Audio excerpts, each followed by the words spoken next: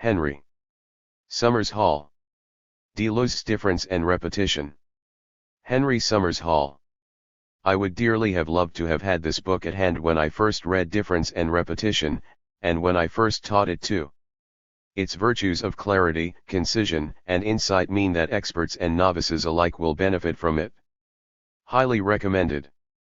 John Protovi, Phyllis M. Taylor Professor of French Studies, Louisiana State University. A Step-by-Step Guide to Jill is arguably his masterpiece, presenting a sophisticated critique of prior philosophical thought, together with the rich metaphysics of difference. The main hurdles faced when approaching it for the first time are the wide range of philosophical sources Deleuze draws upon and the density of his philosophical prose. This book situates his work within the broader philosophical tradition and makes it clear why he develops his philosophy in the way that he does. It is designed to be read alongside Difference and Repetition and is an essential toolkit for anyone approaching Deleuze for the first time. Henry Summers Hall is a lecturer in philosophy at Royal Holloway, University of London. Series Editor's Preface. To us, the principle of the series of books is clear and simple. What readers new to philosophical classics need first and foremost is help with reading these key texts. That is to say, help with the often antique or artificial style, the twists and turns of arguments on the page, as well as the vocabulary found in many philosophical works. New readers also need help with those few daunting and disorienting sections of these books, the point of which are not at all obvious. The books in this series take you through each text step by step, explaining complex key terms and difficult passages which help to illustrate the way a philosopher thinks in prose. We have designed each volume in the series to correspond to the way the texts are actually taught at universities around the world, and have included helpful guidance on writing university-level essays or examination answers. Designed to be read alongside the text, our aim is to enable you to read philosophical texts with condensed and perception. This will enable you to make your own judgments on the texts, and on the variety of opinions to be found concerning them. We want you to feel able to join the great dialogue of philosophy, rather than remain a well-informed eavesdropper. Douglas Burnham. Introduction. Gilles Deleuze is one of the most influential post-war French philosophers. While his influence in the Anglo-American world began with the translation of his collaborations with Félix Guattari, Difference and Repetition has a good claim to be his philosophical masterpiece. It's difficult to situate Difference and Repetition within the philosophical tradition. Deleuze characterizes his project as a transcendental empiricism, which suggests affinities with 18th and 19th century German idealist thought. Nonetheless, Deleuze presents an account critical of both the transcendental idealist characterization of experience and its account of knowledge. Similarly, we nd strands of the early 20th century phenomenological project both affirmed and critiqued throughout Difference and Repetition. We can also see an ambivalent relationship to the structuralist tradition charted throughout the text, and a substantial engagement with the philosophies of science and mathematics. In this book, I have tried to present as many of these engagements as possible, but the emphasis is on Deleuze's own characterization of himself as a pure metaphysician. That is, I take Deleuze to be giving us an account of the nature of the world, broadly construed. What makes his project appear almost unrecognizable when compared with traditional metaphysical approaches is that he is attempting to provide a metaphysics of difference. As we shall see, his claim is that when we take identity as prior to difference, exempli et in the belief in judgment as the basis for philosophical inquiry, we are constrained to make a number of claims about the nature of the world and the nature of knowledge. These claims together form the traditional image of metaphysics. In Difference and Repetition, Deleuze renounces the priority of identity, which leads to a very different kind of metaphysical inquiry. Challenges in reading Deleuze. There are several challenges in engaging with Deleuze's text. The RST of these is Deleuze's writing itself. Somewhat surprisingly, the prose of Difference and Repetition is more straightforward than that of many of Deleuze's texts. Nonetheless, it is still run through with neologisms, allusions to other texts, poetic phrasings, and technical vocabulary from a variety of discourses. One reason for this is Deleuze's love of taxonomy, which leads to a proliferation of distinctions, each of which plays a subtle role in the development of the argument as a whole. More fundamentally, however, as we shall see, Deleuze has a philosophically grounded mistrust of those forms of writing that communicate their ideas to us too easily, since they present the possibility of simply reinforcing our common sense beliefs rather than allowing us to engage in proper philosophical inquiry. If philosophy is going to challenge common sense, it has to be written in such a manner as to make us struggle, pause and think. The second challenge is the variety of references to other thinkers found throughout difference and repetition. On the one hand, Deleuze develops an extended critique of much of the philosophical tradition, arguing that seeing difference as only comprehensible on the basis of identity has led us wrongly to construe the nature of the world and the philosophical endeavor. This critique takes in a number of thinkers from Plato, Aristotle, Descartes, Leibniz, and Kant, through to Heidegger and the 20th century phenomenological tradition. On the other, Deleuze develops his alternative conception of philosophy both in contrast to these philosophers, and in relation to an alternative tradition of thinkers who have managed to free themselves at least partially from the structures of what he calls representation. Whether Deleuze is criticizing his predecessors or developing moments of escape, his accounts of these other philosophers are often elusive. As such, without a broad acquaintance with the history of philosophy, difference and repetition becomes a text governed by jumps, breaks and non sequiturs, built on a series of arguments from authority. Often, even a broad acquaintance will not suffice, as Deleuze's interest in a philosopher may focus on one or two sometimes marginal concepts. Finally, it is not always clear what the structure of the text itself is. Deleuze does not make clear what his aim is in each of the chapters of difference and repetition, and a number of different readings of his project as a whole have emerged. It is often difficult to see exactly why Deleuze is introducing concepts, or even whole chapters, in the order in which they appear. The approach of this text is to mitigate these difficulties as far as possible. Writing a guide to a text such as difference and repetition is a faintly paradoxical enterprise, as a certain perplexity of the understanding is a part of the project of the work itself. Nonetheless, I have tried as far as possible to present Deleuze's argument so as to make it accessible to an audience new to his work. Even without the stylistic challenges Deleuze's work presents, his philosophical thought is inherently complex and challenging, and as with any great philosophical writer, understanding his project will still require diligence on the part of the reader. In order to address the second challenge, I have included just as many references to other philosophers as to Deleuze.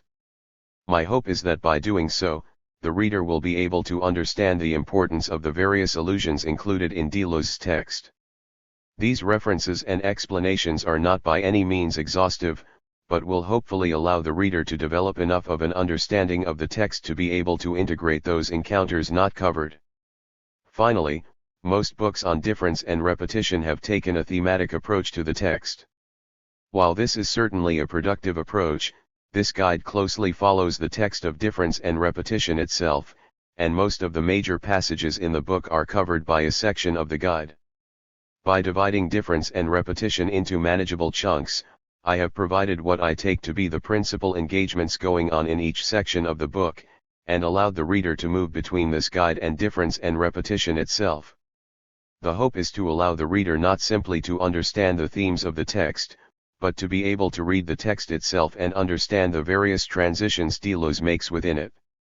The structure of the text. As you read different commentaries on difference and repetition, you will discover that there is not yet a consensus as to the structure of the text, or even the argument presented. While Deleuze makes the claim that neither difference nor repetition have been adequately understood, the significance he attributes to this claim is still contested. In this guide, I read difference and repetition as having the following structure. The introduction relates the concepts of difference and repetition, noting that repetition cannot be understood within the concept of law. As we shall see, Deleuze's aim in this section is to show that repetition rests on a non-conceptual understanding of difference. While this fact is recognized by some philosophers, notably Kant, Deleuze's claim will be that we require a proper inquiry into the origin of these differences. Chapter describes the limitations of our traditional conceptions of difference. Deleuze shows that understanding difference as the difference between X and Y is inadequate. At the root of this account is Deleuze's claim that judgment, the attribution of predicates to objects, or representation, gives us at best a partial description of the world. Deleuze attempts to show that our understanding of the world in terms of judgment can only be made consistent on the basis of a belief that the world of judgment arises from a world of intensity. Chapter extends this result. While the RST chapter focuses on a logical and metaphysical analysis of our relationship to the world, the second instead explores the world from a transcendental viewpoint, looking at the nature of experience. Deleuze is particularly keen to tackle Kant's understanding of the world. Kant's claim is that the world we perceive is the result of a synthesis on the part of the subject. That is, it is constituted. For Kant, this synthesis operates on the model of judgment, and this is the reason why the logical concepts of judgment traditionally used to explain the world accord with it. Deleuze's claim, however, is that Kant's account of the three syntheses of the transcendental deduction in fact presupposes three syntheses of time that themselves cannot be understood in terms of judgment. It is these that make the Kantian project possible. Furthermore, rather than presupposing the structures of the self and the categories of judgment, they explain their constitution in the RST place. Thus, by the end of the second chapter, Deleuze makes the claim that the basic explanatory principles we use to understand the world are inadequate. While the world we perceive, and the concepts we use to describe it, operate in terms of selves and judgments, these are only effects of a deeper play of intensity. Given the claim that the world is not simply one of subjects and objects, but one whose ground is a eld of intensity, we are led to the question, how are we to talk about this world? In the third chapter, Deleuze's aims are twofold. First, he attempts to show exactly how the traditional structures of thought occlude intensity. Thus, he describes 8 postulates of what he calls the dogmatic image of thought, whereby the foundation of the world is understood in terms commensurate with judgment. In the process, he draws out the constraints on a more adequate account of a thinking that is able to describe the nature of the world in terms of intensity. Chapter explores this problem in more detail. Deleuze believes himself to have shown in the RST2 chapters that the fundamental nature of the world is intensive, but how are we to think this world? He draws out an answer based on certain advances in mathematics. In particular, the differential calculus provides a model for thinking in terms of intensity. What draws Deleuze to the calculus is the fact that it can be understood to operate according to entities that simply cannot be represented, that is, that simply cannot be incorporated into judgments. Thus, while the calculus is a finite conceptual structure, it is a conceptual structure with a determinate reference beyond the conceptual realm. It is this reference which allows us to prevent our thought from collapsing into the belief that everything can be understood in terms of extensity and judgment.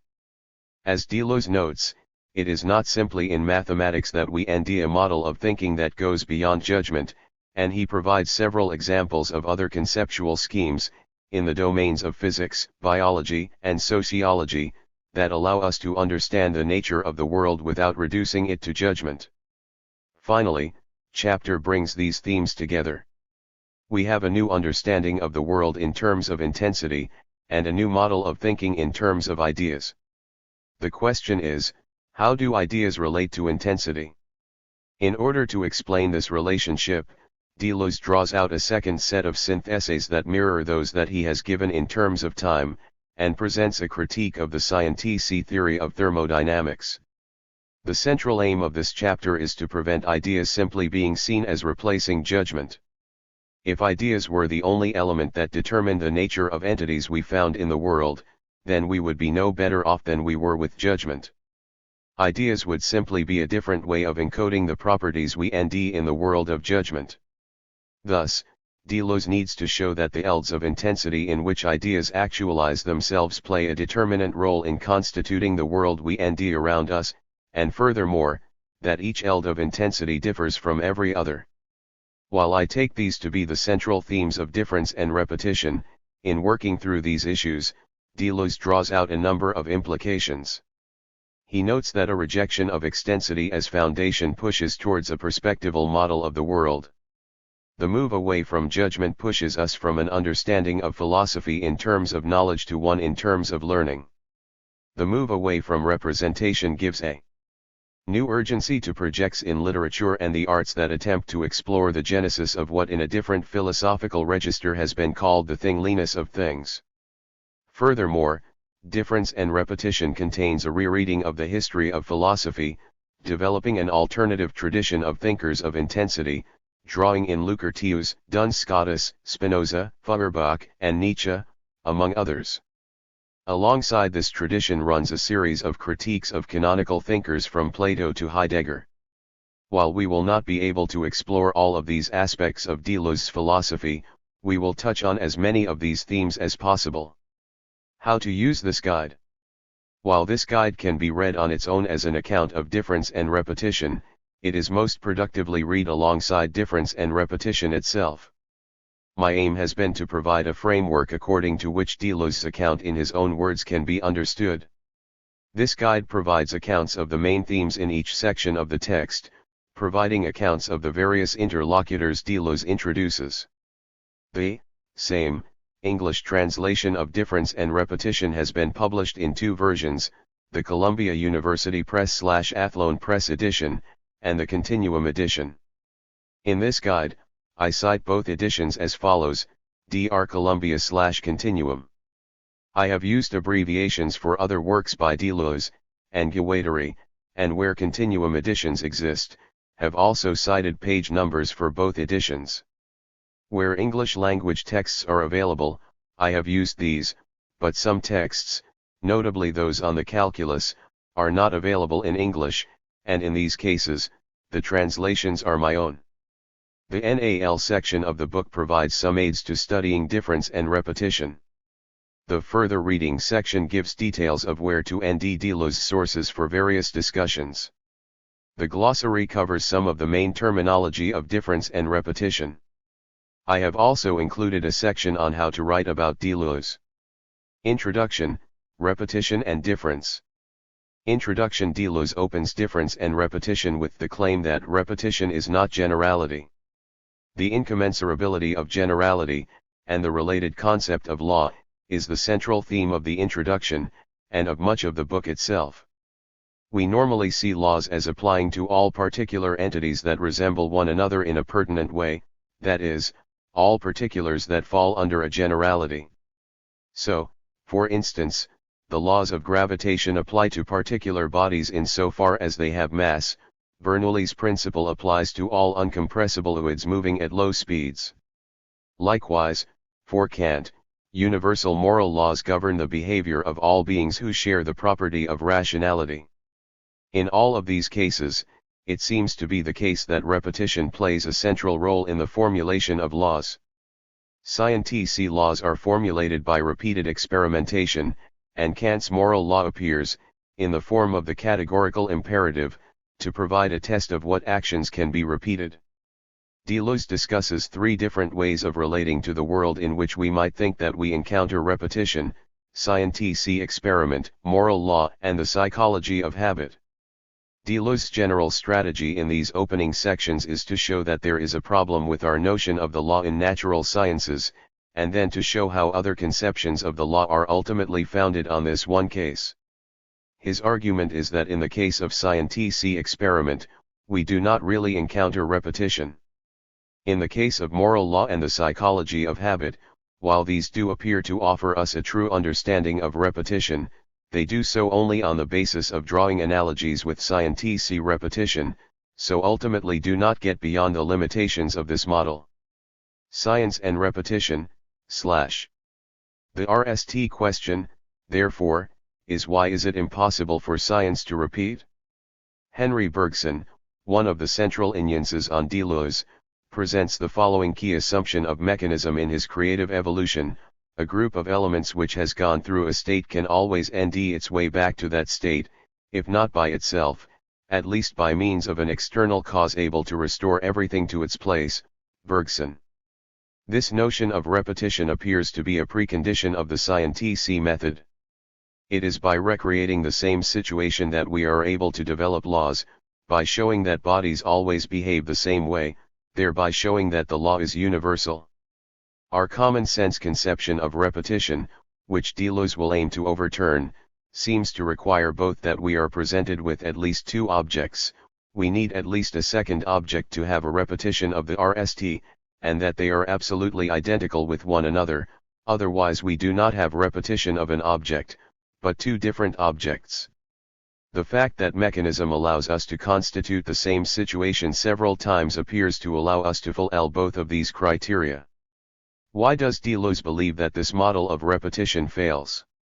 While the physical world may be full of innumerable resemblances, experiment is not simply a case of observation, but of the active constitution of an experimental context. We choose the factors that we want to analyze by excluding other factors. More importantly, the entire notion of a factor presupposes a certain mode of understanding. In order to separate elements of a system, we have to presuppose that they are in some way already determinable discretely. These factors, moreover, are understood in terms that are essentially quantitative. That is, in order to conduct an experiment, we presuppose that the pertinent features of a system can be understood in numerical terms. Once this has been done, phenomena necessarily appear as equal to a certain quantitative relation between chosen factors. Deleuze therefore argues that physics comes to natural phenomena with a mathematical understanding of them, which opens the possibility of different situations being equal. In fact, physics is only able to recognize properties of states of affairs as properties to the extent that they are already constituted in terms of quantity. Resemblances are unpacked in order to discover an equality which allows the identity-cation of a phenomenon under the particular conditions of an experiment, my italics. We can say, therefore, that science presupposes a principle of repetition that allows it to relate different orders of generality to one another, but it doesn't explain this principle. Further, Deleuze argues that the notion of repetition emerges only hypothetically. The experiment generates a law of the form, given the same circumstances, i.e. a hypothetical law. In this case, repetition is given as an extrapolation from experiments which provide at best similar circumstances. As Deleuze writes, repetition can always be represented as extreme resemblance or perfect equivalence, but the fact that one can pass by degrees from one thing to another does not prevent their being different in kind. Kant's moral law, if repetition isn't found in the universality of the laws of nature, perhaps it can be found in the moral realm. The wise must be converted into the virtuous. The dream of ending a law which would make repetition possible passes over into the moral sphere. The gur that Deleuze draws on in order to work through this alternative hypothesis is Kant, due to his sharp distinction between natural law and rational law. One of Kant's key concerns in his moral writings is to account for the autonomy of the moral agent. Moral action is only possible if we can act freely. If we are motivated by something within the world, for example, by happiness, then, Kant argues, we are also determined by the world. Rather than being autonomous, we are determined by the particular structures of the empirical world which surround us in these cases. The question, therefore, is how are we able to provide a properly autonomous foundation for moral action? Kant's essential claim is that if we are to be autonomous, that is, self-legislating, then, given that we are rational creatures, self-legislation must involve giving ourselves rational laws to govern our conduct. Furthermore, in order that these laws be purely rational, they should not contain any empirical content whatsoever. That is, the principles of morals must be purely formal principles. So Kant appears to create a sharp distinction between two realms, and two kinds of laws. On the one hand, empirical laws, which deal with determinate content, and on the other hand, moral laws, which are purely rational and formal. In this latter realm, therefore, is the possibility that Deleuze considers of successful repetition and of the spirituality of repetition actualized. Kant proposes that if there is to be a formal criterion, it has to be based on the notion of rational consistency. The only way that we can provide a determination as to what we should do in a given circumstance is negatively. If the act can be performed without contradiction, then it is a moral act. He formulates the key criterion, the categorical imperative, as follows. Act only in accordance with a maxim through which you can at the same time will that it be a universal law. Kant. The central idea behind Kant's account is therefore that if we can understand an action as hypothetically governed by a maxim that everyone held to without it producing a contradiction, then that action is a moral action. To use one of Kant's examples, Kant, suppose that I decide to borrow some money, knowing full well that I will not be able to pay it back. That is, I make a promise that I know I will not keep.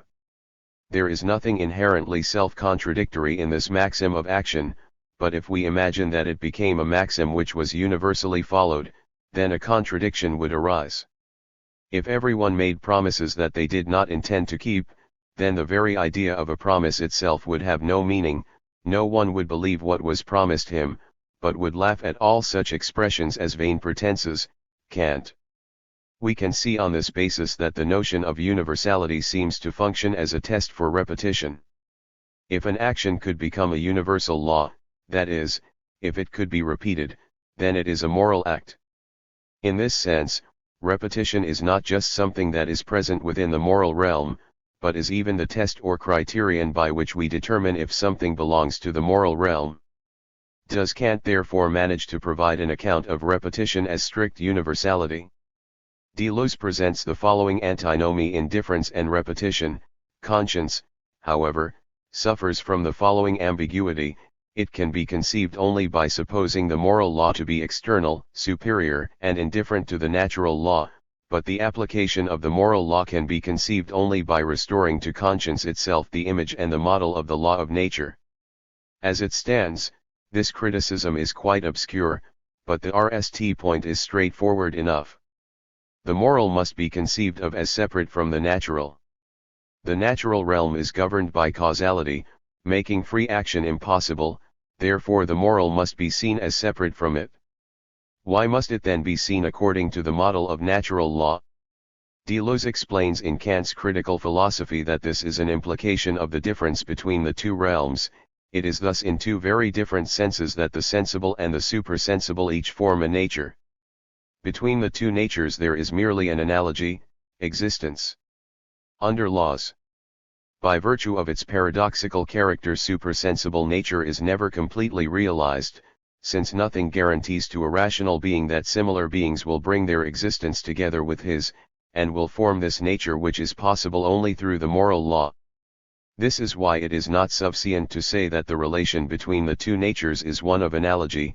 One must add that the supersensible can itself be thought of as a nature only by analogy with sensible nature. KCP/.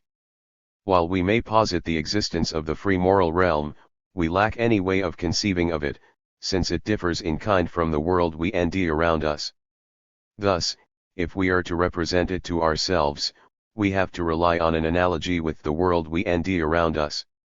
We therefore project the model of empirical law onto the rational realm in order to understand the concept of moral law. Moreover, the idea of a pure world of understanding as a whole of all intelligences, to which we ourselves belong as rational beings, though on the other side we are also members of the world of sense, remains always a useful and permitted idea for the sake of a rational belief, even if all knowledge stops at its boundary, useful and permitted for producing in us a lively interest in the moral law by means of the noble ideal of a universal kingdom of ends in themselves, rational beings, to which we can belong as members only when we carefully conduct ourselves in accordance with maxims of freedom as if they were laws of nature. Kant. In this case, Deleuze argues that Kant's central concept of duty is modeled on habit, or rather, the habit of contracting habits. He argues that our understanding of habit repeats the errors of natural laws. Thus, while habit relies on repetition of the similar, it doesn't provide a criterion by which we can select the relevant similarities. Everything resembles everything else. It is only once we have done this that habits are explained, but only on the basis of ignoring the differences between events, equalization. Kierkegaard, Deleuze claims that there are three thinkers who oppose repetition to all forms of generality: Kierkegaard, Nietzsche, and Piguet. I want to focus here on Kierkegaard's alternative to generality, and postpone an analysis of Nietzsche's eternal return for now. The key text for Deleuze, Fear and Trembling, presents an analysis of the binding of Isaac, the story of God's testing of Abraham's faith by asking him to sacrifice his only son, Genesis. Abraham proves willing to sacrifice Isaac, although God ultimately allows Abraham to sacrifice a ram in his place. For Kant, the fact that the commandment to commit murder contravenes the categorical imperative means that it could not have been a commandment given by God, and hence Abraham acted immorally in being willing to fulfill it. The position that Kierkegaard puts forward in Fear and Trembling is rather that the incommensurability of Abraham's actions with the moral law shows that Abraham's faith is higher than any ethical considerations. The paradox of faith, then, is this: that the single individual is higher than the universal, that the single individual, to recall a distinction in dogmatics rather rare these days, determines his relation to the universal by his relation to the absolute, not his relation to the absolute by his relation to the universal. Kierkegaard.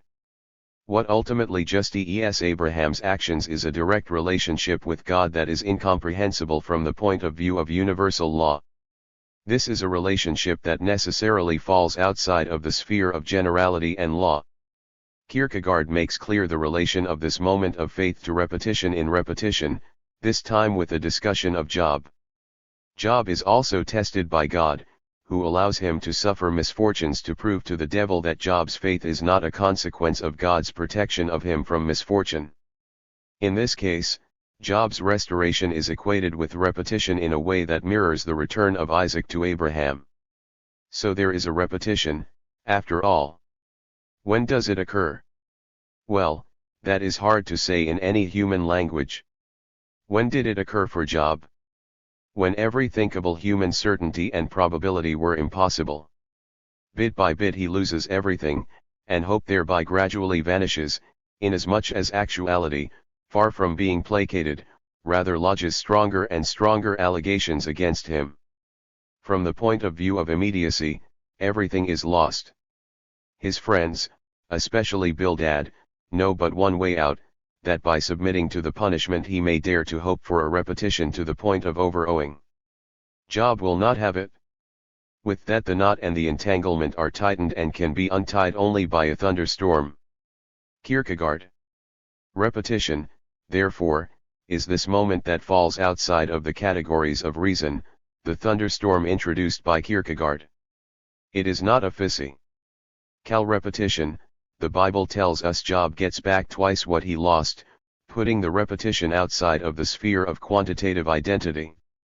Rather than being based on universality, as it is for Kant, for Kierkegaard, and for Deleuze, it is based on singularity.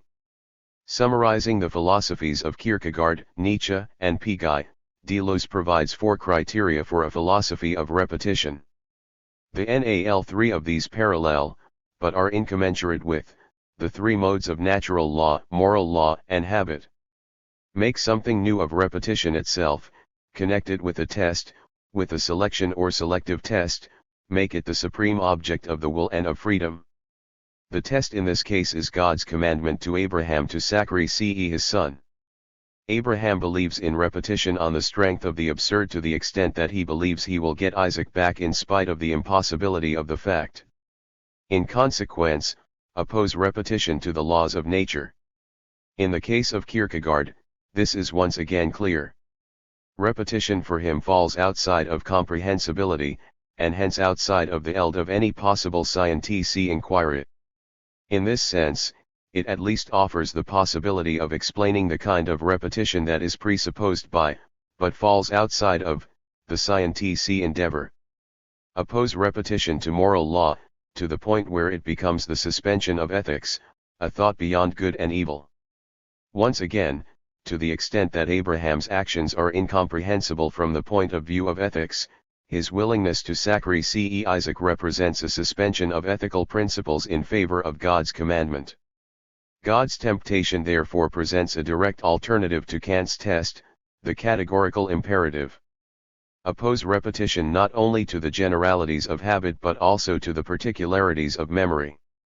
Once repetition is understood in the context of a radical break, it becomes clear that our everyday conception of habit, which looks like a paradigm case of repetition, can no longer be considered so. Kierkegaard makes this point somewhat cryptically in a draft of his concept of anxiety. Earnestness is acquired originality. Different from habit, which is the disappearance of self-awareness. Therefore genuine repetition is earnestness. Kierkegaard. As we shall see, it is this deeper repetition that Deleuze will see as responsible for the kinds of surface repetition that are dealt with by law. Deleuze ultimately rejects Kierkegaard's actual account of repetition since the presupposed relationship between a subject, Abraham, and an object, God, borrows too heavily from the physical or moral worlds. Nonetheless, Kierkegaard prefers Deleuze in seeing the need for a radical rethinking of the nature of repetition. Extension and comprehension, extension and comprehension are introduced by Deleuze in order to give an account of the third difference between repetition and generality. They are opposed in terms of natural law and in terms of conduct, moral law, but also in terms of representation. Representing an object is key to two processes, both of which Deleuze is critical of: representational memory and recognition. In the case of memory, representation is needed because the object to be remembered isn't present. In the case of recognition, it is because we need in some sense to compare our internal representation of the object with the object itself. How do we structure such a representation? We normally see objects as composed of substances and properties, and we describe these objects using the parallel conceptual terms of subjects and predicates. Depending on how many predicates we ascribe to a subject, we can determine which objects fall under that concept. For example, we can restrict the application of a concept by stipulating that it only applies to objects which have a certain property. So the concept of an animal applies to only those entities with the property of animality. By adding further predicates, we can narrow down the group of entities which fall under the concept. Thus the concept of a rational animal covers a subset of both of the groups to which those predicates are attributed. It therefore circumscribes a smaller collection of entities, traditionally taken to be mankind. This brings us to the comprehension and extension of a concept. These two features of a concept are denoted in the Port Royal logic, widely considered to be the denotative logic textbook until the mid-19th century, as follows.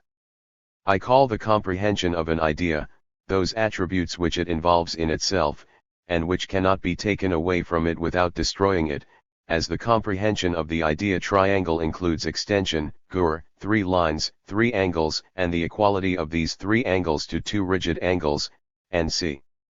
I call the extension of an idea those subjects to which that idea applies, which are also called the inferiors of a general term, which, in relation to them, is called superior, as the idea of triangle in general extends to all the different sorts of triangles. Arnold. So the class of objects that a concept ranges over is governed by its comprehension and extension. An object only falls under a concept if that concept comprehends the object, i.e. if it has all of the properties of the concept. The extension determines how many objects fall under the concept. Now, it should be obvious that the extension and the comprehension of a concept are inversely proportional. That is, the more we specify a concept, the fewer objects will be subsumed by it. If we are to remember a particular event, or recognize a particular object, then the extension of that concept must be, i.e. it must only refer to the particular experience or object under consideration. But this implies, as extension and comprehension are inversely proportional, that the comprehension of the concept must be innate. Deleuze refers to the idea that every object can be uniquely specified by a concept as a vulgarized Leibnizianism. By this, he means that it implies something like a principle of identity of indiscernibles, that if two things share the same properties, they are in fact identical. If it were impossible for two different objects to have the same properties, then repetition itself would be impossible. So the question is it possible to distinguish each object from every other conceptually? Deleuze's claim is that we cannot do this because in several cases concepts are blocked from completely specifying objects. To get a sense of what Deleuze means by this, we can note that we often deliberately block conceptual determinations. When we DNE a species, for instance, we attribute a set of properties to a thing. For instance, we might DNE a horse by the properties of being a mammal, having hoofs, being a herbivore, etc. In this case, we don't want to develop a concept that DNEs an individual, since we want a concept that allows us to talk about a group of individuals at the same time, horses. Rather than carrying on until we have specified a particular horse, we introduce what Deleuze calls an artificial blockage by stopping this process of determination. Depending on where we introduce the artificial blockage, we will get more or less general concepts. Thus, by adding more determinations to the concept of mammal, and thereby increasing its comprehension, it will apply to a more and more specific class of mammals, its extension will decrease. Here we can relate repetition to difference, since purely in terms of these concepts of horse or mammal, repetition is grounded in a difference which falls outside of the concept in question. That is, insofar as we are only talking about the concept, horse, repetition is possible, as all particular horses are horses in exactly the same way. The difference between them is not in the concept, horse, but in another concept, perhaps they are different colors or sizes, or are used in different roles. Repetition is therefore difference without, or outside of, the concept.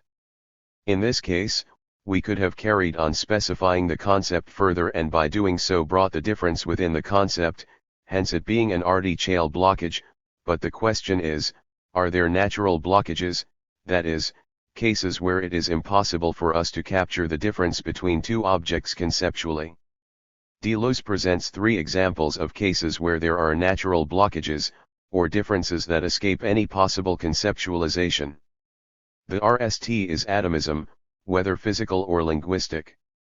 The second is repression, where we repeat a trauma precisely because we cannot represent it to ourselves.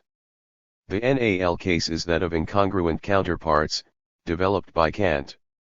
As the second case is dealt with at length in chapter, I just want to deal with the RST, BRY, and third cases here. Deleuze's account of the RST case is rather obscure, but the point he is making is simple. He suggests: let us suppose that a concept, taken at a particular moment when its comprehension is night, is forcibly assigned a place in space and time, that is, an existence corresponding normally to the extension equals. We would say, then, that a genus or species passes into existence hic et nunc here and now without any augmentation of comprehension. Rather than a species just being a convenient grouping, it would now be something that had a denitive existence, with each of the objects falling under the concept being absolutely identical. Deleuze is thinking of something like an atom here. Atoms are identical to one another, conceptually indistinguishable, in spite of the fact that they are separate individuals. While in the case of a species, we could add further determinations if we wish to distinguish particular members of a species, there simply are no further conceptual distinctions that can be made between different atoms. In this case, each atom is a repetition of the one before precisely because they differ, but still fall under the same concept. While we might question whether atoms really are identical with one another, Deleuze claims that the case is much more decisive in the case of words, where we can repeat the same word. This is because each particular instance of the word is conceptually indistinguishable from each other. In this situation, we cannot specify each instance conceptually, and so the vulgarized Leibnizianism of complete conceptual determination breaks down. Leaving aside the second case, Freud's account of repetition, I want to focus on the NAL case, as the distinction between concepts and intuitions that it implies will be central to Deleuze's argument throughout the rest of difference and repetition. Incongruent counterparts, / Kant's argument from incongruent counterparts is introduced into a debate between Newton, and Clarke, and Leibniz on the nature of space. One of the central points of contention between Newton and Leibniz was the question of whether space was absolute, or relative to the objects which were contained within it. For Newton, we can make a distinction between absolute and relative space. Absolute space, in its own nature, without relation to anything external, remains always similar and immovable. Relative space is some movable dimension or measure of the absolute spaces, which our senses determine by its position to bodies, and which is commonly taken for an immovable space, such as the dimension of a subterraneous, an aerial, or celestial space, determined by its position in respect of the earth. Newton, DEFS, Scholium 2. So for Newton, in practice, we determine the positions of objects in space by their relations to one another, since, for him, a frame of reference is dened by inertia, that is, by the fact that all objects within a frame of reference are moving at constant velocity. On this basis, it is very difficult to even differentiate between a relative and an absolute frame of reference. In spite of this, Newton claims that in order for these relations between objects to be possible, there must be an absolute frame of reference which is logically prior to the existence of objects themselves. Absolute space is therefore essentially a metaphysical posit within Newton's physics, which grounds the possibility of relations between objects. In contrast to Newton's analysis of space as absolute, Leibniz claims, at least on ARST reading, that space is a secondary, derivative concept that emerges from the relations which exist between objects. He presents several arguments which seem to show the problematic nature of absolute space. First, it can be neither a substance nor a property, as contra substances, it is causally inert, and contra properties, it precedes objects rather than depending on them. Second, the notion of absolute space is problematic when we take into account Leibniz's view that every event must have a reason or cause. If space is independent of the things within it, it becomes inexplicable why the universe is where it is and not, for instance, 3 feet to the left of its current position. Third, if there is no way to distinguish one point of space from any other, then we can say that each point in space is identical to every other one, and so, as they are identical, space is just one point. Leibniz presents the following alternative view. I have more than once stated that I held space to be something purely relative, like time, space being an order of coexistences as time is an order of successions.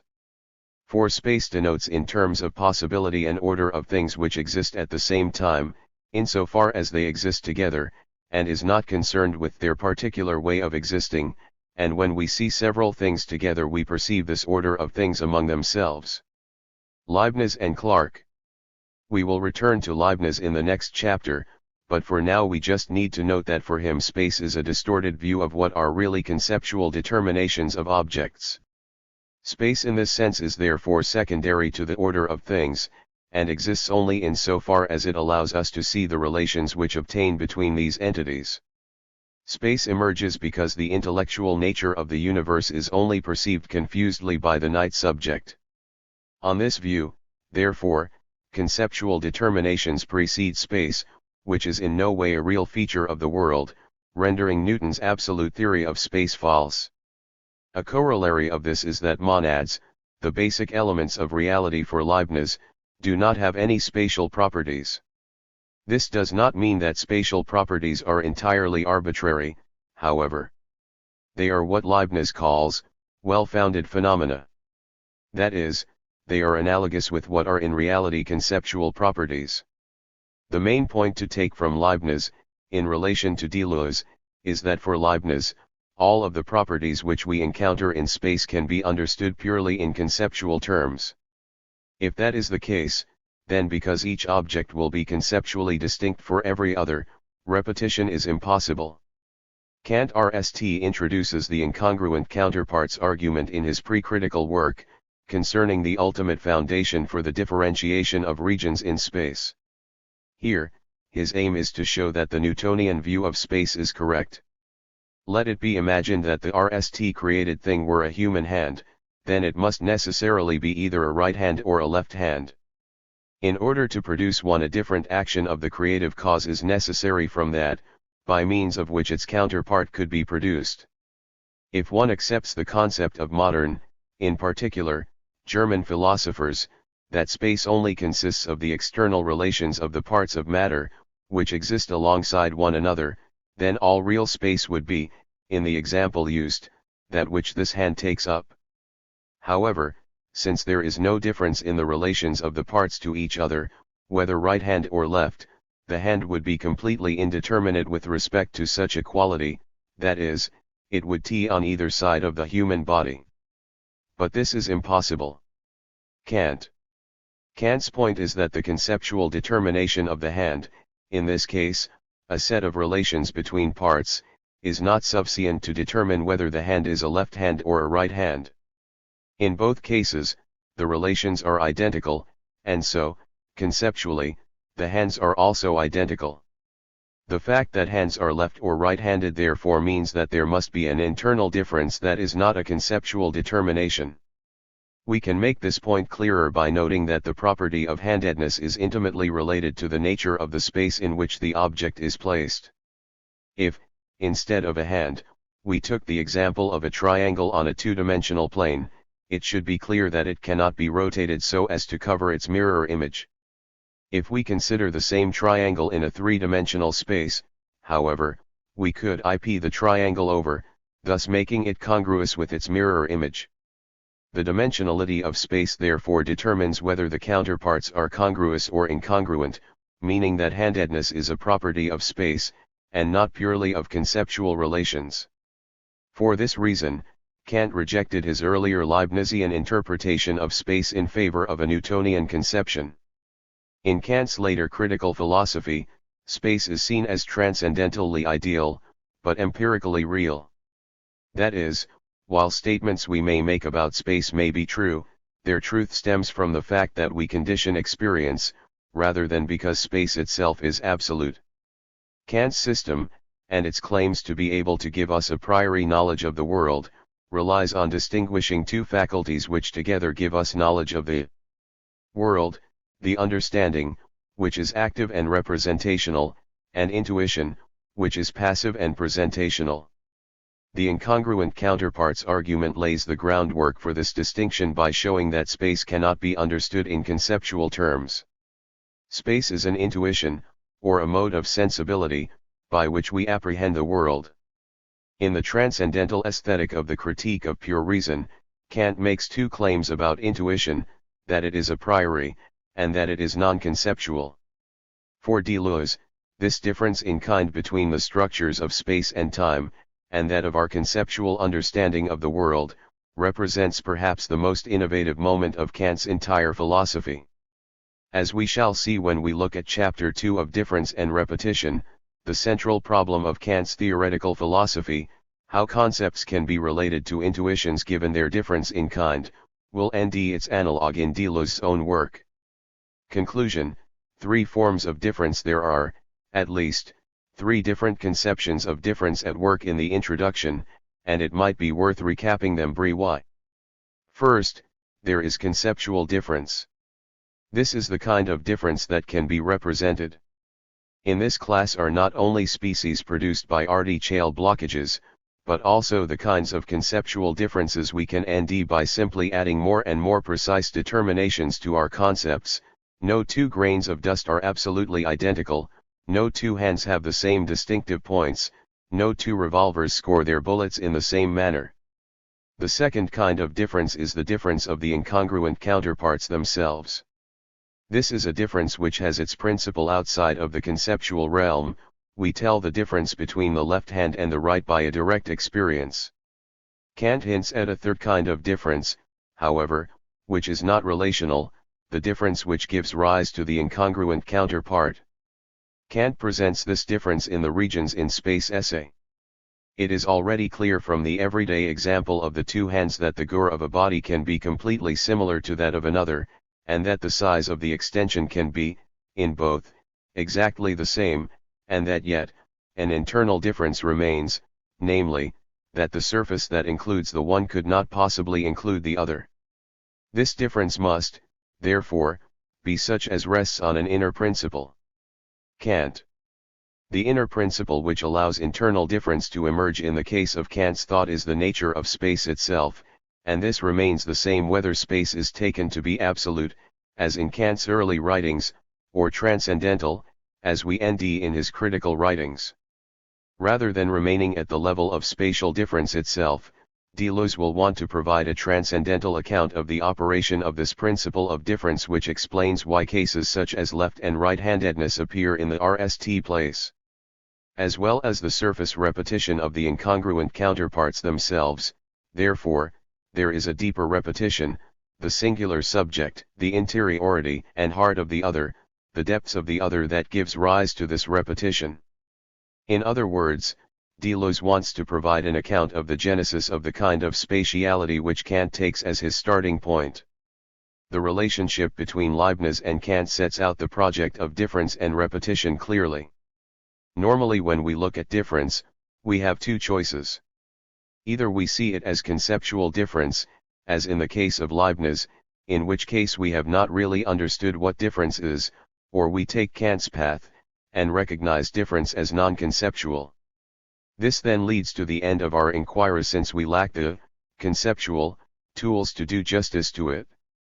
In the two cases we have looked at here, what is responsible for repetition, whether atoms or space, is simply taken as given, rather than explained, and this holds true of Freud's account as well, which ultimately will presuppose the kind of physical repetition we nd in law. Deleuze's project is therefore going to be to perform an inquiry into the principle of difference, which neither sees it as conceptual nor sees its non-conceptuality as the end of our inquiry. In doing so, he will develop an account of difference which allows us to explain the kinds of differences presupposed but not explained by Kant and the atomists. Developing this new concept of difference is the primary aim of Chapter 1 of Difference and Repetition. Chapter. Difference in itself. Introduction, chapter begins with a discussion of indifference, or the absence of difference. Deleuze's aim in the opening few paragraphs is to provide an account of why representation emerges as an attempt to make difference leave its cave and cease to be a monster. What would a state of indifference involve? Deleuze gives two examples. The undifferentiated abyss. The indeterminate animal in which everything is dissolved. The white nothingness, the once more calm surface upon which ode unconnected determinations like scattered members.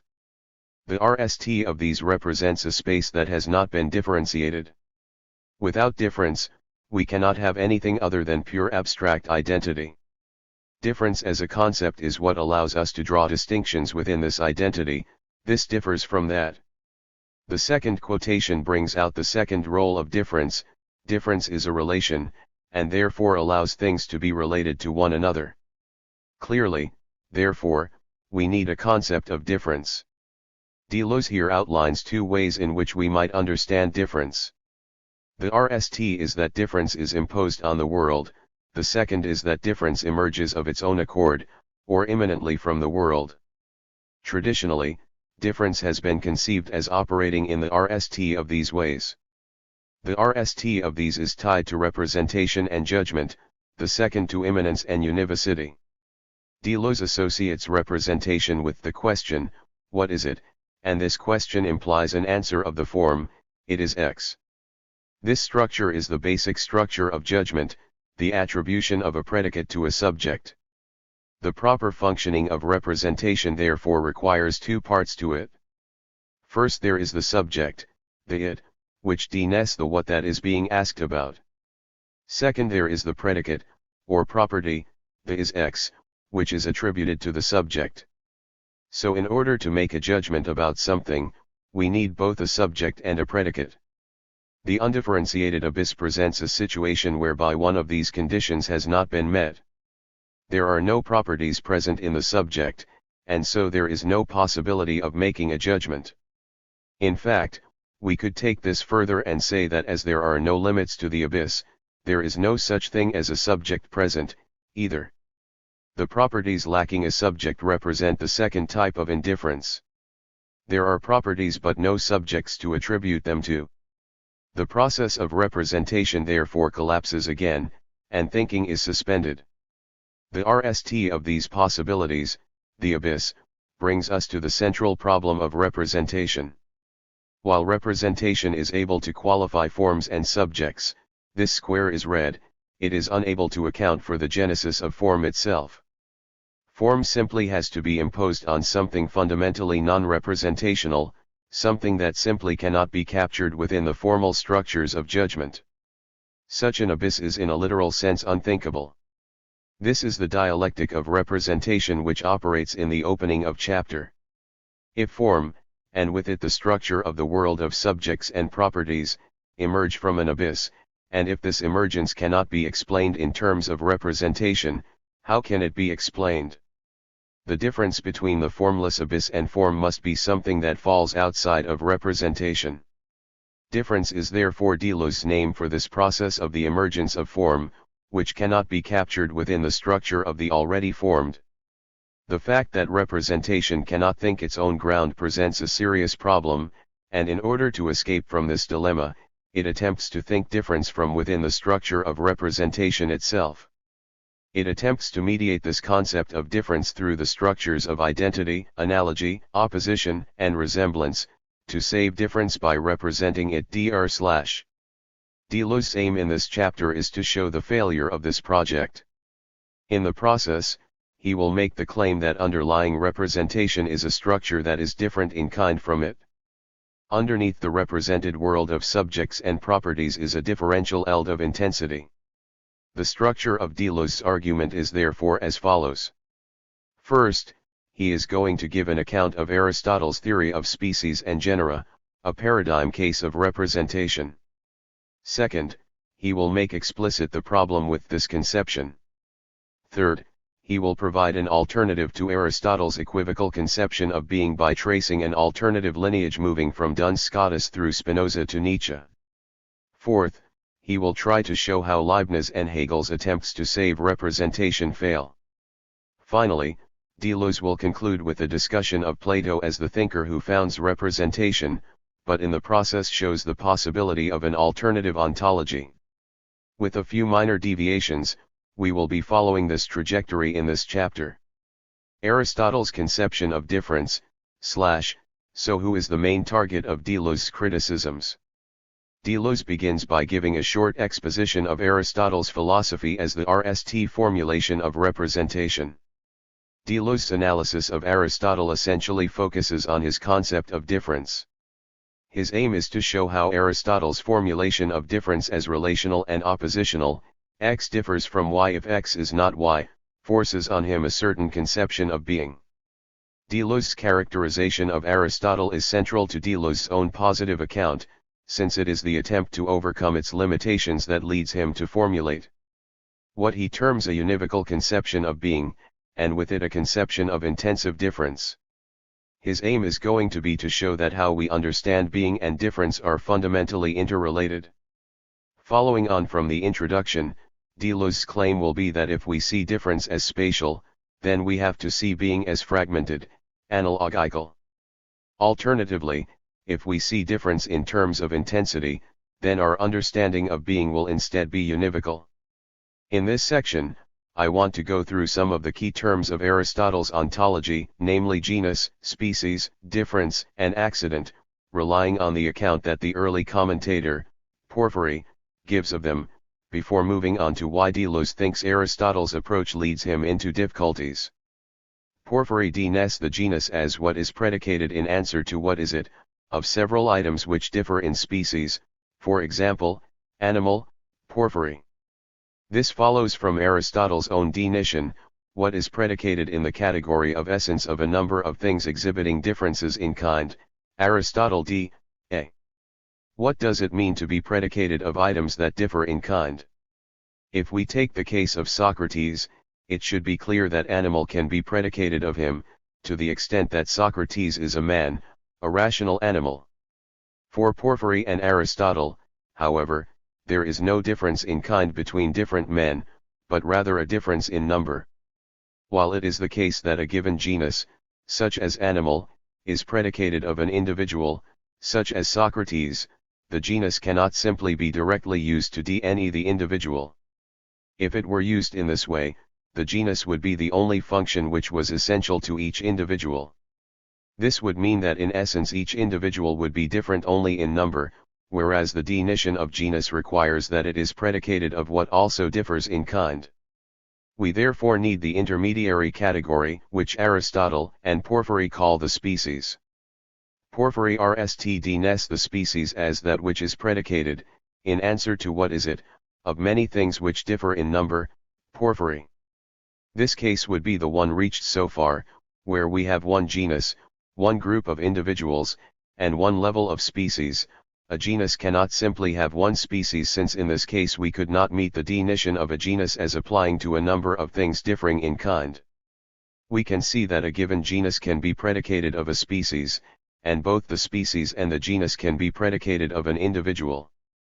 We can therefore say that Socrates is both animal, according to his genus, and man, according to his species. In fact, we might want to make a more grained definition by adding in more terms.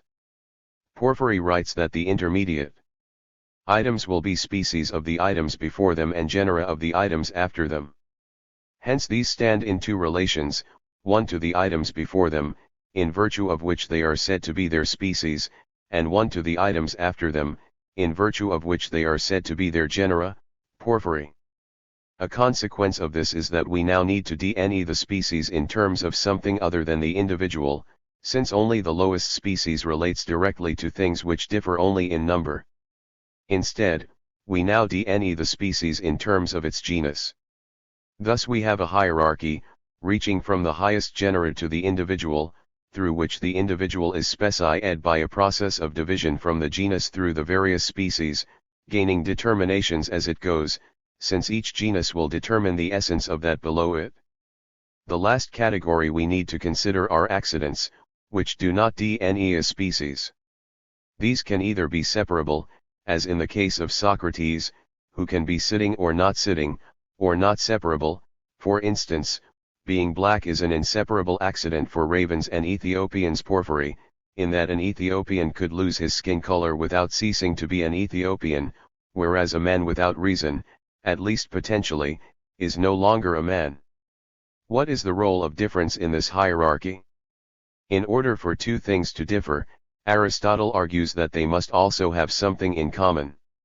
We cannot have a difference between, for instance, a horse and an apple, as these two forms are too far apart from each other. They are what Aristotle calls other to each other.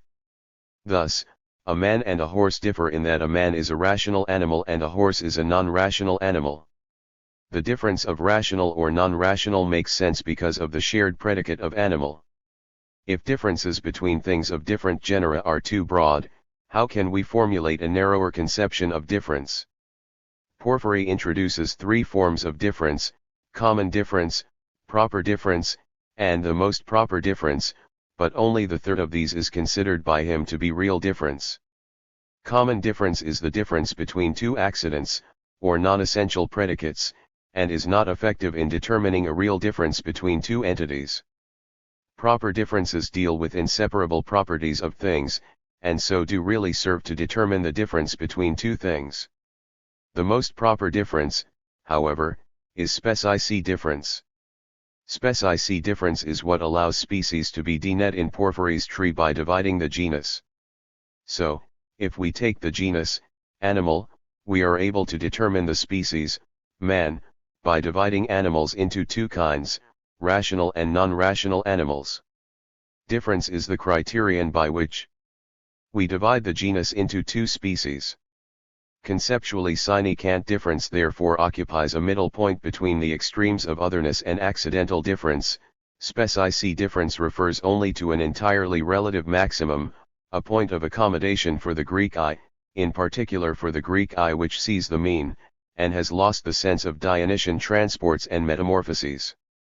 Porphyry therefore provides an account of the determination of objects that allows us to characterize all of their essential determinations through a process of division. We begin with a property which belongs to everything, for instance, substance, and by a repeated process of division of things into contrary classes, we eventually arrive at a complete determination of the subject. He puts this point as follows. For in the case of objects which are constituted of matter and form or which have a constitution at least analogous to matter and form, just as a statue is constituted of bronze as matter and gur as form, so too the common and special man is constituted of the genus analogously to matter and of the difference as shape, and these, rational mortal animal, taken as a whole are the man, just as they are the statue. Porphyry. Of course, porphyry is not implying that what we have here is a temporal constitution. We don't end in the world beings that are only determined as animals, for instance. Rather, his point is that the series of genera and species provide an account of the logical order of determinations of a particular object. Aristotle's conception of being, I now want to look at some problems with the account of determination offered by Aristotle and Porphyry that Deleuze sets out.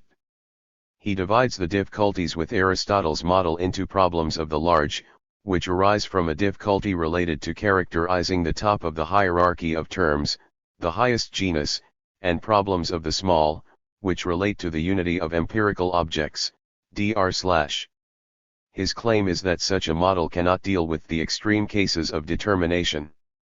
Thus, Aristotle's model relies on the extraction or cutting out of generic identities from the UX of a continuous perceptible series. This involves a problematic notion of resemblance between changing perceptions and an unchanging essence. We can relate these difficulties to the two forms of indifference which are to be avoided. As we have seen, these are the black nothingness, the indeterminate animal in which everything is dissolved, but also the white nothingness, the once more calm surface upon which ode unconnected determinations like scattered members. While Deleuze's characterization of these problems may seem obscure, they relate to two key issues with Aristotle's theory. First, how do we determine the nature of the highest genus in the Aristotelian hierarchy, black nothingness, and second, how do we explain the constitution as well as the determination of the subject, the problem of white nothingness? The problem of the highest genus is recognized by Aristotle. He sets it out in the Metaphysics as follows.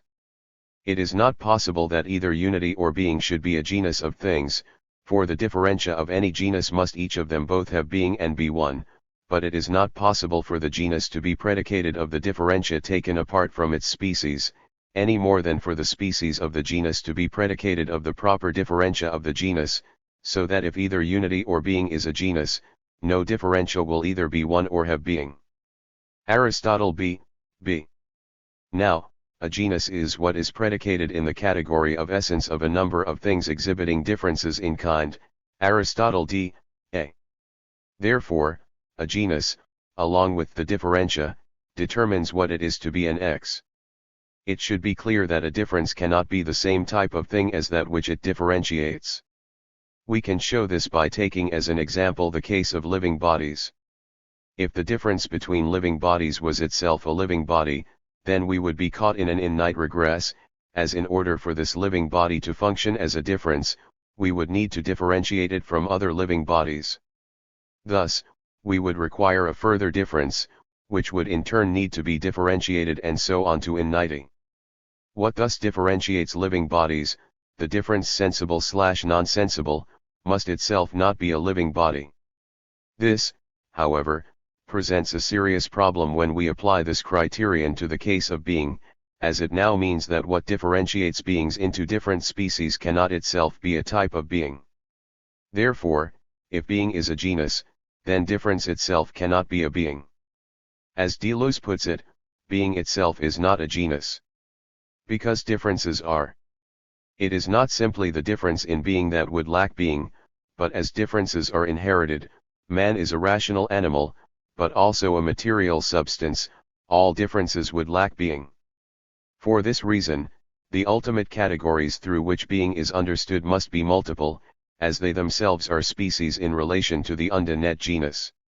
This solution itself is problematic from the point of view of the science of metaphysics.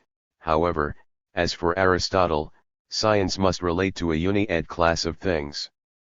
But as we have just seen, Aristotle argues that there are several different classes of being. It therefore appears that there cannot be a coherent formulation of the concept of metaphysics. In order to resolve this problem, Aristotle argues that while these different senses of being are not identical, neither is it a case of simple equivocation to relate these various concepts together. Instead, these different senses are related to one another paronymously. If we are to be able to talk meaningfully about the world, it cannot be the case that species and genera merely DNE general heaps of things. Instead, they must group things together according to criteria which capture something common to their essence. For this reason, Aristotle opens his categories with a discussion of three terms: homonymy, synonymy and paronymy. When things have only a name in common and the definition of being which corresponds to that name is different, they are called homonymous. Thus, for example, both a man and a picture of an animal are animals. When things have a name in common and the definition of being which corresponds to the name is called the same, they are called synonymous. Thus, for example, both a man and an ox are animals. When things get their name from something, with a difference in ending, they are called paronymous. Thus, for example, the grammarian gets his name from grammar, the brave get theirs from bravery. Aristotle A. What these definitions make clear is that some attempts to DNE species may not capture what is essential to the species itself. Since words apply to different objects, it might be the case that if we rely on the fact that the same term is used to designate different entities, we may be forced into a definition of a species which does not accurately capture what it is to be that particular thing. Thus, in the case above, the species, animal, may refer both to the man and the picture of a man, despite the fact that in these cases the term animal is being used in substantially different ways. Rather, we need to look for synonymous expressions, since it is these that capture something essential about the thing in question. How do these terms relate to the question of being? Being clearly cannot be synonymous, as the problem of the highest genus shows that it is impossible to give it a straightforward definition. Being could be homonymous, but in this case, each of the different categories of being would be arbitrarily related to one another. Being would therefore just be a conjunction of different terms, in effect, a heap, rather than a uni-ed concept. Instead, Aristotle proposes that we consider being to be a paronymous concept. What would such a concept look like? Aristotle gives the following example. Just as that which is healthy all has reference to health, either because it preserves health, or because it produces it, or because it is a sign of health, or because it is capable of receiving health. So too that which is said in several ways, but all with reference to a single principle. Aristotle B. A. If we take the case of health, we can see that a paronymous definition has several consequences. First, different things can all be said to be healthy. Second, the definition of health will apply to each of these objects in different ways. Clearly health is different from, for instance, a healthy diet, or a medical instrument which is capable of promoting health. Third, each of these different meanings is related to a central meaning, known as a focal meaning. For instance, if we see health as the proper functioning of the organism, we can see that there is an asymmetry between our uses of the term. While a healthy diet will have reference to this proper functioning, perhaps the intake of foods which allow the proper functioning of the organism, the definition of health itself does not need to incorporate anything from these secondary definitions. It is quite straightforward to relate this idea of paronymy to the concept of being. Rather than simply being a heap, the different categories of being are all related to a single concept. Things can therefore be said to be. For instance, properties, substance, and differentia can all be said to exist, despite being different from one another. Second, the ways in which these things exist may well be different, and yet still be related to one another. Third, these different notions of being will all relate to a central concept of being. If we look at the notions of substance and properties, for instance, it is clear that a property can only exist as a property of something. Therefore it is going to be logically secondary to a focal meaning, in this case the notion of substance to which properties are attributed. As we shall see, this notion of paronymy is also central to the scholastic tradition, where it takes the form of analogy. We can now return to the difficulty which Deleuze NDS with this response to the problem of the highest genus. To deal RST with the question of black nothingness, we can see that even if we can now solve the logical problem of how the terms at the top of the hierarchy are related, we are still left with a question as to how we are able to dene the concept of being. Being still cannot be dened without presupposing a yet higher concept. Being is therefore put outside of the world of species and genera.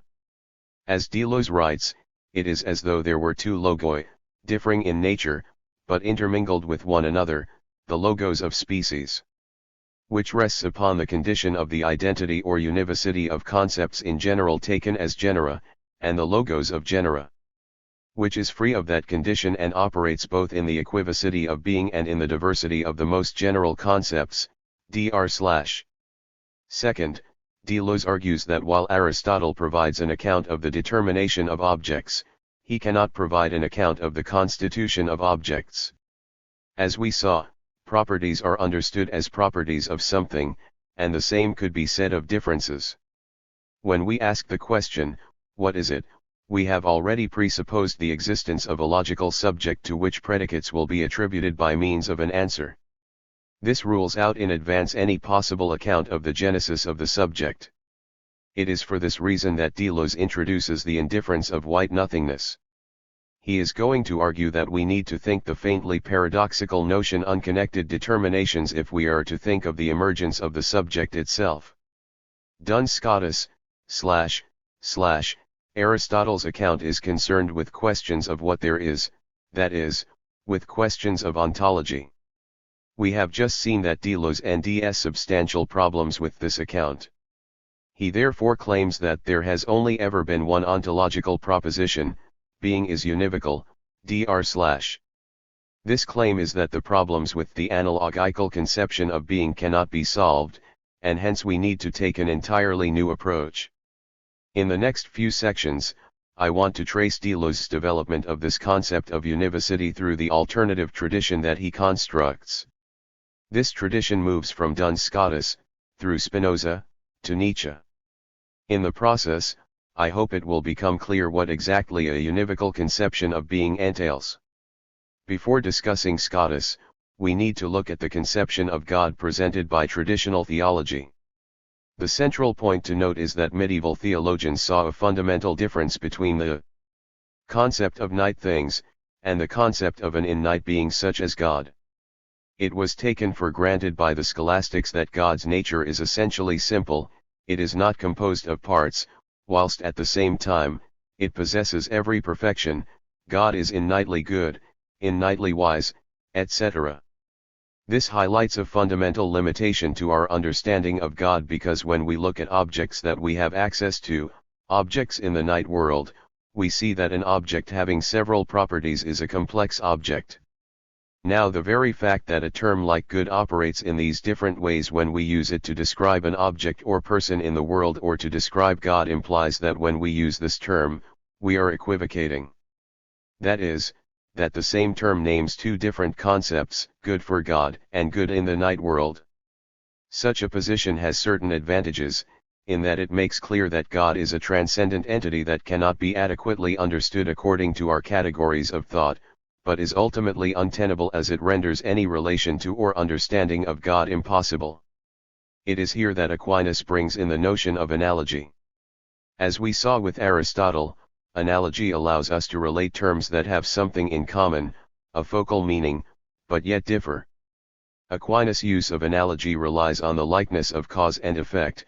Our goodness is caused by God, so there must be some analogy between in-night and night goodness, since effects resemble their causes. In this instance, therefore, God's goodness is the focal meaning by which night goodness gets its own meaning. It is against this view that Scotus develops his own position, a univocal theory of religious language. He denies univocity as follows: I designate that concept univocal which possesses subscient unity in itself, so that to affirm or deny it of one and the same thing would be a contradiction, duns Scotus b.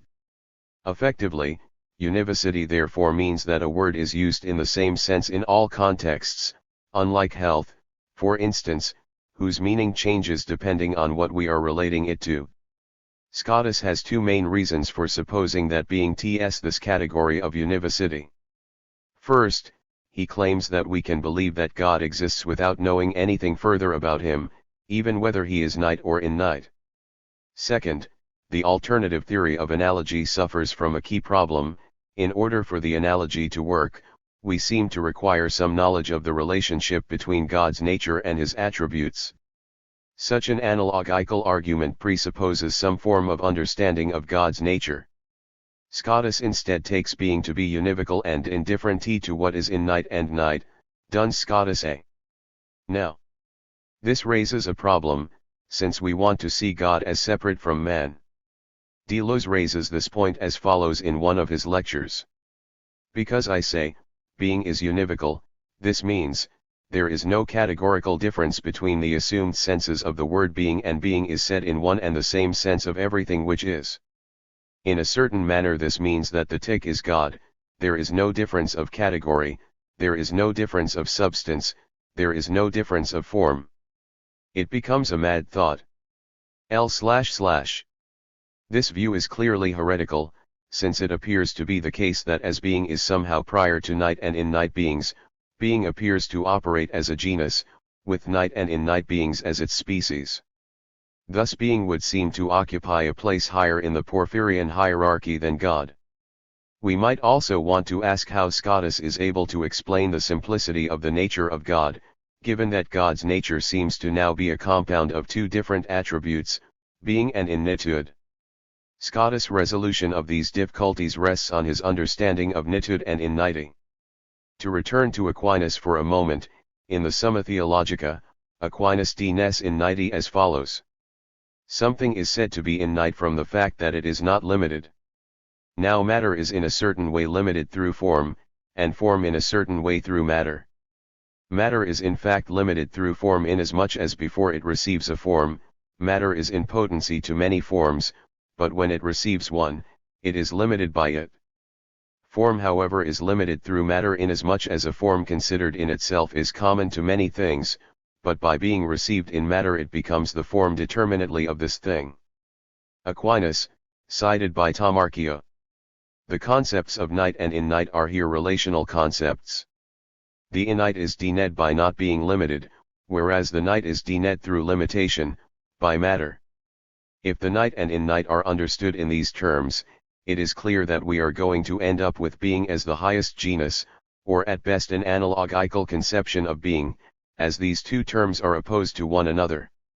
Rather than nitude being denied by relation to a limit, Scotus instead therefore introduces the notion of an intrinsic degree of being. To see how such a concept can be formed, we can follow the account Richard Cross gives in his discussion of Scotus. Cross.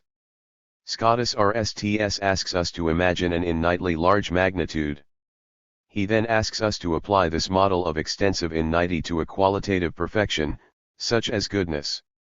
The central claim is that much as we can determine spatial magnitudes, we are also capable of ranking perfections in such a way that we can conceive of an innate perfection.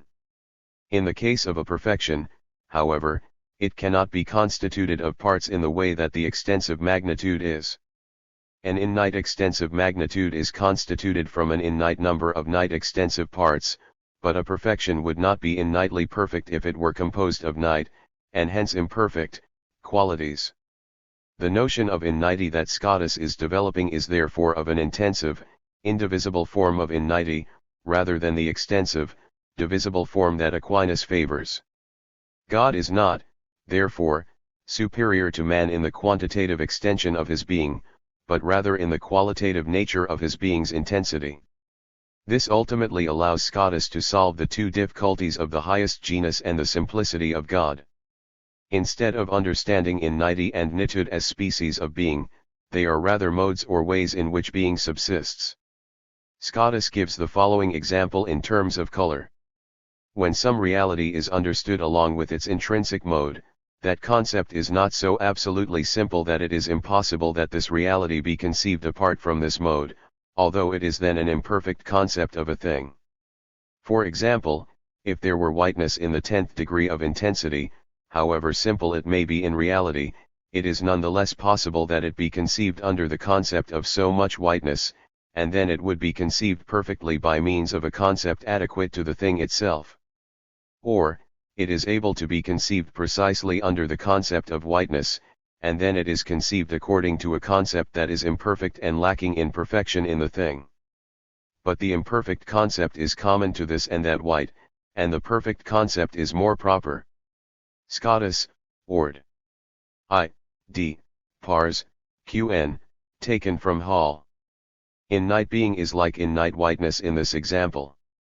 Finite being in turn is like a innate degree of whiteness. In neither case are the notions relational.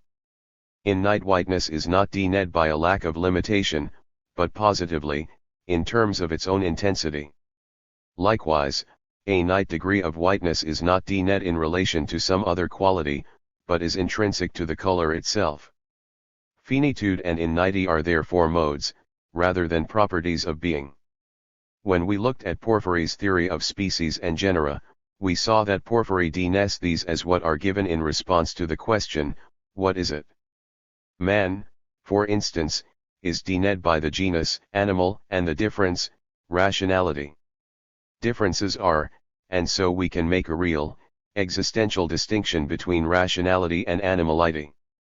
The fact that there is a real distinction between these two terms means that man shares something with another animal, such as a horse, whilst differing in another respect, rationality. If this kind of distinction was applied to night and innate being, then being would be the genus of God and man, as the identity under which they are distinguished. In this case, being would be higher than God. Scotus' notion of the distinction allows us to avoid this difficulty. Clearly there is a difference between whitenesses of different degrees of intensity. When we look at the concept of the intensity itself, however, it should be apparent that this notion of intensity cannot be grasped as really distinct from the whiteness itself. If we take away the concept of whiteness, we simply have the concept of degree, which is meaningless on its own, degree of what? Nevertheless, the degree clearly does distinguish different whitenesses. We can note, however, that it is possible to formulate a concept of whiteness that does not make reference to its degree of intensity. Such a concept would, however, be an imperfect concept of a thing, as whiteness always shows itself with a given intensity.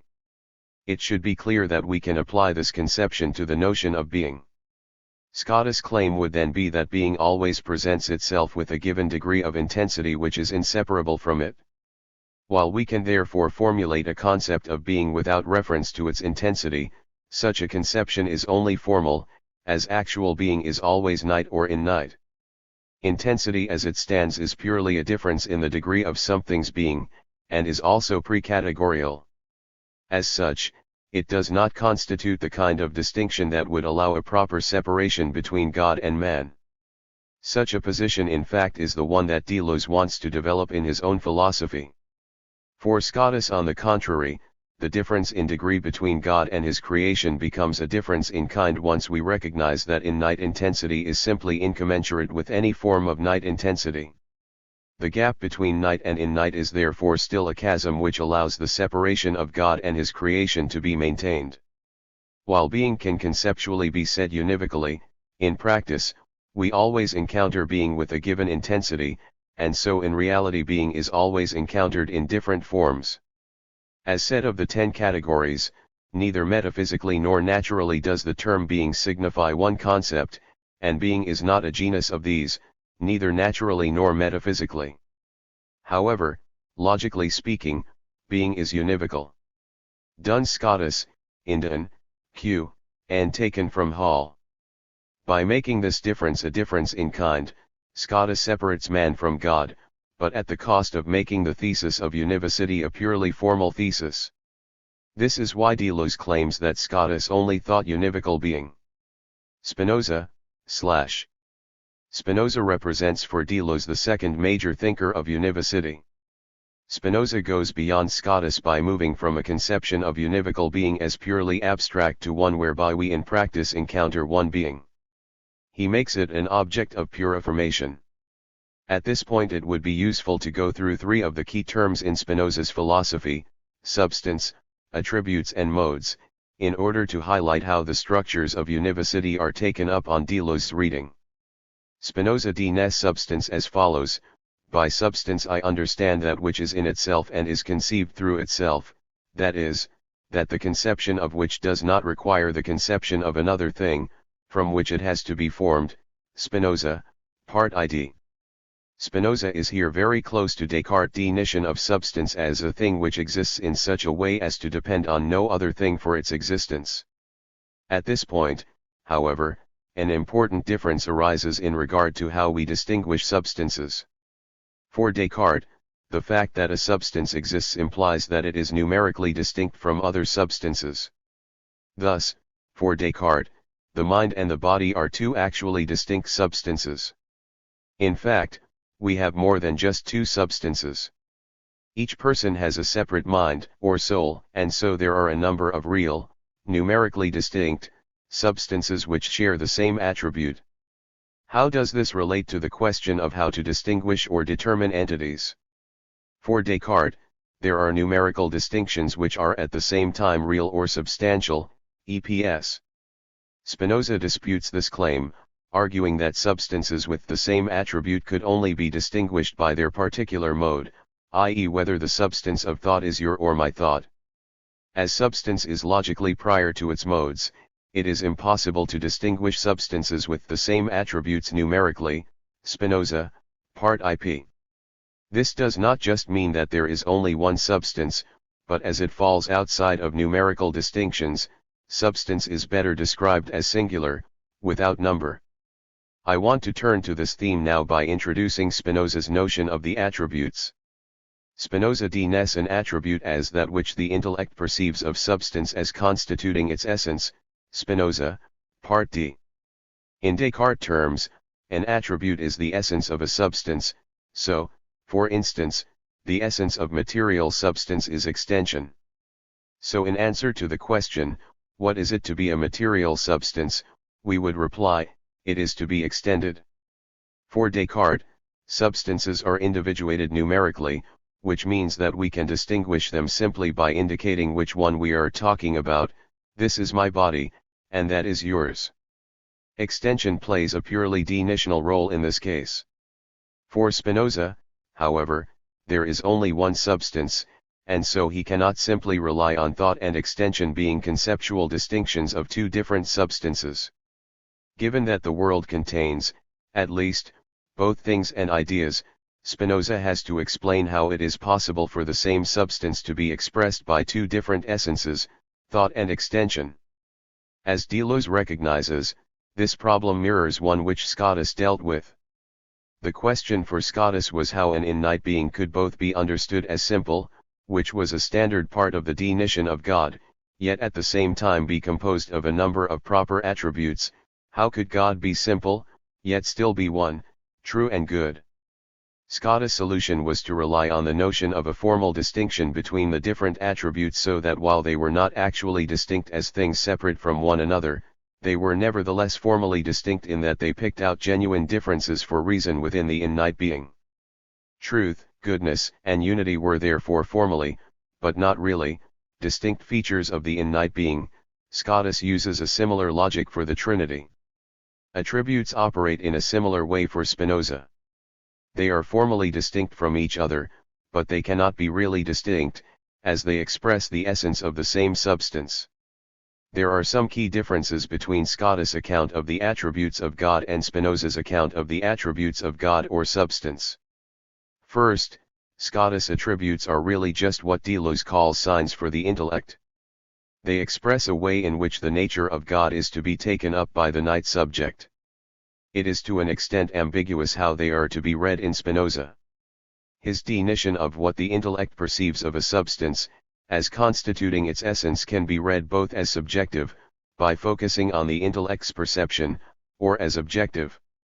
Second, for Scotus, God is a separate entity to the world, whereas for Spinoza, as there is only one substance, the expression of the essence of God in the attribute cannot merely be a formal feature. Rather, the expression is the world. For Spinoza, therefore, the intellectual and physical realms are just the expression, or explication, of the essence of God. In this sense, instead of understanding univocal being as neutral or indifferent, he makes it an object of pure affirmation, dr/. Whereas the essence of God is known formally for Scotus, as a sign, it is now known expressively and concretely.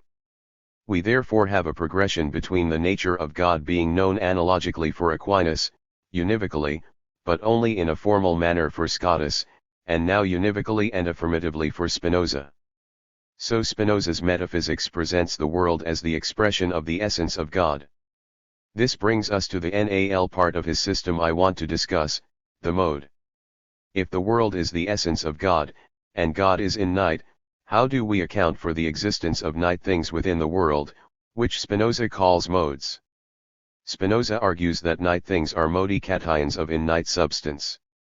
He denotes them as follows: by mode I mean the affections of substance, that is, that which is in something else and is conceived through something else.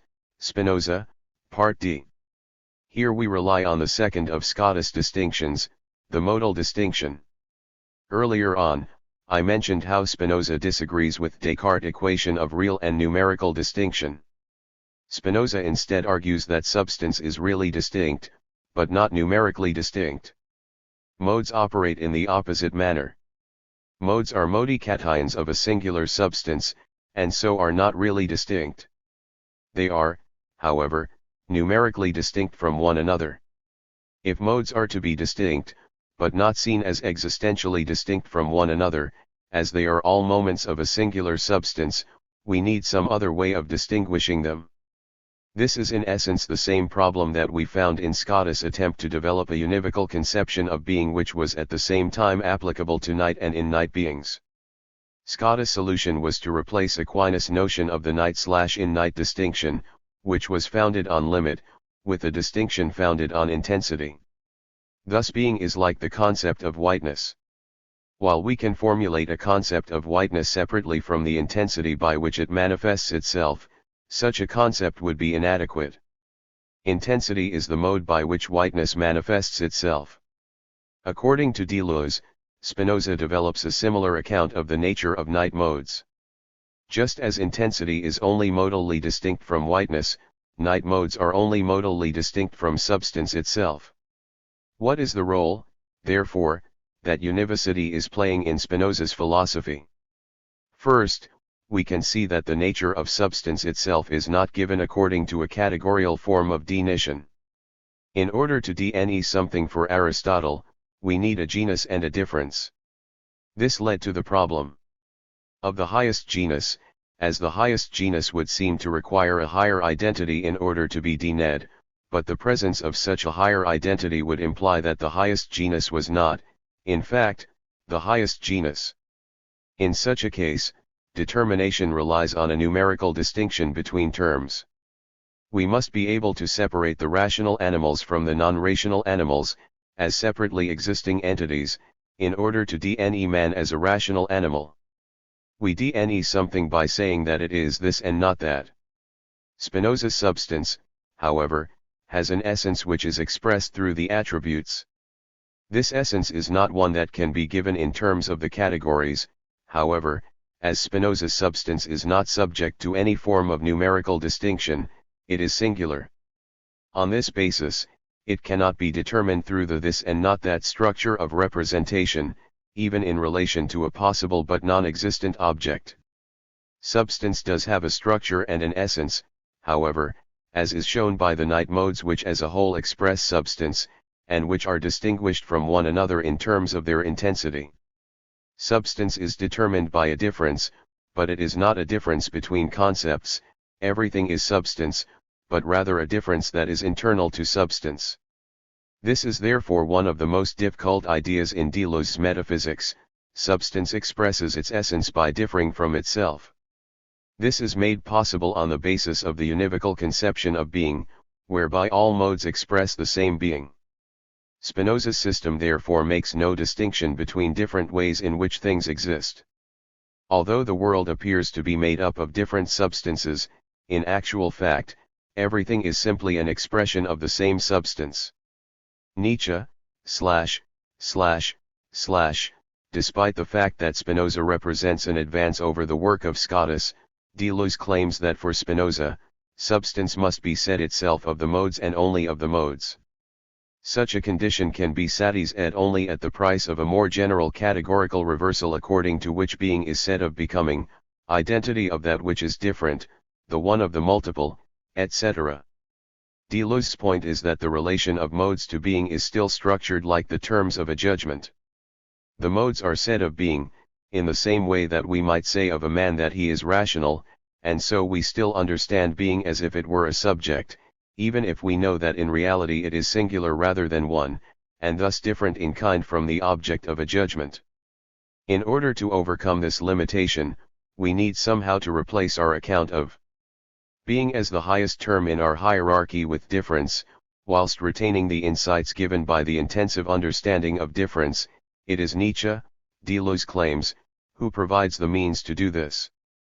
I want to come back to his work in the next chapter, but there are 2 points in Nietzsche's writings that Deleuze is basing his argument on at this point.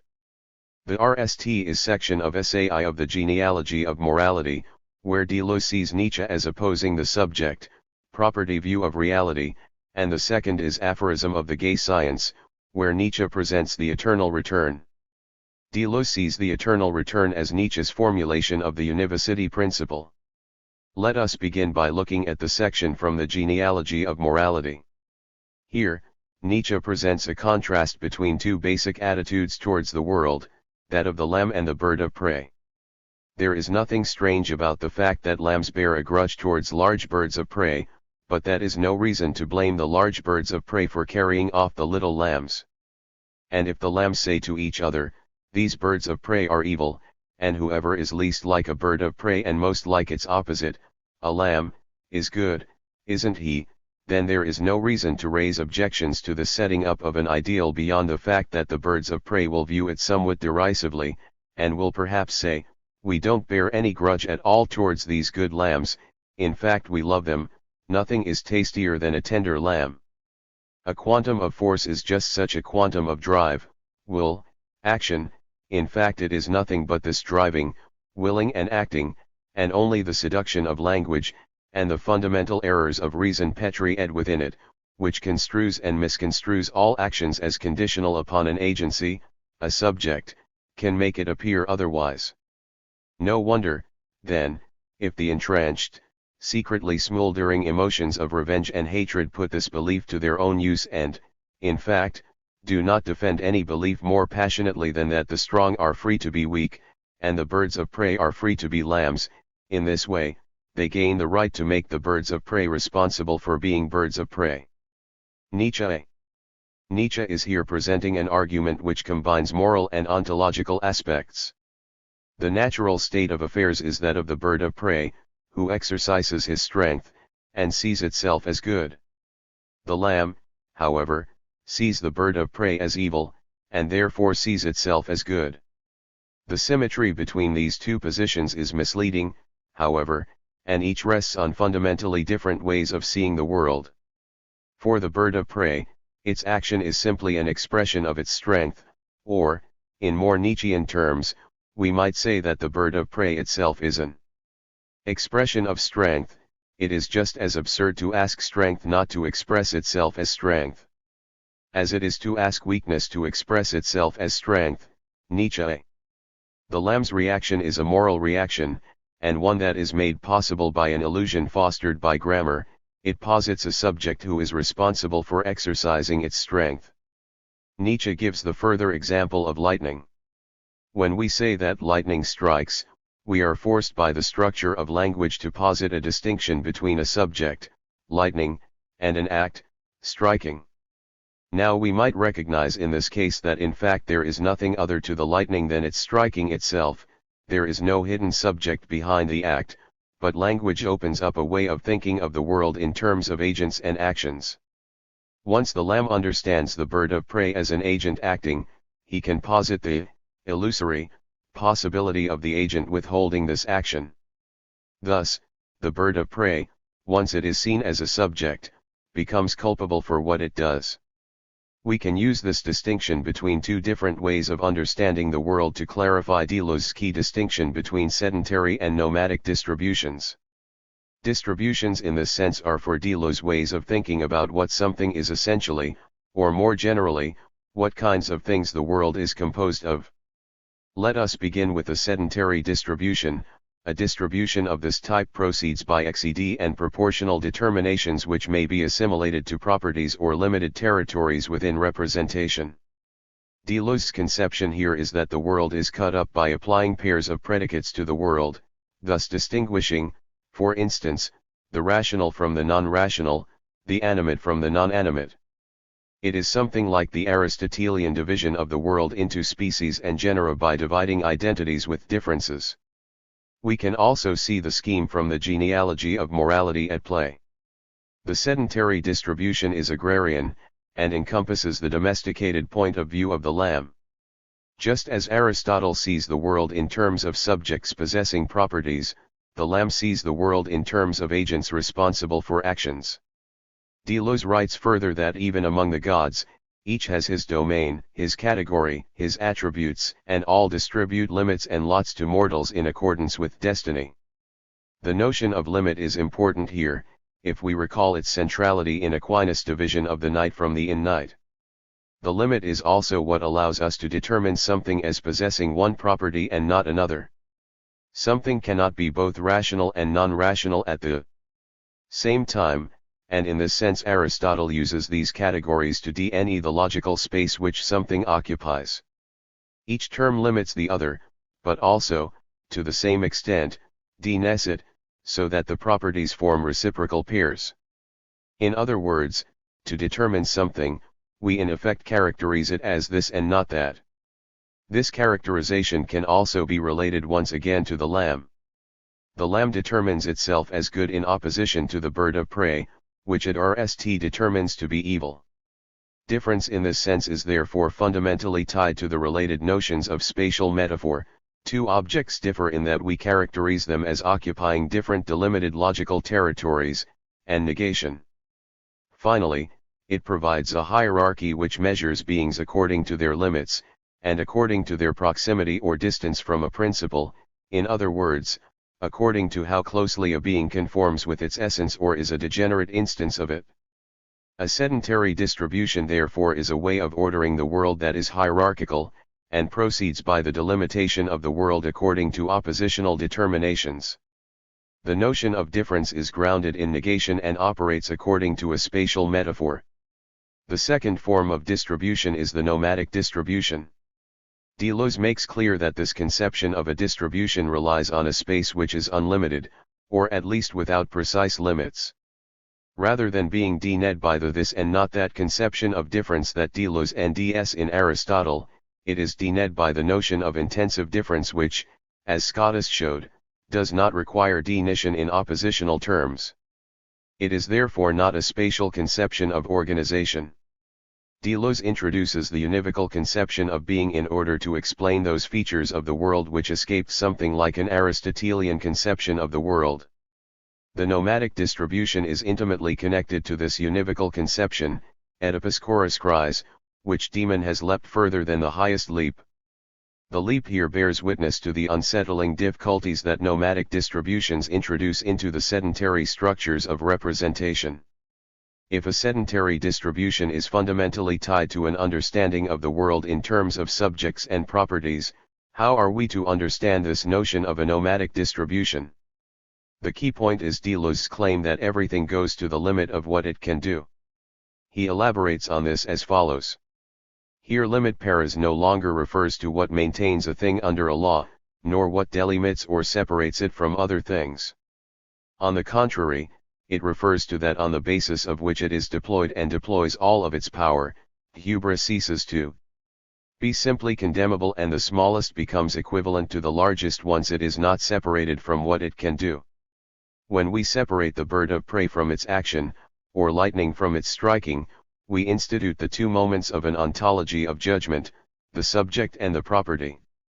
This moment of separation of something from what it can do is what gives us the Aristotelian idea of a world of XED things.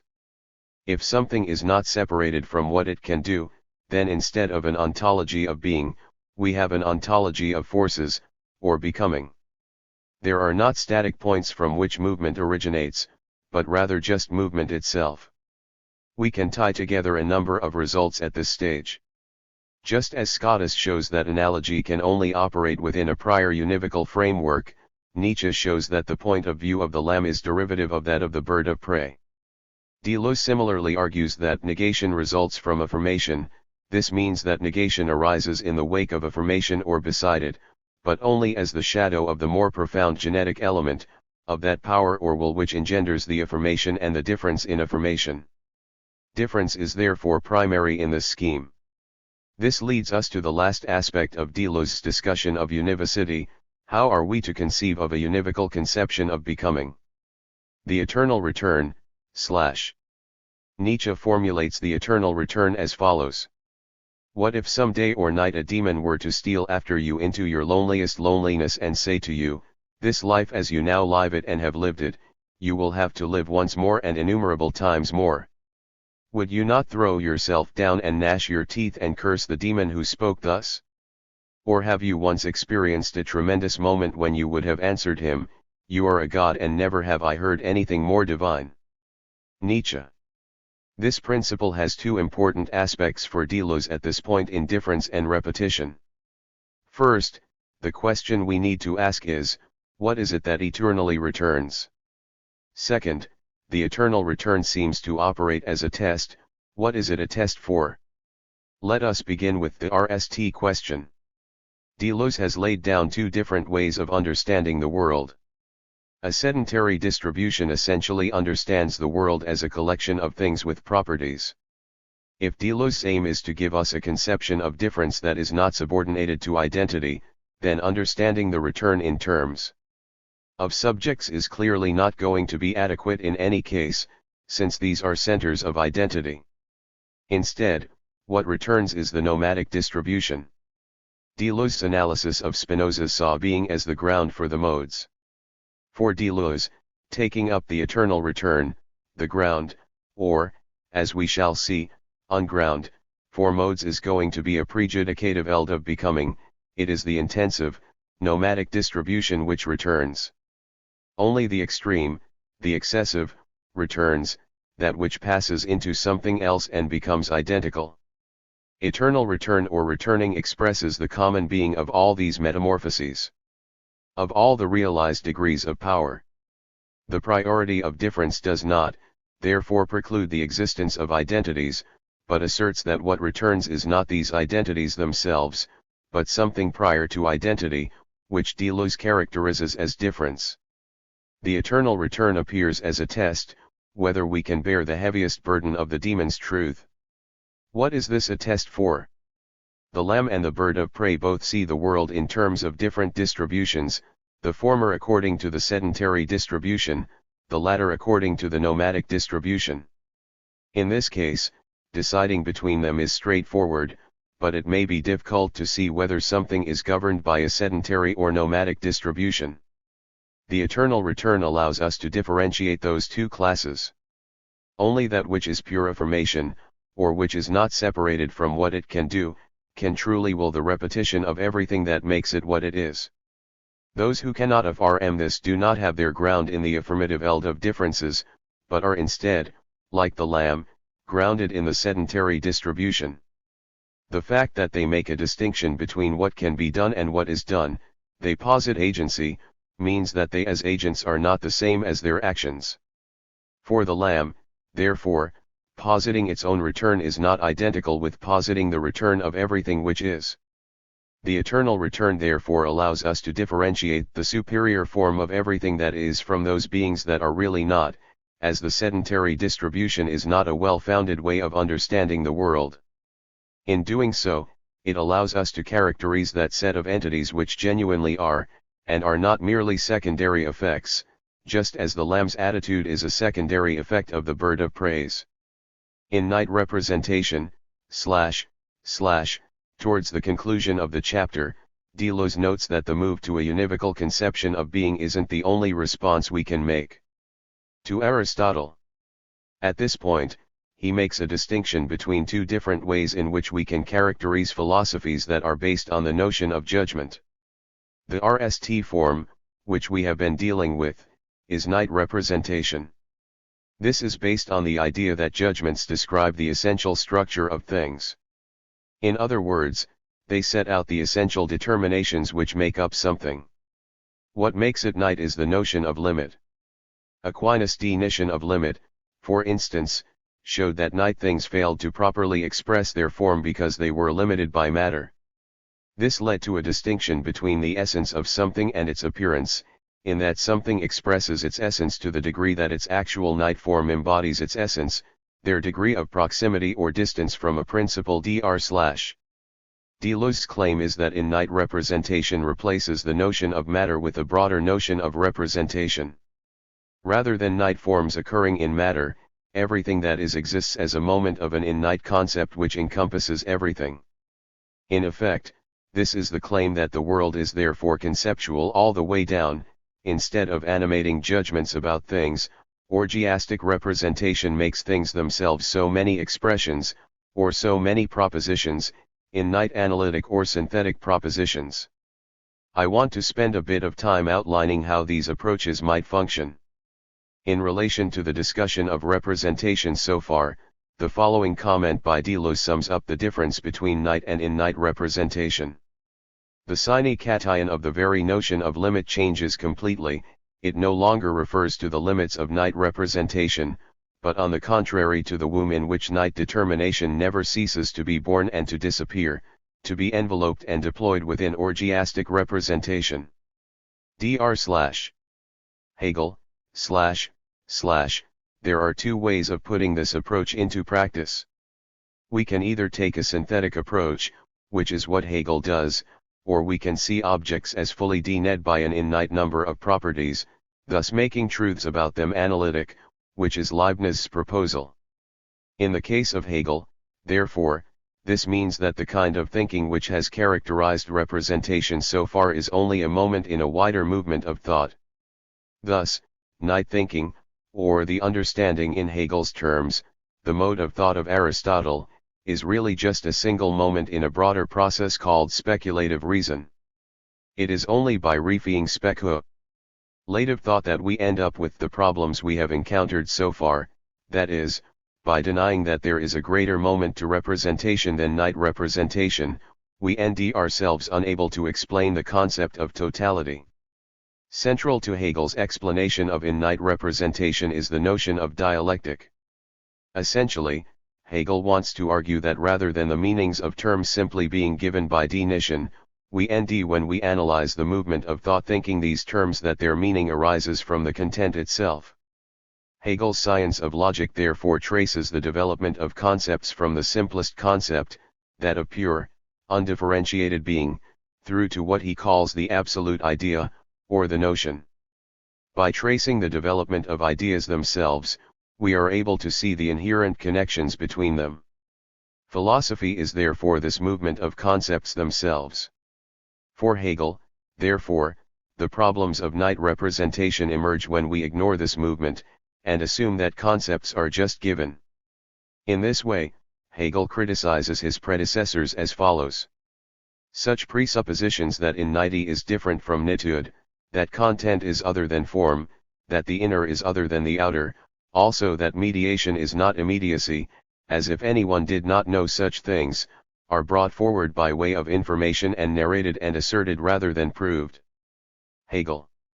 Finite representation therefore emerges for Hegel from the fact that we take for granted the nature of the distinction between the night and the in-night. We presume that, there are two worlds, one in-night and one night, and in their relationship the in-night is only the limit of the night and is thus only a determinate in-night, an in-night which is itself night, Hegel. If we just view the in-night as a beyond of the night, and remain with night thinking, however, we end up with an in-night which is itself limited, and hence is night, owing to the inseparability of the in-night and the night, or because this in-night remaining aloof on its own side is itself limited, there arises a limit, the in-night has vanished, and its other, the night, has entered, Hegel. The heart of the difficulty is that the in-night is supposed to be that which is beyond limitation, but the basic structure of determining the in-night is by opposition, in other words by saying what the in-night is not. But by doing so, we introduce a limit into the notion of the in-night. Possessing a limit, however, is what denies night things. For this reason, Hegel denies this understanding of the in-night as a spurious in-night, Hegel. We attempt to determine the in-night as a beyond, but in determining it, we limit it and make it night. We thus have an in-night progression and alternation between night and in-night terms. If we are truly to understand the in-night, and hence the night, we need to see both as moments of one process. The image of the progress to in-nighty is the straight line, at the two limits of which alone the in-night is, and always only is where the line, which is determinate being, is not, and which goes out beyond to this negation of its determinate being, that is, to the indeterminate. The image of true in-nighty, bent back into itself, becomes the circle, the line which has reached itself, which is closed and wholly present, without beginning and end. Hegel. The true in-night emerges when we step back from attempting to formulate the in-night through the progression, and recognize that the process of the circular movement of the night into the in-night and back again is itself the in-night. Such a process involves seeing the in-night as essentially a contradictory structure, the identity of identity and difference. The night is in a perpetual process of vanishing or negation, and this movement itself is seen as the in-night. Everything therefore falls under conceptual determination. Hegel's claim is thus that it is only by moving to a different way of understanding concepts, namely speculative reason, that we are able to truly understand either of the categories of nitude or in-nitude. What, therefore, is the relationship between the in-night and night that Hegel develops? Deleuze's claim is that in-night representation is no better than night representation. In distinguishing the two, he writes that it treats identity as a pure in-night principle instead of treating it as a genus, and extends the rights of the concept to the whole instead of seeing their limits. The night and the in-night are still understood oppositionally, as each is not the other, but at the same time, they are united together, in that they are part of one process. Now, if two terms are opposed to each other, but are both asserted simultaneously, then we have a contradiction. This is why Deleuze claims, and Hegel would agree, that speculative reason operates by pushing difference past opposition to contradiction. In that everything is one element, the in-night, it appears as if we have a univocal theory much like Spinoza's. In actual fact, however, Hegel's theory preserves the central features of representation. Goethe, and even Hegel in certain respects, have been considered Spinozists, but they are not really Spinozists, because they never cease to link the plan E of in-night representation to the organization of a form and to the formation of a subject, SPP. Deleuze makes three main criticisms of this approach. First, Hegel creates movement, even the movement of the in-night, but because he creates it with words and representations, nothing follows. Deleuze's claim is that Hegel has misunderstood the cause of the movement of thought by continuing to represent it, rather than seeing it as escaping representation. The aspect of representation which Deleuze takes to be critical here is the universal. Everyone recognizes the universal because it is itself the universal, but the profound sensitive conscience which is nevertheless presumed to bear the cost, the singular, does not recognize it. The singular, or singularity, which is neither particular nor universal, is excluded by beginning with a term which is essentially universal. We can return to the Gur of Abraham. Abraham cannot be understood within the framework of the universal, which is the precise reason for Kierkegaard's introduction of him in Fear and Trembling. The second criticism is that this movement is always around a particular point. Deleuze is claiming that Hegel relies on a monocentering of circles, which Deleuze claims comes about through Hegel's adherence to the species, genus model. In the case of the night and the in-night, movement revolves around the central moment of the true in-night. Hegel has not got rid of the idea of a central identity, therefore. The third point, which relates the previous two, is that the idea of opposition, which Hegel uses to unite the particular and universal, is too rough to provide an adequate description of the world. Oppositions are roughly cut from a delicate milieu of overlapping perspectives, of communicating distances, divergences, and disparities, of heterogeneous potentials and intensities. That is, Deleuze asserts that simply relying on a reinvigorated understanding of the distinction between night and in-night will not provide the kinds of any-grained distinctions needed to describe the world adequately. It's worth noting that whilst there are a number of structural parallels between Hegel's work and that of Aristotle, there are also a number of conceptual innovations. The fact that these parallels exist is not enough, therefore, to refute Hegel's philosophical position. Exploring possible Hegelian responses to these criticisms would take us far beyond the scope of this guide, however. Leibniz, if Hegel is seen by Deleuze as dealing with the large by introducing in-nighty into it, the notion of contradiction as the largest difference, Leibniz is characterized as introducing the in-night into the night by concentrating on the very small. I have already spent some time talking about Leibniz in the last chapter when we looked at Deleuze's use of the incongruent counterparts argument, and we will discuss Leibniz further in relation to the calculus when we look at chapter, For now, I just want to give an outline of the reasons why Deleuze classes Leibniz as a thinker of in-night representation. At the beginning of this chapter, we saw how Deleuze's central claim is that we need to end an alternative way of conceptualizing the world to that provided by judgment. Now Leibniz holds to the view that all truths take the form of subject-predicate judgments, in every categorical proposition, for from them I can show elsewhere that other kinds of propositions can be dealt with by changing a few things in the calculus. There are two terms, the subject and the predicate, Leibniz b.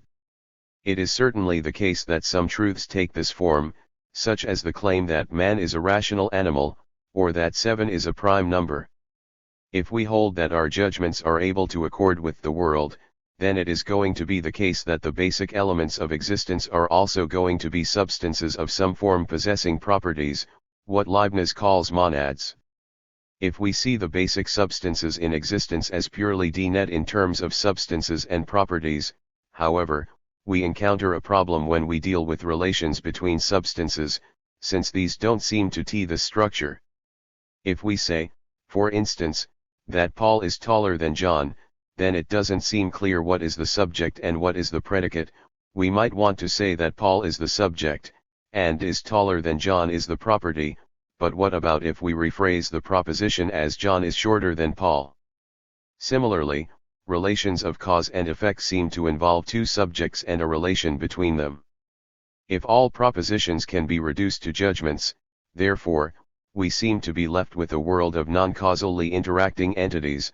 The monads have no windows through which something can enter or leave, Leibniz a.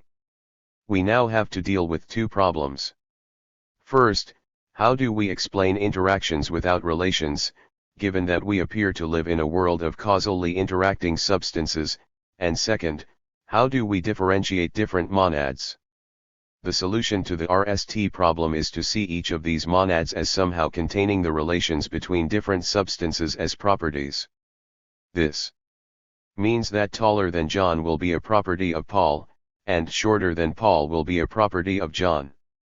If causal interactions are going to be understood purely as properties of each subject, then each monad will have to contain all of its causal interactions with the rest of the world.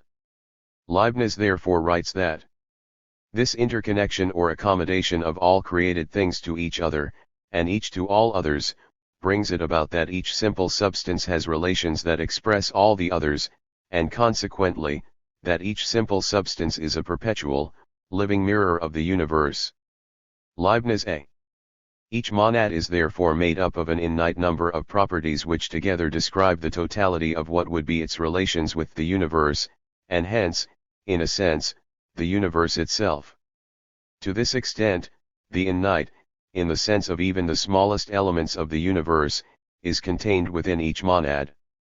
The whole variety of difference is therefore brought into the notion of the essence of each particular monad.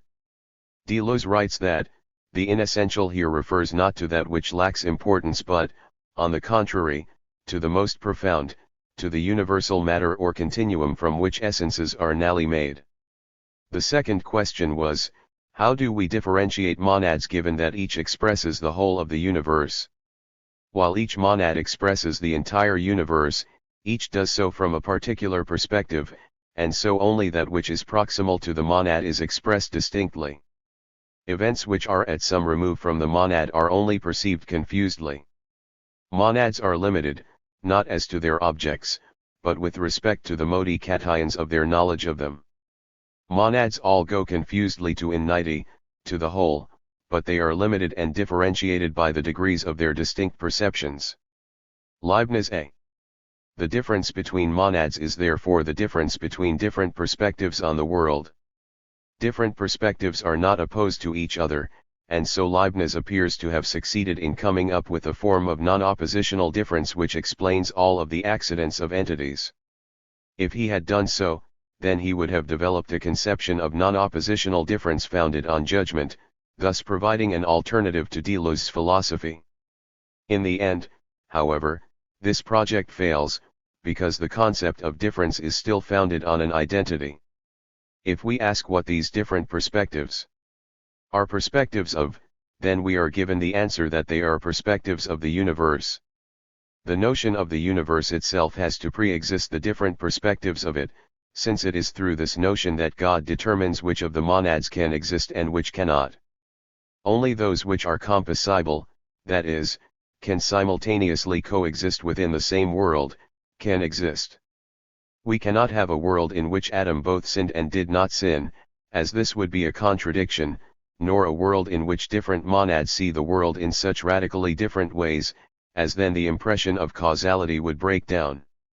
There are, as it were, just as many different universes as there are monads, which are, nevertheless, only perspectives on a single one, Leibniz A. Leibniz's notion of difference therefore still relies on the convergence of these different perspectives on a single identity, the universe itself. Leibniz's only error was to have linked difference to the negative of limitation, because he maintained the dominance of the old principle, because he linked the series to a principle of convergence, without seeing that divergence itself was an object of affirmation. Phenomenology, now Deleuze does have a place for the notion of difference as opposition, although he says that negation is difference seen from its underside, seen from below. He also argues that it is only the shadow of the more profound genetic element. As we shall see, the notion of law dealt with in the introduction, relies on a spatial way of thinking, We can see that the same is true of the concept of negation. If we think about something not being something else, then we normally think of them as being spatially separated from one another. This pencil is not this piece of paper to the extent that they occupy different positions within the same space. Deleuze argues that extensive space is an illusion, but one that emerges quite naturally from the way in which we relate to the world. Intensive difference is generative of our notion of objective space, and it is this space which forms the basis of oppositional difference. If we forget the fact that this conception of space is generated from something more primitive, then we end up in a situation where it is possible to introduce the notions of opposition and negation. The world thus has a tendency towards oppositional difference, but we make a mistake when we take this tendency to be a completed state of things. In order to explain how we generate the illusion of identity, Deleuze now presents a revision of one of the central claims of the phenomenologist, Maurice Merleau-Ponty's phenomenology of perception. In order to explain how this genetic account functions, we need to look at three statements from difference and repetition. In-night representation includes precisely an in-nighty of representations, either by ensuring the convergence of all points of view on the same object or the same world, or by making all moments properties of the same self. The immediate, d-net as sub-representative, is not therefore attained by multiplying representations and points of view. On the contrary, each composing representation must be distorted, diverted, and torn from its center. Each point of view must itself be the object, or the object must belong to the point of view. Difference must become the element, the ultimate unity. The section of Merleau-Ponty's text to which Deleuze is referring here is his account of the movement from our own perspective on the world to a positing of objective being. Merleau-Ponty writes as follows. But, once more, my human gaze never posits more than one facet of the object, even though by means of horizons it is directed towards all of the others. If I conceive in the image of my own gaze those others which, converging from all directions, explore every corner of the house and dne it, I have still only a harmonious and infinite set of views of the object, but not the object in its plenitude. If it is to reach perfect density, in other words, if there is to be an absolute object, it will have to consist in an infinite number of different perspectives compressed into a single coexistence, and to be presented, as it were, to a host of eyes all engaged in one concerted act of seeing. The positing of the object therefore makes us go beyond the limits of our actual experience, which is brought up against and halted by an alien being, with the result that Nally experience believes that it extracts all its own teaching from the object. It is the ekstase of experience which causes all perception to be perception of something. Obsessed with being, and forgetful of the perspectivism of my experience, I henceforth treat it as an object, and deduce it from a relationship between objects. Merleau-Ponty. Merleau-Ponty's point is that perception is always originally from and of a certain perspective. I can never see such a thing as a totalized object.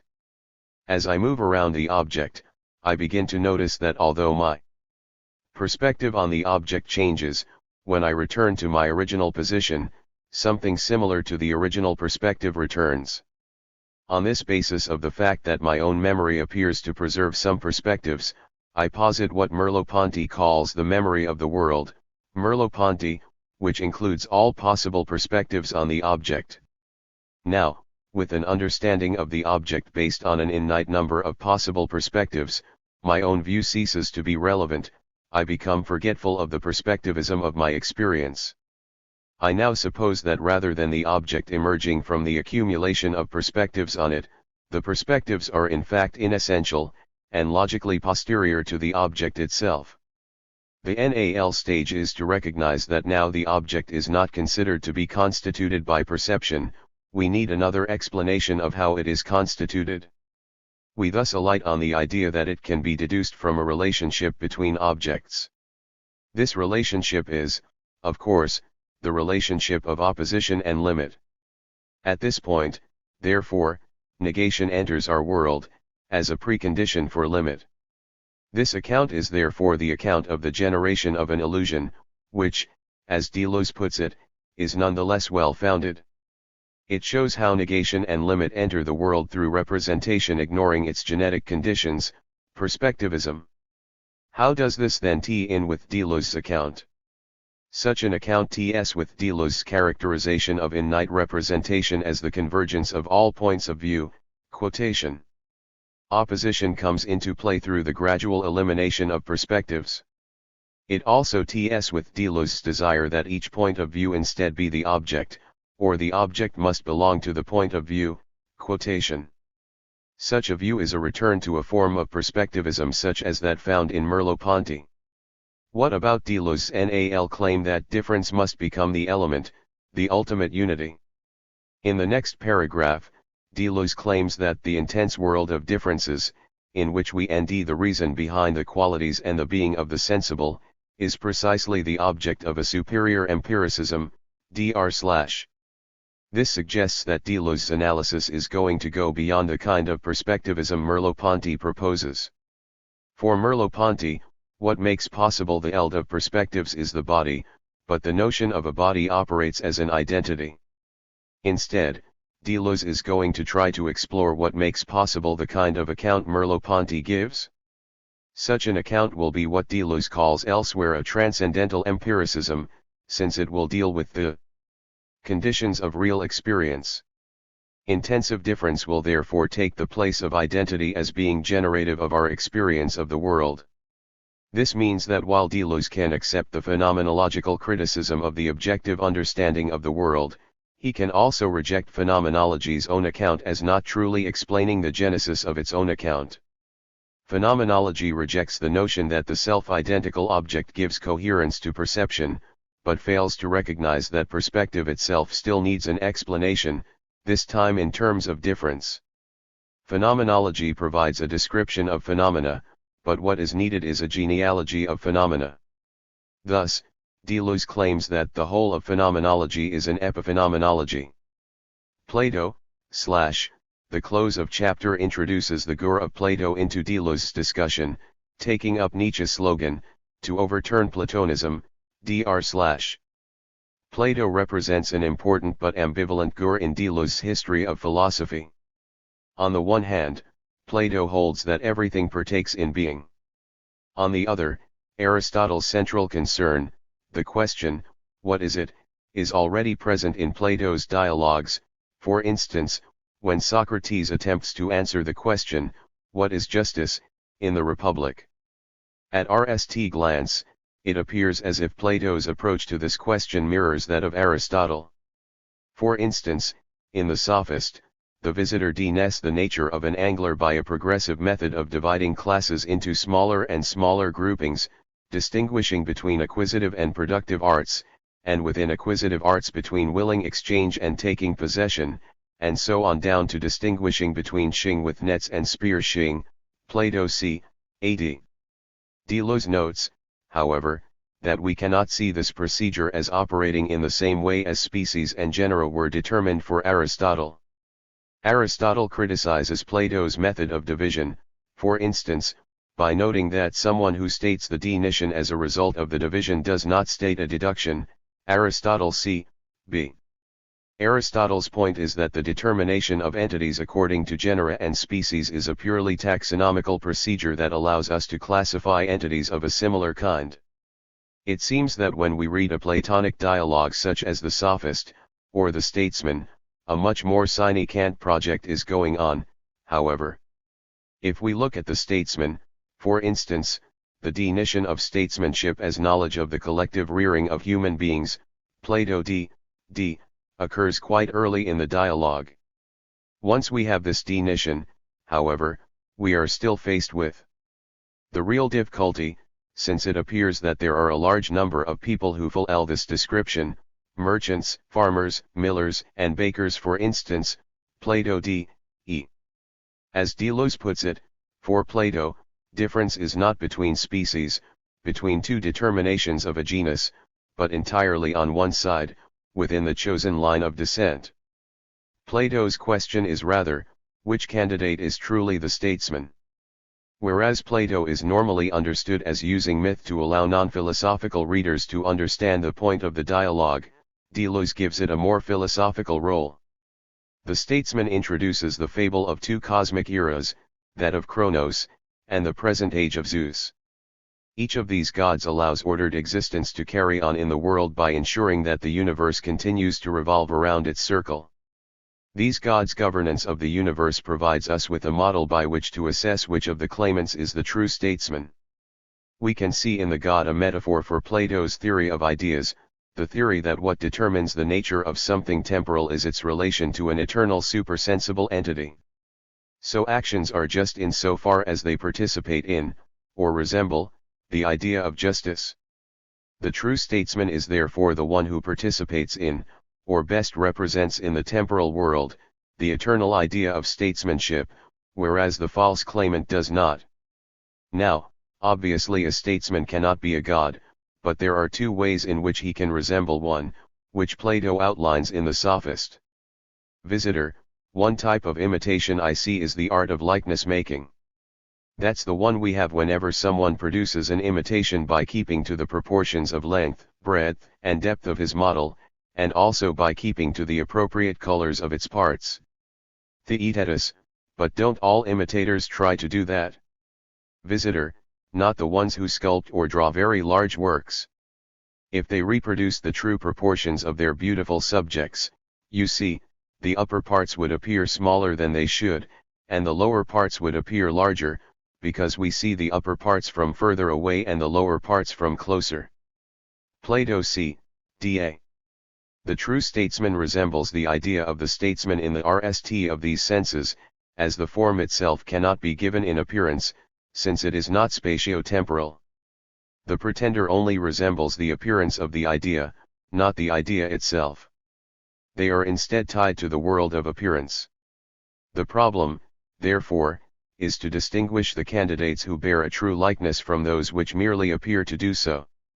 For Aristotle, the essential nature of something was determined by a process of division much like that of Plato. For Plato himself, however, we have just seen that the definition alone does not determine whether something partakes in the relevant form. The idea is not yet the concept of an object which submits the world to the requirements of representation, but rather a brute presence which can be invoked in the world only in function of that which is not representable in things. Deleuze therefore sees Plato as situated at a decisive moment in the history of philosophy, as he instigates the kind of genealogical project which will later make Aristotle's notion of representation possible. Deleuze presents Plato's procedure as follows: the four gears of the Platonic dialectic are therefore, the selection of a difference, the installation of a mythic circle, the establishment of a foundation, and the position of a question problem complex. We therefore begin by determining the definition through the method of division. The mythic circle to which Deleuze refers is either the myth of the statesman, or more generally the Platonic doctrine of anamnesis, that we have knowledge of ideas because we remember them from our existence prior to our birth. The foundation is then given by the relation of appearance to the realm of ideas, allowing us to ask the question of descent. Plato therefore ultimately grounds the world of becoming on the world of being. We should note that there are a number of parallels between Plato and Nietzsche. For both, the question is one of genealogy, in Nietzsche's case, whether something is based on a sedentary or nomadic distribution, and they both involve tests of selection. Plato selects genuine copies, and real knowledge which is based on being or the ideas. Nietzsche selects those entities whose existence is founded on a principle of becoming. Both rely on myth, the demon, and a relation between questions and problems. Deleuze's project therefore parallels Plato's, with his account of superior empiricism, as determining the differential origin of perspective, mirroring Plato's own project of tracing appearances to their ideal origins. Rather than an investigation in search of a primal identity, the ideas, Deleuze is attempting to trace phenomena to their origin in a eld of difference. Chapter: Repetition for itself. Introduction chapter draws together two themes that we have already encountered. In the introduction, we saw how the argument from incongruent counterparts points to the possibility of differences that escape from any conceptual identikation. Chapter explores the phenomenon of repetition, where we have elements that are absolutely identical. If they are not identical, then there is no repetition, but yet must also be different. If they are not distinguishable, then we once again have no repetition, as we only have one event. As Deleuze notes, representation might try to provide a concept of repetition by noting that while the elements that make up the repetition are identical with one another, a change is produced in the mind which contemplates a difference, something new in the mind, dr/. Repetition is in this case made possible by the way in which the subject takes up the elements. In this sense, repetition is tied to the notion of synthesis. Once again, we will nd that there are two forms of repetition: bare, material repetition, which operates at the surface, and a clothed, spiritual repetition which makes bare repetition possible. Furthermore, beneath the representation of repetition, the second mode of repetition will be an intensive repetition, reiterating the result of chapter. The second theme is somewhat broader than repetition itself, but is related to it. In the introduction, we briefly discussed Kant's claim that some aspects of our knowledge of the world are known a priori because we ourselves condition our relation to the world. So, for instance, in the RST part of the Critique of Pure Reason, the transcendental aesthetic, Kant attempts to justify our faith in geometry by showing that space must be something that we ourselves impose upon the world.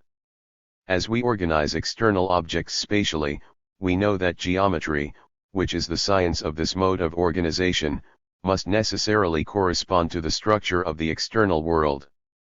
The coherent world of objects we and around us is, then, for Kant, the result of a synthesis.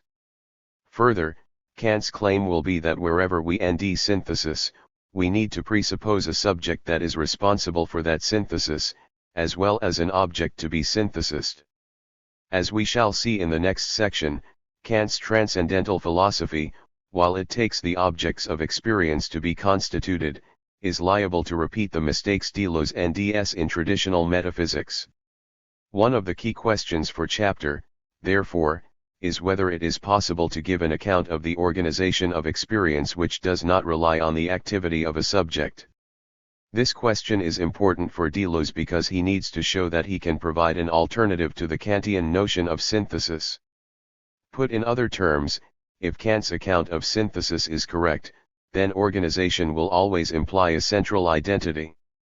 A proper concept of difference will therefore be impossible to develop. Deleuze begins chapter with an analysis of Hume, and it is in Deleuze's early book on Hume, Empiricism and Subjectivity, that we can an account of the difference between Hume's project and Kant's.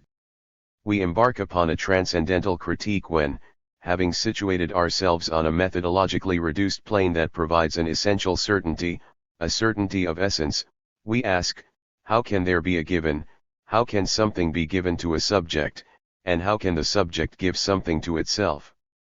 The critique is empirical when, having situated ourselves in a purely immanent point of view, which makes possible a description whose rule is found in determinable hypotheses and whose model is found in physics, we ask, how is the subject constituted in the given? The construction of the given makes room for the constitution of the subject. Yes. So here we have two very different projects.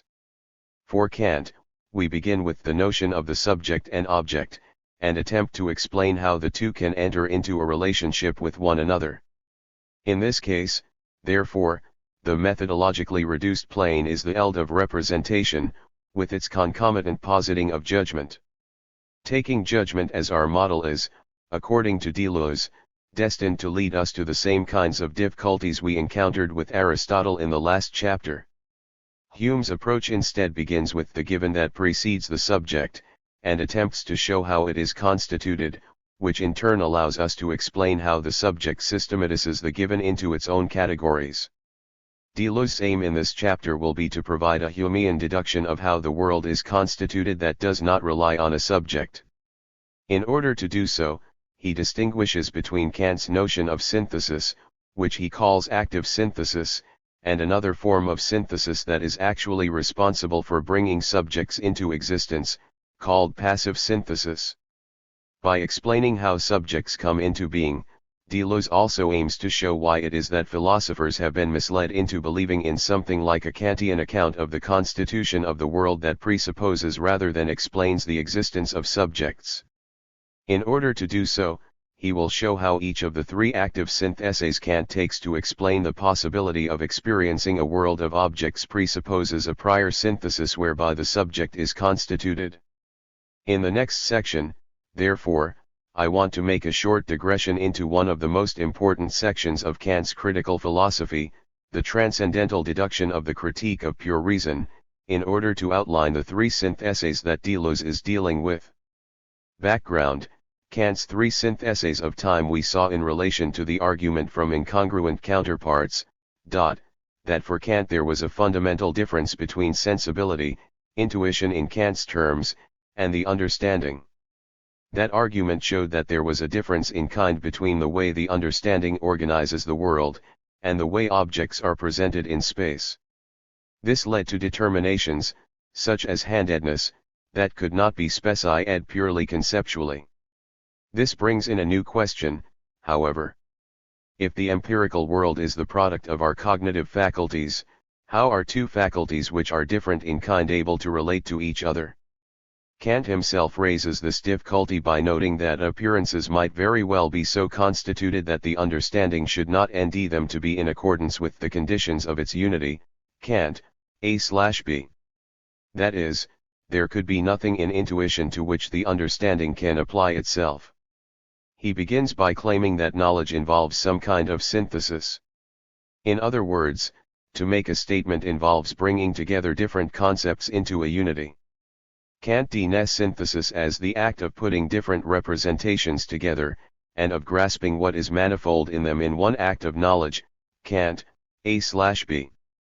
As we can see, this model of synthesis is very closely related to judgment, and an act of judging is this conjunction of what is manifold in one single act, A is B. Kant's essential claim is that the judgments we make about the world seem to accord with it because the world of experience is itself constituted by a series of syntheses by the same faculties, but operating in a transcendental manner, that is, prior to our conscious experience of the world.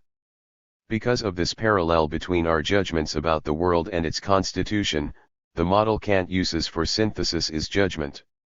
Kant's solution to the difficulty of the relation of the faculties involves arguing that conceptual thought plays a necessary role in experience. Whereas perception simply requires intuition, experience also involves the notion that we experience a world of objects. Now, when we look at our experience of the world, Kant argues, the notion of an object is not directly given in sensible intuition. Rather, our experience of a world made up of things, instead of, for instance, sense data, presupposes a conception of an object, or objecthood. The question of the deduction can therefore be reformulated as, what is it that allows us to experience a world of objects rather than simply appearances?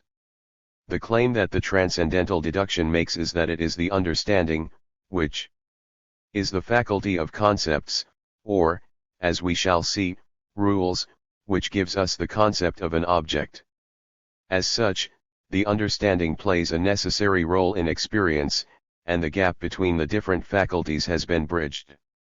To prove this result, Kant argues that experience rests on a threefold synthesis, which in turn requires us to posit a subject and an object, leading us to introduce the categories as rules which relate to the constitution of objects.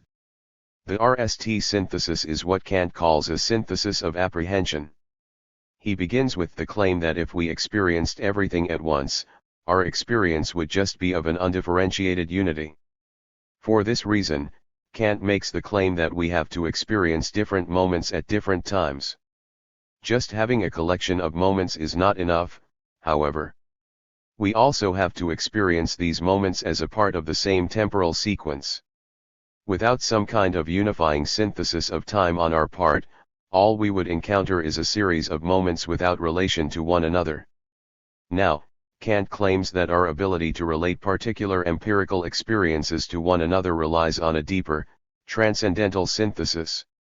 In order to be able to relate different moments in time to one another, we also need to be able to synthesize time itself into a uni-ed structure. This RST synthesis therefore runs through and holds together, Kant, A, the various moments of time in order to allow us to be presented with a uni-ed temporal framework. The synthesis of apprehension allows us to recognize different moments as belonging to the same temporal sequence. Kant notes that we often make use of these kinds of relations in our imagination's use of associative principles, particularly in the contraction of habits. So, if we see a pattern, or hear a melody often enough, we come to expect the next sign, or musical note. Now, this is an empirical synthesis on the part of our imagination, to the extent that our particular habits themselves are not conditions for the possibility of experience. The possibility of contracting a habit in general does imply a second transcendental synthesis on the part of the subject, however. If cinnabar were sometimes red, sometimes black, sometimes light, sometimes heavy, if a man changed sometimes into this, sometimes into that animal form, if the country on the longest day were sometimes covered with fruit, sometimes with ice and snow, my empirical imagination would never end the opportunity when representing red color to bring to mind heavy cinnabar. Kant, A. In order to be able to reproduce empirically past moments that have an affinity with present moments, we need a transcendental synthesis of production in the imagination to generate those affinities that the empirical imagination discovers. If we turn to Kant's example of drawing a line, we can see what this deeper synthesis is. In order for there to be the possibility of associating representations, they have to be in themselves associable. That is, in order to relate different moments together, I must be able to compare moments that have passed with my present experience. If I draw a line in thought, it must be the case that I can reproduce the previous moments as being contiguous with the present one in order for the thought to be complete. This synthesis in turn implies a third synthesis. In order to have experience, we don't just need to have an affinity between different moments of experience, but these different moments of experience need to be related to one another as a unity for consciousness. Without consciousness that which we think is the very same as what we thought a moment before, all reproduction in the series of representations would be in vain. Kant puts this point as follows. It must be possible for the I think to accompany all our representations, for otherwise something would be represented in me that couldn't be thought at all, and that is equivalent to saying that the representation would be impossible, or at least would be nothing to me. Kant, b. When we walk around a building, we are given a series of perspectives on it. Now, a condition of seeing these different perspectives as being perspectives on the same building is that I am able to relate them together as being my perceptions of the building. Otherwise, we would simply have a series of fragmentary appearances. We can go further than this, and say that without the unity of consciousness we would not just see appearances of different buildings. We would simply see a series of appearances without any kind of unity, they wouldn't relate to anything. Now, this is a key point. Kant has claimed that in order for experience, that is, a relation to the world that gives us knowledge, rather than just sensation or appearances, to be possible, we need to be able to see appearances as belonging to the same subject. In order for this to be the case, they need to exhibit some kind of unity. It is the concept of the object that gives all of these moments of appearance a unity, as it is by seeing all the moments of appearance as referring to the same underlying object that we are able to unify them. The concept of the object thus makes the unity of consciousness possible. We can note that, while for Kant we need the concepts of a subject and an object to make experience possible, precisely because they make experience possible, we don't have direct experience of subjects and objects. Rather, they are necessarily prior to experience, and to synthesis. As such, while we need to presuppose them, we cannot say anything about them. This point will be important when we look at Kant's criticisms of Descartes in relation to Deleuze's third synthesis of time. We can now return to our initial question. How does Kant show that the faculties can be related to one another? Well, for experience to be possible, the subject needs to synthesis appearances into objective unities. How is it able to do this? The categories give us the essential characteristics of what it is for something to be an object, to be a substance, to have properties, etc., and so it makes sense for the categories of the understanding to provide the rules by which the synthesis takes place. Thus we have a situation whereby appearances are synthesized into experience by relating them to the notion of an object, and in order to relate appearances to the notion of an object, we need rules governing objects in general, and these are the categories of our conceptual thought, the understanding in Kant's terms. Kant's account is important because it shows the interrelations between several concepts which we saw Deleuze opposing in the previous chapter.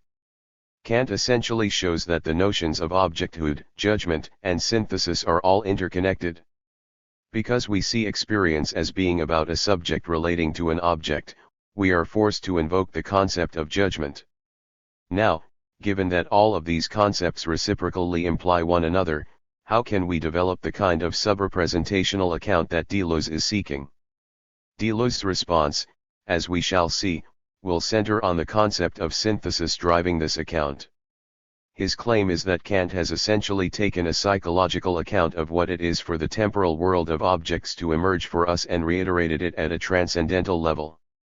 Conscious synthesis for Kant takes the form of judgment. When I count, or bring together the moments of a judgment, the table is read, it is I who actively relates these representations, the table, redness, to one another. By using this model, Kant ties synthesis to the subject, and hence any form of synthesis that is not ultimately governed by judgment is going to be ruled out. Deleuze's approach is therefore going to be to try to provide an alternative account of the synthesis of time which does not rely on this sharp divide between the activity of consciousness and the passivity of the given. It is impossible to maintain the Kantian distribution, which amounts to a supreme effort to save the world of representation. Here, synthesis is understood as active and as giving rise to a new form of identity in the I, while passivity is understood as simple receptivity without synthesis. In doing so, he will try to show how our experience is also the result of syntheses which occur prior to consciousness, and hence prior to our imposition of the structure of judgment. Providing an account of this kind is going to be the primary focus of chapter.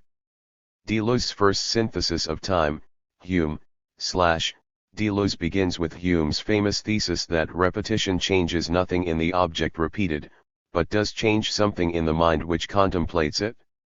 If, to take Deleuze's example, we have a sequence, then it is obviously the case that repeating cannot be a function of the objects, in the sequence themselves.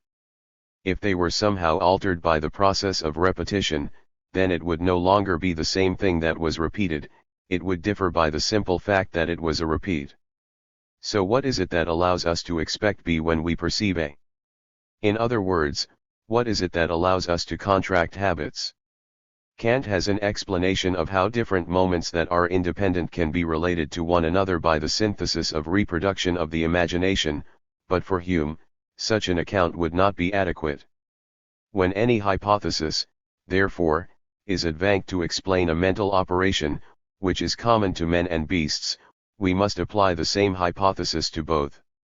The common defect of those systems, which philosophers have employed to account for the actions of the mind, is, that they suppose such a subtlety and refinement of thought, as not only exceeds the capacity of mere animals, but even of children and the common people in our own species, who are notwithstanding susceptible of the same emotions and affections as persons of the most accomplished genius and understanding.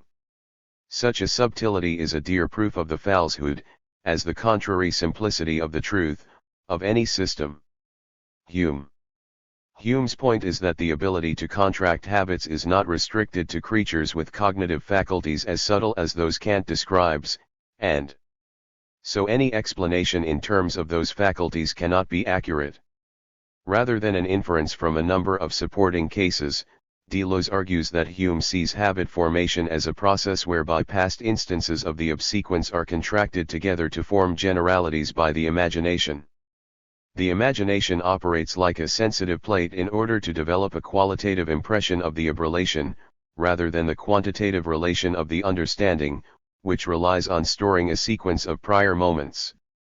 Now, on this level we have a conception of time, in that habit anticipates the future on the basis of the past. After having observed of enough times, we anticipate a future, B, when we perceive A. So habit gives us a relation between the past and the future. In what sense is this a synthesis of time?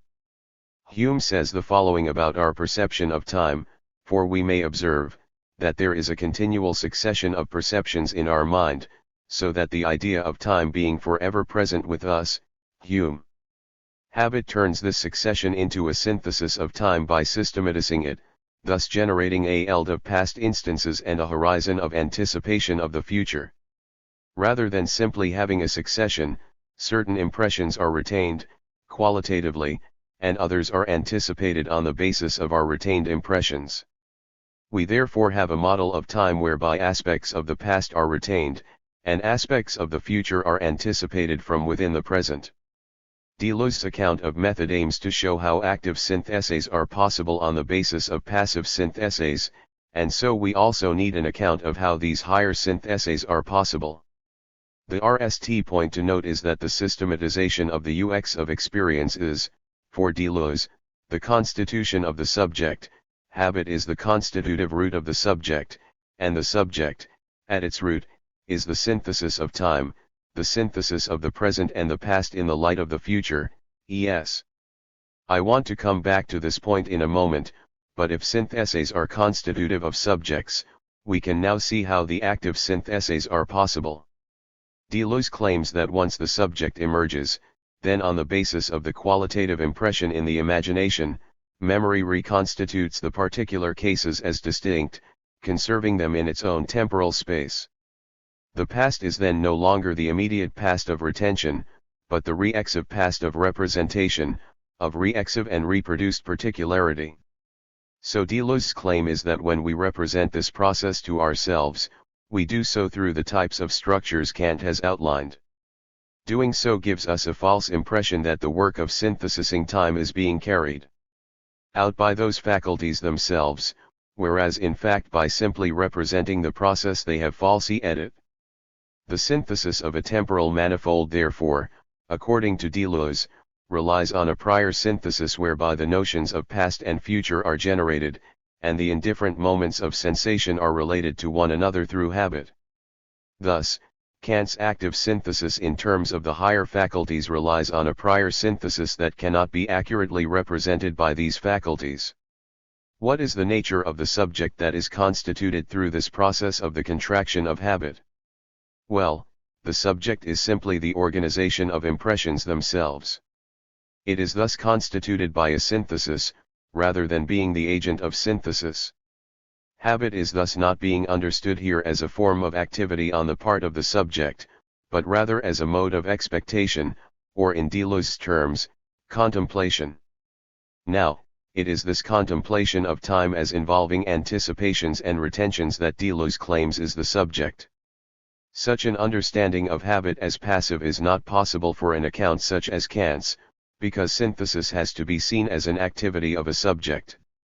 There are a number of implications that Deleuze draws out of this model of contemplation. First, this synthesis of time is organized according to rhythms of anticipation, rather than simply as a succession of moments. Rather than mathematical time, which is modeled on space, the time of habit is qualitative, and, like Henry Bergson's duration, forces us to wait. Second, if the subject is simply the synthesis of time into an organized structure, then it is going to be the case that wherever we encounter such a synthesis or organization of time, we will encounter a self. There is a self wherever a furtive contemplation has been established, dr/. This means that habit is not itself a psychological phenomenon, but instead operates throughout the world. In fact, as this synthesis is constitutive of the psychological realm, it will operate in the material world prior to it.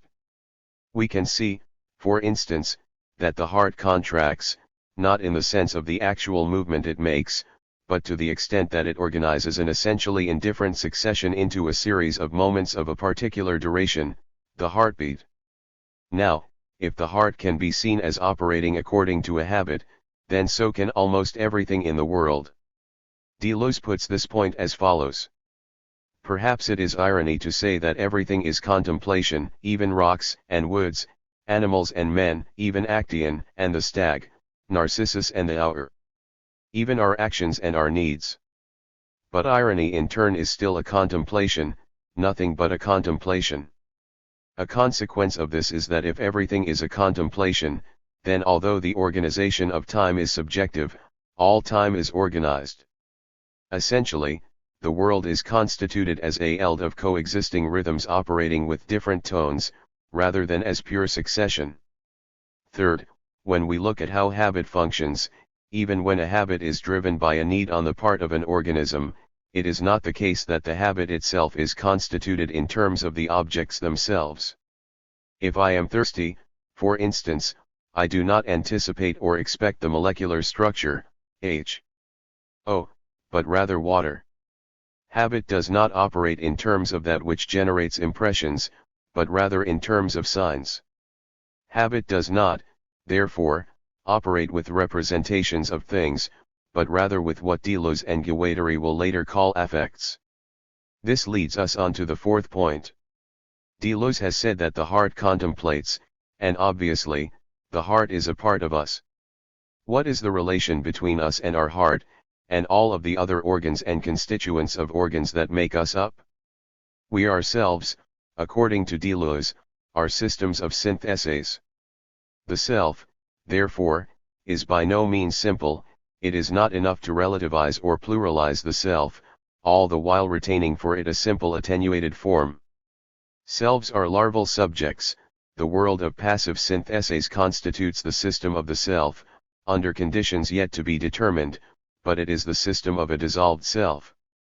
The notion of sign is important here, because the relations between levels of the self cannot be understood as if the self were a series of distinct elements brought into relation with one another. We don't have interactions between different substances, but interactions between levels of the same substance. Rather than a causal interaction between entities, we therefore have signals between levels. Our heartbeat appears as a sign in our world, but this sign does not resemble the movement of the heart itself. The signs transmitted between levels are different in kind from the selves that generate them. Deleuze's second synthesis, Bergson, Deleuze's RST synthesis parallels Kant's RST synthesis, and aims to show how we are constituted along with a coherent temporal framework. Why is the RST synthesis not sufficient to explain experience? Deleuze's claim is that the RST synthesis constitutes a structure of time that has a past and a future, but these pasts and futures are only understood as moments of the present, that is, as habit and anticipation. This particular present, with its particular anticipations, can itself become past and be replaced by another present. In this sense, as Deleuze puts it, there must be another time in which the RST synthesis of time can occur. Now, if we turn back to Kant's model of the three syntheses, we can see that the NAL2 syntheses provide an account of how different presents can be related to one another. Kant's claim was that our imagination reproduced a past present, which is recognized as such by the understanding. As Deleuze notes, reproduction therefore involves the coexistence of these two presents, the present within which I remember, and the memory itself. To differentiate the past event from the event of recollection, it is of the essence of representation not only to represent something but also to represent its own representativity, to represent the past as past. Deleuze's claim is that on this model, the past is simply understood as the mediation of presence, a claim which has two important consequences.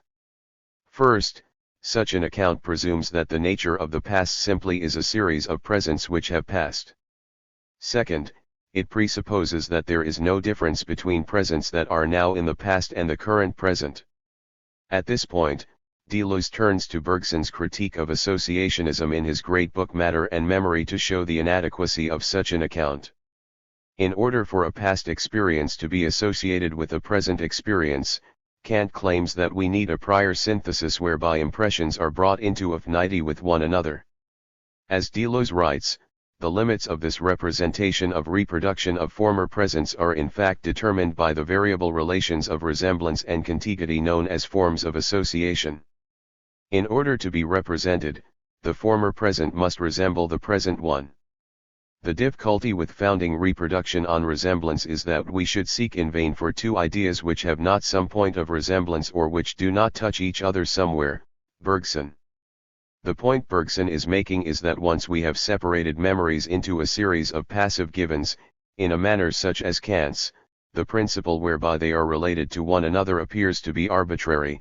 Why should an image which is, by hypothesis, self-sufficient, seek to accrue itself to others either similar or given in contiguity with it? Bergson. We can relate this point to Deleuze's criticisms of the notion of law. There we saw that in order for a law to function, we had to see it as ranging over a field of discretely determined entities. But this made it impossible for us to provide an account of how those entities themselves were determined. Similarly here, once we have reached the level of discretely determined appearances, it is impossible to determine the principles by which they are related to one another, primarily because their self-sufficiency means that they are not internally related to other memories. For this reason, we require an external force, such as the active synthesis of consciousness, to impose a set of relations on them. If this act of relation is external to the elements, and comes after them, then we cannot explain how it is able to operate according to an affinity we nd within them. Bergson presents the following alternative: in fact, we perceive the resemblance before we perceive the individuals which resemble one another, and in an aggregate of contiguous parts, we perceive the whole before the parts. Bergson. Bergson's point is that there is a self-relation of the moments prior to their constitution as individuals that can be given to an active synthesis. This in effect is the claim that active synthesis is transcendentally dependent on a prior passive, non-conscious, synthesis. Bergson provides an alternative account of the way memory functions by rejecting the assumption that the past, or memory, resembles the present, or perception. We can begin to outline this account by noting that three domains are run together in Kant's account: recollection memory, habit memory, and perception. Habits are produced by the representation of actual past experiences by the imagination, just as, presumably, the imagination reproduces particular events from the past that we recollect. These moments are represented as the equivalent of perceptions. As we know from experience, however, there is a clear difference between the notion of habit, which involves orienting ourselves towards a world of things, and the reminiscence of a particular event, which may involve a detachment from concerns and present experience. If we want to understand how these two notions are related, we need to begin by recognizing that consciousness, for Bergson, is fundamentally oriented towards action. That means that the present moment of time is to be understood in terms of the connection between perception and action, i.e., in sensory-motor terms. Our principal concern is with our orientation towards future possibilities, rather than towards the past. In this respect, however, the memory is obviously of use, as it allows us to act on the basis of prior experience. This was the basis of Kant's claim that forming habits required an affinity of perceptions, in order that relations of similarity and contiguity could be formed between the past and present. Now, as Bergson believes that memory is different in kind from perception, it cannot be the case that memories are simply representations like perception itself. Rather, memory begets sensation, Bergson, when it is brought to bear on a present situation. So the present is the site of the integration of two movements which are different in kind. This leads to a number of questions. If the past is unlike the present, how is it structured? And, if the past is unlike the present, how is it able to be integrated into the present? Beginning with the RST question, we can note that there appears to be a process of selection involved in action. What is similar to the present is brought to bear on present experience. As Bergson notes, children often have far greater facility of recall than adults, which is inversely proportional to their ability to select the experiences appropriate to the present context. Bergson. If the detail of one's recollections is inversely proportional to action in this way, then a human being who should dream his life instead of living it would no doubt keep before his eyes at each moment the innate multitude of the details of his past history. Bergson. So memory that functions by recollection contains a greater and greater part of the past, until we reach a point at which it is completely detached from action and hence, in the state of pure memory, contains a complete record of the past. Now, for Bergson, memory is different in kind from the present, which relates itself by succession to the future. We can now give a clearer account of its structure. If we recognize that Kant's model sees memory as disconnected and successive, Bergson's characterization of self-sufficient atoms, then the rejection of this model is going to mean that we no longer see memory as composed of separate parts. If that is the case, then we will not be able to separate one particular set of memories from others. This implies that memory stores the whole of the past, rather than just moments of particular interest to the subject. Now, given that the past cannot be divided up into elements, it must be the case that the whole of the past is also present in our practical relations to the world. Selection on the basis of similarity will not explain how only a small part of the past is related to the present, as selection implies detachable elements, and as we saw, similarity is presupposed rather than explained by the empiricist model. Instead of a process of selection, we have a process of expansion and contraction between different levels of our memory. At the level of pure memory, which is most remote from action, we have memories at their most expanded, whereby the particularity of different experiences is apparent. As we contract memory towards a point, we move from particularity to generality, until we arrive at the point of the present itself, where, while the whole is still present, it is manifested in the form of habit where all particularity of past experience has been lost. This gives us Bergson's diagram of the cone of time.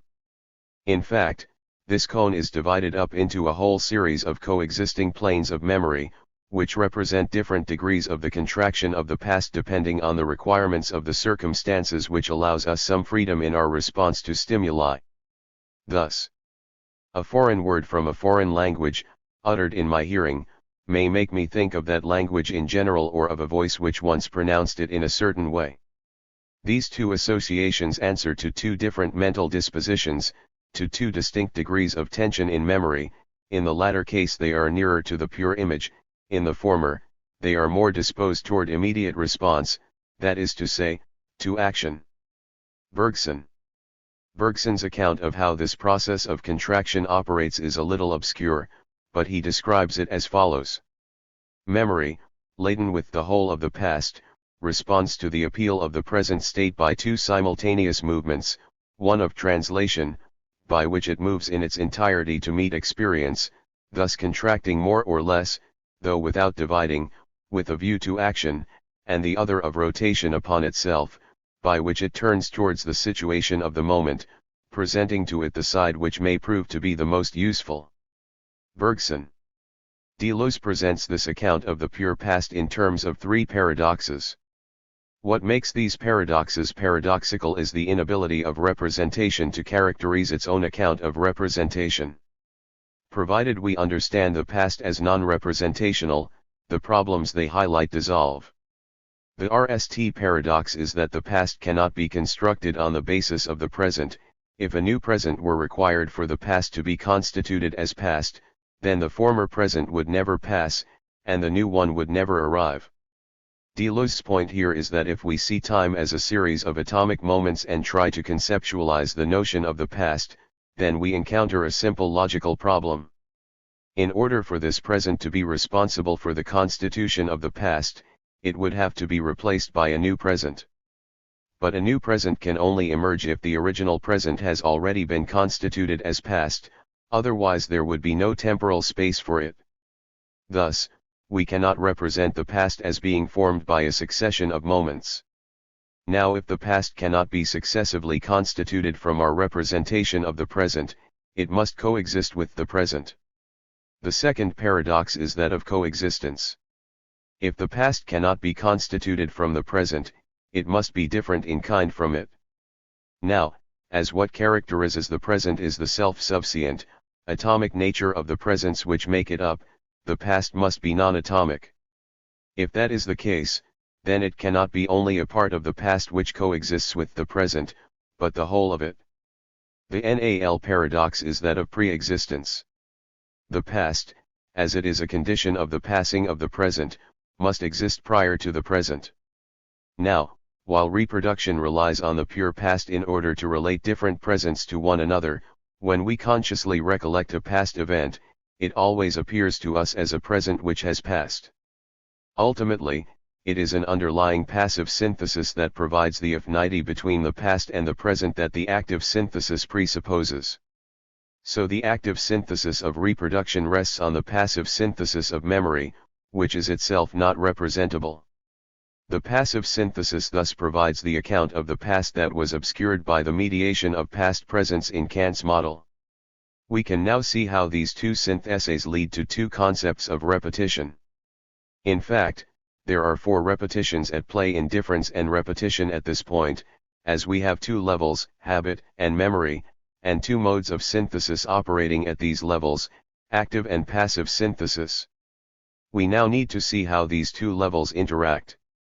To return once more to the question of association, the problem with the representational account was that it was unable to explain how different moments came to be selected as a basis for habit, as every moment possessed an affinity of some sort with every other moment.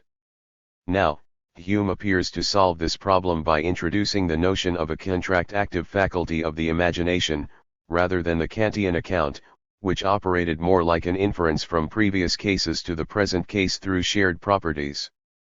We still need to know how the imagination is able to select what it contracts, or what it XES on as the basis for its anticipation. This is where the synthesis of the past comes into play. As we have just seen, Bergson represents the past as a cone, each level of which contains the entirety of the past, but at different levels of contraction and relaxation. At the widest level of the cone, we have the absolute relaxation of memory, the pure past. At the point of the cone, the past was contracted down to a point of practical generality. Between the two, the past was layered in different degrees of contraction and relaxation. Each of these layers of contraction and relaxation can be seen as a yield of different similarities and differences between events, just as in Bergson's example of hearing a word in a foreign language can evoke either the meaning of the word, or the RST time that I heard it. These two syntheses are therefore related as follows: the sign of the present is a passage to the limit, a maximal contraction which comes to sanction the choice of a particular level as such, which is in itself contracted or relaxed among an infinity of possible levels. The imagination that Hume talks about is therefore the point of actualization of a particular plane of memory in relation to action. We therefore have two different contractions, the contraction of the plane itself, and then the contraction that relates the plane of memory to the actual world. Bergson's account supplements Hume's by providing a model of time within which the RST synthesis can take place, but also by explaining how different contractions of the same temporal yield are possible. Each chooses his pitch or his tone, perhaps even his lyrics, but the tune remains the same, and underneath all the lyrics the same tra-la-la, in all possible tones and all pitches, dr/. We can therefore say there are two forms of passive repetition, the repetition of habit, which is empirical, and is the repetition of instance, and the repetition of memory, whereby the same past is repeated at a series of different levels, with different degrees of contraction and relaxation. Habit synthesises essentially in different elements into a yield of temporality or duration, and in doing so creates what Deleuze calls material or bare repetition. It does repeat, as in the case of the heartbeat, but only on the basis of the clothed repetition which underlies it. This repetition is based on memory, and is responsible for what Deleuze calls destiny, the fact that everything is determined by the past, but a past that still allows for freedom through the selection of the level at which the past is played out. The third synthesis, the pure form of time, while the RST2 syntheses give us a model of temporality, at present we are in a position where one of the two syntheses appears to be privileged. It appears to be the case that the second synthesis, memory, serves habit, allowing those elements of the past which are at the service of the present to be brought into play.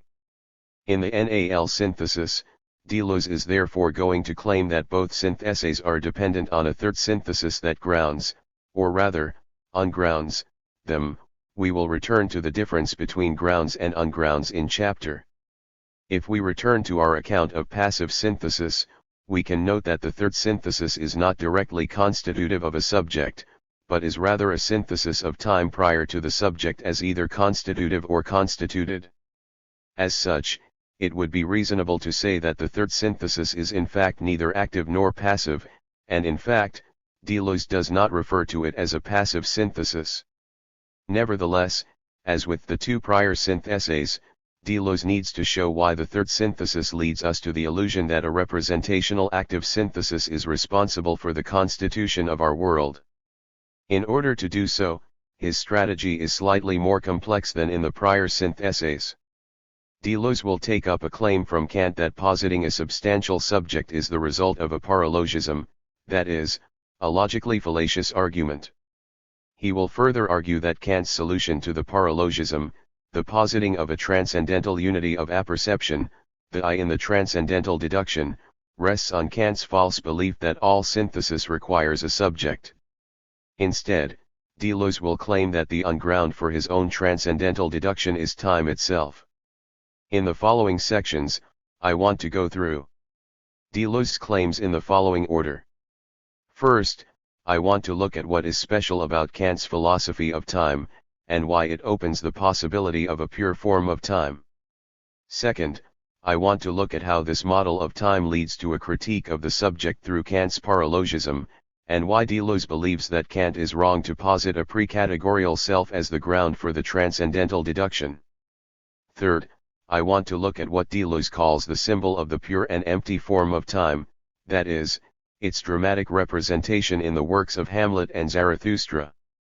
Finally, I want to turn to what Deleuze calls the esoteric doctrine of the third synthesis, and relate this to the notion of intensive difference we discovered in chapter of difference and repetition. I want to begin with one of Deleuze's statements on the third synthesis relating three different concepts, the empty form of time, the third synthesis, and time out of joint. It is, I think, the last of these terms that opens up the third synthesis. What does it mean, the empty form of time or third synthesis? The Northern Prince says time is out of joint. The joint, cardo, is what ensures the subordination of time to those properly cardinal points through which pass the periodic movements which it measures, time, number of the movement, for the soul as much as for the world. By contrast, time out of joint means demented time or time outside the curve which gave it a god, liberated from its overly simple circular gur, freed from the events which made up its content, its relation to movement overturned, in short, time presenting itself as an empty and pure form. To get clear on what time out of joint might mean, it's helpful to begin with the notion of what time in joint would mean. In a lecture from, Deleuze makes the following claim. Cardinal comes from cardo, cardo is precisely the hinge around which the sphere of celestial bodies turns, and which makes them pass time and again through the so-called cardinal points, and we note their return. There's the star again, it's time to move my sheep. Deleuze is referring here to the account given in Plato's Timaeus of the nature of time. The Timaeus tells the story of the creator, Demiurge, who seeks to create the universe by imposing form on chaotic matter. The Demiurge took over all that was visible, not at rest but in discordant and disorderly motion, and brought it from a state of disorder to a state of order, because he believed that order was in every way better than disorder, Plato e.a. As the Creator himself is perfect, he desires to create the universe as far as possible as an image of himself. The Creator himself is eternal, but given the nature of the world as already in motion, he can only create the world as a likeness to eternity. Now it was the living thing's nature to be eternal, but it isn't possible to bestow eternity fully upon anything that is begotten. And so he began to think of making a moving image of eternity.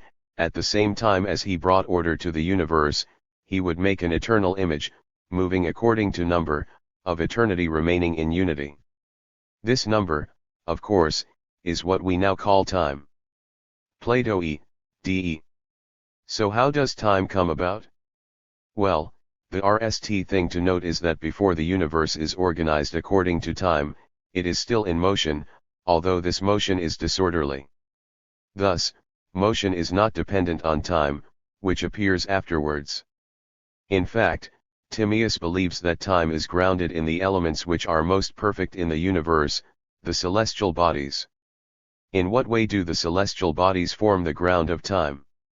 The planets move in an orderly manner, which is what allows time to be related to measure, the star that represents the time to move the sheep in Deleuze's example. In this way and for these reasons night and day, the period of a single circling, the wisest one, came to be. A month has passed when the moon has completed its own cycle and overtaken the sun, a year when the sun has completed its own cycle. Plato e.c. Time here is simply the measure of motion. What is central to this Platonic model is that we cannot have an empty form of time, as time is a way in which something else, in this case, the number or measure of motion, presents itself. Time is simply an imperfect way in which the eternal patterns of the world present themselves. Since time is just an expression of another form of order, once we remove this underlying order, time itself disappears. Time is ancillary to the intelligible. To put time out of joint will therefore be to move to an understanding of time that is not based on this kind of Platonic subordination of time to intelligible motion. If time is instead primary, then we open up the possibility of a pure form of time, prior to any particular content. Now, although we might feel that rejecting something like the Platonic conception is not a particularly radical move, we can see that the subordination of time to an eternal, intelligible, and also representational model is central. Not just to Plato's conception, but also to pre-Kantian philosophy in general. Leibniz, for instance, argues that space and time are simply well-founded phenomena by which we inadequately perceive the true conceptual order of things. As such, time is really a mode in which the essential structure of succession appears to us. In this case too, therefore, time is secondary to a rational, conceptual, and representational way of ordering things. Time is predicated on a prior representational structure. To be enjoined is therefore to be hinged, tied to cardinal numbers, and tied to a prior representational order. In what sense, therefore, does Kant make time out of joint? We can give a schematic answer to the RST question by noting the result of the Kantian theory of intuition that rather than time being a mode of succession, succession is a mode in which time appears to us. In fact, for Kant, succession is simply a way in which we organize time. Deleuze puts this point forward as follows. Time cannot be dened by succession because succession is only a mode of time, coexistence is itself another mode of time. You can see that he arranged things to make the simple distribution, space coexistence, and time succession. Time, he tells us, has three modes: duration or permanence, coexistence, and succession. But time cannot be dened by any of the three because you cannot de a thing through its modes. Thus, by making time a faculty that is different in kind from the understanding, Kant presents it as something more than simply derivative of succession. Rather, succession is a way of ordering time. This opens the way for a consideration of the empty form of time as time prior to succession. Deleuze will take up this notion to make the claim that the successive structure of habit and the coexistent structure of memory are both simply modes of one underlying pure form of time. The third synthesis, two different paralogisms, Deleuze relates this notion of time out of joint to the subject by claiming that nothing is more instructive than the difference between the Kantian and the Cartesian cogito. Descartes' cogito, the claim that this proposition, I am, I exist, is necessarily true whenever it is put forward by me or conceived in my mind, Descartes, is the linchpin of Descartes' system, the point of certainty which grounds the positive claims of Cartesian philosophy. Descartes' claim is that, in doubting, the I which doubts can at least be known with certainty. Kant's claim in the paralogisms is basically that Descartes has made the error of assuming that time is an inessential determination of thinking. That is, the I that doubts is able to re-ECT directly on its nature as a thinking thing. Descartes could draw his conclusion only by expelling time dr/. In fact, as we saw in the transcendental deduction, all thinking has to take place in time. It is an essential determination of thinking. Here we come to Descartes' essential problem. Objects conform to our cognition, and in this sense the category of substance is something we use to construct a world that is amenable to judgment. As the transcendental deduction shows, it is one of the categories that makes thinking about objects possible. Now, Descartes is attempting to apply a determination, I think, to an object that is undetermined, the I am, but according to our notion of substance, substance is a way of organizing something which is given. According to Kant, the mistake is that Descartes hasn't considered how the object can become determinable, under what form it can be given. For Kant, the answer is that objects are given in intuition, and therefore that the I am can only be determined provided it is given to us by the intuition of time. But clearly the I am that Descartes introduces as a thinking thing is not an object which is given to us in intuition. As Kant notes, when we introspect, we don't nd the self as a given object. No XED and abiding self can present itself in this UX of inner appearances, Kant, A. Descartes is therefore guilty of attempting to apply a determination outside of its proper sphere of application, by not using it as a form for synthesizing intuitions, and it is this that leads him into error. This brings us to the split in Kant's philosophy. We can see what is going on here by relating the situation back to the transcendental deduction. There, Kant made the claim that it must be possible for the I think to accompany all my representations, Kant, B. What made this possible was a prior synthesis by the transcendental unity of apperception. This prior synthesis was something about which we couldn't say anything, as it was the ground for the categories, it was prior to notions such as substance. Now, Descartes' error therefore emerges because he conates two different levels. The unity of apperception, which is subjective, is taken for the unity of the subject as a thing, Kant. This means that since we can only be given to ourselves in time, when we re-ECT, what we observe isn't the activity itself, which is transcendental, but merely the empirical after-effect of it. The I think is merely an analytic result of an underlying process of synthesis. The spontaneity of which I am conscious in the I think cannot be understood as the attribute of a substantial and spontaneous being, but only as the affection of a passive self which experiences its own thought. Being exercised in it and upon it but not by it. When we introspect, therefore, what we encounter is not an active subject, but a subject intuited under the form of time, and subject to the same patterns of determination that any temporal object is subject to, a passive self. Kant argues that in order for us to be able to accompany all of our representations by an I think, there must be a prior, active synthesis, as the unity of the manifold is experienced through the passive form of time. This inference to the conditions of possibility of the I think, however, rests directly on the notion that all synthesis involves an active subject. His definition of synthesis as the act of putting different representations together, and of grasping what is manifold in them in one act of knowledge, Kant, A/B, implies that the elements of time are simply passively given, and that all synthesis takes place by an active self. Given the passive nature of the I think, which is determinable under the form of time, Kant is therefore obliged to posit a transcendental ego which makes the I think possible. Deleuze has an alternative explanation of how we are able to confront a uni-ed world, which is that syntheses can also be passive.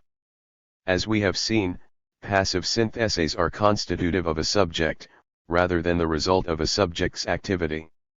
In this regard, what makes the I think possible for Deleuze is a synthesis which is itself passive, contemplation contraction. In this sense, Kant posits the transcendental unity of apperception simply because he has ruled out a constitutive role for time itself by assigning all organization to the understanding. If the transcendental unity of apperception isn't responsible for unifying our world of appearances, what is? For Deleuze, time itself is going to be responsible for constituting both the passive self and the world that the passive self encounters. In order to explain how this occurs, he will introduce a new moment, the eternal return. There are two doctrines of the eternal return to consider, the exoteric doctrine which provides us with a symbol of the eternal return, and the esoteric doctrine which, as we shall see, we have already encountered in chapter.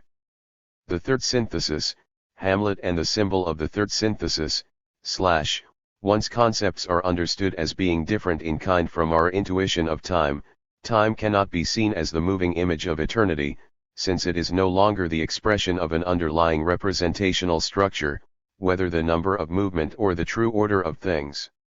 Time is no longer simply a confused intellectual determination. Clearly, however, we do see space as involving coexistence, and time as involving successive states.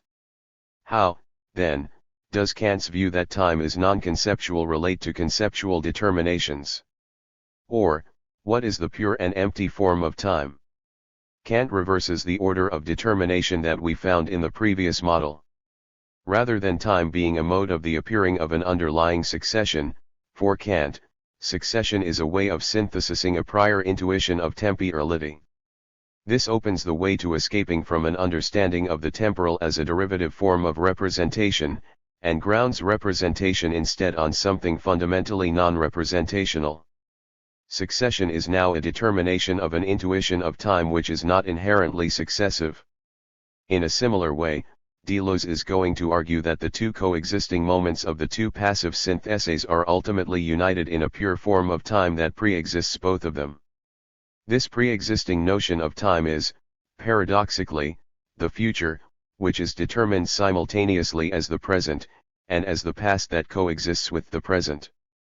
Before we turn to the esoteric doctrine of the third synthesis, Deleuze provides an image or symbol of the structure of time through the narratives of Hamlet, Oedipus, and Zarathustra.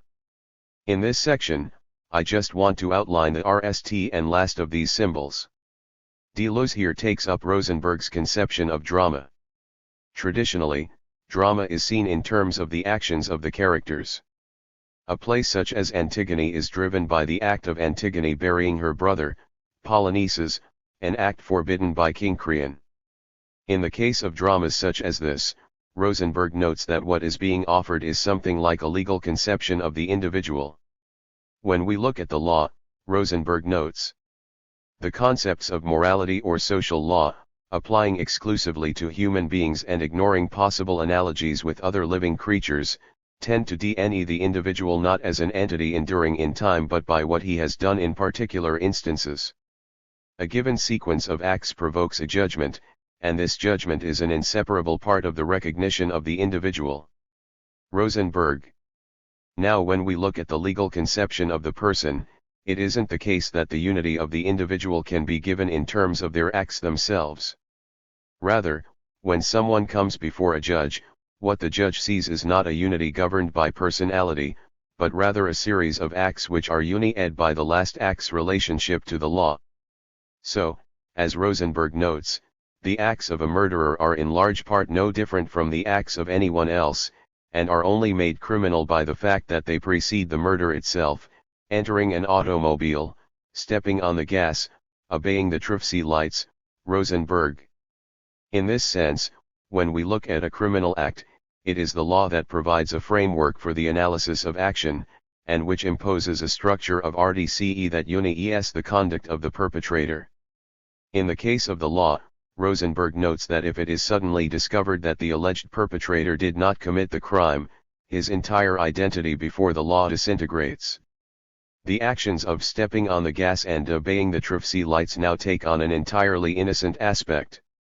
In this sense, the law operates according to an active synthesis, as it provides the active principle uniting in different determinations. We can therefore see Rosenberg's conception of classical drama as being one of time enjoint.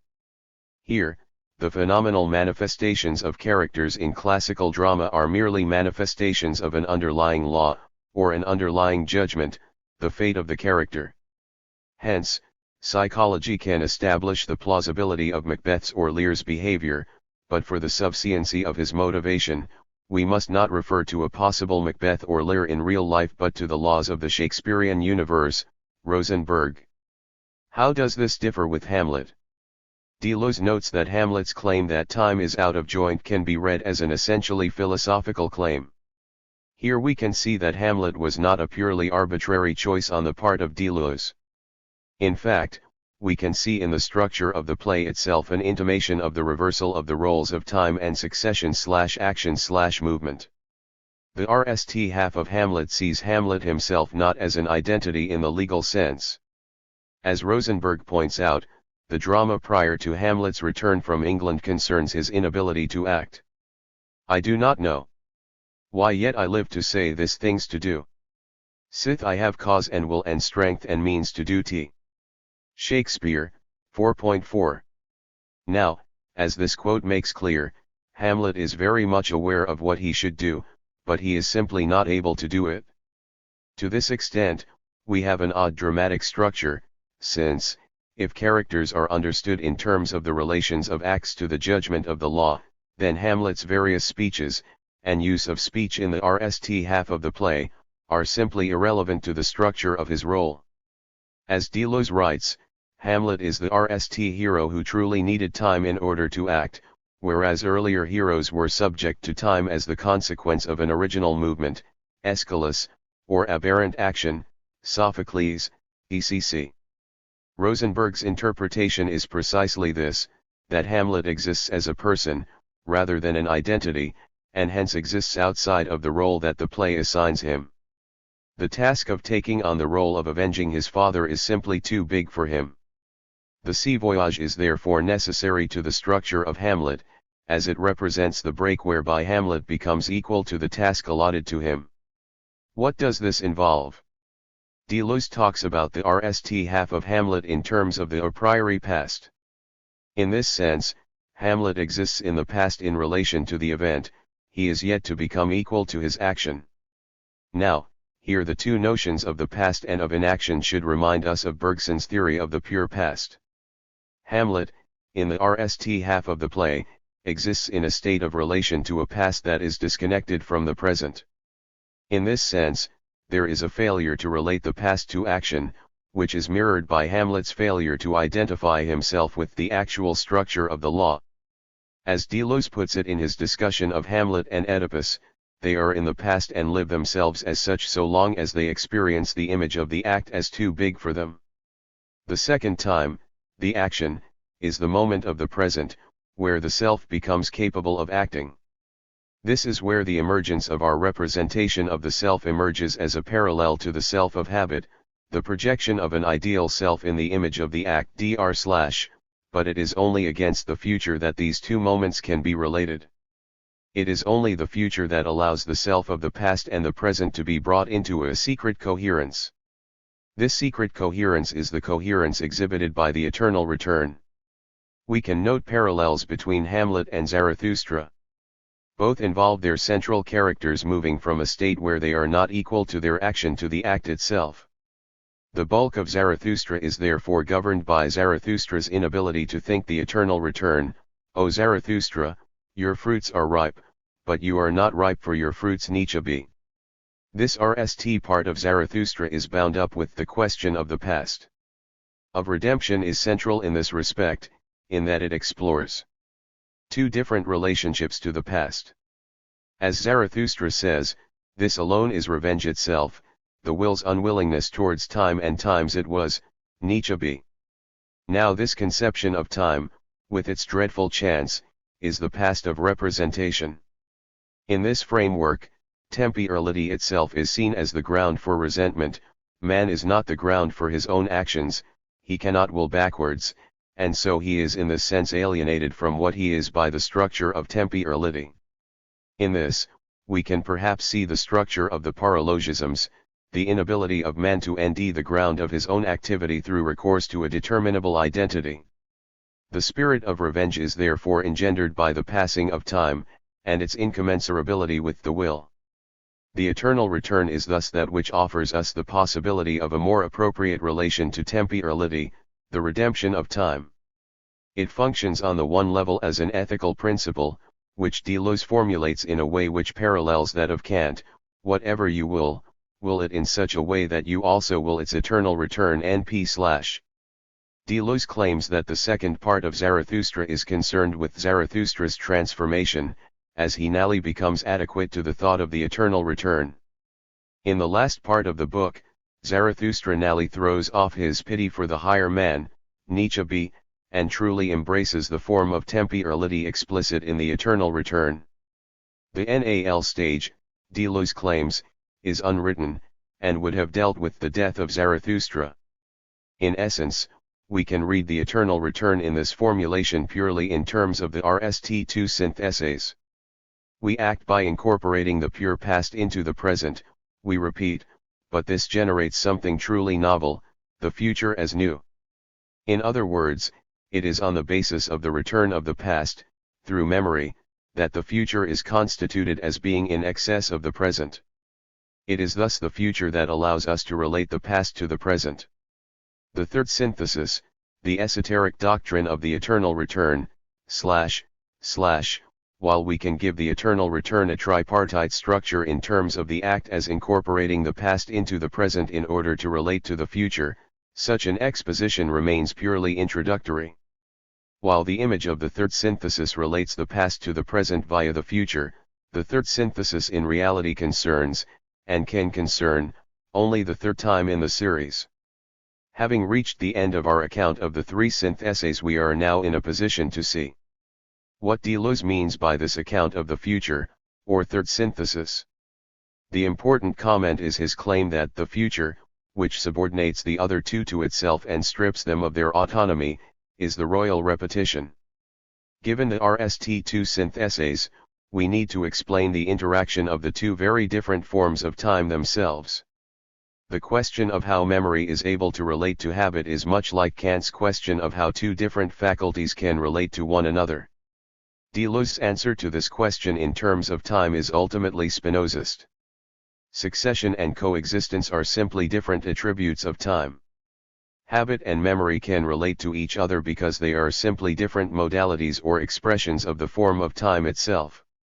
We can think, somewhat curatively, of memory and habit as simply being different ways of presenting the same underlying form of time. By taking this approach, the problem of the priority of succession over coexistence, or vice versa, is put out of play. They are both expressions of the same ontologically prior temporal form, which in itself is neither successive nor coexistent. As such, while they are different modalities, they are related by being different modalities of the same empty form. The pure and empty form of time is therefore that which bifurcates itself into the past of memory and the present of habit. If we understand time apart from its references to the subject it constitutes, we have a pure form of time that is neither successive nor coexistent. The third synthesis is responsible for constituting the space of the RST synthesis, what Deleuze calls the eld of individuation, dr/, within which the subject is constituted. It is also responsible for constituting the relations between these elds of individuation, which are expressed by memory. Deleuze characterizes this function as the differentiator of difference, or the difference which relates different to different, or as the dark precursor. As we saw, Deleuze followed Bergson in seeing resemblance as dependent on a sub-representational process. Here too, Deleuze's claim is that the dark precursor does not relate two elds of individuation according to a resemblance between them, but rather because it NDS expression in both simultaneously, while resembling neither, much in the manner that memory resembles neither of the presents it relates. We can see, therefore, how this account relates to Kant's own. By making time different in kind from the understanding, Kant opens up the possibility of a pure form of time that is not itself simply the expression of a prior intellectual order. Now, because Kant associates all synthesis with an active subject, time is simply a material which can be taken up by the understanding. This means that he cannot fully develop the implications of this move, and is instead forced to posit the transcendental unity of apperception as responsible for the synthesis of time. Once we recognize the possibility of syntheses that are not active, we can understand time as autosynthetic. Time orders itself according to the modalities of habit and memory. We can get clearer on what the pure form of time is by noting that the eternal return is neither qualitative nor extensive, but intensive, purely intensive. In other words, it is said of difference. What returns cannot therefore be actual states of affairs. To read it as such would be to read it in terms of time enjoint, a mistake that Deleuze accuses Vico of making, dr/. That is, the future, the pure form of time, is the same eld of intensive difference that we encountered in the previous chapter. We can now see that repetition occurs not because the same forms repeat, but because the same eld of intensive difference engenders these different forms. What returns, therefore, is the pure form of time in the form of intensive difference, in different actual expressions. This NAL form of the eternal return therefore unites the RST2 chapters of difference and repetition. While the RST chapter begins from an analysis of our metaphysical concept of difference, and arrives at a eld of intensive difference, chapter begins with our experience of habit, and shows that what makes habit possible is memory, and that in turn, the relation between habit and memory is made possible by the eld of intensive difference that is the future. Thus, the metaphysical account of chapter is reinforced by the transcendental account of chapter. We therefore have two eternal returns in difference and repetition, the genealogical doctrine of the second chapter and the ontological doctrine of the RST. Freud, the conclusion of the account of the eternal return marks a natural break in chapter. Deleuze's introduction of the theme of biopsychic life marks a new topic, or rather, a repetition of the previous topic, this time in terms of Freud rather than Kant. In this section Deleuze aims to show once again that at the root of the psyche is a eld of intensive difference. In doing so, he plots out a similarly ambivalent relationship, while Freud recognizes that repetition falls outside of representation, just as for Kant the incongruent counterpart could not be. Conceptualized by the understanding, he ultimately understands the source of unrepresentable repetition at work in the project of psychoanalysis, therefore bears certain structural analogies with that which Deleuze is interested in. To explore why Freud makes this claim, we need to begin with the notion of pleasure. Now, it seems to be a truism that we act in order to maximize our own pleasure. So what is pleasure for Freud? Ear compulsion to repeat to be the brute repetition of matter rather than the intensive repetition of difference. Freud's account of repression sets up a relation between repetition, repression, and representation. The patient does not remember anything at all of what he has forgotten and repressed, but rather acts it out. He reproduces it not as a memory, but as an action. He repeats it, without of course being aware of the fact that he is repeating it. Freud b. The analyst's treatment of a patient involves helping the patient to form a representation of an initially unrepresentable trauma, which the patient repeats without being able to represent this repetition. This notion of essentially, we can see the psyche as a system subjected to excitations from both inside and outside. Insofar as these excitations threaten the stability of the psyche, traumas and shocks which the mind cannot adequately get to grips with, these excitations are interpreted by consciousness as unpleasure. A relaxation of the psyche, which involves a reduction in energy which hasn't been incorporated into the psychic system, is seen, on the contrary, as involving pleasure. The psyche is therefore a system which seeks to minimize the amount of energy that could destabilize it. The principle that the psyche attempts to maximize pleasure is therefore tied to a principle of homeostasis, the constancy hypothesis. One aspiration of the psychic apparatus is to keep the quantity of excitation present within it at the lowest possible level, or at least to keep it constant. Freud a. Now, it's clearly the case that we do not simply experience pleasure in our lives. Most of our experiences of unpleasure, however, can be explained away by looking at the system as a whole.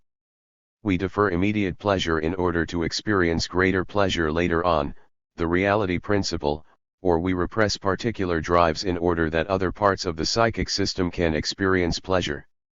Repetition does not operate in this way. Reliving past traumas, for instance, or even the stability of our characters, are situations where it appears that our repetition of behaviors is either underdetermined by the pleasure principle, or worse, actually opposed to it. We are much more strongly affected by cases where people appear to be the passive victim of something which they are powerless to influence, and yet which they suffer again and again in an endless repetition of the same fate. Freud a. Deleuze sees Freud's attempt to account for this fact as providing a transcendental account much like his own three syntheses of time. Freud's first synthesis, the RST thing to note about Deleuze's characterization of Freud's project is that he claims that the concern of beyond the pleasure principle is not the exceptions to this principle, but rather to determine the conditions under which pleasure effectively becomes a principle, dr/. Now, prior to the organizing principle of the ego, Deleuze argues that we can see biopsychical life as a field of individuation in which differences in intensity are distributed here and there CAET in the form of excitations. Within such biopsychical life, we will, of course, have variations in the level of excitation of the system at various points and at various moments. In this sense, pleasure, as a process, will be operative within the system. The level of excitation will sometimes drop. In this context, Deleuze makes a rather swift, and problematic in English or German, linguistic argument to equate the here and there CAET law of biopsychical life with Freud's IDCA. Now, in spite of the problematic nature of the argument, it does seem like a reasonable equation, and it allows us to raise the key question of this section, which is, how does pleasure cease to be a process in order to become a principle that organizes the life of the unconscious? An answer such as pleasure is pleasing is tautologous, and misses the point. If we try, as Freud has, to give an account of pleasure that does not already presuppose the existence of a subject who values it, then we have to be able to account for how this value gets attached to this particular biological process in the RST place. That is, how a value-neutral process becomes a principle of organization and action. What happens when we receive some kind of excitation from the world? Well, obviously, this excitation needs to be recognized in some way. We need to be conscious that something has happened, and also to be stored, we need to incorporate it into memory. Now, Freud's contention is that it is not possible within a given system for something both to enter consciousness and also to leave a memory trace. Freud A. The reason for this is that if traces of excitation remained in consciousness, then they would prevent the system from registering new excitations. We therefore need to see the processes of memory and consciousness as operating within two parallel systems, much as habit and memory were different in kind in the RST account of the three syntheses. We can begin with the most primitive form of life, an undifferentiated vesicle of irritable matter, Freud A. Since a part of this organism is turned towards the world, it naturally becomes affected by various external stimuli. As it is affected by these various shocks, its nature changes so that it is able to transmit them without its elements changing. This, for Freud, is the origin of consciousness. As the system evolves, it develops protection against excessive stimulation from the outside by partially reverting to the inorganic, the skull, and, in higher creatures, by separating off the perceptual aspects further, the development of particular senses. Such a model allows Freud to explain a number of key results of psychoanalysis. It is not simply the case that all stimulation comes from outside the organism. The organism will also suffer disturbances from processes within it. Now, since these processes operate within the organism, the trauma produced by them cannot be reduced by the presence of a barrier, as was the case with shocks from the outside. Traumas which affect the organism from the inside therefore have a far greater role within the economy of the organism than those which affect it from the outside. We can further note that the organism will tend to interpret internal trauma as originating from the outside in order to allow its defenses to be brought into play, which leads to the notion of projection. So, what is a trauma? A trauma is a situation where we have energy owing through the psyche that has not been annexed or incorporated into the psychic system of the organism, unbound energy. In cases of trauma or pain, Freud claims, rather than seeking to maintain the lowest possible level of psychic energy, the organism may attempt to stabilize the psychic system by suspending the pleasure principle, and instead annex the free owing energy into the system of the psyche. This means that the pleasure principle does not always govern the operations of the psyche. This process of annexing energy from the outside can explain some of the situations where it appears as if the pleasure principle has been contravened. In the case of severe trauma, the system experiences unpleasure in order to retain its overall integrity. War trauma, for instance, would be a retrospective attempt to master the phenomena in question, that is, to assert control over them. Now, in the case of war trauma, this attempt to master and bind energy within the system leads to the repetition of past experiences which lead to unpleasure on the part of the subject. Freud therefore claims that such compulsions to repeat simply cannot be understood according to the pleasure principle. Prior to the application of the pleasure principle, there needs to be some process of binding or annexation of excitation so that excitations can have systematic resolution, rather than arbitrarily traversing the life of the organism. So some kind of integration or organization is necessary for us to be able to relate pleasure to a principle. Freud himself makes this point as follows. As the drive impulses all act on our unconscious systems, it is scarcely a new departure to assert that they follow the primary process, and it is also no very great step to identify the primary psychic process with Breuer's free-owing cathexis, and the secondary one with his annexed or tonic cathexis. This would then mean that it was the task of the higher echelons of the psychic apparatus to annex excitations originating from the drives and reaching it via the primary process. Any failure of this annexion process would bring about a dysfunction analogous to traumatic neurosis. Only when the annexion has taken place would the pleasure principle, or, once the latter has been duly modi-ed, the reality principle, be able to assert its dominion unhindered. In the meantime, however, the psychic apparatus's other task of controlling or annexing the excitation would be very much to the fore, not, it is true, in opposition to the pleasure principle, but independently of it, and to some extent quite heedless of it. Freud A. The pleasure principle therefore rests on the integration of excitations that are originally unbound. It's helpful here to note that there are parallels with the RST synthesis of time. Just as there the contraction of impressions led to the constitution of a subject, here the binding of free-owing energy leads to the constitution of a system capable of supporting the pleasure principle. The binding of energy is, therefore, for Deleuze, a process actually constitutive of a subject with the pleasure principle operating as an active synthesis on top of this process.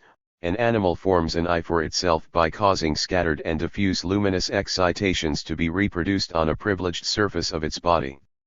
The eye binds light, it is itself a bound light. Deleuze's point is also that as the self is constituted by the integration or contraction of excitations, it simply is these excitations. This gives us the reason why Deleuze calls these contracting egos narcissistic. What they relate to is, in a sense, themselves, or an image of themselves, in the form of the excitations that they bind. The movement of binding therefore NDS satisfaction in a narcissistic relation to its own image. In this sense, the fact that the egos constituted by the binding process are narcissistic parallels the way in which the selves that were contracted habits in the RST synthesis of time related not to objects, but to signs. So just as a heartbeat appears as a sign in our world that doesn't resemble the movement of the heart itself, the binding of excitations constitutes egos that do not relate directly to objects, but to images of themselves. It is not the case that pleasure gives rise to habit, therefore, in the sense that we might talk of repeating something enjoyable, but rather it is the existence of habits that leads to pleasure. In the discussion of habit, Deleuze claimed that habit was only conceived of as reproduction when it was incorporated into a mathematicized temporal space by the imagination. Similarly here, it is only by relating pleasure to the past and the future and by instituting the pleasure principle that we are able to see pleasure as operating prior to habit. That is, by talking about pleasure in general, we introduce the idea of pleasure. Once pleasure is no longer related to a passive synthesis, but is seen as organized in relation to a principle, we have an active synthesis that relates to an ego. The result of this is that the pleasure principle will now be seen as primary, since without some kind of external organizing principle, it is impossible to explain how indifferent processes can form a coherent system, and how individual excitations can be related to one another, how habits are formed. One NAL thing to note is that binding and the pleasure principle relate to different objects. Binding operates on free excitations in order to enable the pleasure principle to relate them together into a system. There are therefore two principles operative within the psyche. The RST is to increase pleasure within the psychic apparatus by reducing the quantity of energy within it. This is the pleasure principle. The second is a principle that attempts to convert unbound energy into bound energy by mastering excitations. This is the compulsion to repeat, which will become the death drive. Freud's claim is that it is only once excitations have been annexed by the psyche that the pleasure principle can become operative. At this stage, it is worth noting that by grounding the compulsion to repeat in the original structure of the organism, Freud has opened the possibility of analyzing this compulsion as a basic function of life itself. While the compulsion to repeat can operate in accordance with the libido, it can also operate as a tendency of life to return to an earlier stage. Freud characterizes this tendency to return in the following terms. At this point we cannot help thinking that we have managed to identify a universal attribute of drives, and perhaps of all organic life, that has not hitherto been clearly recognized, or at any rate not explicitly emphasized.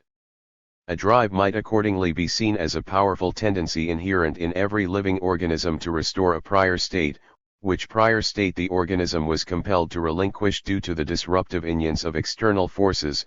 We can see it as a kind of organic elasticity, or, if we prefer, as a manifestation of inertia in organic life. Freud A. What leads Freud to this conclusion? Central to this conception are, I think, two primary assumptions in the account we have been looking at so far. The RST is that the organism is denet essentially as closed off from the world. Organic life's engagement with the world is seen as essentially traumatic and disruptive for Freud.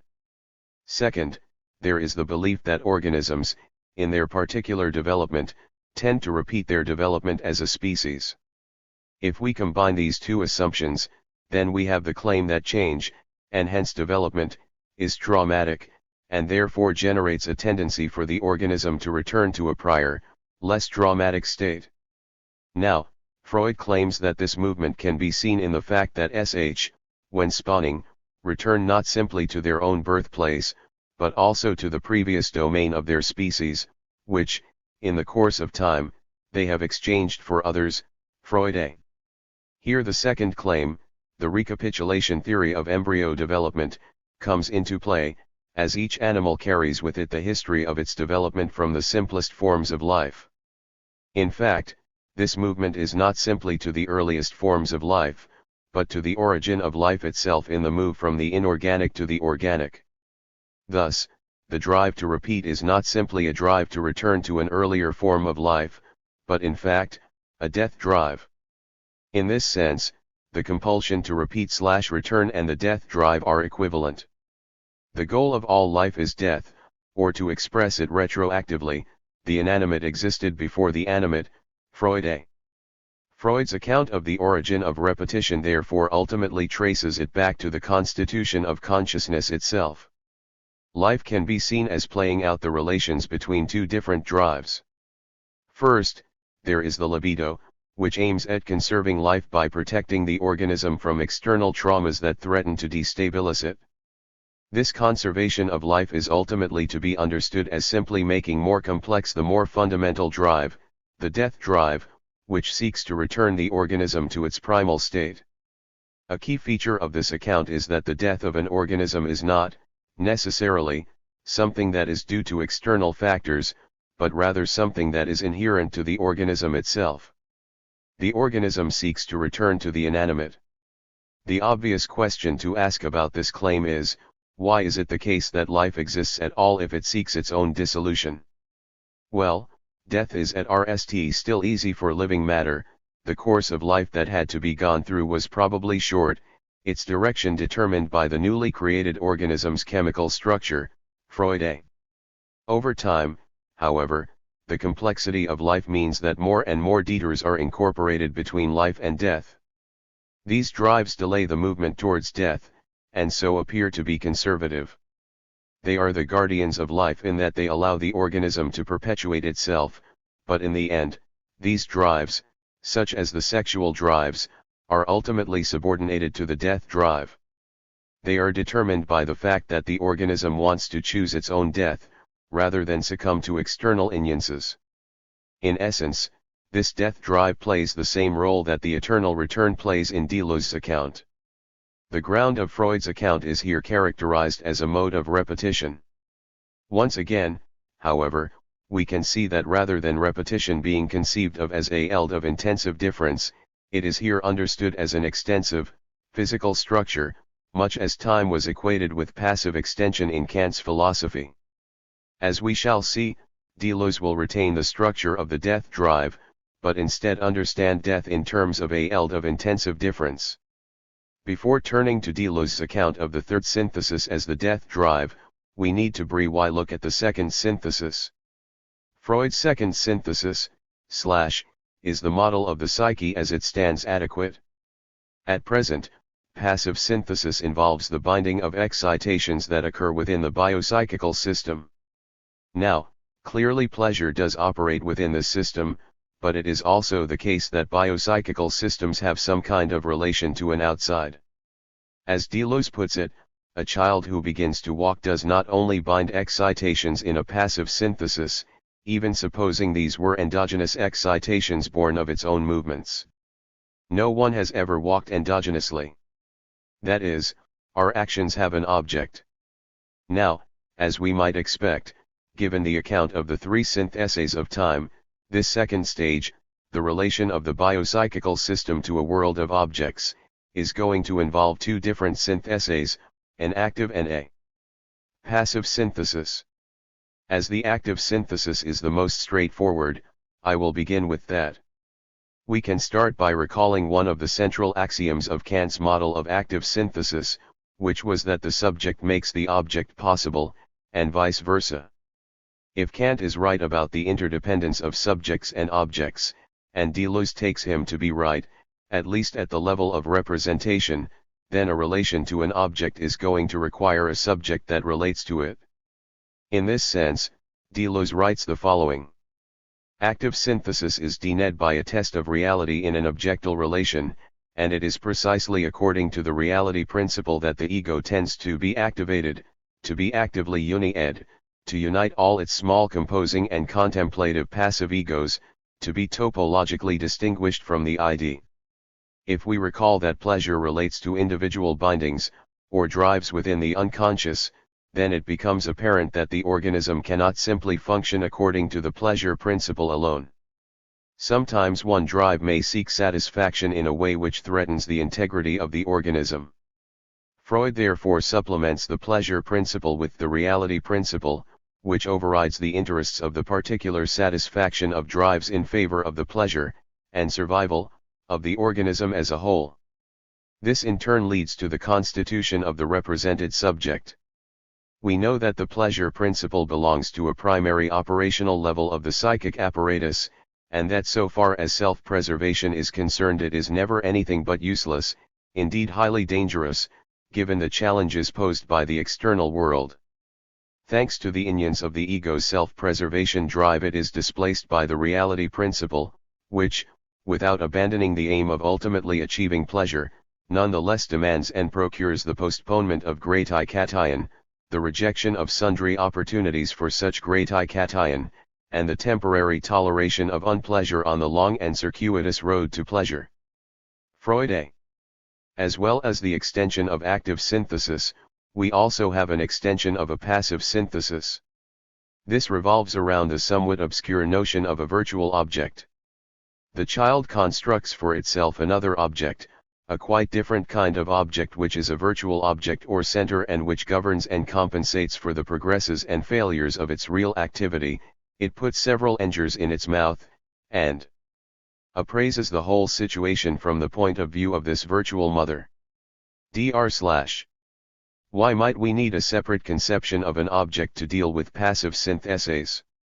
Well, the RST point to note is that if the child is going to continue to be able to bind excitations, then clearly it needs to relate in some way to a source for those excitations. This implies some kind of relationship to the outside. It needs to relate to some kind of object that generates excitations. Now, as we noted, binding does not relate to objects, but rather to signs. Binding is an integration of excitations rather than a relation to a representation. This means that the kind of external object that allows for the generation of excitations will be different in kind from the actual objects of representation, just as the heartbeat doesn't resemble the motion of the heart. Bearing this in mind, we can understand Deleuze's claim that sucking occurs only in order to provide a virtual object to contemplate in the context of extending the passive synthesis. Here we see a similar situation, since in sucking its thumb, the child is not interested in the actual object it relates to, the thumb, but rather in providing virtual signs for a passive synthesis. Thus, the thumb takes the place of the mother's breast as providing excitations for the organism. Now, given that passive syntheses do not operate with representations, the child does not take the thumb to be the breast, but rather that aspect of the breast which satisfied the original binding process. This aspect is an action, or an image of an action.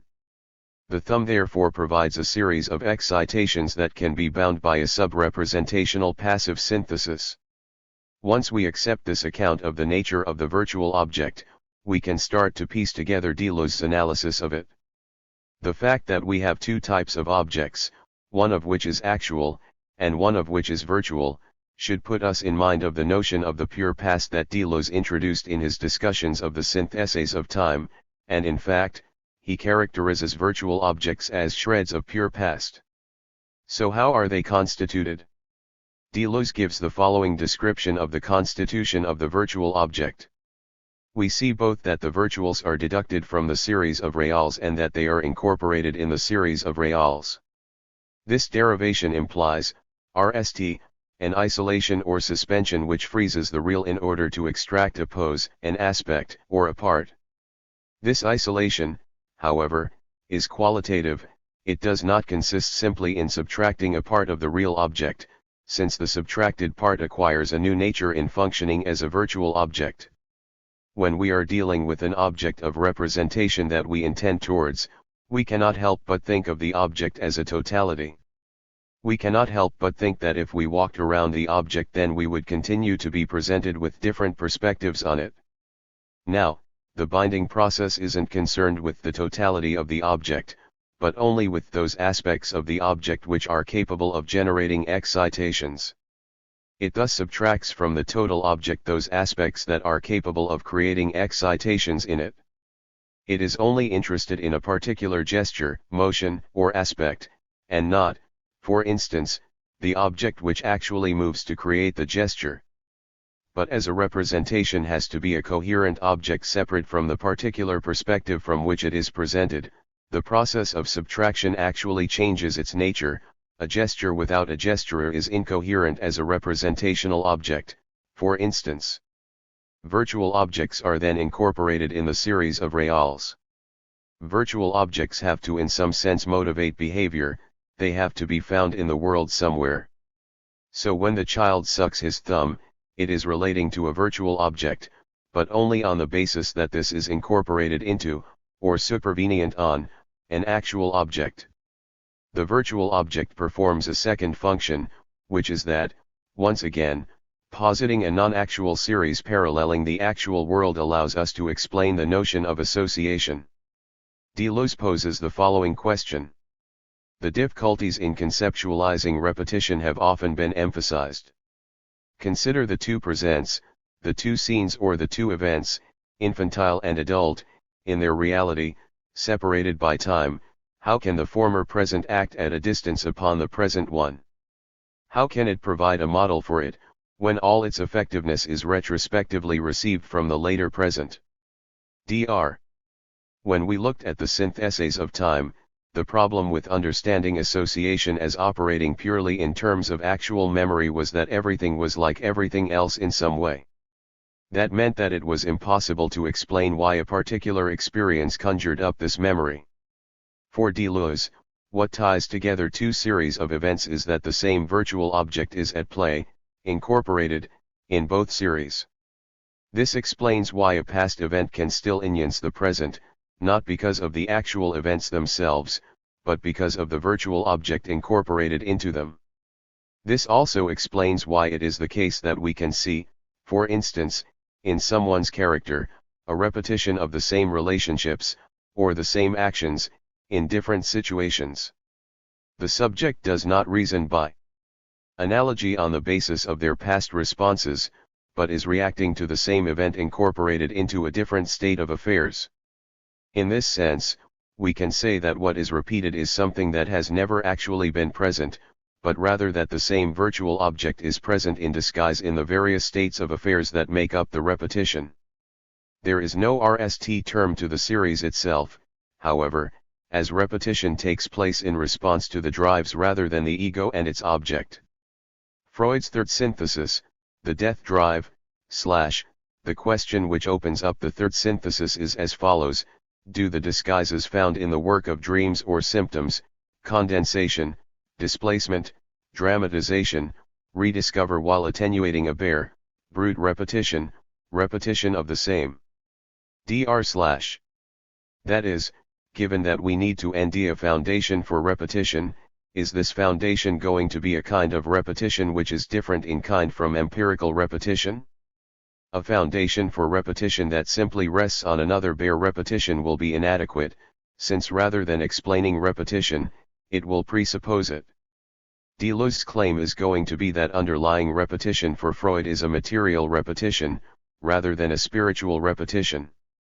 Even beyond the pleasure principle, the form of a bare repetition persists, since Freud interprets the death instinct as a tendency to return to the state of inanimate matter, one which upholds the model of a wholly physical or material repetition. Now, what is interesting about this claim is that Deleuze is not here rejecting the death instinct, but rather claiming that the error is with Freud's interpretation of it. Deleuze makes the claim that the virtual and actual objects inevitably become confused, the pure past thereby assuming the status of a former present, albeit mythical, and reconstituting the illusion it was supposed to denounce, resuscitating the illusion of an original and a derived, of an identity in the origin, and a resemblance in the derived. This illusion, therefore, is that the origin of the compulsion to repeat is in an actual, albeit potentially mythical event. Once we succumb to this illusion, it is a short step to positing a Freudian death drive. For Deleuze, the retention of the death drive will be premised on a reinterpretation of what death amounts to. For Freud, death is understood in terms of a material repetition. Deleuze is instead going to understand death in terms of the other category of repetition, spiritual repetition. In fact, Deleuze here introduces the same distinction that has been running through chapter between active synthesis and passive synthesis. Now, the parallel isn't perfect here, but death within the Freudian model is a principle that operates in relation to a synthesis of undifferentiated elements. It comes into play at the point at which these elements become organized as something separate from them and active in its own right. It is a principle over and above that which it is a principle of. The death drive in Freud's terms thus operates according to an active synthesis. As with Deleuze's discussions throughout this chapter, we will nd that as well as the active synthesis, there is a passive synthesis that underlies it. Thus, Deleuze writes as follows. Blanchot rightly suggests that death has two aspects. One is personal, concerning the I or the ego, something which I can encounter in a struggle or meet at a limit, or in any case, encounter in a present which causes everything to pass. The other is strangely impersonal, with no relation to me, neither present nor past but always coming, the source of an incessant multiple adventure in a persistent question. Freud's model is clearly closer to the RST of these forms of death, although it is somewhat broader than Freud's own case. This RST model of death is not simply the model of an indifferent inanimate matter to which the living would return, and there is an open question of whether Deleuze is here making a deeper point about this death that always comes from without, even at the moment when it constitutes the most personal possibility, from the past, even at the moment when it is most present. So what is the true nature of death? Well, we saw that the third synthesis of time in the case of Zarathustra was represented by Zarathustra's death. Deleuze's discussion of Freud also sees death as a pure form, the empty form of time. Death therefore refers us to the eld of intensities of chapter. It is the state of free differences when they are no longer subject to the form imposed upon them by an I or an ego. So, the real notion of death is in fact the collapse of a given structure in the face of some kind of pure becoming. In this sense, death is a perpetual drive that destabilizes identities, and makes transition possible. The experience of death is the most common of occurrences in the unconscious, precisely because it occurs in life and for life, in every passage or becoming, in every intensity as passage or becoming, Life is therefore pervaded with death, to the extent that it is run through with experiences which destabilize the structure of the organism, and the identity of the ego. For Deleuze, therefore, there is something equivalent to the death drive, but this does not operate according to an anthropic principle as we nd in Freud's model. Structures are not destabilized through a drive to return to a state where there is no energy in the system, but rather through the emergence of intensities into the eld of representation. The death drive does not operate according to a principle, but simply is the manifestation of intensive difference into the realm of the unconscious. This energy does not serve then Ados, it constitutes him dr/. This leads to a reversal of our understanding of death.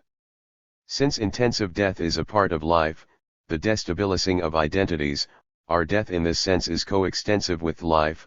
It nally ceases to die since it ends up dying, in the reality of a last instant that exists it in this way as an I, all the while undoing the intensity, carrying it back to the zero that envelopes it,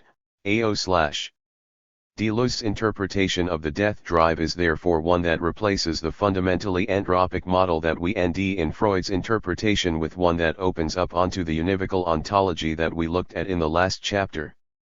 So the NAL question is, why do we repeat that which we cannot represent?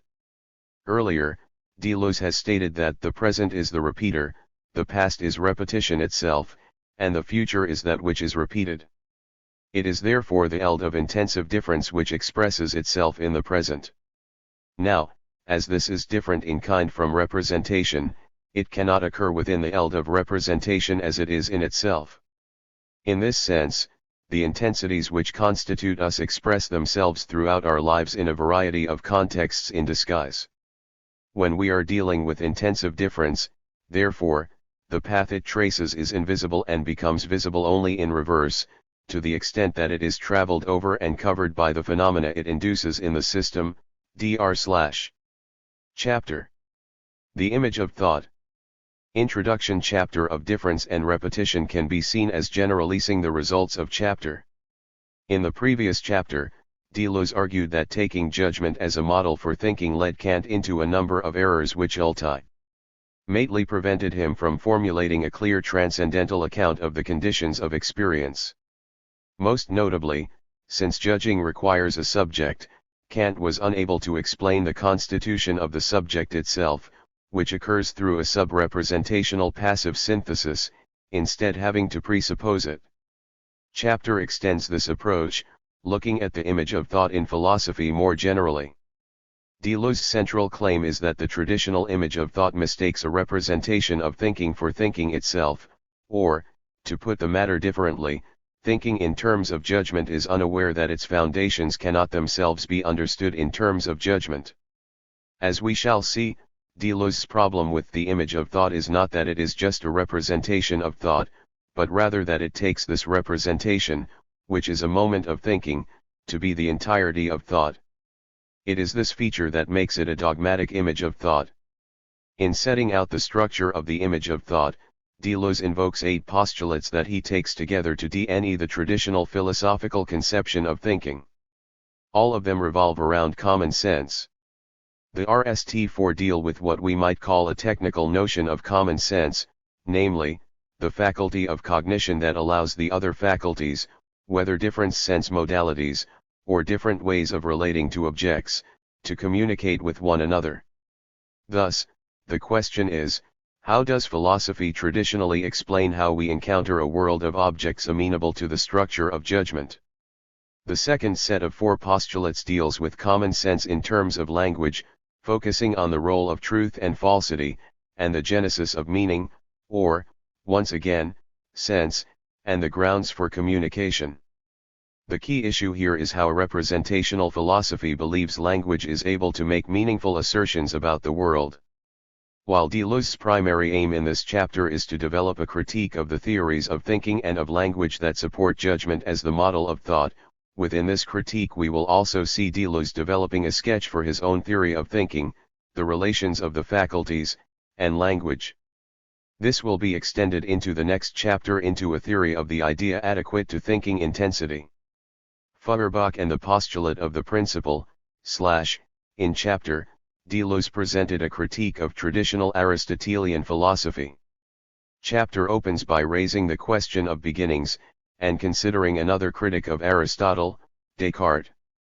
Deleuze alludes to an incomplete dialogue written by Descartes, The Search for Truth by Means of the Natural Light.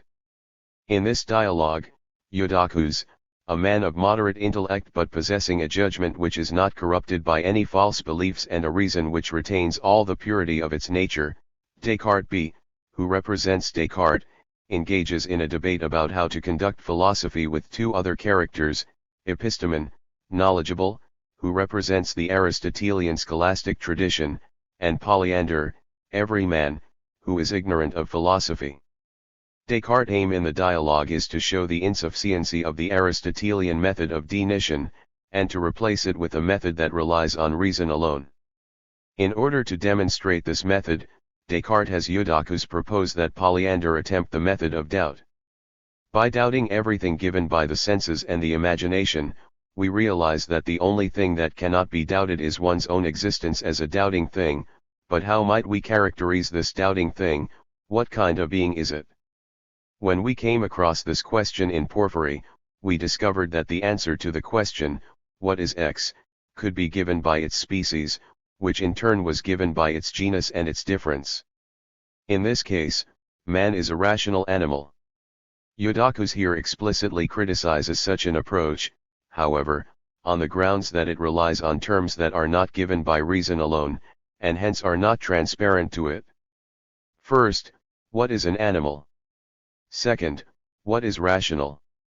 If, in order to explain what an animal is, he were to reply that it is a living and sentient being, that a living being is an animate body, and that a body is a corporeal substance, you see immediately that these questions would be pure verbiage, which would elucidate nothing and leave us in our original state of ignorance. Descartes B. A term such as corporeal substance does not tell us anything more about the world than a term such as body, because if we cannot conceive of the terms corporeal and substance clearly, then conjoining them will not help us to conceive of the term body. So how do we determine the meaning of the I of the cogito? Once Polyander has concluded his exercise in Cartesian doubt, guided by Eudoxus, he realizes that of all the attributes I once claimed as my own there is only one left worth examining, and that is thought, Descartes B. That is, the I is determined according to an attribute that is clearly conceived by reason itself. We can now see how Descartes attempts to solve the problem of philosophical beginnings. Descartes rejects the scholastic approach to philosophy because it presupposes a whole nexus of terms which are not given to reason. To determine what a man is, not only do we have to rely on determinations which are given to us by the senses, but as we proceed in analyzing the term, man, our inquiry brings in more unknown terms, rather than making the term itself clearer. Descartes therefore rejects the approach of epistemon in favor of that of Eudoxus. We can already state here a number of the key claims which Descartes makes about the true method of philosophy. First, it accords a natural light to reason whereby reason is the arbiter of truth and falsity. Second, as a consequence of this, it operates internally to reason, excluding the effects of the other faculties on it, since it takes these to be capable of misleading reason. Third, it does not presuppose anything, apart from reason itself.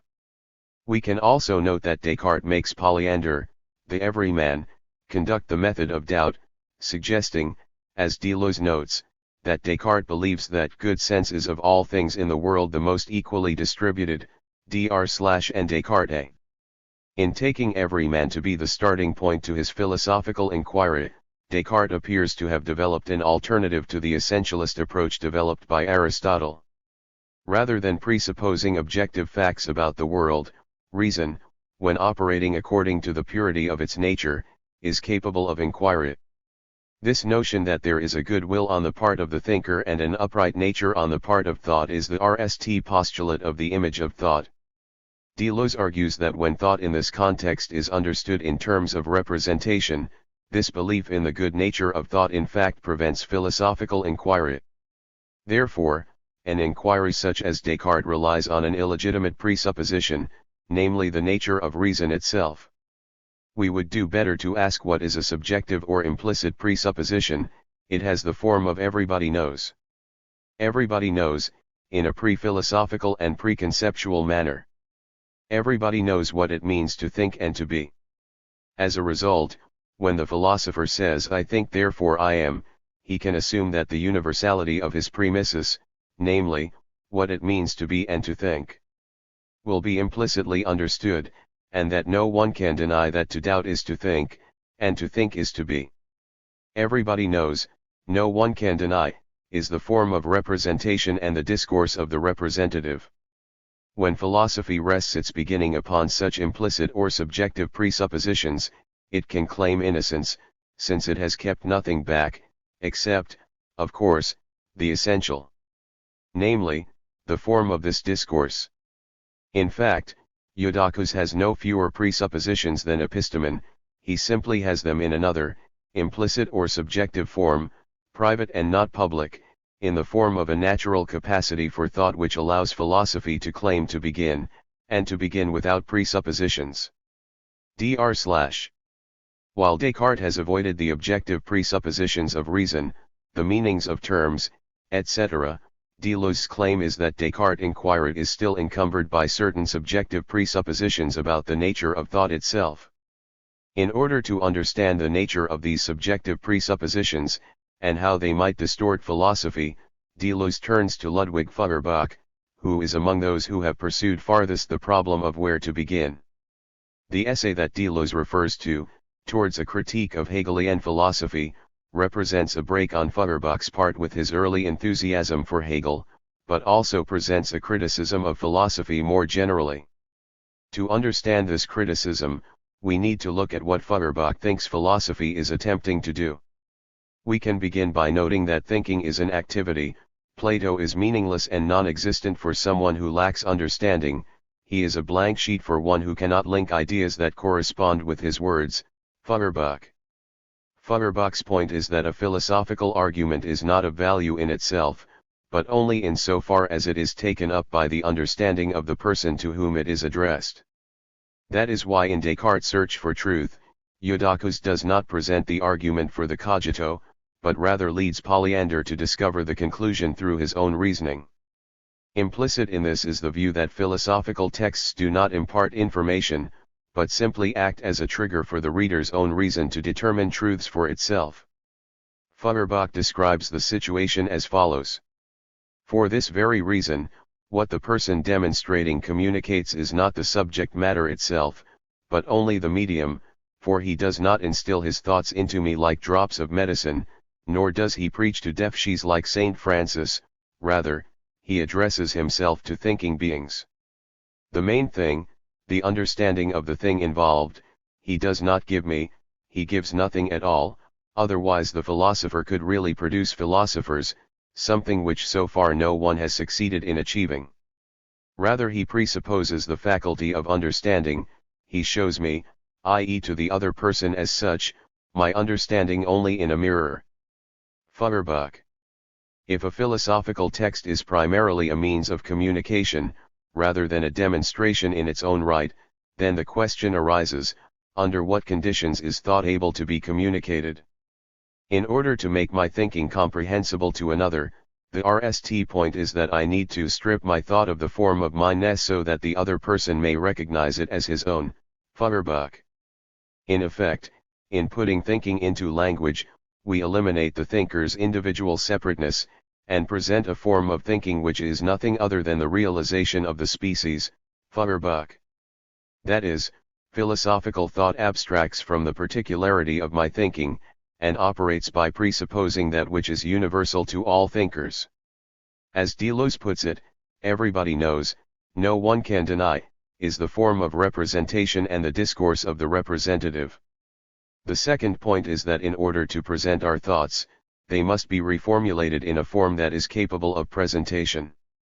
And yet, systematic thought is by no means the same as thought as such, or essential thought, it is only self-presenting thought. To the extent that I present my thoughts, I place them in time, an insight that contains all its successive elements within a simultaneity within my mind now becomes a sequence. Feuerbach. As it stands, Feuerbach has simply noted that there is a fundamental distinction between thinking and the presentation of thought. This in itself is not a criticism of prior philosophy, but the difficulties emerge when philosophers become prone to a form of paralogism whereby they mistake the successive, abstract representation of thinking for thinking itself. This happens quite naturally, since the way in which we present thinking in a systematic manner is not arbitrary, as the presentation of philosophy must itself be philosophical. Feuerbach.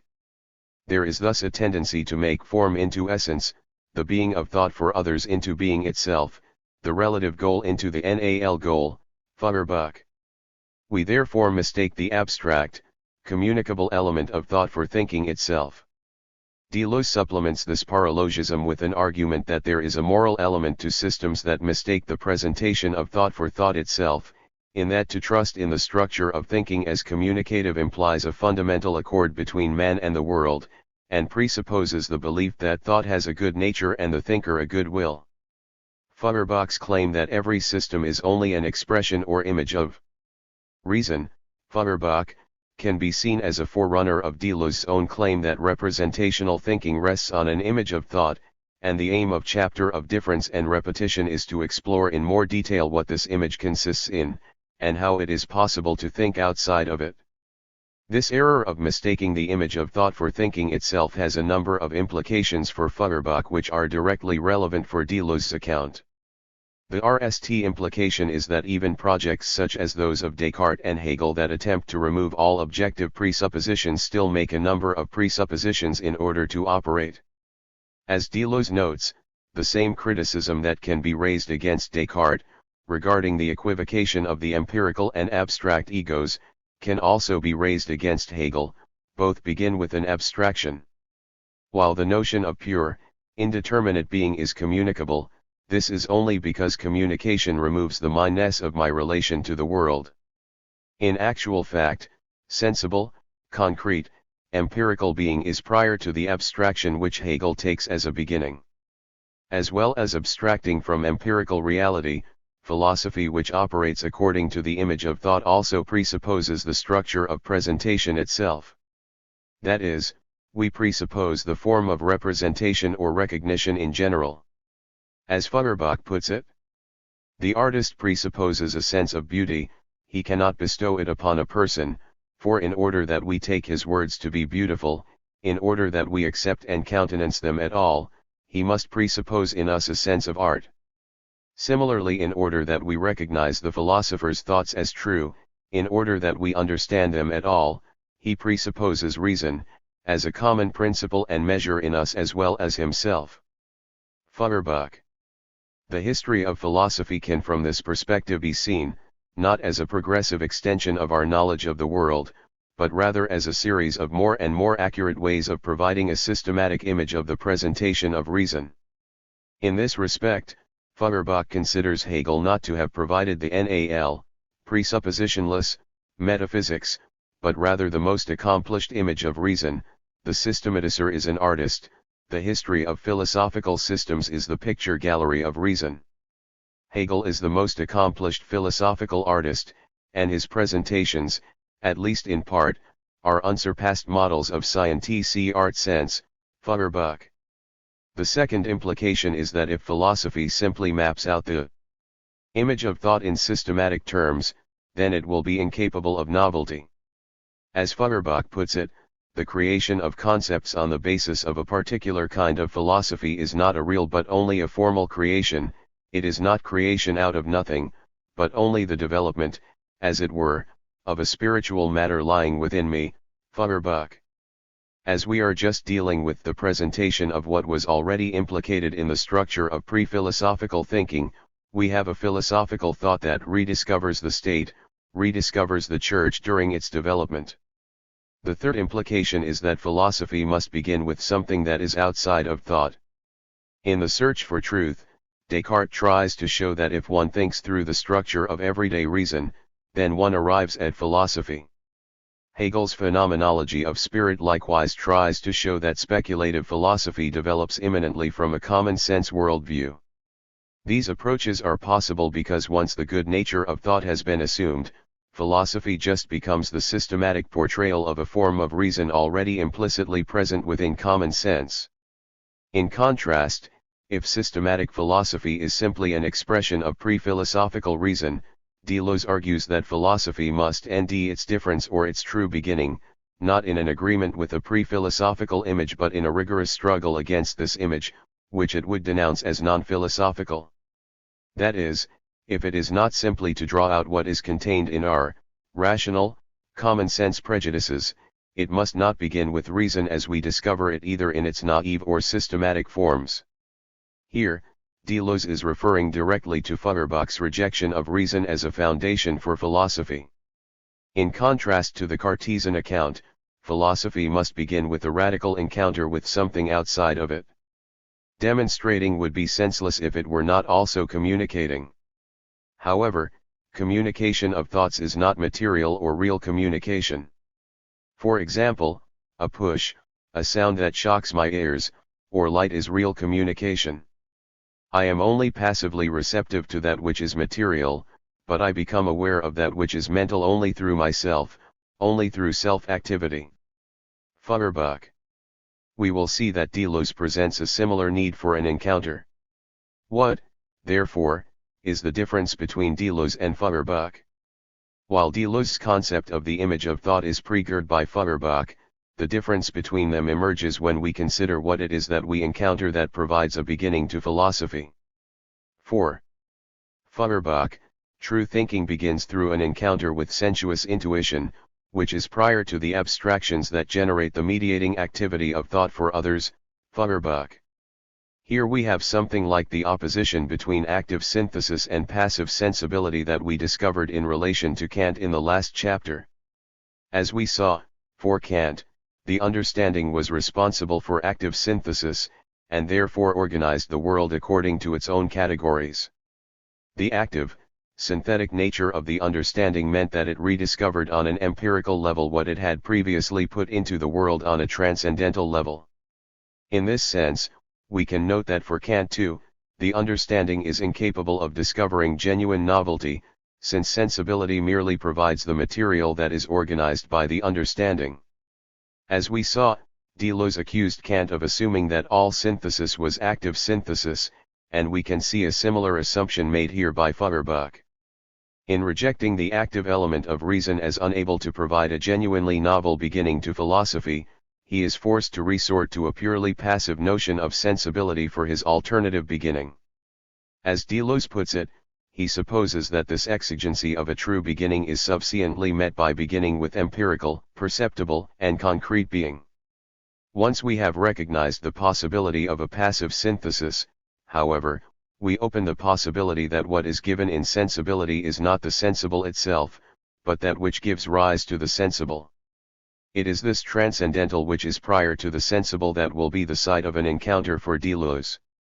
In order to explore how thought is able to operate outside of the image of thought provided by representation, Deleuze proposes to analyze in more detail how the image of thought operates, developing in parallel an alternative account of thought that takes account of its non-representational origins. Descartes and the postulates of common sense and recognition, what, therefore, is the structure of thinking? Deleuze argues that there are 8 postulates of representational thought which together allow it to function as a coherent system. As we saw in the previous section, Descartes argues that philosophy emerges through the critical self-examination of our thought. In this sense, Deleuze's account of the image of thought operates on 2 levels. On the one hand, it is concerned with the presuppositions inherent in prior philosophical systems. On the other, its concern is with the implicit assumptions of everyday thinking from which such formal philosophical structures will be traced. Each of the postulates already seen the RST of these, which is the cogitatio naturae universalis, the presumption which emerges from a paralogism that the structure of systematic thought is such that it is in accordance with knowledge. The double nature of this assumption is clear in that both Polyander, every man, and Eudoxus, sound judgment, both held to it. Thought therefore relies on a good will on the part of the thinker, and a good will on the part of thought itself. We can see this operating in Descartes' meditations. Here, although our knowledge of the world is ultimately guaranteed by God, we only have knowledge of God on the basis of the fact that we can clearly and distinctly conceive of him.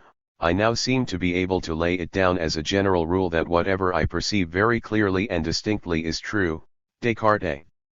Feuerbach's claim was that such an account is really an account of the structures of communication, rather than the structure of the world. Feuerbach also claimed that thinking originates with an encounter, and Deleuze supports this claim. At first glance, it appears to be the case that all philosophy deals with that which is beyond thought, that is, philosophy seeks to explain, justify, and extend our knowledge of the world. This is particularly clear in the case of Descartes, for whom the Meditations are not supposed to be read simply as an account of the nature of God and the self, but also to provide an example of his method, and lay the foundations for Descartes' own account of the natural world. Deleuze's central claim is that while it may appear that an encounter is possible, in actual fact, this possibility is forestalled by the structures of representation. In order to see why this is the case, we need to bring in two more of Deleuze's postulates of the image of thought, and see how they operate in a key section of the Meditations. These postulates are the postulate of the ideal, or common sense, and the postulate of the model, or recognition. The example Deleuze uses is the account of the piece of wax from the second of Descartes' Meditations. Here, Descartes attempts to reinforce his privileging to the cogito by showing that material objects are not as well known as the self. Descartes gives us the following example. Let us take, for example, this piece of wax. It has just been taken from the honeycomb, it has not quite yet lost the taste of honey, it retains some of the scent of the hours from which it was gathered, its color, shape, and size are plain to see, it is hard, cold, and can be handled without difficulty. If you rap it with your knuckles, it makes a sound. In short, it has everything which appears necessary for a body to be known as distinctly as possible. But even as I speak, I put the wax by the re, and look, the residual taste is eliminated, the smell goes away, the color changes, the shape is lost, and the size increases, it becomes liquid and hot, you can hardly touch it, and if you strike it, it no longer makes a sound. But does the same wax remain? It must be admitted that it does, no one denies it, no one thinks otherwise. So what was it in the wax that I understood with such distinctness? Evidently none of the features which I arrived at by means of the senses, for whatever came under taste, smell, sight, touch, or hearing has now altered, yet the wax remains. Descartes. Descartes' immediate point is that while we might claim that the objects we see around us are more immediately known to us than our own ego, in fact we do not perceive objects at all, as is made clear by the fact that all of the perceivable properties of a piece of wax can change while we still continue to see it as the same piece of wax. If it isn't perception that gives unity to objects, then what is it? Descartes continues his analysis by bringing in the following example. But then if I look out of the window and see men crossing the square, as I just happen to have done, I normally say that I see the men themselves, just as I say that I see the wax. Yet do I see any more than hats and coats which could conceal automatons? I judge that they are men. And so something I thought I was seeing with my eyes is in fact grasped solely by the faculty of judgment which is in my mind. Descartes.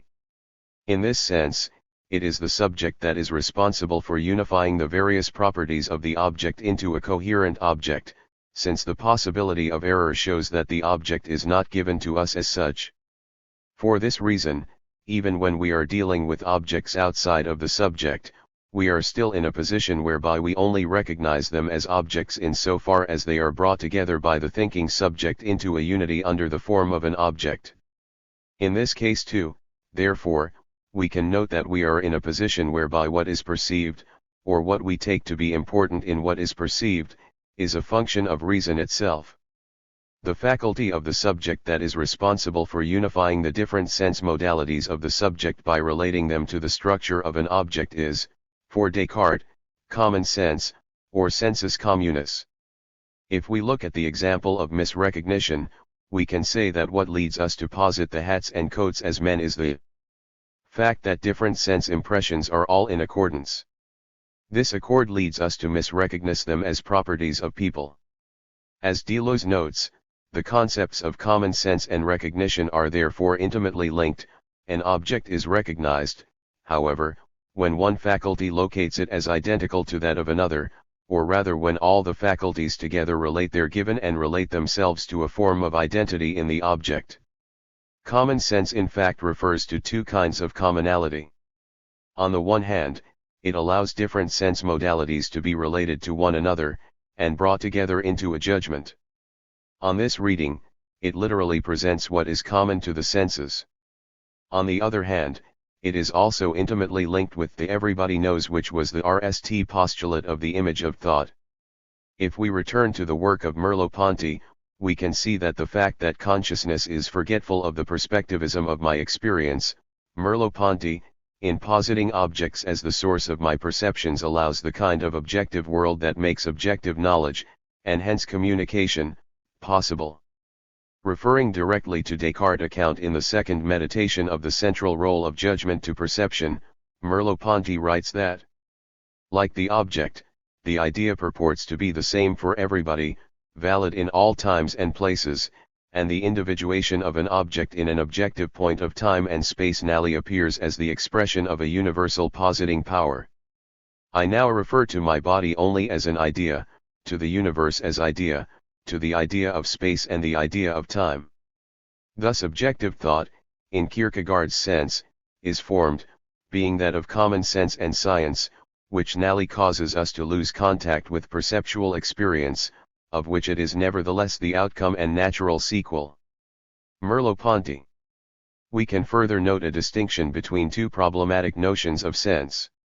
Common sense provides us with the formal nature of a uni-ed subject to which objects correspond. Good sense, on the contrary, is how we actually carve up the world. Thus, common sense is operative in both reality and in dream states, as in both we see worlds that are constituted by objects. To mistake a dream for reality would be a failure of good sense, however, as this would be to illegitimately apply the model of common sense in a given case. Deleuze claims that common sense and recognition form two distinct but strongly interrelated postulates of the image of thought. We recognize something as an object when the same element is presented to each of the faculties, as in the case of the wax example. However, as the wax example shows, recognition is only possible on the basis of the fact that reason presupposes that what it will encounter will be structured in accordance with judgment, an object with properties. Even where good sense fails, common sense is preserved. The postulates of the good nature of thought, common sense, and recognition therefore operate together in order to guarantee that philosophy only produces a restricted vision of the world. The good nature of thought guarantees the communicability of philosophy through a paralogic confusion of the nature of thought and the conditions for the expression of thought. Common sense forces an understanding of the world in terms of uni-ed subjects, whose faculties are in, or at least can be brought into, accord with one another, and recognition posits a world of objects as a correlate to the uni-ed view of the subject. Deleuze's claim is that while each philosophy puts these assumptions into operation in different ways, no doubt philosophy refuses every particular popular opinion, no doubt it upholds no particular propositions of good sense or common sense. The essential features of the image of thought that they constitute are at play in the major tradition of philosophy. In order to show this, and to introduce the fourth postulate, the postulate of representation, we need to return to Deleuze's analysis of Kant.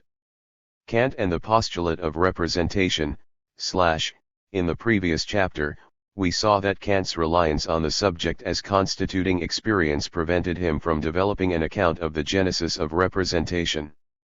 Deleuze once again presents an ambivalent relationship to Kant, claiming that he seemed equipped to overturn the image of thought.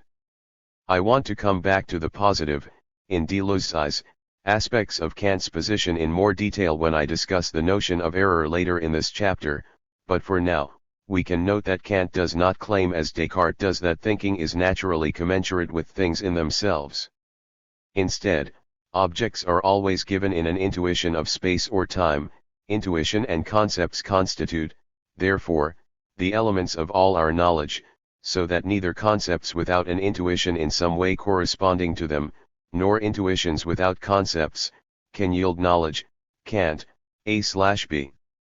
These two claims lead to the fact that reason no longer has a natural right to correspond to objects, and also to the claim that we will explore later that if reason operates without reference to intuition, then it generates what Kant calls transcendental illusions. In this respect, Kant opposes the Cartesian view that the faculty of reason is, when operating in accordance with its own interests and without the negative influence of the other faculties, free from error. Rather than renounce the image of thought, however, Deleuze claims that Kant simply attempts to determine the bounds of reason, and to delimit its sphere of legitimate employment. In the preface to the Critique of Pure Reason, Kant proclaims a call to reason to undertake anew the most difficult of all its tasks, namely, that of self-knowledge, and to institute a tribunal which will institute to reason its lawful claims, and dismiss all groundless pretensions, not by despotic decrees, but in accordance with its own eternal and unalterable laws. Kant, Axi, 12. For this reason, Deleuze claims that Kant's critique at most amounts to giving civil rights to thought considered from the point of view of its natural law. In attempting to show that the object conforms to our forms of cognition, Kant's project can be seen as a radical attempt to formulate a coherent image of thought, with the core of the critique concerning itself with the problem of common sense. While objects may conform to our sensibility, concepts and intuition are different in kind, as the incongruent counterparts argument shows. The central problem of the transcendental deduction can be interpreted along these lines as determining how a common sense can exist between faculties that differ in kind in this way. The transcendental deduction solves this problem as each of the faculties plays a role in meeting the conditions of possible experience. The procedure involved three syntheses. First, the manifold is run through by the faculty of intuition. In order for it to appear as connected, however, these connections need to be taken up by the imagination, as we need to not simply reproduce past moments, but also to recognize them as reproduced. Finally, to provide coherence to these various moments, they need to be seen as moments related to the same object. This NAL stage therefore relies on a conceptual determination of the experience as the successive presentation of the same object. The transcendental deduction therefore provides Kant's own model of the RST3 postulates of the image of thought. The good nature of thought is maintained, albeit only when thinking is related to a manifold of intuition. As we saw in the previous chapter, Kant claims that it must be possible for the I think to accompany all our representations. Kant. B. As Kant noted, however, it is not necessary for the I think always to accompany our representations, and we often just end ourselves preoccupied with the world without any explicit reference to ourselves. In fact, for Kant, common sense is not this I think, which is rather a result of the operation of common sense at a transcendental level. Common sense is therefore provided by the transcendental unity of apperception. In this sense, Kant differs from Descartes in that for Descartes, common sense is provided by the cogito, whereas for Kant, since the transcendental unity of apperception precedes experience to make it possible, we have what Deleuze calls a logical common sense that makes possible the analytical unity of the I think. We can further note that whereas Descartes proceeds from the axiom of the cogito to common sense, and the recognition of the object through judgment, for Kant, common sense and the notion of the object presuppose one another. Thus, as we saw, Kant claims that the subject can only recognize itself as a self if it is able to distinguish itself from its representations. This in turn is only possible if those representations are taken as referring beyond themselves to the object. But the notion of an object is in turn only possible as the result of the synthetic activity of the subject. It is the unity of consciousness that alone constitutes the relation of representations to an object. Kant, b. Deleuze therefore claims that what Kant has really provided is a corrective to Descartes' project. Therefore the real, synthetic, formula of the cogito is, I think myself, and in thinking myself, I think the object in general to which I relate a represented diversity, KCP/. We can now bring in the fourth postulate of the image of thought, representation. We have already encountered representation in chapter of difference and repetition, where Deleuze classified Aristotle's logic as a type of representation. There, Deleuze claimed that there are four principal aspects to reason, insofar as it is the medium of representation: identity in the form of the undetermined concept, analogy, in the relationship between ultimate determinable concepts, opposition, in the relations between determinations within concepts, resemblance, in the determined object of the concept itself. These four shackles of representation mapped onto Aristotle's taxonomy of species and genera. They can also be mapped onto the various moments of the transcendental deduction as follows. First, in order to have experience, we need to relate our different representations to a central unity, the identity of the object in the synthesis of recognition. This in turn relies on an analogy between the rules governing our knowledge of objects and the rules governing the structure of objects themselves. Now, in order for these various moments to be related together into a unity, they must have some kind of affinity with one another. This affinity requires that the same properties obtain in the object now and at some moment in the past. If cinnabar were not always red, my empirical imagination would never end the opportunity when representing red color to bring to mind heavy cinnabar. Kant, a. In order to determine whether a present object is an instance of a type, we therefore need the notion of opposition, red/not red. Finally, in order to recognize this affinity, we need to be able to determine whether the object presented by a memory and the object presented by perception have the same property. As we are dealing with different representations, this is achieved by a comparison that determines whether the representations resemble one another. Thus, in order for recognition to function, we require the structures of representation to provide the machinery for recognizing that we are dealing with the same object, through the diversity of perceptual experience. We can note further that apart from the identity of the transcendental unity of apperception, which is the fulcrum of Kant's theory of common sense for Deleuze, each of the other operations takes place between faculties. So, for instance, resemblance is a resemblance between representations given to the imagination and intuition, and so provide the notion of communicability between faculties, which is the foundation of common sense. Plato and the encounter, the NAL account of an image of thought given by Deleuze continues to explicate his ambivalent relationship to Plato. As Deleuze notes, in the Republic, Socrates also suggests the necessity of an encounter, claiming that some reports of our perceptions do not provoke thought to reconsideration because the judgment of them by sensation seems adequate, while others always invite the intellect to reaction because sensation yields nothing that can be trusted. This untrustworthiness of sensations does not, for Plato, simply lead to scepticism, but to a thought which moves beyond actual experience, and to a difference between the objects of the various faculties. As we shall see, in this regard, Plato's theory of knowledge appears to mirror Deleuze's own, with anamnesis, or recollection, playing a similar role for Plato as pure memory does for Deleuze and Bergson. In order to structure Deleuze's account of Plato, I want to organize it around three questions. First, what is the encounter with sensation that provokes thought? Second, what is the nature of the thinking that is provoked by the encounter? And third, what is the relationship between the faculties that becomes apparent in this account of thinking?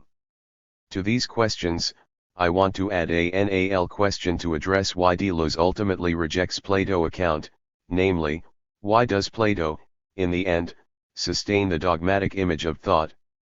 Deleuze begins his discussion of Plato with Socrates' claim that some perceptions summon the understanding to look into them. As Deleuze notes, Socrates does not mean by this those cases where our perceptions of the world do not give us certainty about their objects. He is not interested in those cases where in fact there is a limitation on our ability to recognize objects, a failure of good sense, but rather in objections in principle to perception, a failure of common sense. His claim will be that some objects possess both properties and their opposites, and it is encounters with these that lead us to think. Socrates presents the contrast that he is seeking to develop with the following cases. The ones that don't summon the understanding are all those that don't go off into opposite perceptions at the same time. But the ones that do go off in that way I call summoners, whenever sense perception doesn't declare one thing any more than its opposite, no matter whether the object striking the senses is near at hand or far away. You'll understand my meaning better if I put it this way: these, we say, are three engers, the smallest, the second, and the middle enger. Plato b. BC. Socrates argues that if we look, for instance, at the length of the enger, we will nd that it is long or short depending on what we are contrasting that length with. These properties are relative, and depend on other features of the world, other engers, for their determination. As such, we cannot, even in perfect perceptual conditions, determine whether something is short or long, as it will have both properties, depending on what we compare it to. As each object comes into being and passes away, Plato b. even properties that are not necessarily relative, such as beauty, will at some moments apply to an object and at other moments no longer apply. Thinking therefore emerges because of an inherent feature of the object, the contradictory status of the properties which we nd within it. When the soul encounters an object of this kind, it would then be puzzled, would look for an answer, would stir up its understanding, and would ask what the one object itself is. Plato b. E. The senses themselves, therefore, summon a form of thinking that does not relate to the sensible, or even to the object that is under the consideration of the sensible. For Deleuze, the nature of this encounter that forces us to think will be broader than just sensible properties, and as examples of encounters, he suggests those with Socrates, a temple or a demon. In order to answer the question of what thinking is, Deleuze turns to Plato's account of anamnesis in the Phaedo. The Phaedo chronicles the last few hours of Socrates' life. Socrates seeks to assuage his friend's fears about his impending death by showing that the philosopher is in fact grateful for death, and its concomitant separation of the soul from the body, because the body confuses the soul and does not allow it to acquire truth and wisdom whenever it is associated with it. Plato a. Our concern will be not so much with this doctrine, but instead with the doctrine of the ideas, and the related doctrine of anamnesis. To begin with, there is an extension of the critique of the sensible in the Phaedo. If we consider a notion such as equality, we can note that two sticks can appear to be equal in length, or two stones to be equal in size. We can further note that in different circumstances, the length and size of these sets of objects may appear to be unequal. In these cases, we therefore become aware that objects that are equal are not themselves the source of our notion of the equal, as we think that the equal itself must always be equal to itself. Similarly, other properties that we encounter in the world, such as justice, or beauty, are not encountered in objects that are purely just, or purely beautiful. Rather, as the world is an imperfect place, these objects amenable to sensation are always deficient cases of justice or beauty. Our sense perceptions must surely make us realize that all that we perceive through them is striving to reach that which is equal but falls short of it. Plato a. B. The implication of this is that as well as the deficient sensory impression of equal or beautiful objects, we are also given by these sensory impressions another object, namely that in relation to which the object is seen to be deficient. Socrates takes this object to be different in kind to a sensory object. It is for this reason that he is dismissive of answers to questions such as what is beauty, or what is justice, in earlier dialogues that deny them in terms of empirical objects. Rather, the decency of sensory experience relates us to ideas. At this point, there are two questions we need to address. First, how do we gain access to ideas, and second, what are ideas? In order to experience equal objects as falling short of the true idea of the equal, or for beautiful objects to fall short of the beautiful, we need, according to Socrates, to have a prior notion of what the equal or beauty themselves are. In order to explain how these two different classes of objects are related, Socrates introduces the example of the lover. Well, you know what happens to lovers, whenever they see a lyre, a garment, or anything else that their beloved is accustomed to use, they know the lyre, and the image of the boy to whom it belongs comes into their mind. Plato A.D. Thus, on perceiving the imperfect sensory object, the idea of the object is called to mind. As Socrates notes, this kind of relation between the lyre and the boy is one of recollection, in this case one of a prior moment of sensory experience. In the case of the equal, however, it is never something that we can experience in the world, as it is presupposed by all cases of experience. In this case, therefore, Socrates argues that the recollection must be a recollection by the soul of a time before it became attached to the body, and thus capable of experiencing the sensory world. In this sense, therefore, knowledge of the essence of equality or beauty, that is, knowledge of the ideas themselves, must be the recollection of an experience of the ideas, rather than some kind of extrapolation. What interests Deleuze in this case is that we do not appear to have a common sense, as we found in Descartes and Kant, but rather a transmission between two faculties, each of which has an object that is different in kind from the other. As well as the contrary properties we nd in sensory experience, we also have, through recollection, knowledge of the ideas in their purity. As the ideas are not subject to the effects of becoming, they do not contain contrary properties, and so in this case, we can develop genuine knowledge. What is the relationship between the faculties that this account presents? To answer this question, we need to return to the Republic. In Book 7, Plato gives three different presentations of the relationship between these various faculties, the metaphors of the sun and of the divided line, and the allegory of the cave. We have already seen that we can have knowledge of two kinds of things, sensible objects and the ideas. According to Plato, we can divide those objects that we can relate to into four groups by dividing a line into four parts. It is like a line divided into two unequal sections. Then divide each section, namely, that of the visible and that of the intelligible, in the same ratio as the line. Plato B.D. We therefore have four ways in which we can relate to objects, with some sections of the line longer than others. Moving from the shortest section, and least satisfactory form of relation, to the longest, we have types of knowledge concerning the visible world, images such as shadows and reactions in water. Plato B.E. Then visible objects that these shadows and reactions are images of, such as the animals around us, all the plants, and the whole class of manufactured things. Plato B.A. Following this, we have the two kinds of knowledge that deal with the intelligible world. The RST still proceeds on the basis of images drawn from the visible world, but is not interested in the determinate properties of the image itself. Geometry, for instance, uses images, such as a triangle, to develop general truths about all triangles. It proceeds on the basis of hypotheses and uses images solely as guides. The second intelligible understanding of the ideas themselves dispenses with any notion of an image of thought, and relates directly to ideas by means of recollection.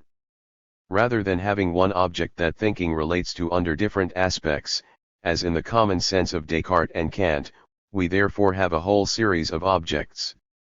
Each of these objects is within the domain of a different faculty of thinking, with imagination and opinion relating to objects of the visible world, and thought and understanding relating to the two classes of object of the intelligible world. These faculties do not converge on one object, but instead simultaneously relate to two separate objects. Thus, to judge that two sticks are equal to one another, we do not simply need the relation of the faculty of opinion to the sticks themselves, but also the relation of the faculty of understanding to the idea of the equal, in order to recognize the presence in the visible world of a decient copy of the ideas. For Plato, an encounter with the sensible triggers the recollection of something different in kind from the sensible itself. There is a communication that takes place in terms of difference. This bears a remarkable similarity to the account of the Bergsonian theory of memory that we looked at in the previous chapter. There, the pure past was brought into relation with the present by the future. In spite of this, there was a fundamental difference in kind between the two moments, as the present was understood in terms of actuality, and the past was understood in terms of virtuality. We can further note that, just as in the case of Deleuze's account of the three syntheses in the previous chapter, where the present and the past were generated in parallel, such that the past was not a past of past presents, here too we end that what is recollected is something that is never experienced by the actual empirical individual themselves, since it is prior to the soul's connection to the body that we have knowledge of ideas. Thus, transcendental memory grasps that which from the outset can only be recalled, even the RST time, not a contingent past, but the being of the past as such and the past of every time. Plato's theory of the faculties, with one faculty communicating to another something which cannot be grasped by the RST faculty alone, sensibility summoning the ideas, for instance, thus mirrors the structure of Deleuze's account of the faculties in chapter. Rather than the harmony of the faculties we discover in common sense, we have here a discord of the faculties, which Deleuze sees as opening the way to a novel account of their interrelation. Plato could, therefore, be seen as offering a radically different characterization of thinking to Descartes and Kant. Ultimately, however, for Deleuze, the Platonic determinations cannot be satisfactory. Where does Plato go wrong? Everything is betrayed by the metaphorical nature of Plato's theory of the faculties. This betrayal takes the form of arguing that what is recollected, the ideas, have been perceived, but in another, prior life. The perception of the ideas is therefore not different in kind from perception of objects in the sensible world. Once this move has been made, the notion of recognition is reintegrated into our account. When we perceive two sticks that are equal in length, we are not presented with a test that opposes all possible recognition, but merely an envelopment that is particularly difficult to unfold. It is simply challenging to see the idea in the empirical instance. Similarly, we no longer have two different forms of each faculty as we found in the notions of active and passive synthesis. Whereas empirical memory, understood as operating in much the way that Kant described, was opposed to Bergsonian transcendental memory by Deleuze, for Plato, there is merely a difference in degree between the operations of the two forms of memory. Recollection of ideas is now simply recollection of something further removed from the present than any other possible instance could be. Ultimately, these two failings derive from the fact that rather than inquiring into the being of the sensible and the being of memory, that is, the way in which the objects of these two faculties are structured, Plato takes the sensible and memory each to relate to a being. In this sense, the notion that the faculties relate to objects is reinstated. As we saw in chapter, Deleuze suggests that there are two fundamental distributions, the sedentary and the nomadic.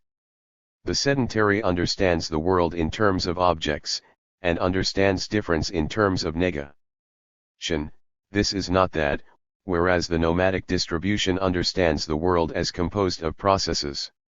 In treating the ideas as objects, Plato has put into play a sedentary distribution. This essentially means that Plato's conception of reminiscence is static, as opposed to Deleuze's non-objectival, processual conception of difference, which consists in introducing time or the duration of time into thought itself, dr/. In this sense, the four categories of representation can all be found in Plato's model. The encounter is triggered by opposition in the sensible between the contrary properties. In opposition to the sensible world, in which properties possess this oppositional nature, the ideas are what they are in themselves. That is, the idea of the large is absolutely large without also being its contrary. It is thus self-identical. The resemblance of the sensible to the ideas allows recognition to take place.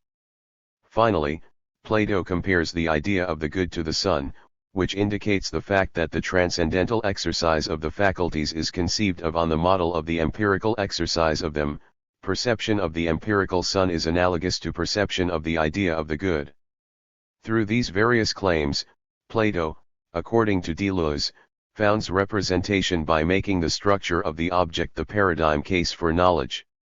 The Kantian sublime and the discordant relation of the faculties, as we have just seen, while Plato appears to give us a model that breaks free from common sense, in actual fact, he preserves its essential features by still understanding our relation to ideas in terms of judgment. It is the contrary nature of properties in the sensible world, and hence the inability to make non-contradictory judgments about them, that forces us to relate to an atemporal realm where knowledge is possible. Instead, Deleuze returns to Kant to end the RST instance of a model of the faculties operating apart from common sense, albeit in a section of the third critique which Kant takes to be a mere appendix to our aesthetic judging of the purposiveness of nature, Kant, the analysis of the sublime. For Kant, situations that engender a feeling of the sublime are those in which we encounter something that shows the limitations of our powers of sensation, such as shapeless mountain masses piled on one another in wild disarray, with their pyramids of ice or gloomy raging sea, Kant.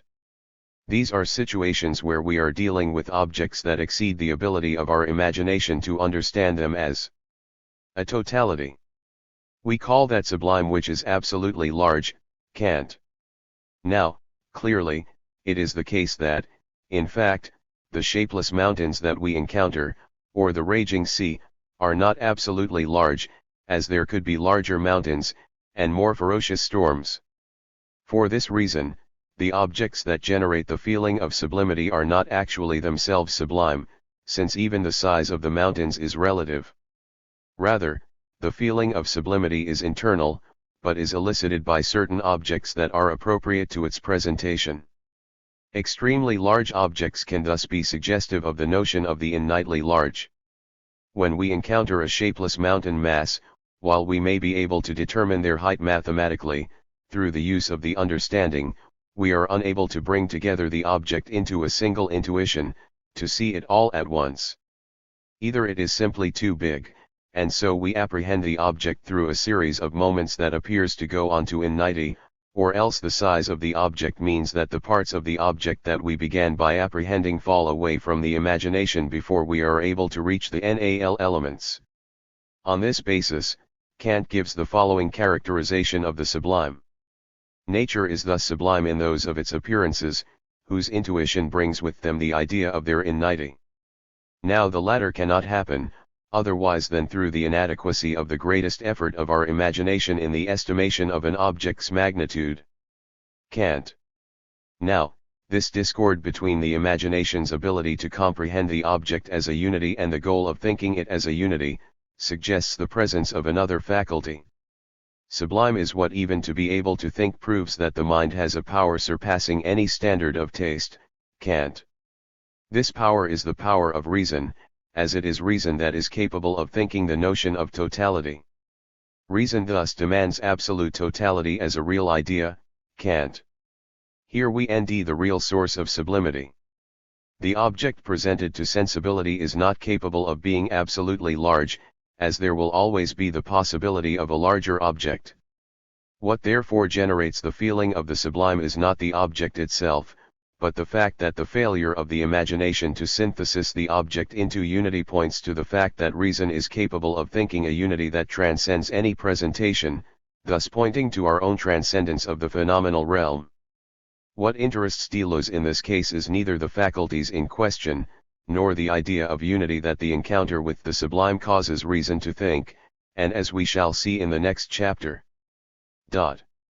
Kant's ideas of reason are just as much tied to representation as his understanding of the sensible is. Rather, what interests Deleuze here is that even though the faculties of reason and the imagination are shown to be incommensurate with one another, something is nonetheless transferred between them. It is this element itself which brings the two faculties into relation to one another while belonging to neither that Deleuze is interested in. Deleuze puts the point as follows. There is, therefore, something that is communicated from one faculty to another, but it is metamorphosed and does not form a common sense. We could just as well say that there are ideas which traverse all the faculties, but are the object of none in particular. We can see what kind of thing Deleuze has in mind when we look at his account of the three syntheses of time in chapter of difference and repetition. As we saw, Deleuze put forward there the claim that memory and habit were different in kind, but could nonetheless communicate with one another, with memory able to inform our practical life through the structure of habit.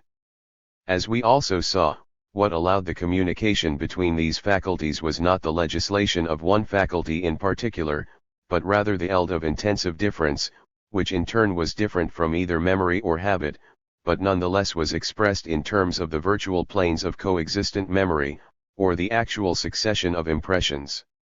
Deleuze here therefore differs from Kant in that Kant associates what is communicated with the ideas of reason, whereas Deleuze claims that we need to associate the idea not with any particular faculty, not with, for instance, the pure cogitanda but rather with those instances which go from sensibility to thought and thought to sensibility, capable of engendering in each case, according to their own order, the limit or transcendent object of each faculty. We will have to wait for the next chapter to see exactly what the nature of these instances is. Descartes on the postulate of the negative or error, the postulate of the negative or error is the RST of the second set of postulates. These postulates together present a model of language found in the image of thought that emerges from taking the proposition as the primary structure of expression. As we saw in the previous chapter, representation took the subject to be ready-made, and pre-existing the operation of synthesis. It was also the case that the notion of the subject and the notion of an object were interdependent. As we shall see, the four remaining postulates of the image of thought all take knowledge to relate to an already constituted eld of objects. These four remaining postulates are, the postulate of the negative, or of error, the postulate of the logical function, or the proposition, the postulate of modality, or solutions, and the postulate of the end, or of knowledge.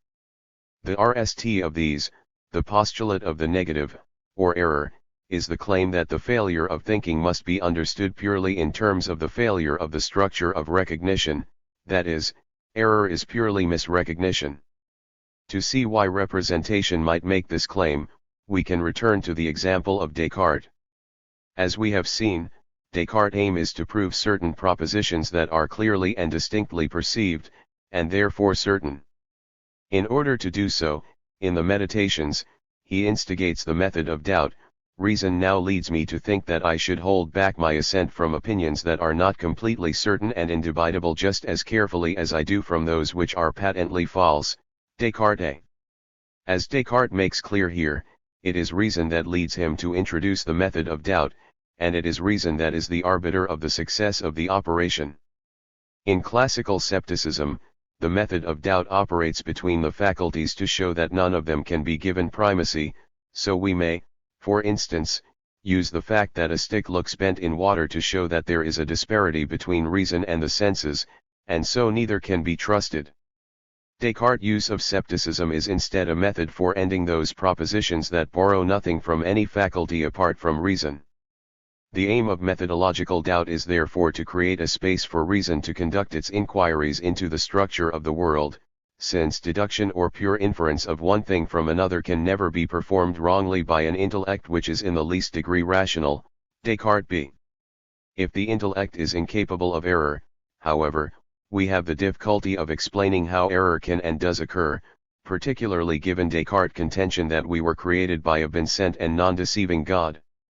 Descartes' solution to this central problem of his method is to situate error in the relationship between the faculties. That is, error is simply a failure of good sense. In the meditations, it is the mismatch between the large domain of the will, which has no concern over truth, and the smaller domain of reason which leads to error. Here, the will leads us to assent to claims that go beyond the truths that can be deduced by reason. In this sense, the meditations can be seen as a procedure by which we develop good habits of thought that allow us rationally to pursue an intellectual inquiry without the interference of the other faculties. Descartes' conception of error can be seen to be a corollary of the model of recognition, with error simply being a failure of good sense. Does not error itself testify to the form of a common sense, since one faculty alone cannot be mistaken, but two faculties can be, at least from the point of view of their collaboration, when the object of one is confused with another object of the other? Thus, to take up Descartes' methodological claim that we might in fact be dreaming, what the imagination presents may be taken to be a real object by reason. In this case, we therefore have a simple case of misunderstanding the nature of the object to which the two faculties refer. The structure of common sense is preserved since the object encountered is amenable to reason. It is an object with properties, but we attribute the wrong properties to it, a failure of good sense, thus misrecognizing it and making a false judgment. For Deleuze, thinking does not simply go wrong through the presence of error, but can also be afflicted with the terrible trinity of madness, stupidity, and malevolence. Failures of thinking such as these are understood by Descartes as de facto difficulties in thinking that are simply the inessential causes of false judgments. Once we recognize that not everything can be captured within representation, however, another axis of potential failure opens up, namely, when we treat that which is encountered as if it were amenable to the structure of common sense when it is not. Stupidity is neither this ground nor this individual, but rather this relation in which individuation brings the ground to the surface without being able to give it form. All determinations become bad and cruel when they are grasped only by a thought which invents and contemplates them, eyed and separated from their living form, adrift upon this barren ground. It is not the case that error has always been seen as a failure of good sense caused by the interference of another faculty with reason. For Kant, thinking is discursive, that is, it is about something. As we saw in the previous chapter, Kant's claim was that thinking relied on the interrelation between faculties. Now, if this is the case, then for Kant, the faculties themselves are capable of falling into error precisely when they operate without reference to the other faculties. Thus, for Kant, reason falls into error when it mistakes its task of unifying knowledge for the possibility that a completely uni-ed system of knowledge could actually be given. This is because some of the conditions of such a system, such as whether the world has a beginning in time or not, go beyond any possible experience, and thus in thinking them, reason no longer relates itself to the other faculties. Nevertheless, Kant argues that without the assumption that all conditions could be given, reason would not be able to carry out task of unifying conditions.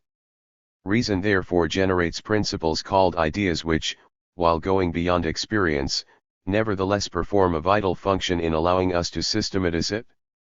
Thus reason is subject to what Kant calls a transcendental illusion that is necessary for its operation but also leads it into error.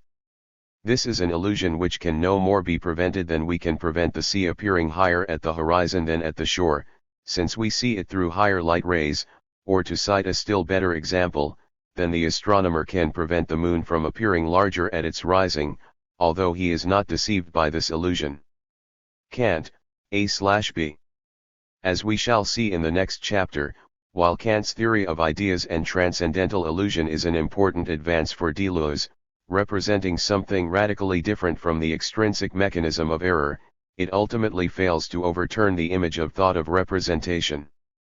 The postulate of the proposition, even if the image of thought takes truth and falsity to be the defining characteristics of language, it still needs a further characteristic, sense. As Deleuze notes, teachers already know that errors or falsehoods are rarely found in homework. Rather, what is more frequently found, and worse, are nonsensical sentences, remarks without interest or importance, banalities mistaken for profundities, ordinary points confused with singular points, badly posed or distorted problems, all heavy with dangers, yet the fate of us all. Deleuze's discussion of the nature of sense is very compressed, largely because it reiterates the much more sustained account given in the Logic of Sense, but we can grasp the fundamental features of this account by looking at Bertrand Russell's account of sine quans. An assertion has two sides, subjective and objective. Subjectively, it expresses a state of the speaker, which may be called a belief, which may exist without words, and even in animals and infants who do not possess language. Objectively, the assertion, if true, indicates a fact, if false, it intends to indicate a fact, but fails to do so. There are some assertions, namely those which assert present states of the speaker which he notices, in which what is expressed and what is indicated are identical, but in general these two are different. The sine quans of a sentence is what it expresses. Thus true and false sentences are equally sine quant, but a string of words which cannot express any state of the speaker is nonsensical. Russell here is making a distinction between the truth value of a proposition, whether it is true or false, and the meaning of a proposition. Truth or falsity determine whether something is successfully indicated, in Russell's terms, or designated, in Deleuze's terms, by a proposition. Designation is simply a relation whereby either the structure of the proposition mirrors a state of affairs in the world, and hence is true, or does not, and hence is false. For Russell, truth and falsity cannot capture the sine quans, or sense, of a proposition, because what a proposition expresses is not a correspondence between a state of affairs and a proposition, but rather the beliefs of the speaker who asserts the proposition. While whether a proposition succeeds in indicating a fact or not depends on the truth or falsity of a proposition, since the sense of a proposition depends on the psychological beliefs of the speaker, its sine quans or lack thereof is not dependent on truth or falsity. A proposition can still make sense, even though it is false. Thus, we have to be able to separate sense from truth. Deleuze sees Russell's kind of account as essentially providing a transcendental model of the conditions of the possibility of a proposition being true or false. In other words, it is an account of what counts as a sine quant proposition. Nonetheless, Deleuze claims that this kind of model of sense suffers from the same difficulties as Kant's transcendental model of experience. We can note the following similarities between the two accounts. First, sense is abstract and broader than the propositions it relates to. The conditioned sense must retain an extension larger than that which is conditioned the true or false. As Russell notes, we may say that whatever is asserted by a sine quant sentence has a certain kind of possibility, Russell. That is, whereas designation aims at an actual state of affairs, sense for Russell operates according to possible states of affairs. Something is sine quant if it could be the case. Second, and a consequence of this, sense merely repeats the structure of the proposition at this higher level. Whereas Kant's categories have structural parallels with the functions of judgment, the sense of a proposition actually is itself a proposition. In the case of Russell's model, the sense of the proposition, X is the case, is the statement, I believe X is the case. In this manner, the sense of a proposition does not explain what makes a proposition true or false, in that sense is understood in propositional terms, and therefore already presupposes the true and the false. Sense for Russell is therefore much like common sense, in that it guarantees the fact that all sine quant propositions we encounter will either be true or false, just as common sense guaranteed that all states of affairs would be amenable to judgment. Finally, the true and the false are supposed to remain unaffected by the condition which grounds the one only by rendering the other possible, dr/. That is, sense does not explain the genesis of the true and the false, but merely conditions them, just as Kant fails by not providing a truly genetic transcendental account. We can see the difficulty of this account if we try to give some kind of grounding to sense. Deleuze specifies two ways in which we might do this. We are then in a strange situation. Having discovered the domain of sense, we refer it only to a psychological trait or a logical formalism, dr/. That is, we might take the latter case, and simply specify sense in terms of the proposition itself, but this just involves repeating the proposition at a higher level without explaining it. Otherwise, we might try to nd the root of the sense of propositions. As the sense of a proposition is itself another proposition, then, Deleuze notes, we quickly fall into a regress, as we attempt to determine the sense of the proposition, and so on. Either this regress is innate, or we stop with the RST proposition of consciousness, such as Descartes' cogito, thus leading us back into the difficulties of common sense with which we began the chapter. As we can see, Russell takes up this Cartesian solution when he notes that expression and indication are identical in reactive belief statements. In order to avoid the kind of regress that threatens the Russellian model of sense, Deleuze instead proposes a difference in kind between the transcendental and empirical operations of sense. From this point of view, sense is the veritable loquendum, that which in its empirical operation cannot be said, even though it can be said only in its transcendental operation. While it is easier to say what sense is not than to say what it is, Deleuze makes clear in this section that it is like the idea which is developed in the sub-representative determinations. We will deal with this notion of the idea in the next chapter, but for now, we can note that what will give sense to propositions is something that is different in kind from the propositional, responsible for the constitution rather than simply the conditioning of truth. Truth is a matter of production, not of adequation and no wider than that which it conditions. The postulate of modality or solutions, Deleuze therefore turns to an alternative to the proposition as an account of sense. If sense cannot be given in terms of a proposition, can it be given in terms of a question? It is clearly the case that we can see a proposition as in some way expressing a question, and it is also the case that a question differs from a statement, in that it is not itself true or false. The extent to which we are able to understand the ground of the proposition as different in kind from it will depend on how we understand questioning, however. If we take Deleuze's example of a government referendum, then it is clearly the case that the question or problem that is addressed by the referendum is primarily understood in terms of the solution or solutions that are the outcome of the vote. In this case, we are therefore once again in the situation whereby sense appears to be denet in terms of a simple widening of the proposition through the addition of possibility. The question is simply a way of expressing a number of different propositional possibilities, yes or no. Deleuze's reference to Aristotle's Topics makes this point clearly. The difference between a problem and a proposition is a difference in the turn of phrase.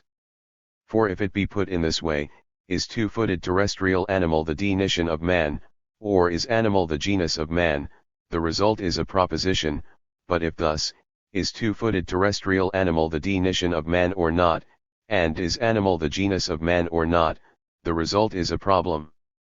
Similarly too in other cases. Naturally, then, problems and propositions are equal in number, for out of every proposition you will make a problem if you change the turn of phrase. In Aristotle's case, the problem is simply a syntactical modification of the proposition. As such, it is parasitic on the structure of the propositional solutions that appear to emerge from it.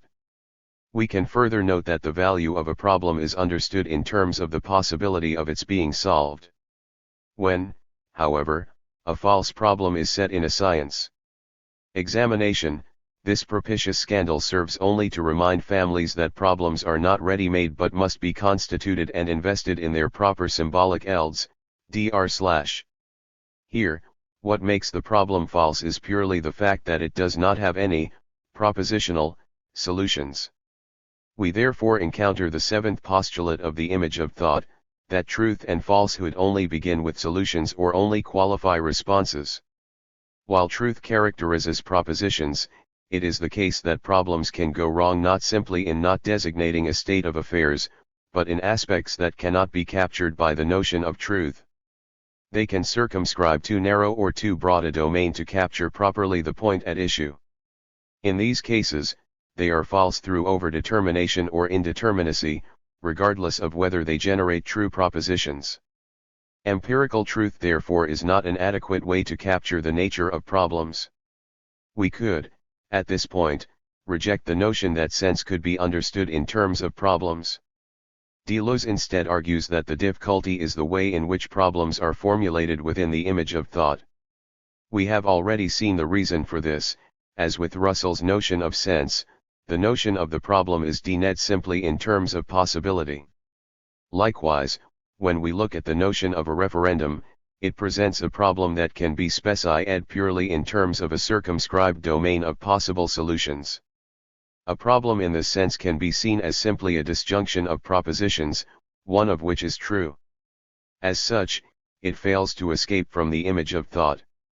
As we have seen, Kant at first glance appears to provide something of an exception to this conception of the problem by introducing the notion of transcendental illusion. Kant's claim is that reason's task of systematizing knowledge leads it to introduce what are known as transcendental ideas. These are concepts of unconditioned totality that arise naturally when reason goes beyond the bounds of experience, and provide a focal point, focus imaginarius, for reason. As such, reason generates false problems not simply in the sense of problems with no true solutions, but as necessary moments in its operation. In introducing the idea in the Critique of Pure Reason, Kant explicitly claims to take up the Platonic notion of the idea as something which not only can never be borrowed from the senses but far surpass the concepts of the understanding. Inasmuch as in experience nothing is ever met with that is coincident with it, Kant, A/B. As modes of thinking of totality, the ideas emerge when reason considers all possible relations between our representations. There are thus three transcendental ideas for the three forms of relations that encompass everything: the relation to the subject, the relation to objects, and the relation to all things. All transcendental ideas can therefore be arranged in three classes: the RST containing the absolute, unconditioned, unity of the thinking subject, the second the absolute unity of the series of conditions of appearance, the third the absolute unity of the condition of all objects of thought in general. The thinking subject is the object of psychology, the sum total of all appearances, the world, is the object of cosmology, and the thing which contains the highest condition of the possibility of all that can be thought, the being of all beings, the object of theology. Kant, A/B. Precisely in so far as these concepts go beyond experience, Kant calls them problematic concepts. As we shall see in the next chapter, in Kant's conception of them, transcendental ideas have many of the properties that Deleuze wants to attribute to problems, and he asserts that not only is sense ideal, but problems are ideas themselves, dr/. For Kant, the ideas are regulative concepts. They are a projection that allows us to systematize knowledge, and they allow us to introduce concepts into our system of knowledge that cannot be found in nature. Ultimately, therefore, for Deleuze they sustain the image of thought precisely at the moment when reason goes beyond experience. We can see this in the fact that the ideas of reason, God, the self, and the world all have structures that are amenable to judgment, whilst referring to objects that fall outside of any possible empirical experience. They are therefore a means of bringing into the image of thought that which is recognized to fall outside of it. Further, they play a regulative role rather than a truly genetic role. As we saw, when sense was seen as being merely a condition of the proposition, rather than as that which generates it, it was possible to separate sense and the proposition from one another. This is what gave rise to the puerile examples that Deleuze takes to be responsible for the image of thought. Instead, what is needed is a model that recognizes the intrinsic relationship between representations and their non-representational ground. Rather than being interested in what regulates the image of thought, Deleuze is interested in those structures that underlie it. In this way, sense is what makes possible the proposition. Similarly, the idea is what makes possible the structure of recognition that we encounter in the image of thought. The two processes operate concurrently, just as the passive syntheses operated underneath active syntheses. Conclusion: the postulate of knowledge, there is one NAL postulate of the image of thought, and with it, one NAL reversal of Platonism. This is the postulate of knowledge. If problems are defined in terms of solutions, then our engagement with problems will be determined by the solutions they engender. That is, we engage in problems in order to develop a better understanding of the world through propositional solutions. The image of thought thus privileges knowledge as itself the solution to problems. Once problems themselves are not simply characterized in terms of propositions, the situation becomes more complex. For Plato, knowledge is a relation to the ideas. For Deleuze, the relation to ideas is also important, but these ideas are no longer to be understood in terms of propositions, but rather in terms of problems.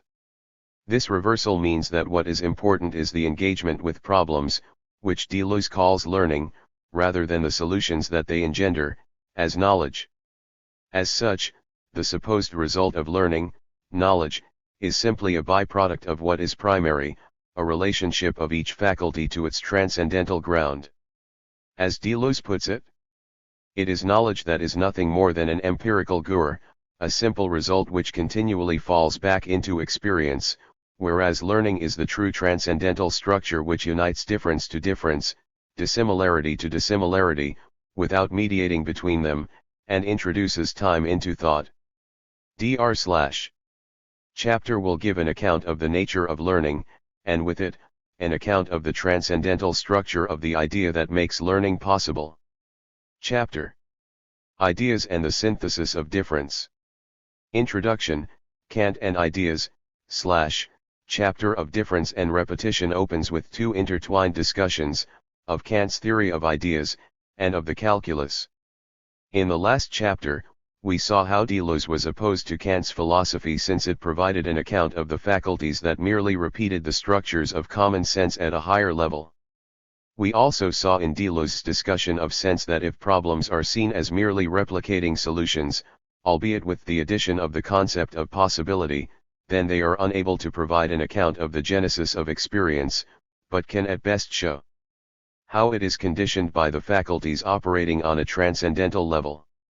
I want to begin, therefore, by looking at Kant's notion of the idea, to see why Deleuze thinks that this notion is a key innovation of the Kantian system, but why ultimately it is unable to provide a genetic account for the structure of representation.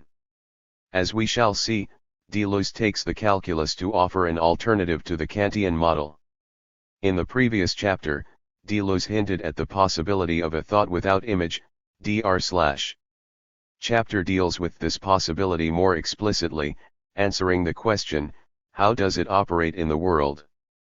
In the last chapter, we saw that, for Kant, knowledge requires a connection between different faculties. While this relationship allows us to make judgments about the world, clearly knowledge involves something more than just particular judgments. It also requires these particular judgments to be organized into a coherent system of knowledge. This is the role of reason, which does not create concepts, of objects, but only orders them, and gives them that unity which they can have only if they be employed in their widest possible application, that is, with a view to obtaining totality in various series, Kant, A/B. In order to unify knowledge, reason requires the idea of total unity, as a focal point for its inquiries. Now, this total unity cannot actually be given in experience, and serves merely as a focus imaginarius, Kant, A/B, that allows reason to perform its function. In this sense, reason is subject to a natural illusion that the endpoint of all of the understanding's rules for conceptualizing the world is a real object lying outside of the eld of empirically possible knowledge, Kant, A/B. This is what gives rise, according to Kant, to the transcendental illusion that reason is capable of fully determining its objects of knowledge, and Deleuze will put forward an analogous claim that it is this that makes us believe that everything can be captured by representation. As Deleuze notes, these ideas play a necessary regulative role for Kant that allows reason to carry out the task of unifying knowledge, even if a nal unication is not possible. Much of Deleuze's concern in the previous chapter was with developing a notion of a problem that wasn't definite in terms of the truth or falsity of its solutions. Since Kant's notion of an idea goes beyond experience, and hence specifies an object that simply cannot be given, Kant calls the status of the idea problematic. An idea refers to an object that can be thought but not known, and so it remains a problem to which there is no solution. Kant, A/B. Kant goes further, and notes that it would be wrong to say that each of these ideas is only an idea, since our inability to determine these ideas does not mean that they do not relate to objects. In this sense, the idea appears to fulfill Deleuze's requirements for a notion of a problem that is real, an indispensable condition of all practical employment of reason. Kant, A/B, but is not reliant on the empirical content of experience itself, the eld of solutions. While Deleuze will take up many of the features of this account, ultimately he will argue that Kant has failed to properly escape from the image of thought Deleuze presented in chapter. In order to demonstrate this, he introduces three categories: the indeterminate, the determinable, and the determined. First, the idea itself is undetermined. That is, the object of the idea cannot be presented in a determinate form in intuition. Taking, for instance, the idea of God, which Kant considers to be the ground of all appearances, it is clear that we cannot know it, because the grounds of appearance are not themselves appearances. Outside of this eld, the categories are merely titles of concepts, which we may admit, but through which we can understand nothing. Kant, A/B. It is nonetheless a concept that we can determine to some extent by analogy with our own empirical intelligence. In doing so, however, we only determine it in respect of the employment of our reason in respect to the world. Kant, A/B. That is, the concept of God is determinable, we can specify what properties inhere in it, by analogy to the empirical world, but on condition that we only use this idea to allow us to unify our understanding of the world further, by seeing the world as if it were created for an intelligible purpose, for instance. Furthermore, the idea is also present in empirical objects, in so far as we consider them to be completely determined. If we are going to consider empirical objects as being completely specifiable in terms of intelligible properties, Kant claims that we need the idea of God. In order to specify something completely in terms of the properties that it has, we need some kind of account of all properties it is possible for an object to possess, so that we can determine which of each pair of properties, the property and its contrary, inheres in the object. The ideal is, therefore, the archetype, prototypon, of all things, which one and all, as imperfect copies, ectypa, derive from it the material of their possibility, while approximating to it in various degrees. Kant, A/B. Now, as Deleuze notes, these three moments of the idea together could be used to make up a genetic account of actualization. The idea as undetermined provides a moment which differs in kind from the actual, and hence falls outside of its categories. As determinability, it is a moment whereby the object of the idea becomes capable of sustaining predicates, and hence being determined as an actual object, and as determined, it provides a moment whereby it takes on the actual properties the object has. The three moments of the idea therefore could provide an account as to how the ground of appearances expresses itself within the world of appearance itself. It would thus provide an account of how a problem NDS expression in empirical solutions without having to understand the problem itself in empirical terms, as the idea remains indeterminate in relation to that in which it is expressed, while nonetheless determining it. In order for this model to account for the movement from the problem to its empirical solution, all three moments would have to be intrinsic parts of the idea. As Deleuze notes, however, for Kant, two of the three moments remain as extrinsic characteristics. That is, the way in which we understand the determinability and the determined nature of an idea such as God is solely in relation to already existing empirical states of affairs. We do this purely in order to allow reason to pursue its interests in systematizing our knowledge of the world, and not in order to explore the conditions for the constitution of the world itself. The idea is not a constitutive principle that enables us to determine anything in respect of its direct object, but only a merely regulative principle and maxim, to further and strengthen in needem, indeterminately, the empirical employment of reason.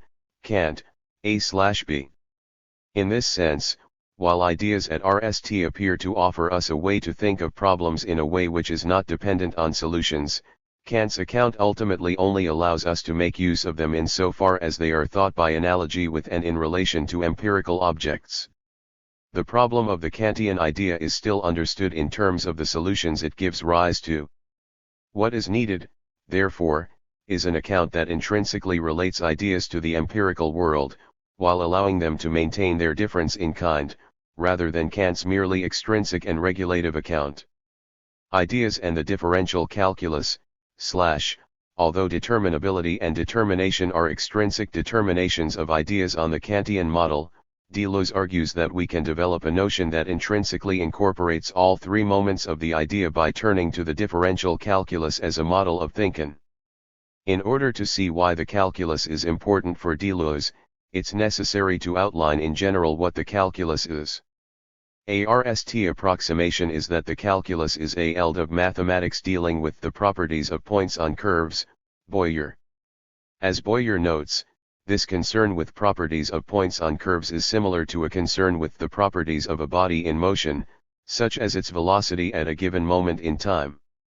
If we wanted to determine the average velocity of a body in motion, we would determine this by ending a ratio between two quantities, the distance that the body has traveled in the time period, s, and the time period itself, t.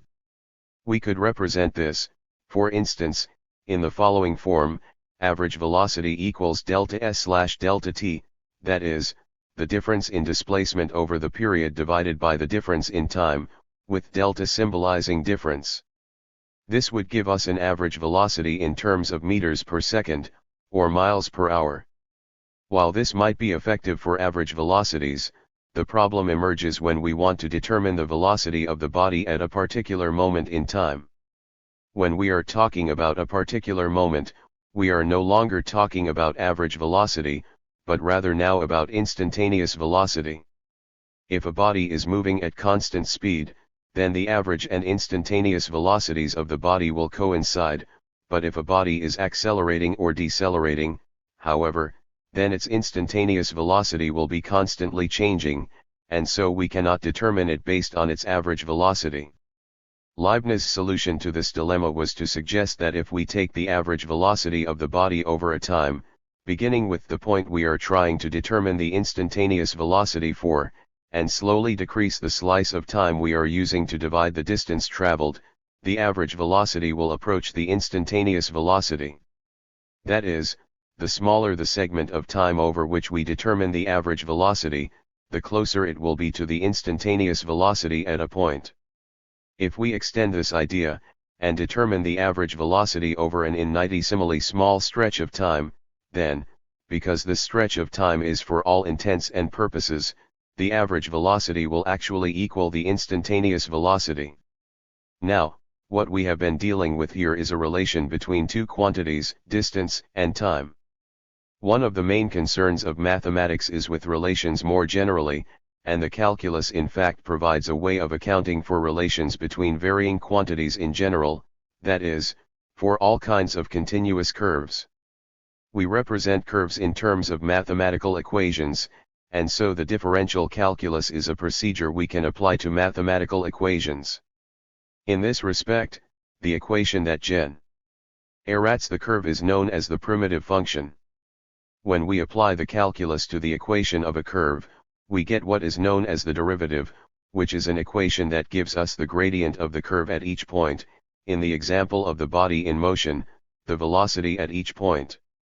For the average velocity between 2 points, we use the symbol delta s/delta t, where delta s indicates an arbitrary distance, and delta t represents the stretch of time the body takes to travel that distance, but the calculus is not concerned with average velocities, which rely on night differences, but with infinitesimal differences, otherwise known as differentials.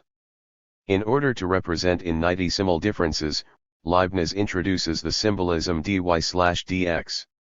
As we saw in chapter, relations for Aristotle were defined in terms of negation.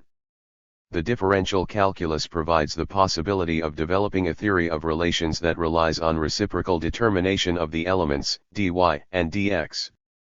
Deleuze claims that there is a treasure buried in the old so-called barbaric or pre-scientific interpretations of the differential calculus. This treasure is covered over by two mistakes. It is a mistake to tie the value of the symbol dx to the existence of infinitesimals. It is equally a mistake to refuse it any ontological or gnosiological value in the name of a refusal of the latter. In order to understand why we might make these two mistakes, we need to look further at what the term dx sin es. Now, as we saw, dx represents for Leibniz an infinitesimal distance between 2 points. When we want to use this to determine instantaneous velocity, however, we encounter a contradiction. To see this, we can turn to the account of the infinitesimal of L'Hopital, one of the earliest popularizers of the calculus. Postulate: I grant that two quantities, whose difference is an infinitely small quantity, may be taken, or used, indifferently for each other, or, which is the same thing, that a quantity, which is increased or decreased only by an infinitely smaller quantity, may be considered as remaining the same. L'Hopital. This postulate is needed because dx must be seen as having a determinate value in order to form a ratio, dy/dx, but also has to have no magnitude, smiley face, in order to capture the gradient at a point, rather than across a length of the curve. Clearly, this is a fundamental difficulty, since the consistency of mathematics is threatened by taking a variable simultaneously to have and to lack a magnitude.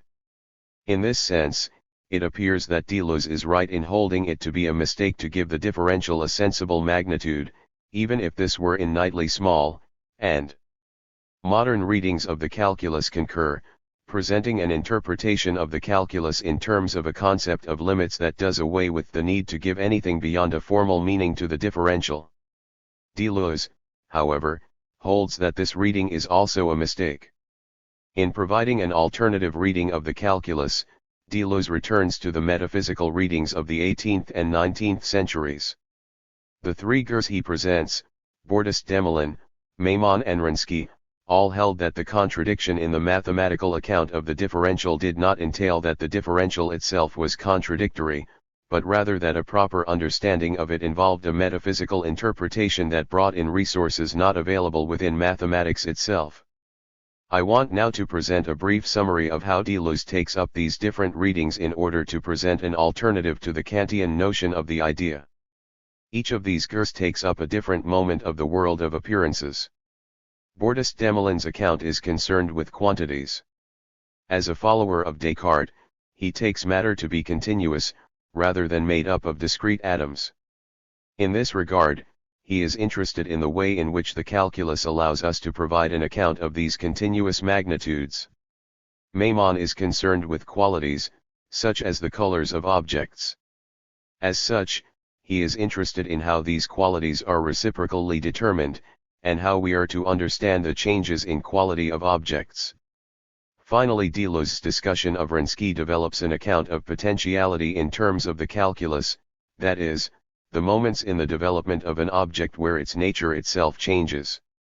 The RST Gur Deleuze introduces is Bordis Demelin, a Plato of the calculus, dr/. Bordis Demelin asks how we can represent mathematical universals as they are in themselves. He claims that Descartes, for instance, does not represent the concept of circumference in itself, but only this or that particular circumference. Descartes' procedure is, according to Bordis Demelin, to present the algebraic equation for a circle, x plus y, r equals.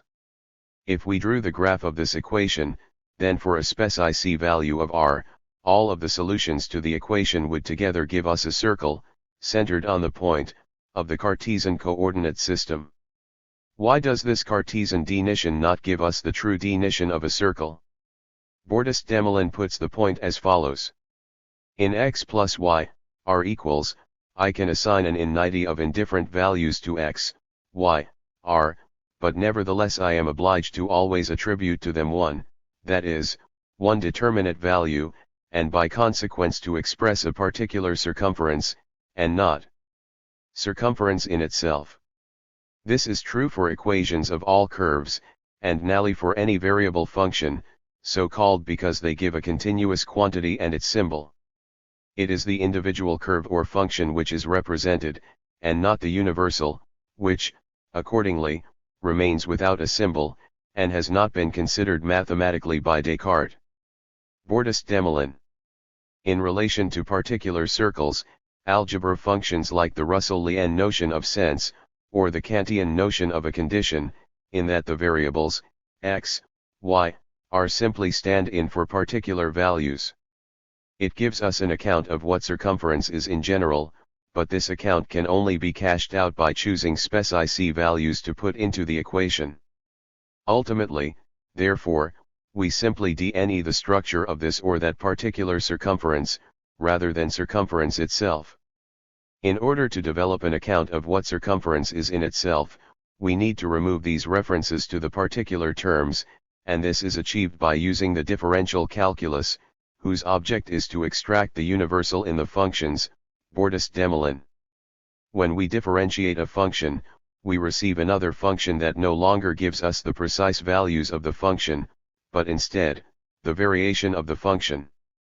Moreover, because this function is constituted in terms of dy and dx, which cannot be assigned a value, they are strictly in regard to y and x, we no longer have a function that can be understood simply in terms of possible values of variables. For Bordist-Demelin, therefore, dx does not represent a variable that can be given different particular values, but rather a radical break with understanding structure in actual terms. Applied to x plus y, r equals, the calculus gives y dy plus x dx equals, an equation that does not express any particular circumference, but circumference in general, dx, dy being independent of all determinate or night magnitudes, Bordist-Demelin. What Deleuze wants to take from this is the idea that the differential is simply inexpressible in terms of quantity, and so is inexpressible in terms of the primitive function. Nevertheless, if we reverse the operation of differentiation by integrating a function, we get the formulae for particular, actual circumference. The differential is not simply different from the primitive function, but we can also see that it has an intrinsic relationship with it, if in y dy plus x dx equals, one still encounters the night magnitudes y, x, this is because in quantity, no more than in substance, can the universal isolate itself completely and form a separate being, Bordist-Demelin. We thus have a situation that parallels the account of Plato that Deleuze has given in the last chapter. An empirical concept, such as that of circumference, carries within it its idea, the differential, in comparison with which it falls short.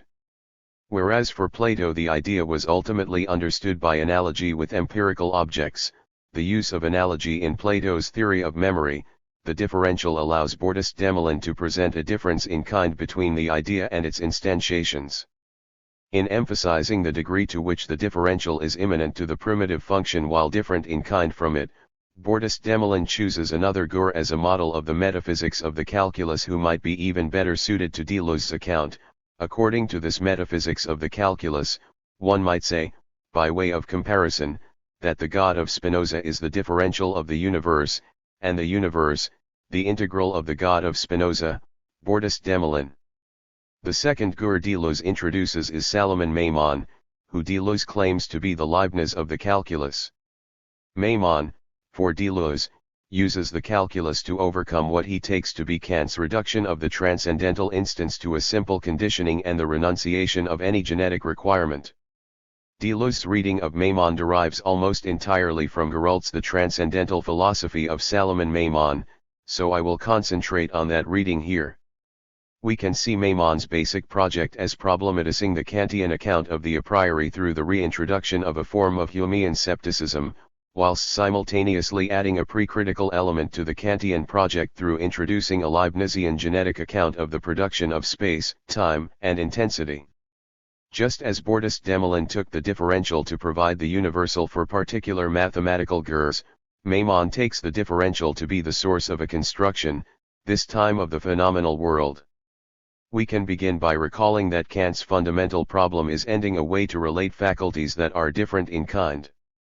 Kant's concern is to guarantee knowledge, and so he isn't concerned with the reasons why we possess faculties that differ in kind, but is purely interested in how these faculties can be related to one another in order to produce knowledge. Maimon instead wants to investigate the genetic conditions of phenomena. In his philosophical dictionary, he makes the following comment on the relationship of reason to the object of intuition. Reason demands that one must not consider the given in an object as something of a pure unalterable nature, but merely as a consequence of the limitation of our faculty of thinking. Reason demands of us therefore an innate progression through which that which is thought is perpetually increased, the given, however, being decreased to an infinitesimal. Maimon. Rather than seeing what is given as merely the passive matter of the faculty of intuition, Maimon sees it simply as that which the intellect cannot think. If we did not have a limited faculty of thought, but instead had an innate understanding, the entirety of what is for us given would be thought, and so the given itself would disappear. To this extent, Maimon's account is rather like Leibniz's, with the given empirical object being a confused form of perception of the true nature of things. Whereas for Leibniz, the difference between the thought of a innate being and an innate being was a difference in degree. A greater intellect would have no need to perceive conceptual relations under the confused form of space. For Maimon there is a difference in kind between the two kinds of thinking. As we have seen, the infinitesimal cannot be given a sensible interpretation without contradiction. Nonetheless, when we relate two infinitesimals to each other in a differential function, dy/dx, we derive a formula that does have a sensible interpretation, the formula for the gradient of the points on a curve. The differential is thus like the Kantian noumenon, which can be thought, but cannot be presented in intuition. Maimon takes this mathematical interpretation of the differential, and gives it a transcendental interpretation, so the differential, dx, becomes a symbol of the noumenal grounds for the synthesis of phenomena. These differentials of objects are the so-called noumena, but the objects themselves arising from them are the phenomena. With respect to intuition equals, the differential of any such object is dx equals, dy equals etc., however, their relations are not equals, but can rather be given determinately in the intuitions arising from them. Maimon. An innate understanding is able to think these differential relations, and thus to think the object in its totality without intuition. In this sense, as Deleuze notes, for Maimon, the particular rule by which an object arises, or its type of differential, makes it into a particular object, and the relations of different objects arise from the relations of the rules by which they arise or of their differentials, Maimon. Since the differential gives us a rule that governs the innate relations of the object, however, the innate intellect is unable to think it all at once. In this respect, as opposed to thinking the object a priori according to the rules governing the way it arises, it can only think of it as given, that is, through sensible intuition.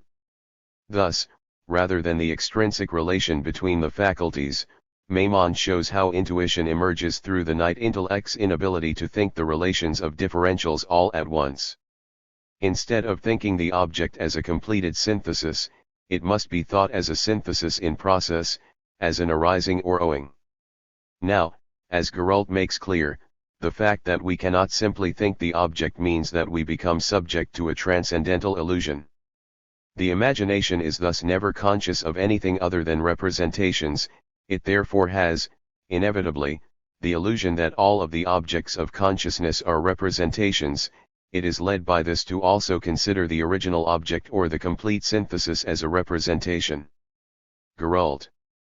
It is this illusion that leads us to see problems in the same terms as solutions. We can therefore see in Maimon two different modes of thinking. One that operates in terms of intuition, and provides a philosophy of conditioning, and another that provides a genetic model of thought that attempts to trace the genesis of the given back to its differential roots. We can now present the alternative theory of the idea. Rather than seeing it as a relation between three moments, two of which are extrinsic, the differential calculus relates the three moments intrinsically. It is undetermined in that the differential, dx, cannot be given in intuition. When it is put into a relation, such as dy/dx, it becomes determinable, as it specifies the complete range of values the function can take. Finally, it is determined in terms of speci values that the function takes at particular moments, the instantaneous velocity of a particular point in time in our prior example. Whereas the innate understanding thinks the curve as a whole, we can only think the process of generation of the curve, equivalent to the actual evolution of the object in intuition. As Gerault puts it, the differential is, then, the noumenon, that which is simply thought by the intellect, the source of phenomena, which appear in intuition, Gerault. The Nalgur Deleuze introduces Isrinsky. The mathematician, Joseph Louis Lagrange, tried to show that we could give an algebraic interpretation of the calculus, representing it as an innate series of terms using his notion of functions.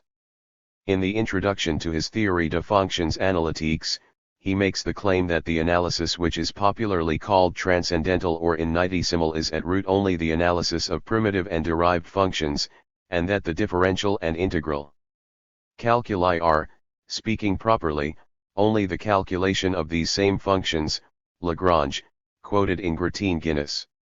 Lagrange's claim that the calculus can be understood purely in terms of algebra would, if successful, remove the need for the kind of barbaric interpretation that Deleuze puts forward, since we would no longer need to give a metaphysical interpretation of the differential. It is to save the possibility of a barbaric interpretation that Deleuze introduces Rinsky. As with the other thinkers of the calculus discussed in this chapter, Rinsky holds that there is a fundamental distinction between the differential and normal quantity. It is this important transcendental distinction that is the crux of the metaphysics of calculus. In effect, the innate quantities and infinite quantities, that is to say, innatesimal quantities, belong to two entirely different, even heterogeneous, classes of knowledge. The innate quantities relate to the objects of our cognition, and innatesimal quantities relate to the generation of this same cognition, so that each of these classes must have knowledge of proper laws, and it is obviously in the distinction of these laws that the crux of the metaphysics of innatesimal amounts is found. Rinsky. Now, while Lagrange believes that he has escaped from the need to introduce innatesimals by resorting to the algebraic, infinite, which can be understood purely in algebraic terms, Rinsky's claim is that the infinite itself cannot be understood without the innatesimal. To bring the innatesimal into the domain of cognition, it has to be presented in an intuition, which can be done purely as an indeterminate quantity. The indeterminate quantity that is at the center of Lagrange's method is thus, for Rinsky, still reliant on the differential. In claiming that Lagrange's method still relies on the differential, Rinsky does not deny that, precisely because it is derived from it, it is still correct. In fact, Lagrange's method produces a series of differentials which allow us to distinguish between two kinds of points on the line, singular points and ordinary points. If we remember our initial example of the calculus, relating distance to time gave us the velocity of a body. If we differentiate this equation once more, we will obtain a relationship between velocity and time, which is the acceleration of a body. Points on this curve, such as where it is at, indicate singular features of the movement of the body, such as in this case the point at which it is traveling at constant motion. In more abstract curves, points where the gradient is slash, or is null or innate, dne points where the nature of the curve changes. Potentiality thus denotes the points at which the nature of the relationship between the terms radically changes. We can tie these three moments together to develop an account of the idea where its three moments, the indeterminate, the determinable and the determined, are intrinsic to it. As we saw when we looked at Bordas-Demoulin, the differentials themselves, dy and dx, are completely undetermined with respect to representation, and hence to the eld of solutions. Nonetheless, when brought into relation with each other, they give us an equation that is determinable. This equation gives us the rates of change of a function at each point in time, or more correctly, for any value of x. Such an equation, as Rinsky shows, contains singular points that determine the points on the curve where its nature radically changes. That is, by specifying a value of x, we can determine the rate of change at any point. Specifying a value of x, therefore determines the idea. We therefore have a particular determined value, intuition, a determinable equation that subsumes it, the concept, and a eld of differentials themselves which engenders both the determinable and determination. The differential, as problem, therefore contains the solution intrinsically, rather than simply being interpreted in terms of it. While this account may seem abstract for now, as we shall see in the following 4 sections, we can develop concrete examples of the idea that operate according to this schema. The remainder of Deleuze's discussion of the differential calculus draws the consequences from this understanding of the calculus as idea. As Deleuze notes, the interpretation of the calculus has indeed taken the form of asking whether infinitesimals are real or div, dr/. As Wronski's account makes clear, however, this question has traditionally been interpreted in terms of whether differentials can be an object of representational cognition or arscience. Once we recognize that they are of a different order to what they engender, the RST alternative, real or div, collapses. Likewise, Deleuze notes that the alternative between seeing the calculus as operating in terms of an infinitesimal, or modern nihilist interpretations that seek to dispense with the infinitesimal, is equally invalid. Deleuze's claim is that both of these interpretations are ways of describing magnitudes, but as these magnitudes operate within the domain of representation, neither of these terms is adequate to the differential. Finally, as we have seen, on Deleuze's reading, the emphasis is not on the primitive function, but on the differential, dx, as constitutive of the primitive function. As such, it is concerned with problems, rather than solutions. In this sense, Deleuze claims that rather than talking of a metaphysics of the calculus, we should talk of a dialectics of the calculus, dialectic meaning the problem element insofar as this may be distinguished from the properly mathematical element of solutions. The work of the mathematician, Abel, is therefore important to Deleuze, because he developed a method for determining whether a problem has a solution without resorting to actually solving the problem itself. We have already seen how the 3 moments of the idea are intrinsically, rather than extrinsically, connected in the calculus, and Deleuze reiterates and summarizes his discussion in the following passage. Following Lautmann's general theses, a problem has 3 aspects: its difference in kind from solutions, its transcendence in relation to the solutions that it engenders on the basis of its own determinant conditions, and its immanence in the solutions which cover it, the problem being the better resolved the more it is determined. Thus the ideal connections constitutive of the problematic, dialectical, idea are incarnated in the real relations which are constituted by mathematical theories and carried over into problems in the form of solutions. Dr/. Each of these 3 moments is present in the calculus as a method of intrinsically relating 2 structures that are different in kind from one another. The calculus thus provides a model for an account of the genesis of determinate quantity from something different in kind where each of its moments is intrinsically connected with the others. Ideas and the wider calculus, Deleuze notes that differential calculus obviously belongs to mathematics, it is an entirely mathematical instrument. It would therefore seem difficult to see in it the Platonic evidence of a dialectic superior to mathematics. When we looked at Plato's simile of the divided line, we saw that Plato held mathematics to be the second highest form of knowledge, below knowledge of ideas themselves. It seems equally clear that Deleuze wants to provide an account of the world, not just of the eld of mathematics. In fact, once we recognize that problems are of a different order to solutions, we can note that mathematics is a way of representing solutions. What is mathematical, or physical, biological, psychical, or sociological, are the solutions, dr/. These domains do not apply to problems themselves, but only to problems as expressed in relation to, and within, solutions. The calculus is itself a way of providing symbols of difference, and as such, it is still propositional, and tied to a spec domain. Since what these symbols refer to cannot be represented, however, the calculus points beyond itself to the problem itself. That is why the differential calculus belongs entirely to mathematics, even at the very moment when it nds its sense in the revelation of a dialectic which points beyond mathematics.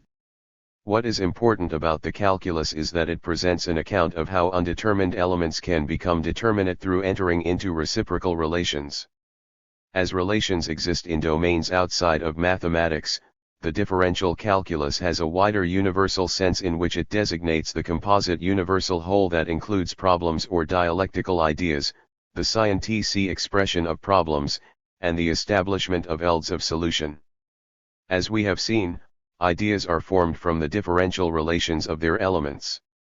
In this sense, Deleuze claims that ideas are multiplicities. They are the reciprocal relationships of elements that in themselves are indeterminate. Now, when we are dealing with a spatial multiplicity, we talk about multiplicity in terms of a structure possessing many elements. In this sense, we can call it an adjectival notion of multiplicity. The many in this case is a way of describing elements that can be in a sense indifferent to being given the classification, many. They are determinate before they form a group. On the contrary, with differentials, they become determinate precisely by being reciprocally determined. Rather than multiplicity being an adjective that describes a group of substances, Deleuze claims that multiplicity, which replaces the one no less than the multiple, is the true substantive, substance itself. As we have just seen, in order to conceive of the multiplicity in this way, we can't see it in terms of self-standing elements. Now, at least on ARST reading of Kant, experience for him was experience of objects, which are self-standing elements. Thus the notion of a multiplicity in Deleuze's terms cannot be found within Kantian experience. In fact, Deleuze gives three criteria for the emergence of ideas. First, the elements of the multiplicity must have neither sensible form nor conceptual signification, nor, therefore, any assignable function, dr/. That is, they must be determined through their relationships with one another, rather than prior to it. Second, the elements must in effect be determined, but reciprocally, by reciprocal relations which allow no independence to subsist. As Deleuze notes, spatio-temporal relations no doubt retain multiplicity, but lose interiority. That is, the elements are not intrinsically related to one another, but are simply related by occupying a certain space together. On the other hand, concepts of the understanding retain interiority, but lose multiplicity. When we determine a concept, man is a rational animal, for instance, we do so by subsuming it under another. As such, while they are intrinsically connected, they form a unity, rather than a multiplicity. Finally, a differential relation must be actualized in diverse spatio-temporal relationships, at the same time as its elements are actually incarnated in a variety of terms and forms. That is, if the idea is to provide some kind of explanation of the structure of the world, it must be applicable to more than one situation, it must capture relations in more than one domain. All of these features can be found in the differential calculus, but to explain how this account functions more generally, Deleuze provides three examples of ideas in non-mathematical ELDs: atomism as a physical idea, the organism as a biological idea, and social ideas. First example, atomism as a physical idea, the RST example Deleuze gives of an attempt to develop a wider calculus is that presented by the atomists, notably Epicurus in his letter to Herodotus and Lucretius in his De Rerum Natura. What Deleuze presents in this section is essentially a synopsis of his longer treatment in his essay, The Simulacrum and Ancient Philosophy, published as an appendix to the Logic of Sense, LS/. Epicurus claims that the universe is composed of two kinds of entities, atoms and void. While the atoms vary in size, they are all below the threshold of perception. Since resistance slows bodies down, and there is no resistance within the void, the atom's passage through the void, when it takes place without meeting any bodies which might collide, accomplishes every comprehensible distance in an inconceivably short time. They move quick as thought, Epicurus. These atoms have shapes, and the structure of the visible world is explained by their combination into compound structures. Atoms in these compound structures appear to move at a perceptible rate, but this is simply due to the fact that as their directions differ, the atoms vibrate, leading to a perceptible average motion. Given that it is essential that atoms be related to other atoms at the heart of structures which are actualized in sensible composites, we need to ask what allows this relation to take. The following account of how atoms enter into relations with one another. In this connection, I am anxious that you should grasp a further point. When the atoms are being drawn downward through the void by their property of weight, at absolutely unpredictable times and places they dect slightly from their straight course, to a degree that could be described as no more than a shift of movement. If they were not apt to swerve, all would fall downward through the unfathomable void like drops of rain, no collisions between primary elements would occur, and no blows would be effected, with the result that nature would never have created anything. Lucretius. It is through this swerve, amen, that atoms come into contact with one another. Deleuze's analysis of this situation begins with the claim that since the void provides no resistance, it is not the case that the atoms simply have an undefined location. Rather, moving at the speed of thought, they are strictly speaking non-localizable. In this sense, they operate much like the differential, dx, in that they are undetermined, lacking one of the key characteristics of sensible form. Second, they can only be given in sensibility though a reciprocal relation formed between them, just as it is only through the differential relation dy/dx that differentials become determinate. In the case of atomism, this reciprocal relation is provided by the amen, which allows a collection of atoms to take on sensible significance. Finally, as the atoms are capable of forming diverse relationships amongst themselves, they can be actualized in diverse spatio-temporal relationships. Atomism therefore appears to meet Deleuze's criteria for the idea. In fact, however, Deleuze claims it fails to exemplify the idea fully, because the atom is still too tied to sensible determinations. Epicurus' account of its nature is based on an analogy with sensible bodies. We must suppose that the atoms do not possess any of the qualities belonging to perceptible things, except shape, weight, and size, and all that necessarily goes with shape, Epicurus. Second example, the organism as biological idea, Deleuze's second example of the idea is derived from a 19th century debate over the nature of the organism. This was the debate as to whether comparative anatomy should understand the structure of organisms in terms of what are known as analogies or in terms of homologies. For traditional, and pre-evolutionary, comparative anatomy, the names of the parts of animals are, to a certain extent, derived analogically from other animals, archetypally with man. On a model dating back to Aristotle, we define what an organ is by looking at the functional role it plays in allowing the organism to perpetuate itself. Parts are thus defined by their relationship to the whole. The importance of this relationship is made clear by one of the most important comparative anatomists of the 19th century, Georges Cuvier, who claims that it is in this dependence of the functions and the aid which they reciprocally lend one another that are founded the laws which determine the relations of their organs and which possess a necessity equal to that of metaphysical or mathematical laws, Cuvier, quoted in Coleman. When the function or form of the parts differ, however, a different term must be assigned to the part in question. Thus, although there is a similarity between the NS of ASH and the arm of man, on a teleological account, the functional and structural differences mean that different terms must be applied to each. This teleological account proves itself to be problematic in terms of evolutionary theory, since evolution often involves the change of function of the same structure between different creatures. Now, one of the key conceptual developments that made the theory of evolution possible was Geoffroy Saint-Hilaire's posit three characteristics. The elements of the idea must have neither sensible form nor conceptual signification, and transcendental anatomy fulfills this requirement due to the fact that what is important is not the sensible properties of the bones, which vary in different creatures, but their relations. Second, these elements must be determined reciprocally, which means that what is central is not the bones themselves, but the connections they hold with other bones, what Geoffroy calls the unity of composition.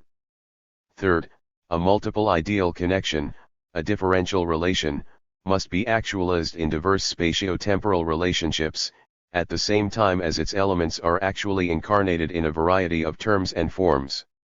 Deleuze emphasizes that homologies do not exist directly between actual terms, but are understood as the actualization of an essence, in accordance with reasons and at speeds determined by the environment, with accelerations and interruptions. That is, we discover a homology between two creatures by recognizing that the actual parts of both organisms are actualizations of the same transcendental essence, the unity of composition, rather than by an analogical correlation of actual terms, as in comparative anatomy. As Deleuze notes, this approach NDS its parallels in genetic theory, where genes gain their significance from their relations to one another. In fact, genetics represents an advance over Geoffroy's account in that for him the transcendental correlates of bones, according to Deleuze, still enjoy an actual, or two-actual, existence, dr/. The idea in this case therefore allows us to determine in what way diverse phenomena, different organisms, are related to one another. Third example, are there social ideas, in a Marxist sense? The third domain Deleuze considers is the social domain, where he takes up a structuralist reading of Marx. Marx is traditionally understood as a historicist philosopher, and a disciple of Hegel. Just as in the phenomenology of spirit Hegel tries to show that new relations between subjects and objects would arise from the contradictions in their predecessors, the Marxist project, on this reading, would be to show how different social structures emerged from the internal contradictions of their predecessors. Since what generates a new set of social and economic relations is a prior set of such relations, the inherent contradictions in feudalism imminently determining the transition to capitalist economic relations, for instance, Marx's philosophy is essentially a philosophy of history. Deleuze here takes up Althusser's claim that, at least for the later Marx, there is a radical break with Hegel, meaning that basic structures of the Hegelian dialectic such as negation, the negation of the negation, the identity of opposites, supersession, the transformation of quantity into quality, contradiction, etc., have for Marx, in so far as he takes them over, and he takes over by no means all of them, a structure different from the structure they have for Hegel. Althusser. In fact, the division of history into periods, for Althusser, is secondary to Marx's analysis of productivity in terms of modes and relations of production. What is central to Marx's analysis, according to Althusser, is the mode of production, conceived of as a certain combination between the means of production, land, for instance, and the agents of production, itself divided into direct agents, such as workers, and indirect agents, such as managers. Althusser's claim is that what is fundamental to Marx's analysis is not man himself, or even man alone, as this would be to exclude the means of production, but rather the relations between these terms themselves. The true subjects, in the sense of constitutive subjects of the process, are therefore not these occupants or functionaries, are not, despite all appearances, the obviousnesses of the given of naive anthropology, concrete individuals, real men, but the definition and distribution of these places and functions. The true subjects are these dinas and distributors, the relations of production, and political and ideological social relations. But since these are relations, they cannot be thought within the category subject. Althusser and Balibar. What are these relations? Althusser argues that it would be a mistake to see them as ones of domination and servitude, for instance, although such structures may result from these relations. Rather than dealing with visible relations, such as exploitation, he is concerned with the structural relations that underlie these surface phenomena. The relations of production are structures, and the ordinary economist may scrutinize economic facts, prices, exchanges, wages, proteus, rents, etc., all those measurable facts, as much as he likes, he will no more see any structure at that level than the pre-Newtonian physicist could see the law of attraction in falling bodies, or the pre-Lavoisierian chemist could see oxygen in dephlogisticated air. Naturally, just as bodies were seen to fall before Newton, the exploitation of the majority of men by a minority was seen before Marx. Althusser and Balibar. Althusser's account, therefore, is that surface phenomena, such as juridical, political, ideological structures emerge in order to support the underlying structures of relation between roles of workers and means of production. In what sense does Althusser's reading of Marx relate to Deleuze's conception of the idea? First, we can note that the elements of his analysis have no conceptual significance outside of their relations. What Althusser is discussing is the way in which roles relate to the means of production. If we separate these from one another, they cease to have any significance. Whatever the social form of production, laborers and means of production always remain factors of it. But in a state of separation from each other, either of these factors can be such only potentially. Marx, quoted in Althusser and Balibar. Second, these potential elements become significant by being related to one another. Land only becomes a means of production by being related to a worker, who becomes determined as a worker precisely through this relation. Finally, this structure can be actualized in diverse spatio-temporal relations. Depending on how the elements are related, different actual structures and relations, and hence different forms of society, will of necessity come into existence to sustain the underlying mode of production. Thus, to obtain the different modes of production, these different elements do have to be combined, but by using specific modes of combination or Verbindungen, which are only meaningful in the peculiar nature of the result of the combinatory, this result being real production, and which are property, possession, disposition, enjoyment, community, etc. Althusser and Balibar. The idea, in the Marxist sense, thus allows us to get away from the anthropomorphic and historicist study of surface structures, and hence to develop a science of society. The relations of ideas, how then do ideas relate to one another? Deleuze claims that ideas are varieties that include within themselves subvarieties. This claim emerges from two previous observations. First, as we have already seen, a differential function can itself be differentiated. As one of the key features of ideas is that they are differentiated, they too can be further differentiated to give ideas of ideas. Second, as we have seen, ideas are related to the domain in which they are solved. This implies that the same idea can be expressed in different actual situations, depending on what kind of solution we are looking for. In fact, there are three dimensions of variety, the RST of which is the vertical dimension. This depends on what the elements and relations we are concerned with are. Depending on whether we conceive of the elements as atoms, bones or relations of production, the solution we arrive at will be expressed in the ELDs of physics, biology, or social theory respectively. While we have here different orders, these orders are still interrelated, in that ideas of physics can be dissolved in higher order problems such as those of biology, and likewise social theory will end itself reacted in the structure of the individuals that compose it. The second, horizontal dimension deals with degrees of a differential relation within a given order. As we saw by repeatedly differentiating an equation, we can end singular points along a curve where the nature of the curve changes. Now, the same idea can give rise to ideas with different singular points. Deleuze gives the example of conic sections to explain this concept. In geometry, we can generate a curve by cutting a cone with a plane, just as if we cut a cylinder in half, we would end on the surface of the cut, the section, a circle.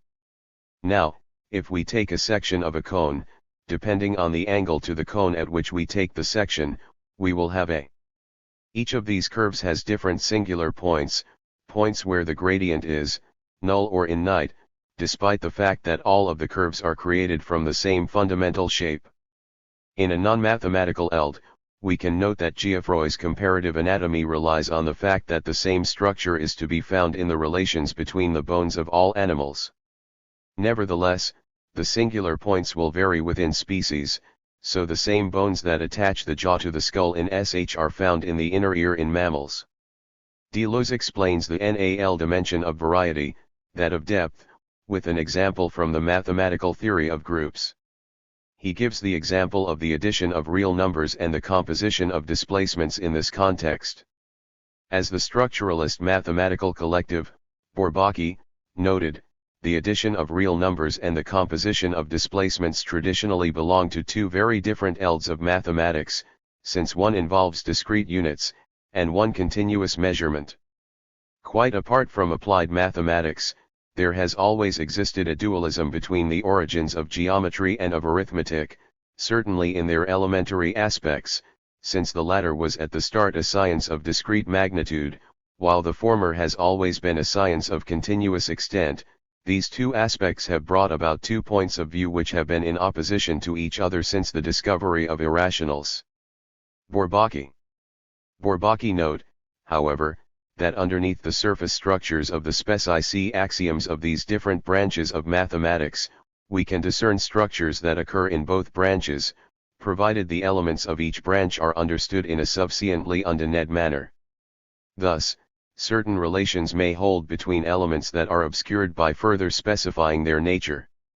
Underneath the structures of geometry and arithmetic are deeper structures which they both share. Given the claim that ideas and their expression in actual entities, we might be tempted to consider an idea to be a kind of essence of a thing. Deleuze, however, is adamant that ideas are by no means essences, or, perhaps more precisely, that we can call an idea an essence only on condition of saying that the essence is precisely the accident, the event, the sense. This claim is inseparable from his claim that ideas perplicate or interpenetrate one another, dr. At several points in his analysis, Deleuze likens the idea of color to white light, dr// and the idea of sound to white noise. This is a reference to a discussion by Bergson of essence in his essay, The Life and Work of Ravizon. In this text, Bergson considers the question of determining what different colors have in common, and hence, how we are to think, philosophically, the notion of color. In effect, we are therefore asking the question what is X, for color, the question Deleuze takes to be the question of essences. Now, according to Bergson, there are two ways of answering this question. The RST is the traditional answer to the question of essences provided by Aristotle. In order to determine the essence of something, we abstract from it those properties that are inessential, or accidental, to arrive at purely those properties that every individual in the class has. Thus, we obtain this general idea of color only by removing from the red that which makes it red, from the blue what makes it blue, from the green what makes it green, Bergson.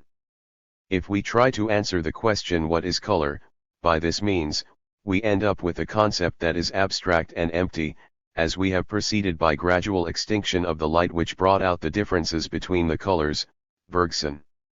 The alternative is what Deleuze takes up with his concept of perplication. Bergson suggests that rather than proceeding by abstraction, we proceed by taking the 1001 different shades of blue, violet, green, yellow and red, and passing them through a converging lens, bringing them to a single point. Then appears in all its radiance the pure white light which, perceived here below in the shades which disperse it, enclosed above, in its undivided unity, the infinite variety of multicolored rays. Bergson. Such an account can only be an analogy, as light is still seen in this case too much along the lines of actual phenomena, but it clarifies the interpenetrative notion of the idea. Just as the conjunction of the two terms of the differential relation allow us to specify all of the points on a curve, the differentials of the idea together specify all of the possible states of affairs that a given system can exhibit. Rather than achieving this by excluding what is non-essential, it does so by positively specifying the genetic conditions for each of these states. In this sense, for Deleuze, the idea does not so much contain the essence of a state of affairs, as the grounds for the totality of possible accidents a system can exhibit. Depending on how the elements are related to one another, different states of affairs will be generated. Clearly, if an idea is to be understood as forming a multiplicity of interpenetrating elements, then it cannot have the same nature as states of affairs. Elements in states of affairs are determined in an opposite manner to the interpenetrative structure of perplication, namely by determining their limits, what they are not. Furthermore, we can see that just as problems were imminent to their solutions, the genetic conditions for states of affairs, ideas, are simultaneous with states of affairs themselves. Thus, for Epicurus, atoms coexisted with the sensible objects that they constituted, and for Althusser, the mode of production coexisted with the actual relations that it determined.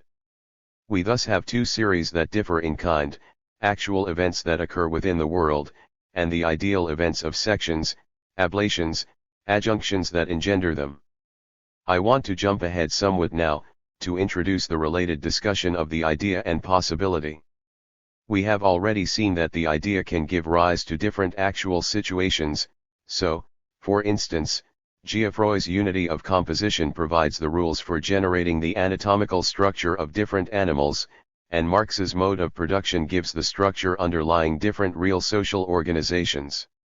Deleuze denies the structure of the idea as being virtual. Now, Deleuze introduces three claims about the nature of the virtual that need to be explored. It is real without being actual, differentiated without being differentiated, and complete without being entire. I want to go through these different claims, contrasting them with the structure of possibility, which appears at first glance to be a closely aligned concept. In fact, Deleuze claims that the only danger in all this is that the virtual could be confused with the possible. What does it mean to say that the virtual is real without being actual? If we return to the notion of possibility, we can ask, what happens when something which is merely possible is realized? We can begin by following Kant in noting that there is no difference in structure between a possible object and a real object. 100 real thalers do not contain the least coin more than 100 possible thalers, Kant, A/B. Rather, the difference is purely in the existential status of the two objects. In order to distinguish 100 real thalers from 100 possible thalers, we need to note that the former exist whereas the latter do not. Possibility is therefore distinguished from actuality in terms of existence. Now, the virtual is instead real without being actual, ideal without being abstract. Throughout this chapter, we have seen that ideas are different in kind from actual states of affairs, just as differentials differ from actual numbers. In this sense, we do not need to distinguish possibility from actuality in terms of reality, as they can be distinguished by this difference in kind itself.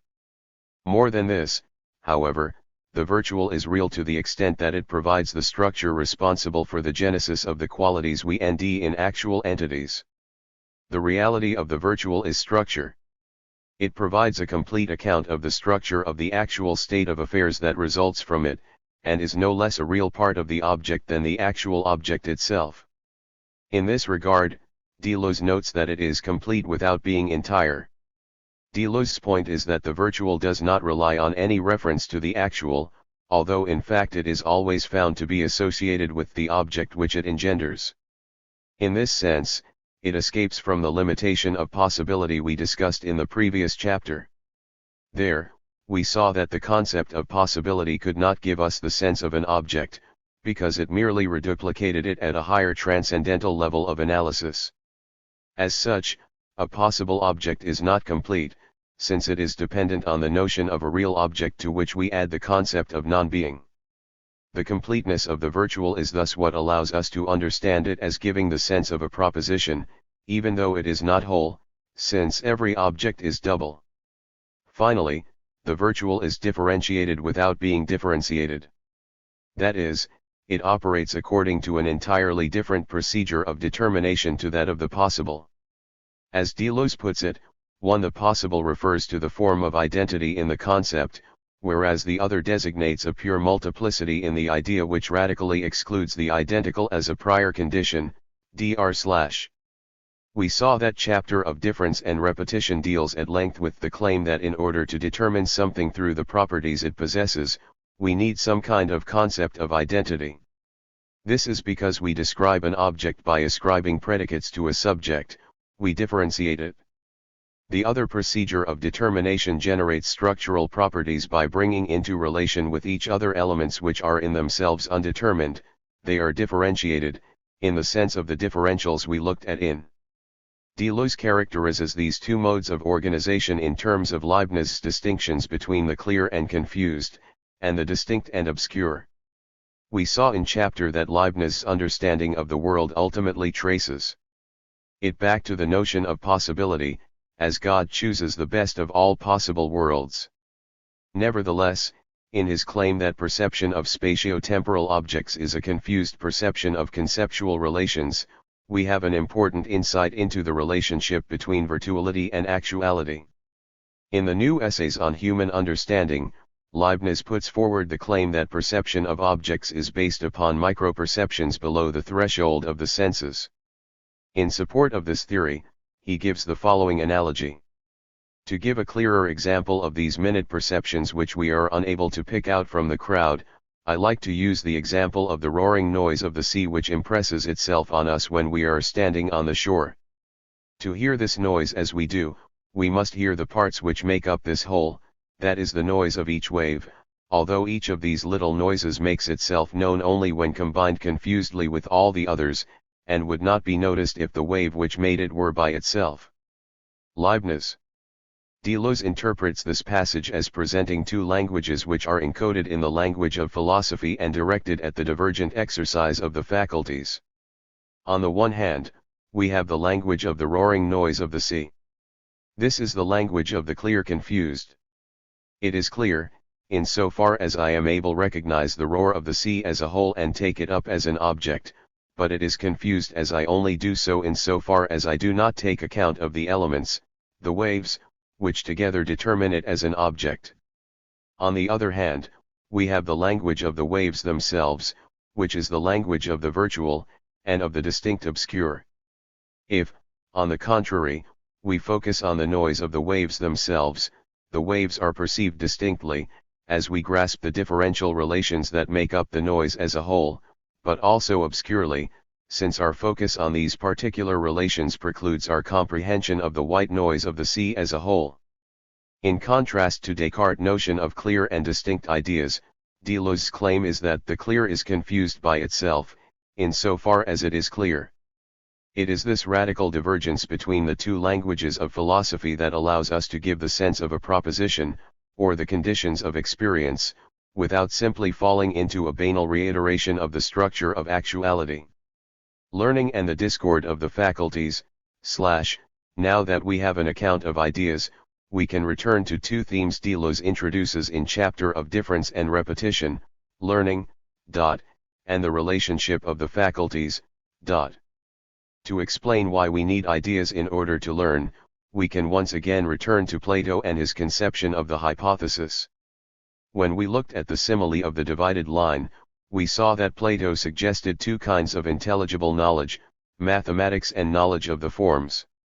He denotes the difference between these two in the following terms. In one subsection, the soul, using as images the things that were imitated before, is forced to investigate from hypotheses, proceeding not to a RST principle but to a conclusion. In the other subsection, however, it makes its way to a RST principle that is not a hypothesis, proceeding from a hypothesis but without the images used in the previous subsection, using forms themselves and making its investigation through them. Plato b. The RST form of thinking, that uses images, is mathematical thinking, as it is found in ELDs such as geometry. Euclid's Elements would be the archetypal example. In this case, thinking proceeds deductively to a conclusion. The strength and the limitation of a deductive argument, however, is that its conclusion does not contain anything that is not implicitly assumed in its premises. The most it can do is simply make explicit what we have assumed at the outset. For this reason, it is essential to know that the premises of one's argument are true, since it is from these that the argument gains its content and validity.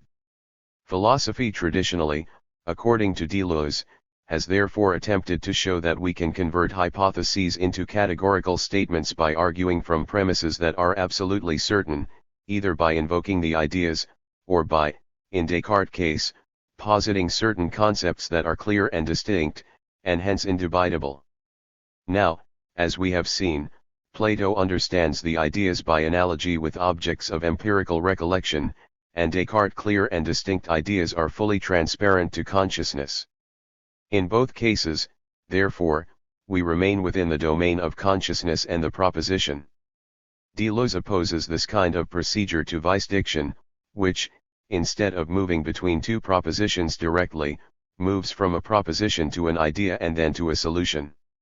He sums up the two stages of the process of vice diction as, the determination of the conditions of the problem and the correlative genesis of cases of solution, dr/. The two examples Deleuze gives of learning in this context, learning to swim and learning a foreign language, are both favorite examples of Bergson. Bergson's formulation of the swimming example is as follows. If we had never seen a man swim, we might say that swimming is an impossible thing, inasmuch as, to learn to swim, we must begin by holding ourselves up in the water and, consequently, already know how to swim. Reasoning, in fact, always nails us down to the solid ground. But if, quite simply, I throw myself into the water without fear, I may keep myself up well enough at rest by merely struggling, and gradually adapt myself to the new environment. I shall thus have learned to swim. So, in theory, there is a kind of absurdity in trying to know otherwise than by intelligence, but if the risk be frankly accepted, action will perhaps cut the knot that reasoning has tied and will not unloose. Bergson. Here we see the contrast between the two methods of learning. On a propositional account, learning to swim appears impossible, because thinking operates simply by drawing out what is already implicit in the axioms of thought. If I do not already know how to swim, I can never know. Deleuze's rather abstract analysis of the process of learning to swim or learning a language is that we do so by composing the singular points of one's own body or one's own language with those of another shape or element, which tears us apart but also propels us into a hitherto unknown and unheard of world of problems. In order to escape the deductive sterility of the proposition, therefore, he claims that thinking needs to raise itself to the level of the idea. The RST stage of vice diction is therefore that of ending other relevant cases that together specify the problem we are faced with, fragments of ideal future or past events. By discovering the adjuncts, Deleuze means this procedure of ending equivalent cases that emerge from the problem. As the idea is an interpenetrative multiplicity, these elements must be combined to generate the idea corresponding to the problem, just as the shades of light were passed through the convergent lens in Bergson's example. Once we have the idea of the problem, we can attempt to end those singular points of the idea where it engenders solutions that are different from the present state of affairs. Deleuze gives the example of Lenin's thought, which would involve the extraction from the present state of affairs of the idea of the economic, abstract modes of production, and then the generation of a solution that involves a different conjunction of singularities, just as selecting a different plane of a conic section will give us a different curve. Thus, we move from the present society to the problematic genetic principles that give rise to it, and then back to an alternative solution, or form of society. In a similar way, we do not look at the relations between parts of animals directly, as they may have different functional roles, but instead relate each to the others through the transcendental rules for their production. Thinking thus does not go from proposition to proposition. Rather, thinking becomes creative by tracing back propositions to the non-propositional eld of problems that engender them. Learning does not have to involve simply moving from one empirical state to another via an idea. It can also involve investigating ideas themselves. So how do we relate to ideas? Well, RST, we can note that although we have been applying the terminology of problems and solutions to situations where the solution is understood in terms of knowledge, or learning, Deleuze's conception of problems and solutions is much broader than this. We will come back to this point later, but for now, we can note that even an organism is nothing if not the solution to a problem, as are each of its differentiated organs, such as the eye which solves the light problem. In this sense, as we have already seen, ideas are not the pure concern of reason, but in fact, each faculty is concerned with them, insofar as it is capable of a transcendent exercise. We can see that each of the faculties themselves is a solution to a problem. Take, for example, the linguistic multiplicity, regarded as a virtual system of reciprocal connections between phonemes which is incarnated in the actual terms and relations of diverse languages. Such a multiplicity renders possible speech as a faculty as well as the transcendent object of that speech, that meta-language which cannot be spoken in the empirical usage of a given language, but must be spoken and can be spoken only in the poetic usage of speech coextensive with virtuality. In this case, the faculty of speech is rendered possible by the virtual multiplicity, which gives the rules for actual speech production.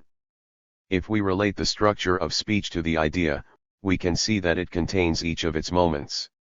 The phonemes are undetermined, but able to enter into determinable relations. These relations describe the expressiveness of the language. In turn, an individual speech act corresponds to the integration of this eld of expressions. There is a reciprocity here, however, since the multiplicity is constituted in terms of the differential relations between phonemes because it is related to the eld of a given language. Each dialectical problem is duplicated by a symbolic eld in which it is expressed dr/.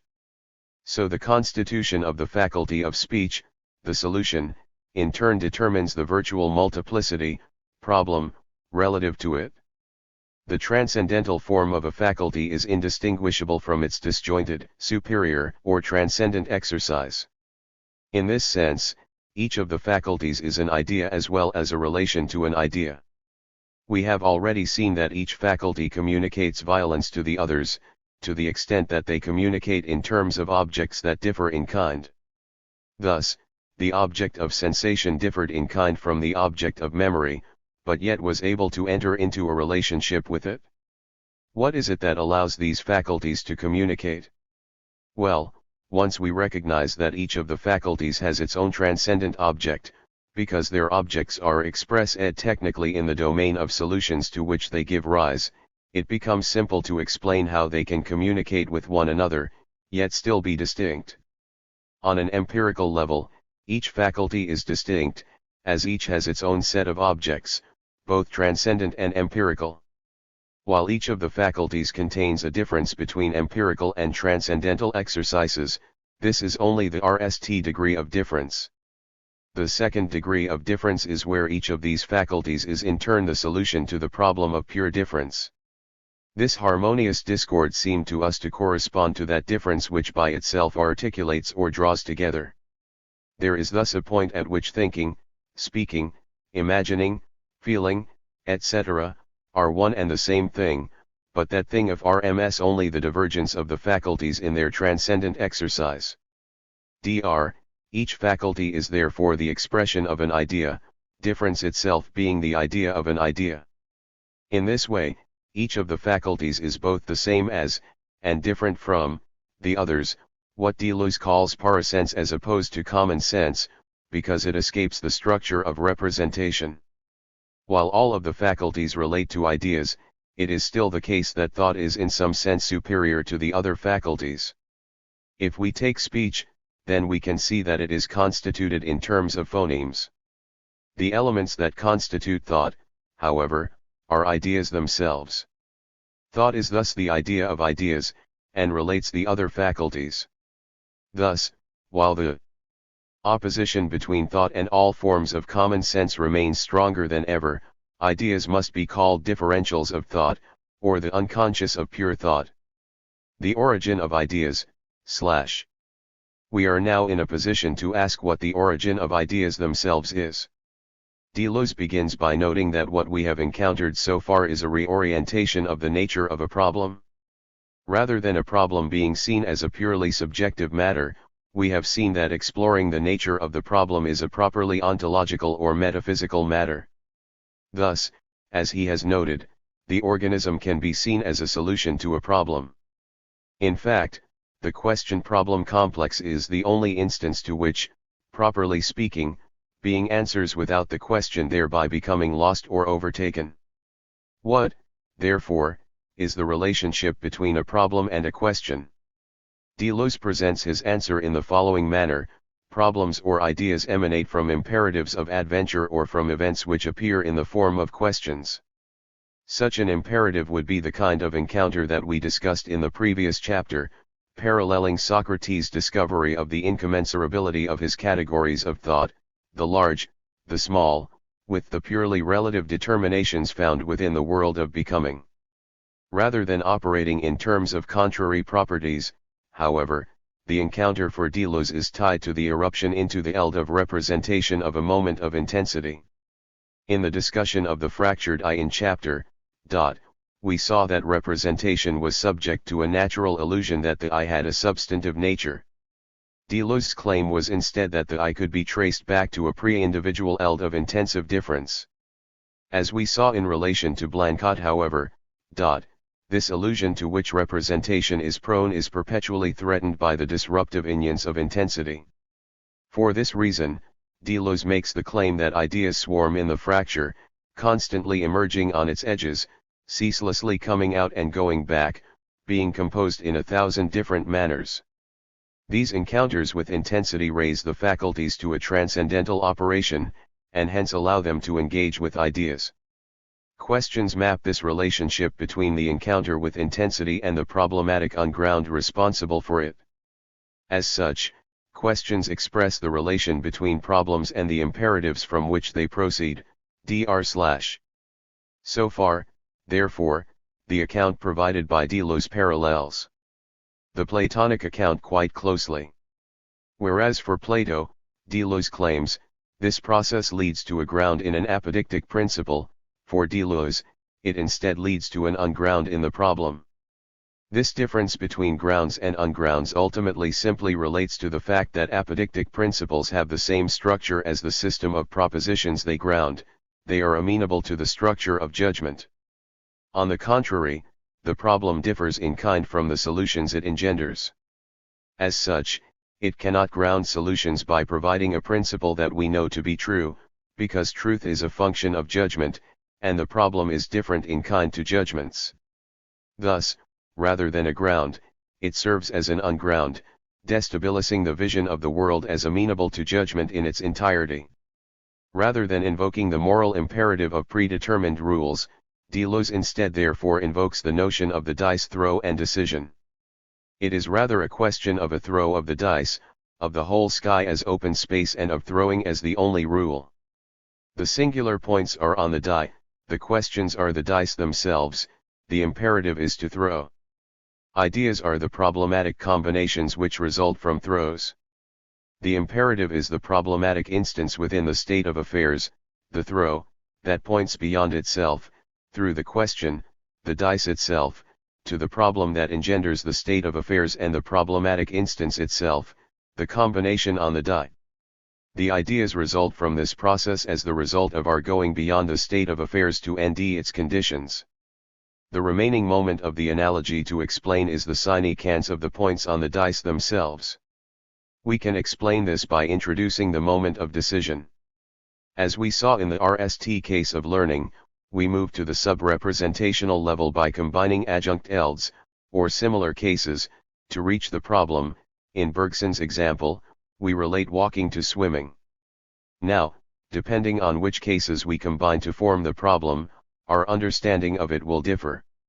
How we relate together different encounters, and which encounters we relate, will give a different emphasis to the problem, a different set of singularities, and hence to our ideas. If the relation of different adjunct elds gives us different ideas, then how is it that a given throw is able to of Rm the whole of chance, to provide an objective idea? When we looked at the example of the conic section, we saw that depending on how we took a section on the cone, we would derive a different curve, and with it, a different set of singularities. Each of these Curves was, nonetheless, an objective characterization of the cone. In a similar way, each inquirer gives us an objective problem, but these are not exclusive, since different inquiries will take a different section of the cone, and hence derive different singularities. This is the reason why, in spite of each throw being an objective constitution of the problem, there are nevertheless several throws of the dice. The throw of the dice is repeated. In this sense, there is no ultimate characterization possible, as there would be with knowledge, but rather a whole series of questions, each of which generates its own eld of singularities. Each philosophical inquirer therefore puts forth its own question, on the basis of an imperative, which constitutes its own eld of singularities. Remaining true to the encounter does not, therefore, lead us to one apodictic principle, but rather to an objective organization of a problem. Just as each conic section gives us a different curve, each question gives us a different distribution of singularities. But as each conic section also repeats the structure of the others, each question is also a repetition, albeit a repetition that differs, not just in terms of solutions, but also in terms of its ideas. Repetition is this emission of singularities, always with an echo or resonance which makes each the double of the other, or each constellation the redistribution of another. At this point, Deleuze notes an affinity with Heidegger's emphasis on the question, while also cautioning that the emphasis on one single question risks covering over the real structure of the dice throw. Great authors of our time, Heidegger, Blanchot, have exploited this most profound relation between the question and repetition. Not that it is subscient, however, to repeat a single question which would remain intact at the end, even if this question is what is being. Chu en est il de l'être.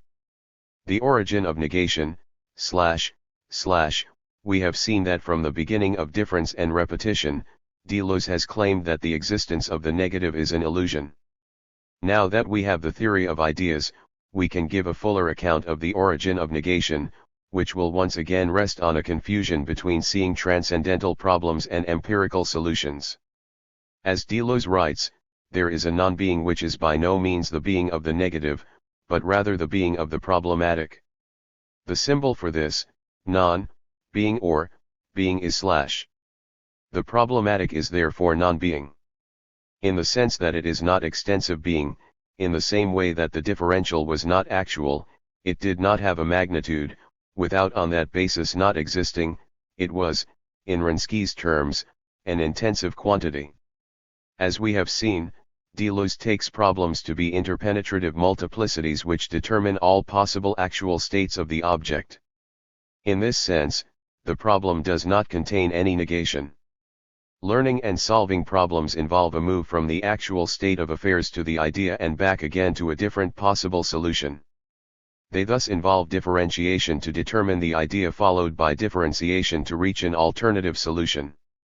Now, as Deleuze notes, the negative appears neither in the process of differentiation nor in the process of differentiation.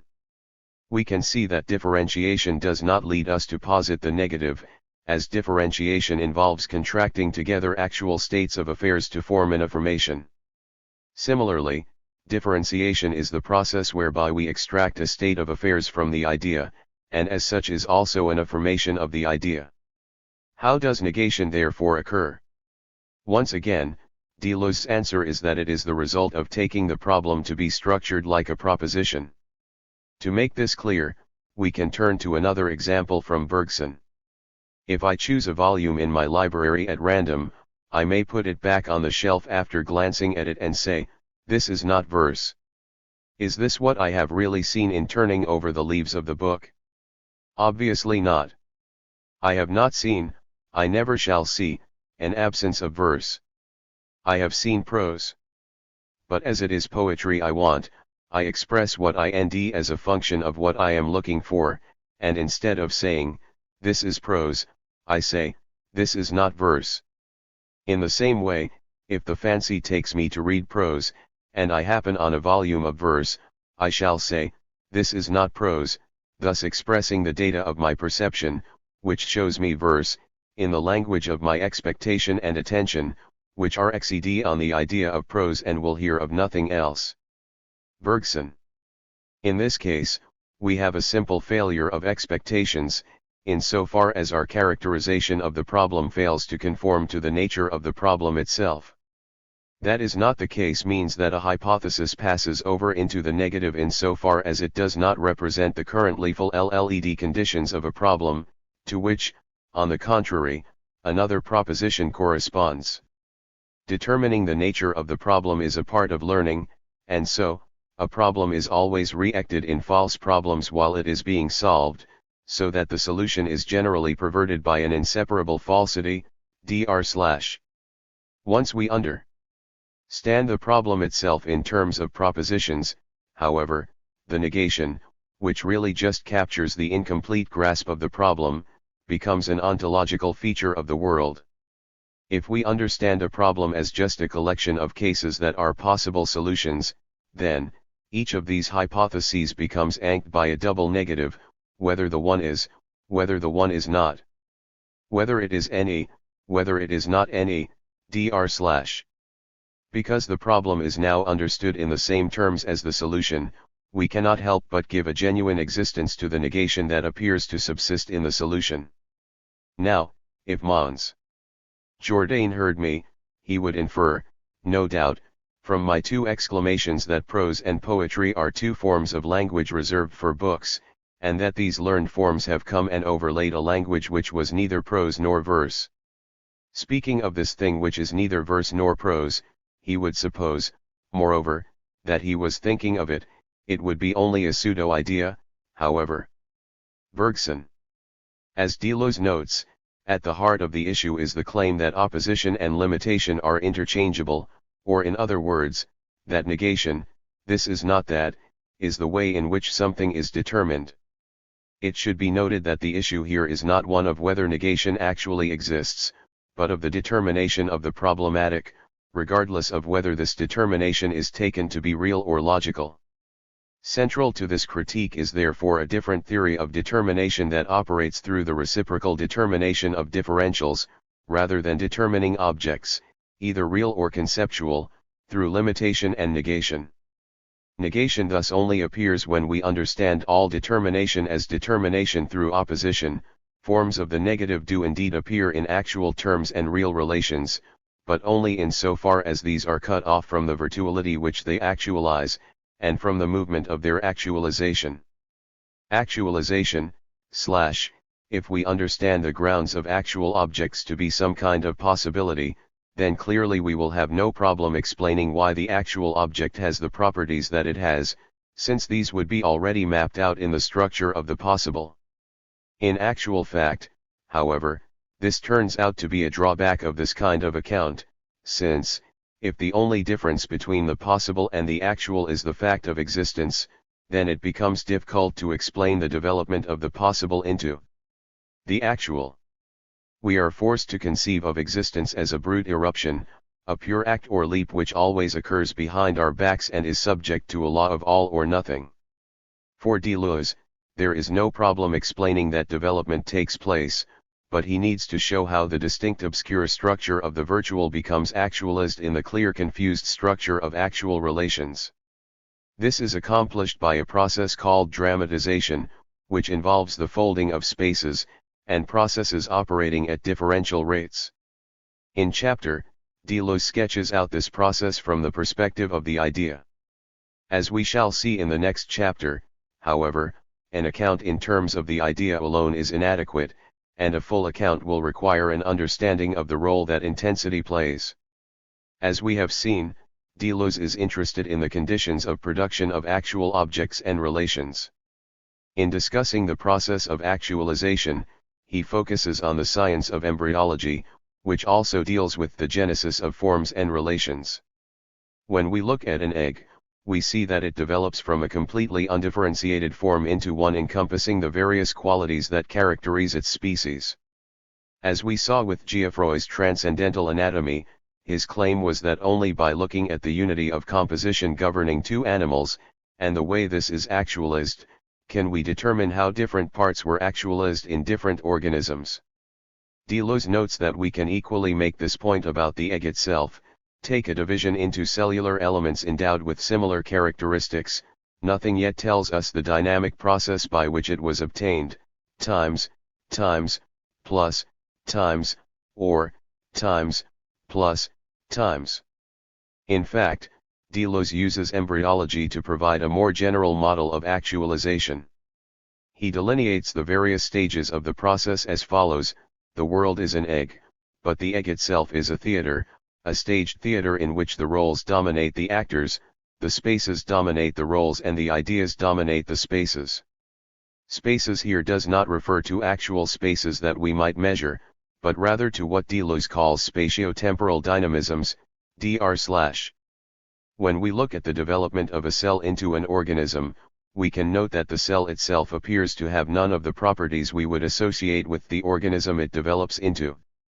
If we are to understand its development, we cannot see it as a heap of atoms and molecules, since this would obscure the nature of the processes that the embryo undergoes.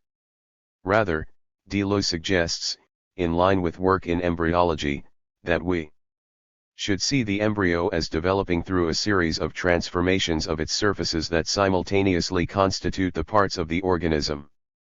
Thus, we can view the development of the organism as involving the augmentation of free surfaces, stretching of cellular layers, invagination by folding, regional displacement of groups.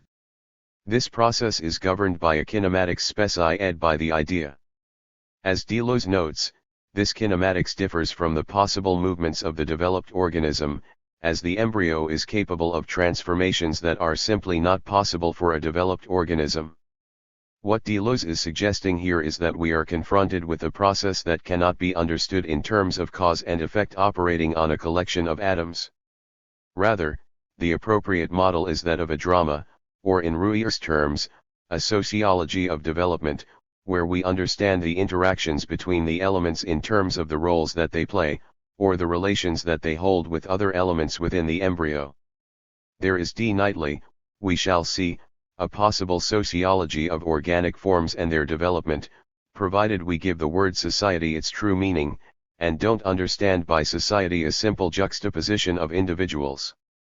A society in general always implies that the individuals that compose it follow a series of themes of coordination, and they know how to play their roles in various stimuli situations, roles that do not arise automatically, like the effect of a cause, the sole spatial situation of the individual in the social whole. We cannot dispel the mystery of differentiation by making it the effect of differences in situation produced by equal divisions. These differences are of stimuli and not of causes. Ruier. These dynamisms are not purely spatial, however, and Deleuze takes up Geoffroy's suggestion that the differences between organisms can be understood by the relative speeds of the different processes that operate within the embryo. As such, the embryo constitutes its own time, which is dened by the differential relations of these processes. In fact, as Deleuze suggests, because we are talking about relationships between distances and time, at the level of the spatio-temporal dynamism, we cannot separate the dimensions of space and time themselves. Consider the following example, concerning sterility and fecundity. In the case of the female sea urchin and the male annelid problem, will certain paternal chromosomes be incorporated into new nuclei, or will they be dispersed into the protoplasm? Question, will they arrive soon enough? Thus, the process operates at a level prior to the constitution of the extensive ELD of space and time. Furthermore, this process operates on two levels simultaneously. We have the generation of the organism as an instance of a species, what Deleuze calls the element of qualitability, and on the level of the parts, the element of quantitability dr/. Differentiation is therefore a process that generates both the extensive characteristics of the organism, its size, and the qualities it possesses. The process of cellular development therefore plays the same role in the world as integration of differentials plays in the sphere of mathematics. In both cases, they explain how we are able to move between two states that are different in kind. In the NAL chapter of Difference and Repetition, Deleuze will look at this account from the perspective of intensity, to give an account of how ideas are dramatist, or played out in a eld of intensity. Chapter: The asymmetrical synthesis of the sensible. Introduction. The NAL chapter of difference and repetition shares much in common with chapter. There, we saw Deleuze arguing that representation tended to falsify our understanding of time by relating it to the structures of common sense. Deleuze instead presented an account of time that grounded, or rather, ungrounded, it in a eld of intensive difference. Chapter turns to the nature of space. Deleuze notes that difference is connected to intensity in the branch of science known as energetics, or thermodynamics. As we shall see, Deleuze's claim is that because thermodynamics sees the world in terms of systems that are already constituted, good sense and common sense, it is subject to the transcendental illusion that differences in energy or intensity tend to be cancelled out. This is what leads to Boltzmann's famous hypothesis that the end of the universe will be a form of heat death, where all of its energy is homogeneously distributed, thus making any kind of order impossible. For this reason, Deleuze focuses in this chapter on the role of intensity in constituting systems and the space that they occupy. Recognizing this moment gives us a more positive account of intensity. In the process, Deleuze clarifies how the differential model of ideas that we looked at in the last chapter can be related to the eld of intensive difference that Deleuze introduced in opposition to Aristotelian metaphysics. Thermodynamics and Transcendental Illusion, Deleuze opens chapter with a discussion of thermodynamics. As the name suggests, thermodynamics deals fundamentally with the properties of heat. As a modern science, it originated with Carnot's publication of his reactions on the motive power of fire in. Carnot's aim in this paper was to explore the relationship between temperature and the efficiency of engines. His main discovery was that the efficiency of even an ideal frictionless engine was dependent on the difference between its hottest and coldest parts. The greater the difference, the greater the efficiency. Thermodynamics as a discipline emerged prior to the general acceptance of atomic theory, and as such makes few assumptions about the composition or species mechanisms in operation within the systems it considers.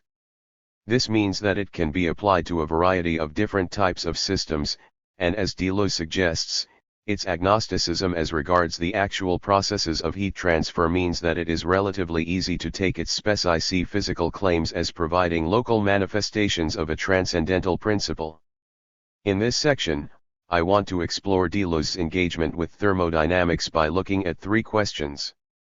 First, what is the transcendental principle that thermodynamics embodies? Second, why does this transcendental principle reinforce rather than overturn good sense? And third, why does Deleuze consider this transcendental principle to be a transcendental illusion? The transcendental principle of thermodynamics rests on the second law of thermodynamics. This is, in Clausius' formulation, the claim that heat does not pass from a body at low temperature to one at high temperature without an accompanying change elsewhere, Atkins. Now, this statement rests on a central insight by Carnot that, when we look at a system, the work that the system is able to do is not dependent on the heat entering the system, but rather on the difference between the temperature entering the system and the temperature leaving the system. Thus, if we wish to improve the efficiency of, say, a steam engine, we could do this either by increasing the temperature of the steam that powers it, or alternatively we could reduce the temperature of the environment surrounding the generator, although only the RST of these alternatives is in general really practical. The important implication of this is that what allows work to be done by a system is not intensity, temperature in this case, but rather difference in intensity, and in fact Deleuze makes the stronger claim that intensity is difference dr.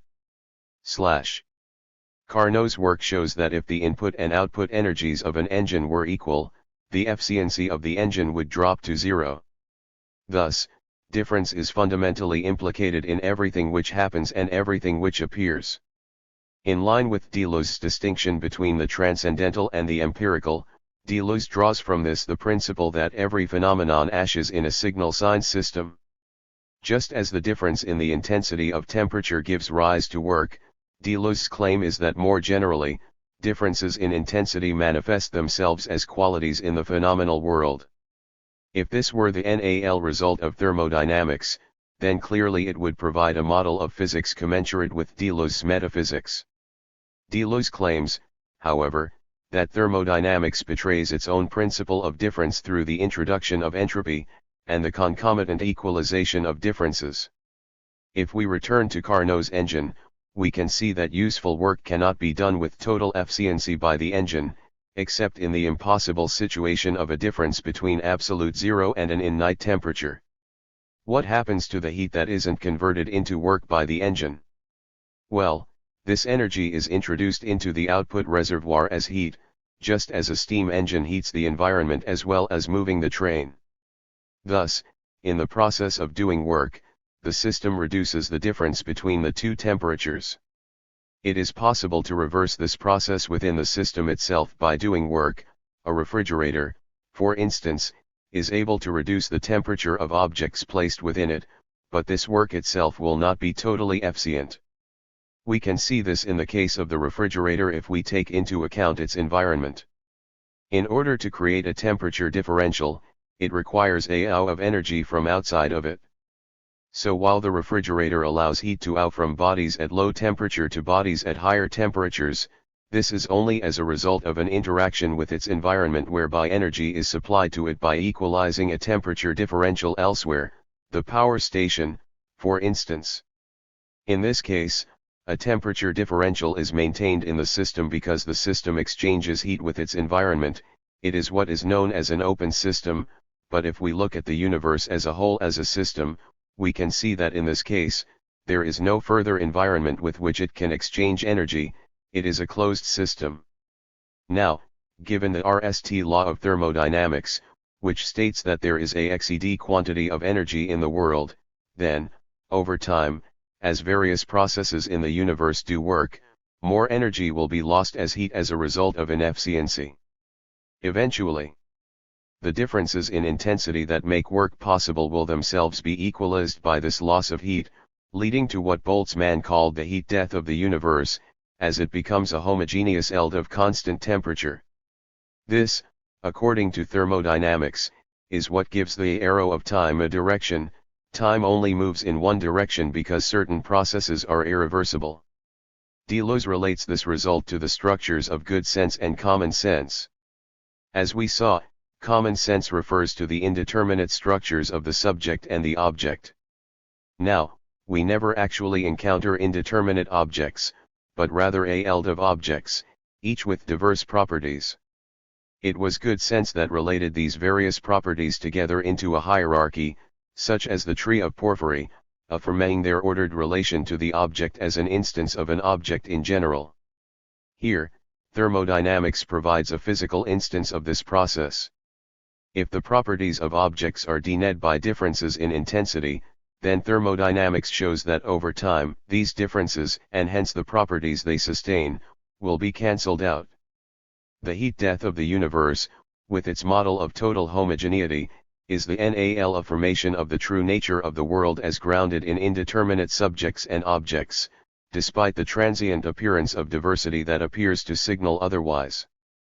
Good sense ensures the distribution of that difference in such a manner that it tends to be cancelled in the object, and because it provides a rule according to which the different objects tend to equalize themselves and the different selves tend to become uniform, good sense in turn points towards the instance of a common sense which provides it with both the form of a universal self and that of an indeterminate object.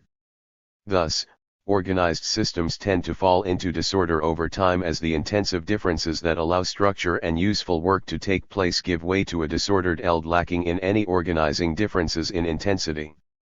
Finally, why is this model considered by Deleuze to be a transcendental illusion?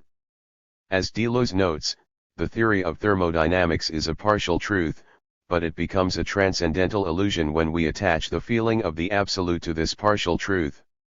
This partial truth operates within the framework of forms of energy which are already localized and distributed in extensity, or extensities already quali-ed by forms of energy. As such, it assumes the differences in intensity as already given as preformed. What is missing from the thermodynamic model is an account of the genesis of these intensive differences in the RST place, and their localization in particular regions of extensity, space. As Deleuze puts it, perhaps good sense even presupposes madness in order to come after and correct what madness there is in any prior distribution. Stewart and Cohen argue similarly in their study of complexity theory that the classical model of thermodynamics works well for the kinds of systems its inventors were interested in, Stewart and Cohen. These situations were where we have an individuated, isolated system that is brought into interaction with another system, the engine being brought into relation with its environment, or in Boltzmann's classic example, the mixing of two gases. In these cases, the amount of disorder increases because the number of systems has reduced, just as a children's party with 10 children is far more chaotic than two parties with VE each, Stewart and Cohen. If we move away from the mechanical models of the 19th century, we see that frequently systems are not just put into relation to their environment, but are also capable of isolating themselves from this environment. Life, for instance, is a process of individuation whereby new systems emerge, and with this emergence, decrease the amount of entropy present in the world. The features that are of interest when studying steam engines, however, are not particularly appropriate to the study of life. For systems such as these, the thermodynamic model of independent subsystems whose interactions switch on and off is simply not relevant. The features of thermodynamics either don't apply, or are so long-term that they don't model anything interesting. Stewart and Cohen. While thermodynamics provides an account of processes affecting preconstituted systems, qualities, and extensities, it does not account for the emergence of these systems, qualities, and extensities in the RST place. Much of the remainder of the chapter will attempt to show how intensity is central to this process of constitution. Merleau-Ponty and depth, if we are to explain the constitution of systems, Deleuze claims, then we cannot do so within space or extensity. Rather, we need to explain the genesis of space as well as the systems it contains. We have already seen in chapter that for Kant the intuition of time was given to a subject. As such, an account of the emergence of the subject within time was rendered impossible. Deleuze makes a similar point here about space. So long as space is seen purely as an anticipation of perception, the subject will be seen as given. With the subject comes the constituted realm of qualities, as well as the high and the low, the right and the left, the gore and the ground as structures that show themselves for a subject. In chapter, Deleuze introduced the notion of a passive synthesis, that is, a synthesis that constituted a subject rather than presupposing one. Just as there were three syntheses of time, so there are three spatial syntheses. When we looked at the notion of entropy in the previous section, we noted that the system of differences of intensities constituted an arrow of time. This arrow moved from particular, ordered systems to generalist, disordered systems. This directionality from the particular to the general forms a rough analog of the RST temporal synthesis of habit. The second spatial synthesis will give an account of how a horizon of intensive depth constitutes the qualities and localized intensities presupposed by thermodynamics.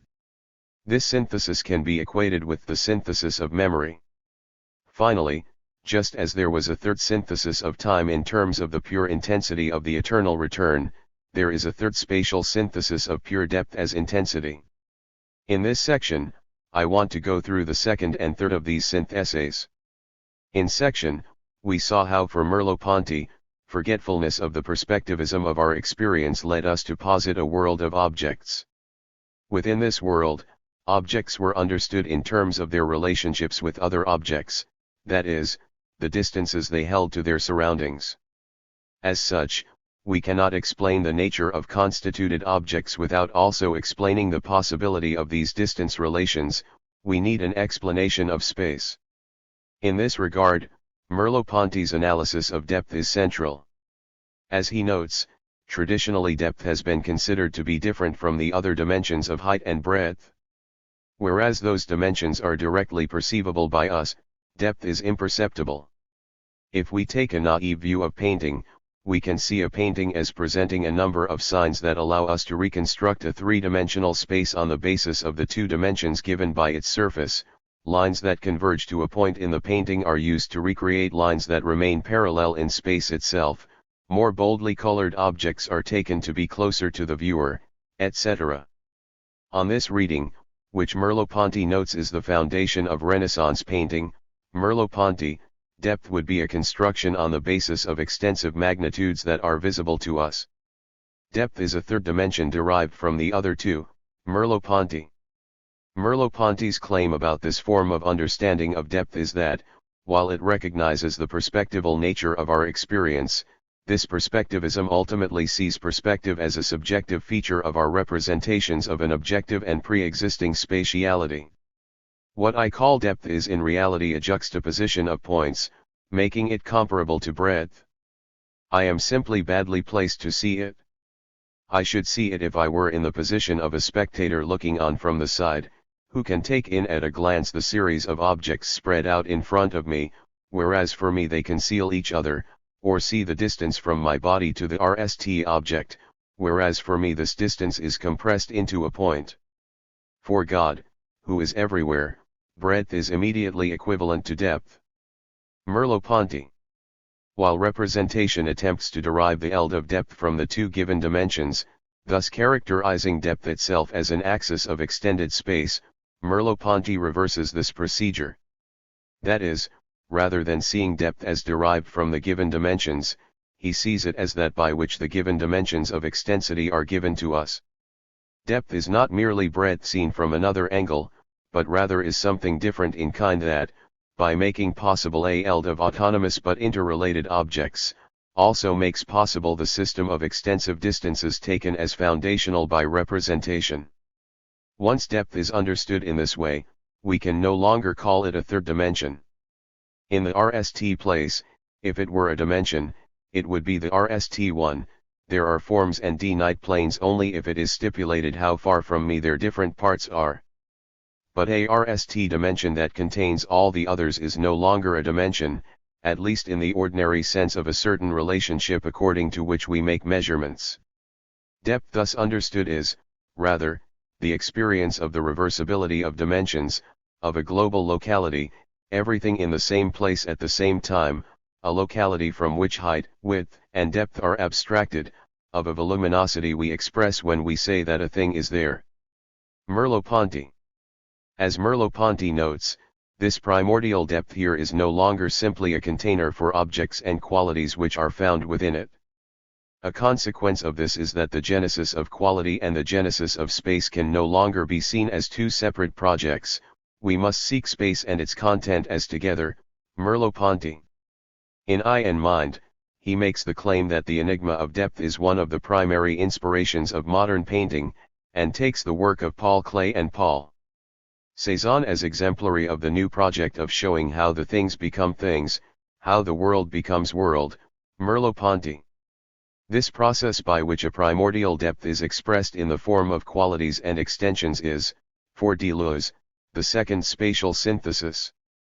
Depth as the ultimate and original, heterogeneous dimension is the matrix of all extensity, including its third dimension considered to be homogeneous with the other two. In a move that goes beyond Merleau-Ponty, he equates this non-extensive depth with intensity. Depth is the intensity of being, or vice versa dr. Now, we can note that while in the RST thermodynamic synthesis, intensity was localized, in this second synthesis, intensity is rather that which allows localization to take place, it is a horizon that allows things and qualities to be constituted. It is therefore responsible for four features of the spatial world: extensio, as the individual distances between objects; the extensum, as the three dimensions of space themselves; the frame of reference for the extensio; qualitas, as the milieu of intensive differences recognized by thermodynamics as responsible for the appearance of qualities; and quali, as these qualities themselves. Just as there were three temporal syntheses, here there are three spatial syntheses. The third synthesis of time was the pure form of time, prior to its expression in habit or memory. Deleuze describes the third spatial synthesis as space as a whole, but space as an intensive quantity, the pure spatium. While the second synthesis provides an account of the process by which intensity as depth generates the three dimensions, the explication of extensity, Deleuze notes that the fact that depth is different in kind from the dimensions it constitutes means that it is definable independently of extensity. The third spatial synthesis therefore goes beyond Merleau-Ponty's phenomenological account by considering intensity independently of this process of the constitution of perspective.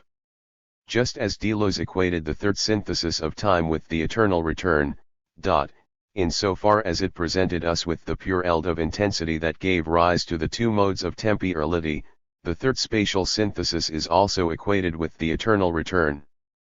Once again, as we saw in chapter, Deleuze makes the point that the eternal return is not to be seen as something like the Platonic doctrine of an actual circularity of time, with a concomitant replication of a prior state of affairs, rather than the eternal return being the claim that things revolve.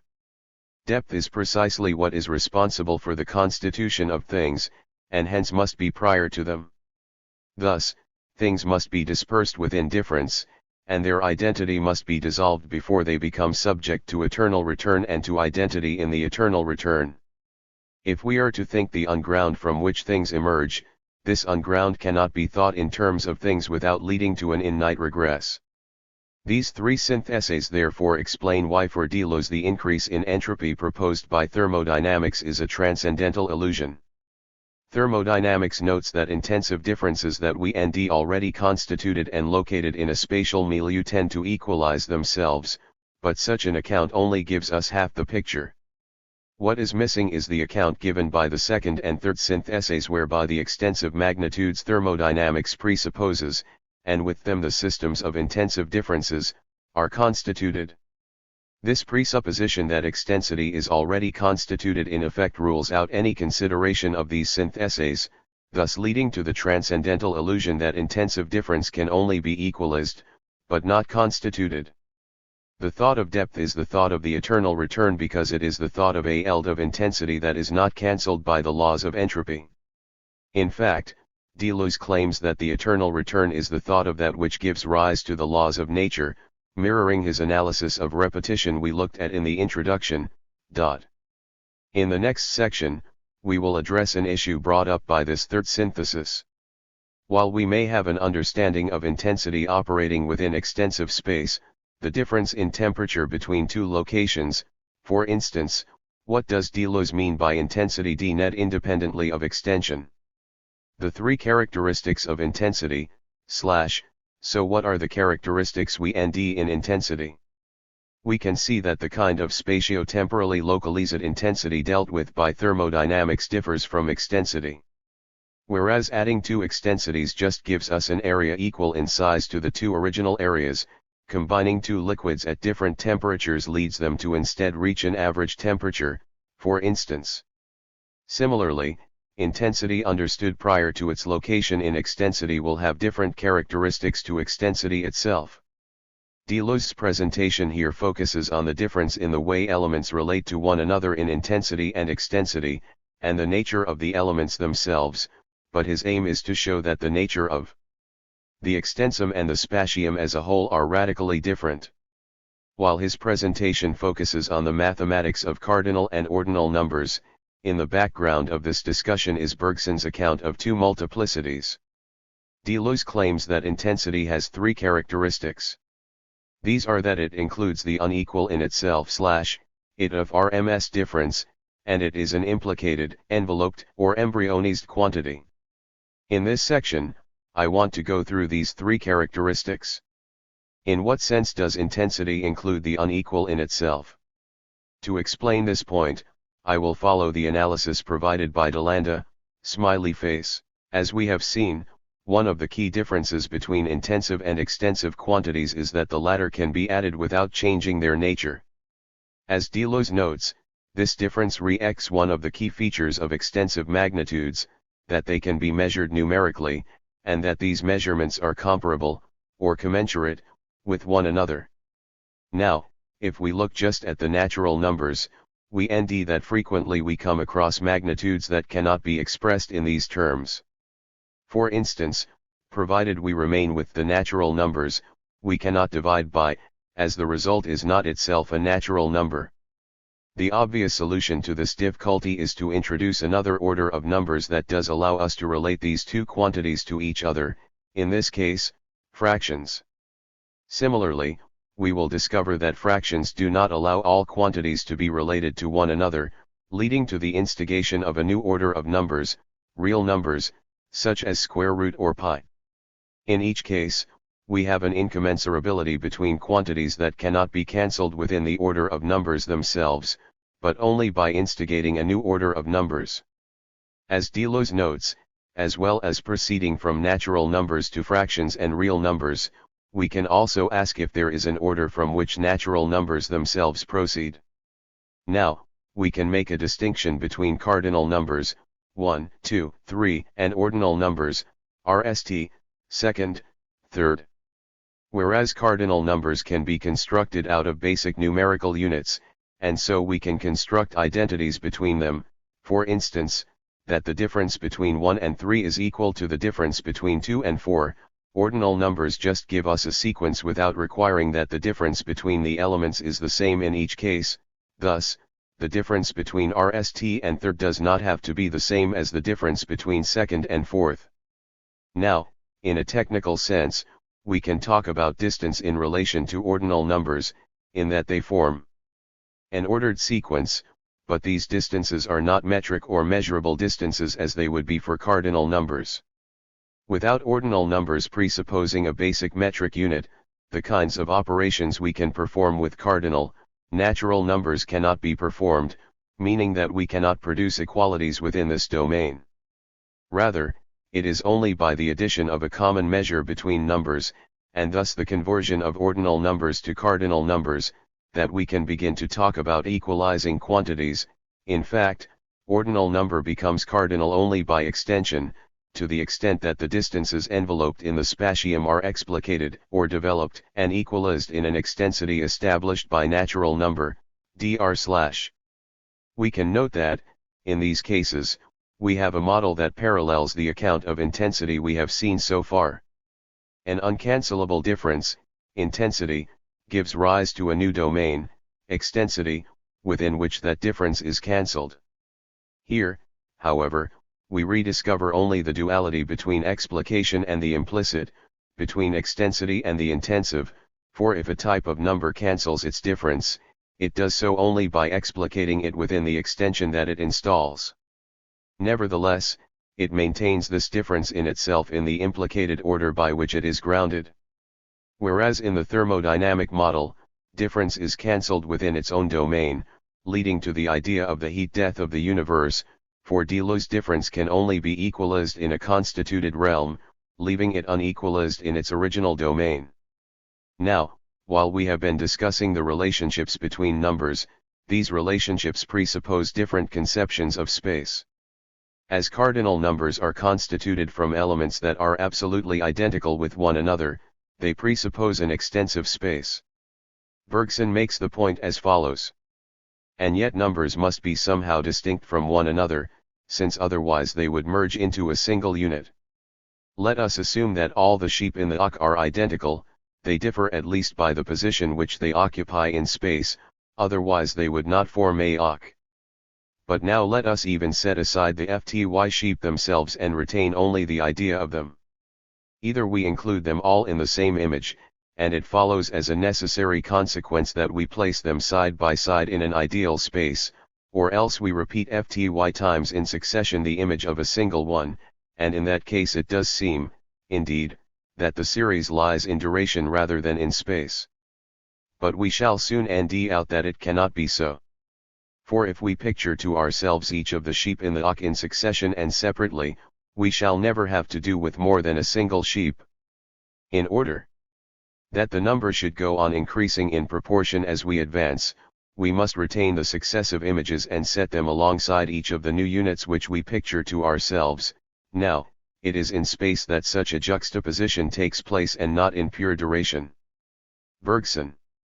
Thus, Deleuze follows what he takes to be Bergson's claim that space is a condition of number, even if only an ideal space, the time that arises in the ordinal series arising only secondarily, and as spatialized time, that is to say as space of succession, L//. The second claim Deleuze makes is that intensity of RMS difference. Whereas the RST claim aimed to show that intensity couldn't be understood in terms of extensity, this second claim is that it also cannot be understood as a quality.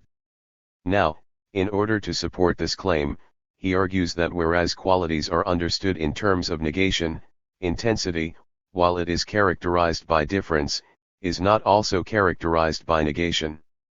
As we saw in chapter, within the Aristotelian notion of denition, a difference presupposes negation. That is, when we wanted to talk about the essence of man, we did so by attributing a property to him called a difference. This difference allowed us to divide the genus into two opposed classes, the rational and the non-rational. Negation was thus fundamental to the process of denition, and to the specification of properties. We can sum up this characterization of difference with the claim that if X differs from Y, X is not Y. As we saw in chapter, this constraint on the concept of difference was not inherent to difference itself, but only difference thought in terms of extensity. Scott's intensive conception of difference avoided the need to dene it in terms of negation.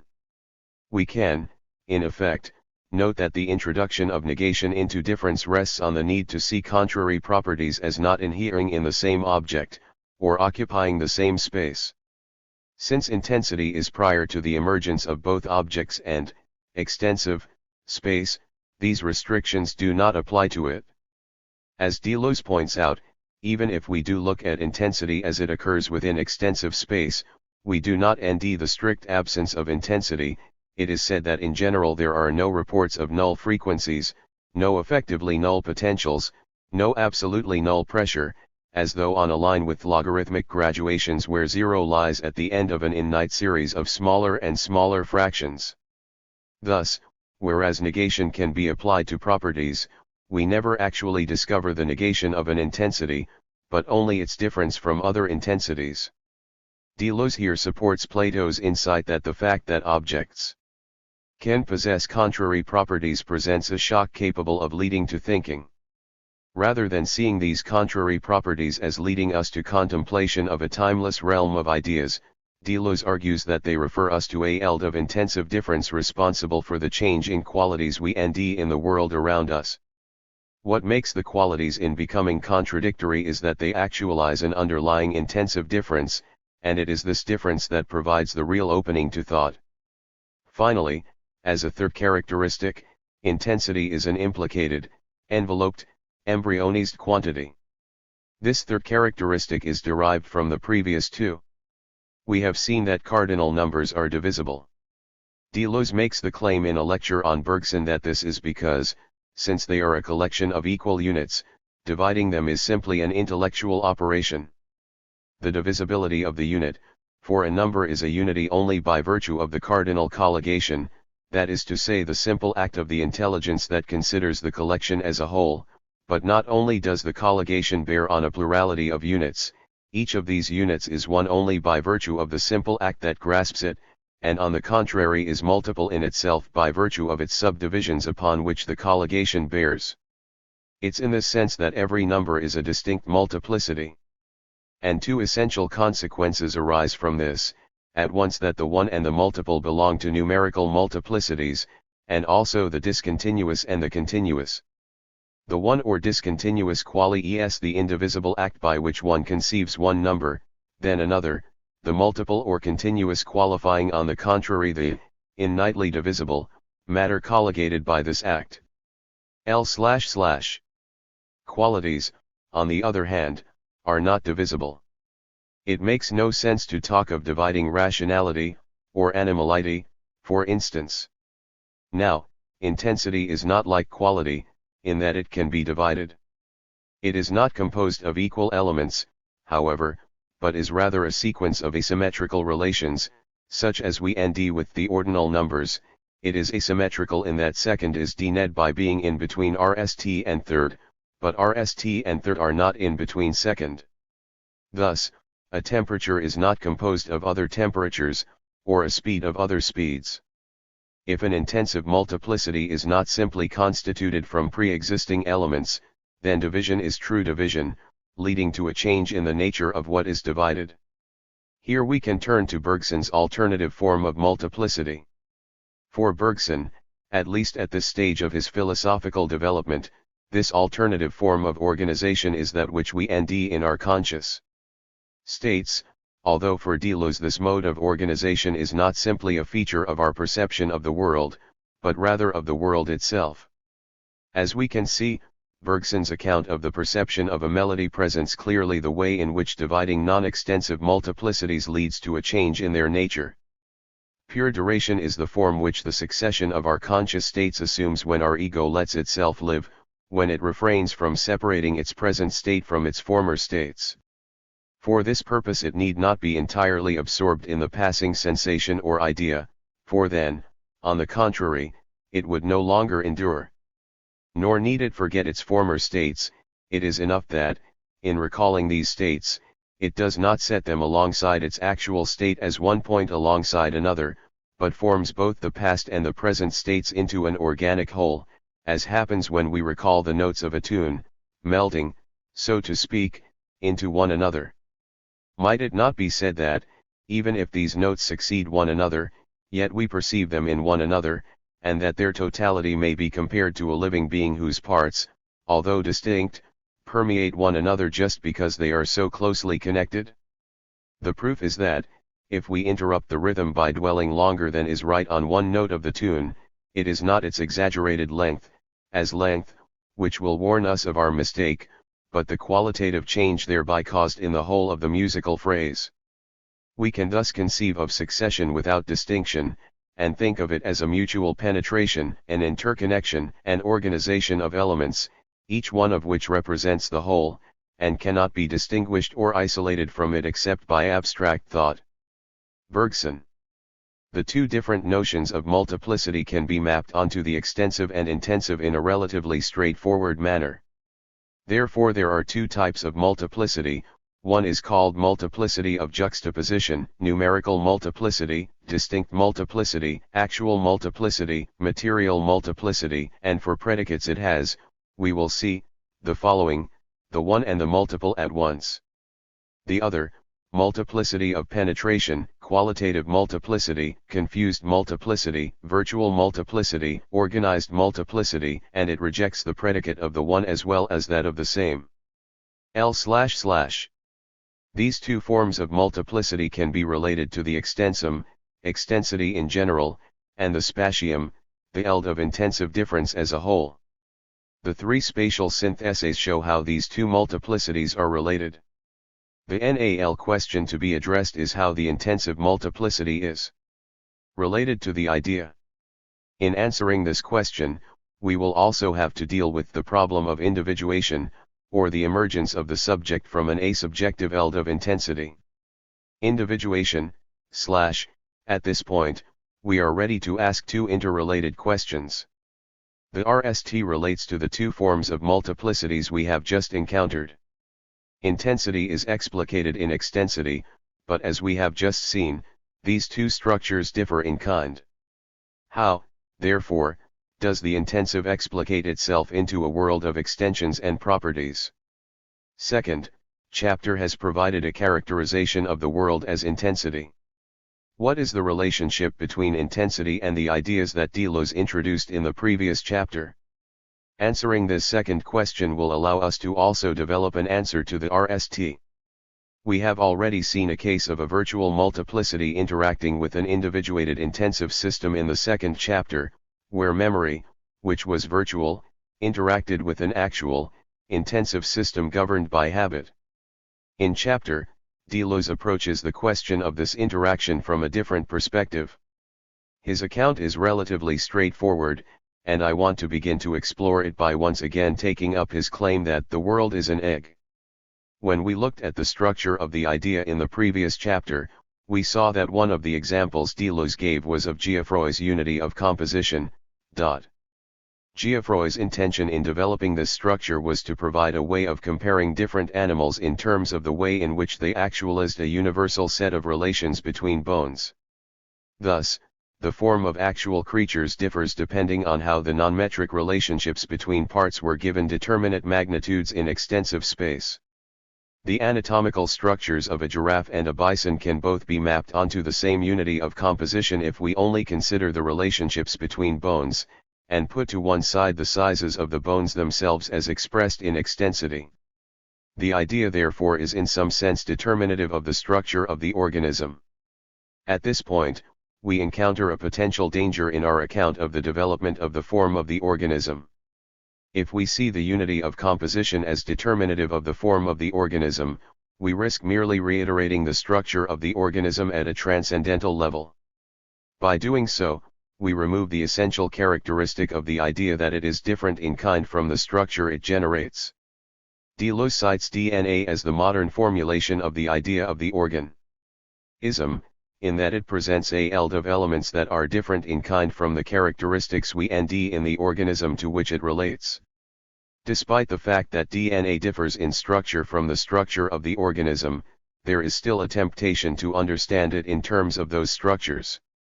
Thus, as the biologist Susan Oyama writes, though we all know that there are no hooves or noses in the genes, the accepted formulation is that the genes that are literally passed on make hooves and noses in ontogenesis. Oyama. Seeing a direct relationship between the idea and the extensive form that it determines in fact rests on the same model of synthesis we saw in Kant's philosophy. The idea here would be akin to the active subject that manipulates passive extensive matter into form, and the differentiation of the idea would be the simple expression of its structure. To turn to Oyama once again, we can see that this model of active synthesis is indeed widespread in genetic theory. The discovery of DNA and its confirmation of a gene theory that had long been in search of its material agent offered an enormously attractive apparent solution to the puzzle of the origin and perpetuation of living form. A material object housed in every part of the organism, the gene seemed to bridge the gap between inert matter and design. In fact, genetic information, by virtue of the meanings of information as shaping and as animating, promised to supply just the cognitive and causal functions needed to make a heap of chemicals into a being. Oyama. Deleuze himself notes that seeing ideas as solely responsible for the constitution of the world is a potential misstep in the philosophy of difference that we are prone to. In fact, any confusion between the two processes, any reduction of individuation to a limit or complication of differentiation, compromises the whole of the philosophy of difference.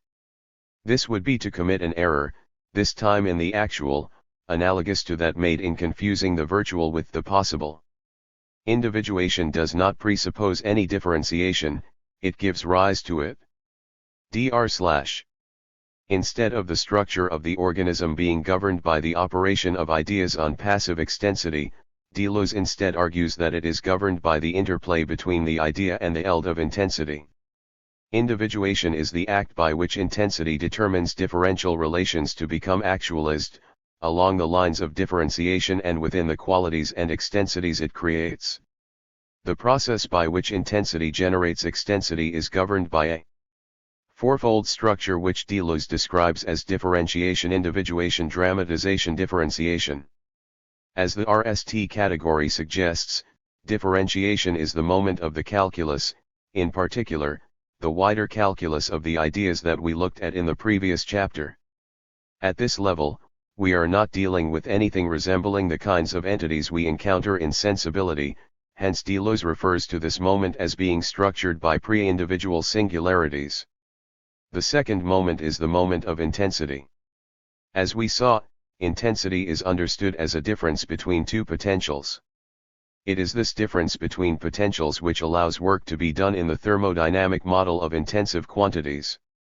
To return to the example of the cell, we not only have the nucleus, which contains the genetic material, but also the cytoplasm, which appears to be a homogeneous world. Nonetheless, we find that the cytoplasm contains chemical gradients that determine differences between points within the egg. These differences set up potentials similar to the differences in temperature which allow the thermodynamic engine to function. This eld of potentials is what Deleuze calls the eld of individuation. An intensity forming a wave of variation throughout the protoplasm distributes its difference along the axis and from one pole to another. The interaction of these two moments Deleuze calls dramatization. If we return to the archetypal model of the idea, color, we can see that the idea can be actualized in a variety of forms, each of which excludes the actualization of other forms. If we actualize the idea of color, it will have to take the form of a particular color. Similarly, if we actualize the idea of the unity of composition, we will get a particular animal. It is the eld of intensities which determines which form is actualized by determining the speed of development of various parts of the organism according to the distribution of intensities within the egg. Thus, the eld of intensity determines how the relations between elements are determined in extensity. As Deleuze noted in chapter, this process of dramatization relies on movements by the embryo that are topological, that is, understood in non-metric rather than metric terms. While these movements are possible within the intensive eld of constitution, they are not possible within the constituted eld of extensity. Embryology already displays the truth that there are systematic vital movements, torsions and drifts, that only the embryo can sustain. An adult would be torn apart by them, dr/. While it might be claimed that DNA differs from the unity of composition, in that it specifies one particular form or species, in fact, we can note that here too, the milieu in which the genetic material expresses itself is fundamental to the form generated. Development seems to involve dynamics as well as chemical computation. When the developing frog embryo turns itself inside out during gastrulation, it looks just like a viscous UID, owing in an entirely natural manner. Some of the information required to make this process work may be specified by the laws of Woods, not by DNA. Brian Goodwin sees development as a combination of natural free-out dynamics and DNA-programmed intervention to stabilize a particular dynamic form. Why should nature waste effort programming the shape of the organism into DNA if the laws of physics will produce it free of charge? It's like programming into DNA the fact that salt crystals must be cubical. For example, the eye, a shape that puzzled both Darwin and his detractors, is dynamically very natural. Rudimentary eyes can occur naturally without any special DNA coding. Natural selection can then re-ene the rudimentary eye into something more sophisticated, but it is the dynamics that give selection a head start. Stewart and Cohen. The process of dramatization gives us the NAL moment, differentiation. The result of the process of dramatization is the extensive form. We should note, however, that the intensive does not become extensive, but rather gives rise to it. To that extent, dramatization is concomitant with differentiation. We have already seen that Deleuze makes the claim that the world is an egg. This claim can be taken in two senses. The RST is that the milieu of individuation is not circumscribed by the boundary of the egg. In fact, we can note that the spatium, the complete eld of intensity, is not made up of discrete elements. As such, the eld as a whole is responsible for the differentiation of each entity, although most moments of intensity will have a negligible effect in each case. The second sense is that all phenomena can be understood on the model of the egg. If we return to the opening of chapter, for instance, we nd the example of lightning. Lightning distinguishes itself from the black sky but must also trail it behind, as though it were distinguishing itself from that which does not distinguish itself from it. It is as if the ground rose to the surface, without ceasing to be ground. Here, a difference in electrical potential between the cloud and the ground, individuation, leads to a process of equalization of charge, differentiation, along a path of least resistance, dramatization, leading to the visible phenomenon, differentiation. Intensity expresses itself as extensity without itself ceasing to be intensity. There are of course differences in the process of differentiation of biological, physical, and social ideas, but in each case, it is by being brought into relation with a eld of intensity that the idea becomes actualized. We can now see why Deleuze makes the claim that it is not the individual which is an illusion in relation to the genius of the species, but the species which is an illusion, inevitable and well-founded, it is true, in relation to the play of the individual and individuation. As we saw in chapter, species are dened by the addition of differences to an indeterminate subject. By progressively specifying the properties of an individual, we gradually limit the logical possibilities of what something can be, determining the nature of man, for instance, by addition of the properties material, animate, sensitive and rational, to substance. Given that different individuals clearly do belong to different species, we might be tempted to claim that this hierarchy of terms is what determines the nature of the individual. Thus, we saw that even though DNA differs in kind in structural terms from the organism to which it relates, there was a strong temptation to see it as straightforwardly encoding the kinds of properties Porphyry's tree relied upon. There is a tendency to believe that individuation is a continuation of the determination of species, albeit of a different kind and proceeding by different means. Once we recognize that individuation does not simply operate on homogeneous, or at best, recalcitrant, matter, but relies on the particular potentialities within the egg, then we can no longer see it as a process of active synthesis relying on the attribution of universal qualities to a particular subject. Rather, differences are always individual, to the extent that they are determined by the reciprocal interplay of ideas and intensity. They only give rise to these generalist properties once we draw together these individual differences according to their resemblances within the structure of representation. Now, one NAL point to consider is that if the individuality of the intensive eld is responsible for differences being individual, then it cannot be the case that the same intensive eld exists in different eggs. If that were the case, then we could talk about there being a real existence to species, although this would derive from the intensive eld, rather than the idea. It therefore has to be the case that each egg possesses a different set of intensive potentials. The form of the eld must be necessarily and in itself LLED with individual differences. This plenitude must be immediate, thoroughly precocious, and not delayed in the egg, to such a degree that the principle of indiscernibles would indeed have the formula given it by Lucretius: no two eggs or grains of wheat are identical. These conditions, we believe, are fully satisfied in the order of implication of intensities. This condition is met by the fact that intensity is not constructed from pre-existing equal units, as extensity is. Rather, Deleuze's claim that the world is an egg makes explicit that the entire spatium is implicated in the potentialities of each individual egg, although different aspects of it are implicated to different degrees. As each occupies a different position in the spatium, each expresses the spatium differently.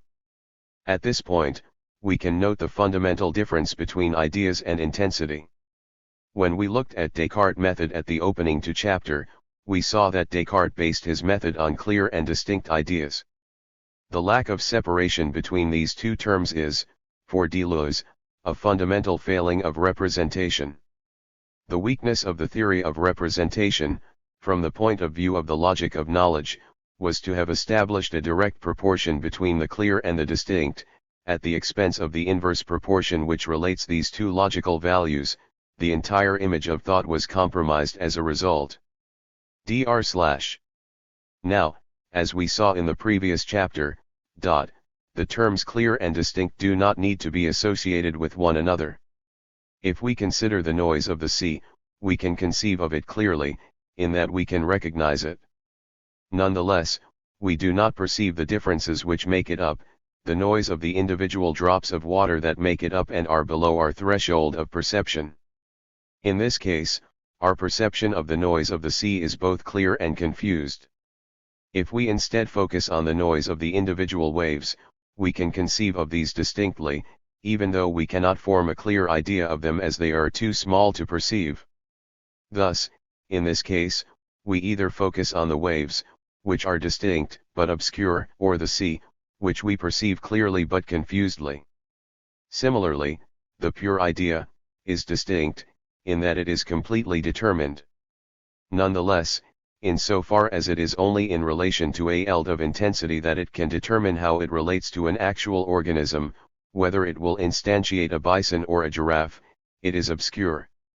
Conversely, intensity expresses some relations clearly only at the expense of other aspects of the idea which, while still present in the organism, are only present confusedly, on the basis of the domination of certain intensive potentialities. Thus, the process of differentiation can be seen as the movement from a distinct obscure idea to a clear confused eld of intensity. Likewise, the thinker, as an individual, is an intensive eld. The thought he expresses, however, is the distinct obscure of the idea. What gives unity to the thinker is this intensive nature. Just as we cannot divide an intensity without changing its nature, a thinker cannot give up their unity without ceasing to be the particular thinker that they are. Nonetheless, as we saw in chapter, everything thinks. Thus, the death of the thinker is not the end of thought, but merely a change in thinking's nature. The other, in the last few sections, Deleuze's concern has been to explore the processes of individuation and differentiation. A natural question to ask is, where do we locate the individual? We have already seen in our analysis of Feuerbach that the I is a structure of the species, a claim implicit in Descartes' attempt to replace the Aristotelian definition of man with the I think. As species are a transcendental illusion that emerge after the individual, the I cannot be the seat of the individual. Similarly, the self, when it is defined as Deleuze does here as the properly psychic organism, with its distinctive points represented by the diverse faculties which enter into the comprehension of the I, cannot be identified with the individual, as in this case we are dealing with a representation of the psychic system. In both cases, therefore, we are dealing with a representation of the individual, rather than the individual themselves. Rather than these structures, which are defined in terms of universal properties and extensions, we nd the individual in the eld of intensity that gives rise to these representational structures. It is the eld of intensity, in relation to the idea that is expressed within it, that forms the basis for the individual. These ideas, however, are expressed in individuating factors, in the implicated world of intensive quantities which constitute the universal concrete individuality of the thinker or the system of the dissolved self. At the close of chapter, Deleuze introduces the last philosophical theme of difference and repetition, the other. As we saw in chapter, Deleuze takes up Merleau-Ponty's account of the forgetfulness of our perspective. Now, one of the key moments in this account was the presence in the world of the other. It was the other that gave us an infinite number of possible perspectives of the object, thus leading us to take the object, as a given extensive object with properties, as essential, and our own perspective as inessential. Similarly, it was the other that made us fail to recognize the intensive quality of depth.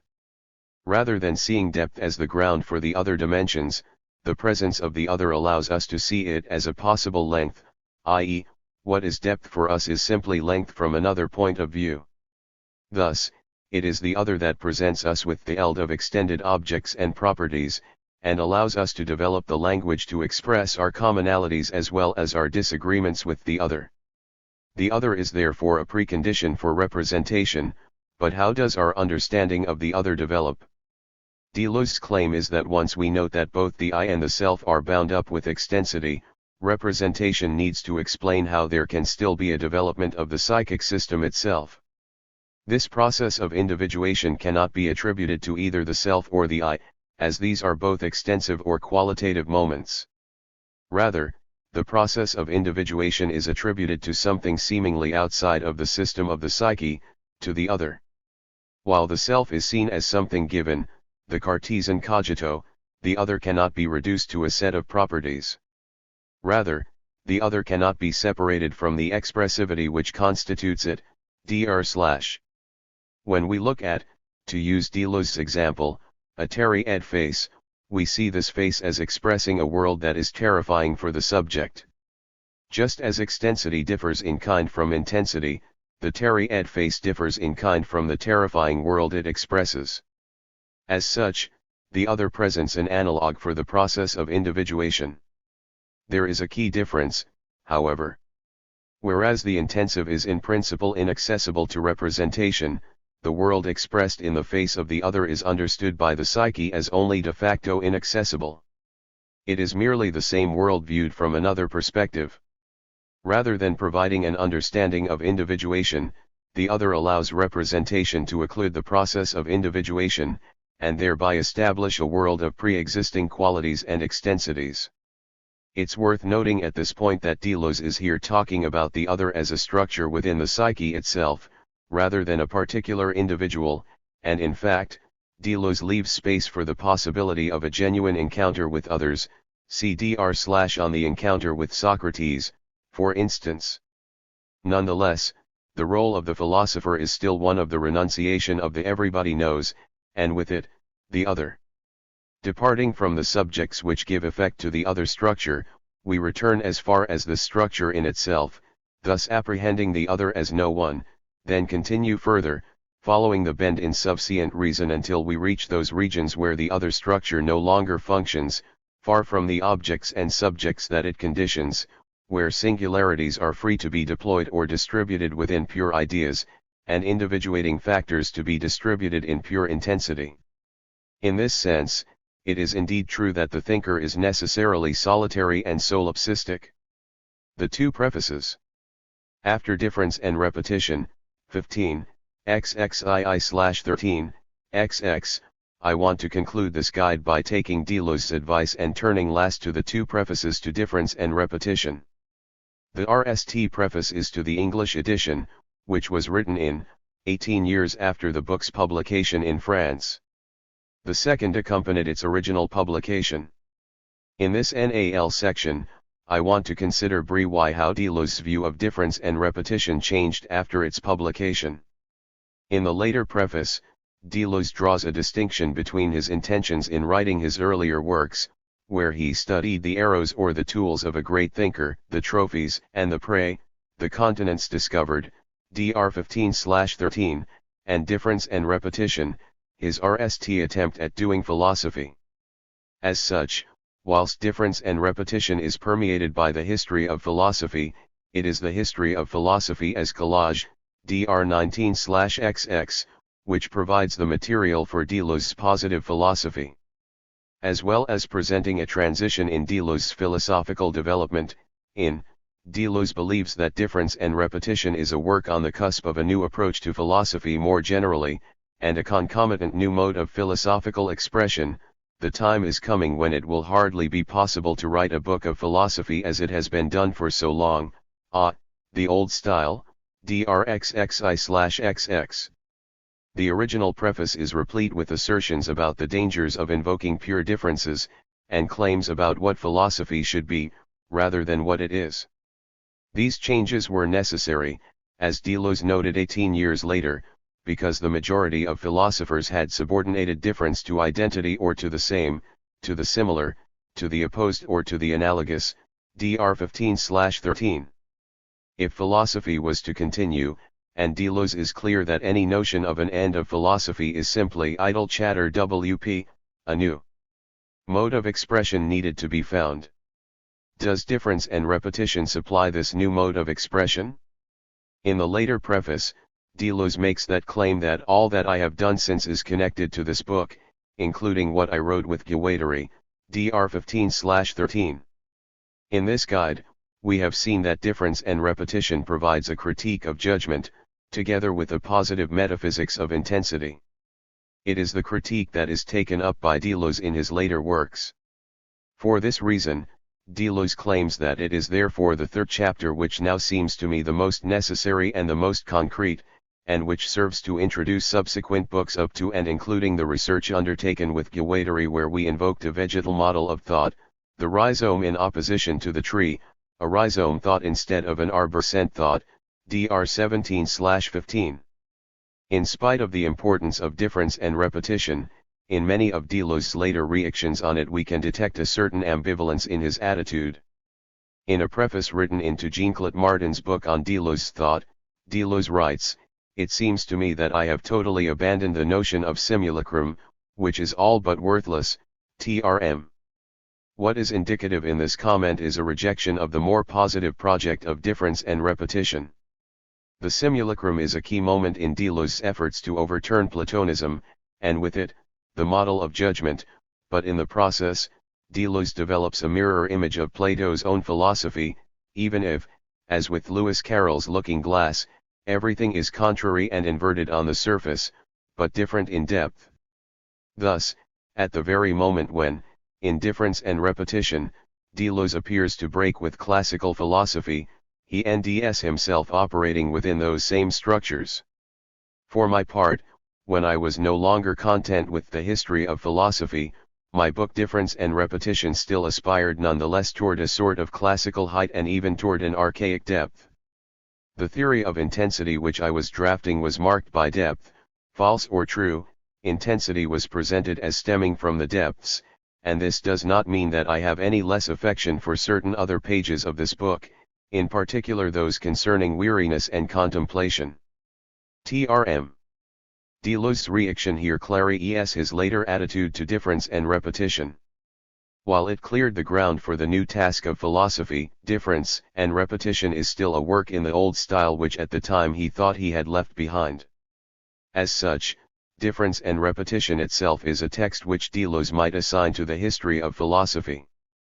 Perhaps, rather than seeing Difference and Repetition as the beginning of a new phase in Deleuze's development, it might be better to see Difference and Repetition as the last, at least until his late book on Leibniz, of his great works on the history of philosophy, and a work itself of the history of philosophy. It is in his later collaborations with Felix Guattari that Deleuze draws out the implications of difference and repetition, in order to attempt to develop a philosophy that thinks in terms of multiplicities for themselves, TRM, rather than difference in itself. There, Deleuze replaces the logic of genealogical inquiry and selection with the thinking in terms of the rhizome and horizontal connections. As he puts it in conversation with Claire Parnett, in my earlier books, I tried to describe a certain exercise of thought, but describing it was not yet exercising thought in that way. With Felix, all that became possible, even if we failed, Not everyone follows Deleuze in moving beyond difference and repetition, however, and we can also note that its hybrid nature, as a text in the old style that opens onto the later work, is also its strength. Difference and repetition provides a point of transition, but also a point of engagement for those who wish to critique Deleuze, and for those who wish to deploy his own critique within the debates between more traditional philosophical approaches.